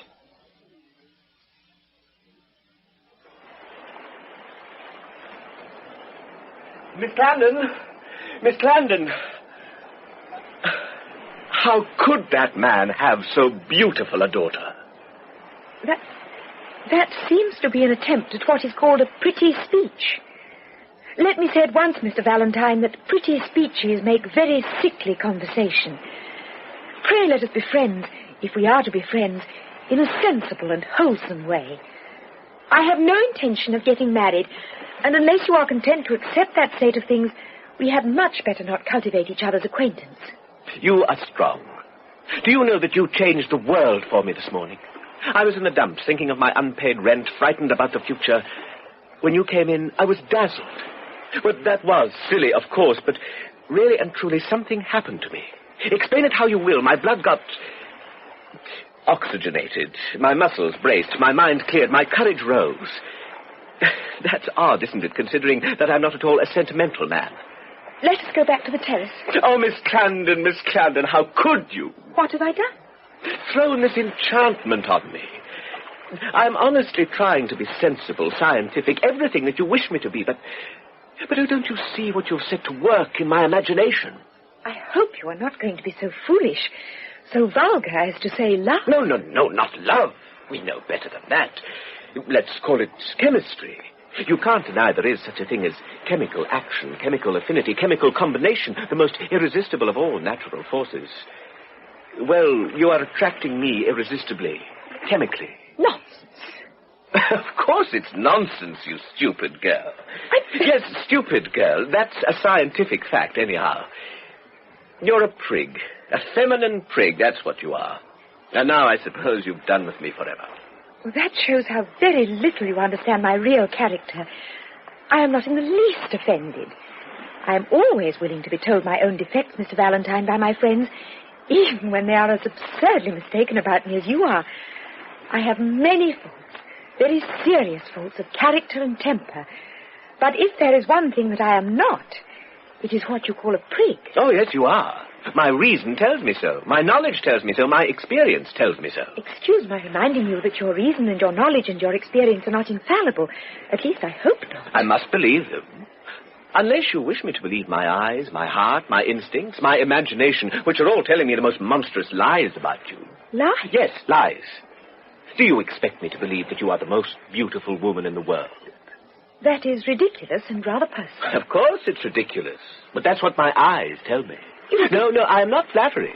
I tell you, I don't believe it. Do you think that if you were to turn away in disgust from my weakness, I should sit down here and cry like a child? Why should you pray? But of course not. I'm not such an idiot. And yet my heart tells me I should, my fool of a heart. But I'll argue with my heart and bring it to reason. If I loved you 1,000 times, I'll force myself to look the truth steadily in the face. After all, it's easy to be sensible. The facts are the facts. What's this place? It's not heaven, it's the Marine Hotel. What's the time? It's not eternity. It's about 1:30 in the afternoon. What am I? A dentist. A 5-shilling dentist. And I am a feminine prig. No, I can't face that. I must have one illusion left. The illusion about you. I love you. Please. No, what a fool I am, an idiot. You don't understand. I might as well talk to the stones on the beach. I'm sorry. I do not mean to be unsympathetic, Mr. Valentine.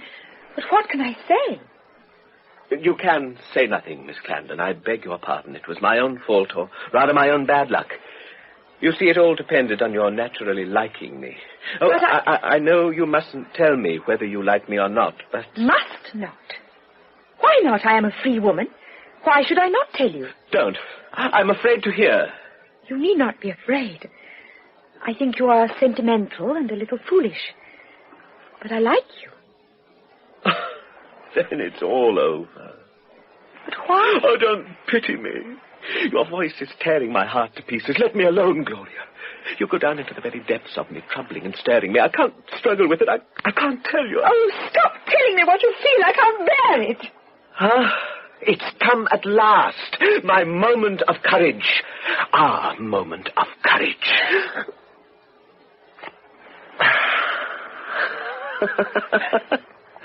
Now you've done it, Gloria. It's all over. We're in love with one another. But what a dragon you were, and how hideously afraid I was. Valentine! Valentine! Goodbye. Forgive me. The children want you, Mr. Valentine. Why is he running off? Mother, what is it, dear? Why didn't you educate me properly?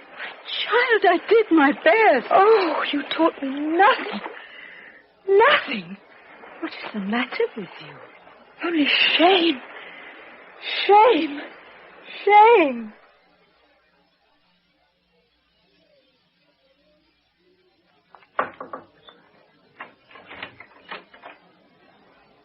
Tea was what you rang for, Mom, I hope. Thank you, yes. I thought so, Mom. Curious how the nerves seem to give out in the afternoon without a cup of tea. The young lady and gentleman have just come back, Ma'am. They have been out in a boat, Ma'am. Mr. McComas will not come to tea, ma'am. He has gone to call upon Mr. Crampton. And the other gentleman? Oh, he's coming, miss, he's coming. He has been rowing in the boat, miss, and has just run down the road to the chemist for something to put on the blisters. But he will be here directly, miss, directly. Gloria, where are you going? I think you must excuse me, Mother. Anything more, ma'am? Nothing, thank you. Thank you, ma'am. Here is Mr. Philip and Miss Dolly, ma'am. Oh, give me some tea. We've been out in a boat. Valentine will be here presently. He's unaccustomed to navigation. Where's Gloria? Phil, there's something the matter with Gloria. Has anything happened? Romeo. And Juliet. Yes, my dear mother, the old story. Dolly, don't take all the milk. Yes, in the spring. A young man's fancy. Lightly turns to, thank you, thoughts of love. It also occurs in the autumn. The young man in this case is... Valentine. And his fancy has turned to Gloria, to the extent of... Kissing her. On the beach. On the lips, before everybody. Phil, Dolly, are you joking? Did she allow it? We waited to see him struck to earth by the lightning of her scorn. But he wasn't. She appeared to like it. As far as we could judge. No, you've sworn off to, Cut. Children, you must not be here when Mr. Valentine comes. I must speak very seriously to him about this. To ask him his intentions. Oh, what a violation of 20th century principles. Quite right, Mamma. Bring him to book. Make the most of the 19th century while it lasts. Shh, here he is. Very sorry to be late for tea, Mrs. Clarendon. Will you... No, thank you. I never take any. No doubt Miss Dolly and Phil have explained what happened to me. Yes, Valentine, we've explained. We have explained very thoroughly. It was our duty. Come, Dolly. Will you sit down, Mr. Valentine? Thank you. I want to speak to you a little, if you will allow me. I must begin by throwing myself somewhat on your consideration. I'm going to speak of a subject of which I know very little, perhaps nothing. I mean love. Love? Yes, love. Oh, you need not look so alarmed at that, Mr. Valentine. I am not in love with you. Oh, really, Mrs... I should be only too proud if you were. Thank you, Mr. Valentine, but I'm too old to begin. Begin? Have you never? Never. My case is a very common one, Mr. Valentine. I married before I was old enough to know what I was doing. As you've seen for yourself, the result was a bitter disappointment for both my husband and myself. So you see, though I'm a married woman, I've never been in love. I've never had a love affair. And to be quite frank with you, Mr. Valentine, what I've seen of the love affairs of other people has not led me to regret that deficiency in my experience. Well, what are you driving at, Mrs. Clarendon? I think you know. Gloria? Yes, Gloria. Well, yes. I'm in love with Gloria. I know what you're going to say. I've no money. I care very little about money, Mr. Valentine. Then you're very different to all the other mothers who've interviewed me. Now we're coming to it, Mr. Valentine. You are an old hand at this. Oh, no, really? Do you think, little as I understand these matters, that I have not common sense enough to know that a man who could make as much way in one interview with such a woman as my daughter can hardly be a novice? No, I assure you... I'm not blaming you, Mr. Valentine. It is Gloria's business to take care of herself, and you have a right to amuse yourself as you please. Amuse myself? Oh, Mrs. Clapton. On your honor, Mr. Valentine, are you in earnest? On my honor, I am in earnest. Are you? Only I always have been in earnest. And yet here I am, you see. This is just what I suspected. Mr. Valentine, you are one of those men who play with women's affections. Well, why not, if the cause of humanity is the only thing worth being serious about? However, I understand. You wish me to discontinue my visits? No. I'm sensible enough to be well aware that Gloria's best chance of escape from you now is to become better acquainted with you. Oh, don't say that, Mrs. Clarendon. You don't think that, do you? I have great faith, Mr. Valentine, in the sound training Gloria's mind has had since she was a child. Oh, that's all right. What do you mean? Come, shall I teach you something, Mrs. Clarendon? I'm always willing to learn. You've heard of the duel of sex, haven't you? Oh, I forgot you've been in Madeira. The expression has come up since your time. Need I explain it? No. Of course not. Now, what happens in the duel of sex? The old-fashioned daughter received an old-fashioned education to protect her against the wiles of man. Well, you know the result. The old-fashioned man got round her. The old-fashioned woman resolved to protect her daughter more effectually, to find some armor too strong for the old-fashioned man. So she gave her daughter a scientific education. Your plan... that was a corker for the old-fashioned man. He said it wasn't fair, unwomanly, and all the rest of it. But that didn't do him any good. So he had to give up his old-fashioned plan of attack. You know, going down on his knees and swearing to love, honor, and obey, and so on. Excuse me. That was what the woman swore. Was it? Oh, perhaps you're right. Yes, of course it was. Well, what did the man do? He went one better than the woman, educated himself scientifically, and beat her at that game just as he'd beaten her at the old game. I learned how to circumvent the women's rights woman before I was 23. It's all been found out long ago. You see, my methods are thoroughly modern. No doubt. But for that very reason, there is one sort of girl against whom they are of no use. Pray, which sort? The thoroughly old-fashioned girl. If you had brought up Gloria in the old way, it would have taken me 18 months to get to the point I got to this afternoon in 18 minutes. Yes, Mrs. Clarendon, the higher education of women delivered Gloria into my hands, and it was you who taught her to believe in the higher education of women. Mr. Valentine, you are very clever. Oh, Mrs. Clarendon. And you have taught me nothing. Goodbye. Mother, is what Dolly told me true? What did she tell you, dear? That you have been speaking about me to this gentleman. This gentleman, oh? Mr. Valentine, can you hold your tongue for a moment? Mother, what right had you to do it? I don't think I've said anything I have no right to say, Gloria. Nothing whatever. I beg your pardon. Mr. Valentine, you are a most dangerous man. Gloria, come here. Ask this man whom you have inspired and made brave, how many women have inspired him before? How many times he has laid the trap in which he has caught you? How much practice it has taken to make him perfect in his chosen part in life as the duelist of sex? This isn't fair. You're abusing my confidence, Mrs. Clarendon. Ask him, Gloria. Is that true? Oh, don't be angry. Is it true? Did you ever say that before? Did you ever feel that before for another woman? Yes.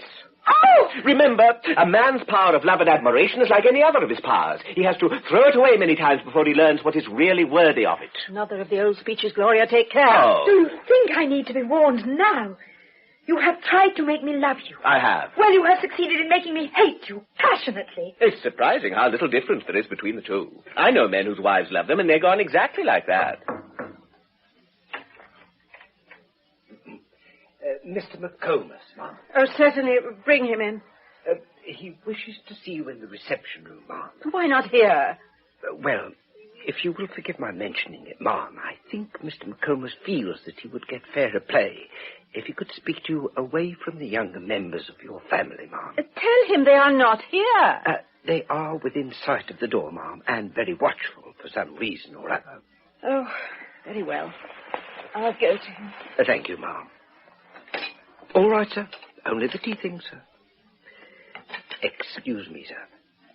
Thank you, sir. Look here, you will forgive me sooner or later. Forgive me now. Never. While grass grows or water runs. Never, never, never. Well, I don't care. I can't be unhappy about anything. I shall never be unhappy again. Never, never, never, while grass grows or water runs. The thought of you will always make me wild with joy. How often have No, I've never said that before. That's new. It will not be new when you say it to the next woman. Oh, don't, Gloria, don't. I kneel at your feet. Get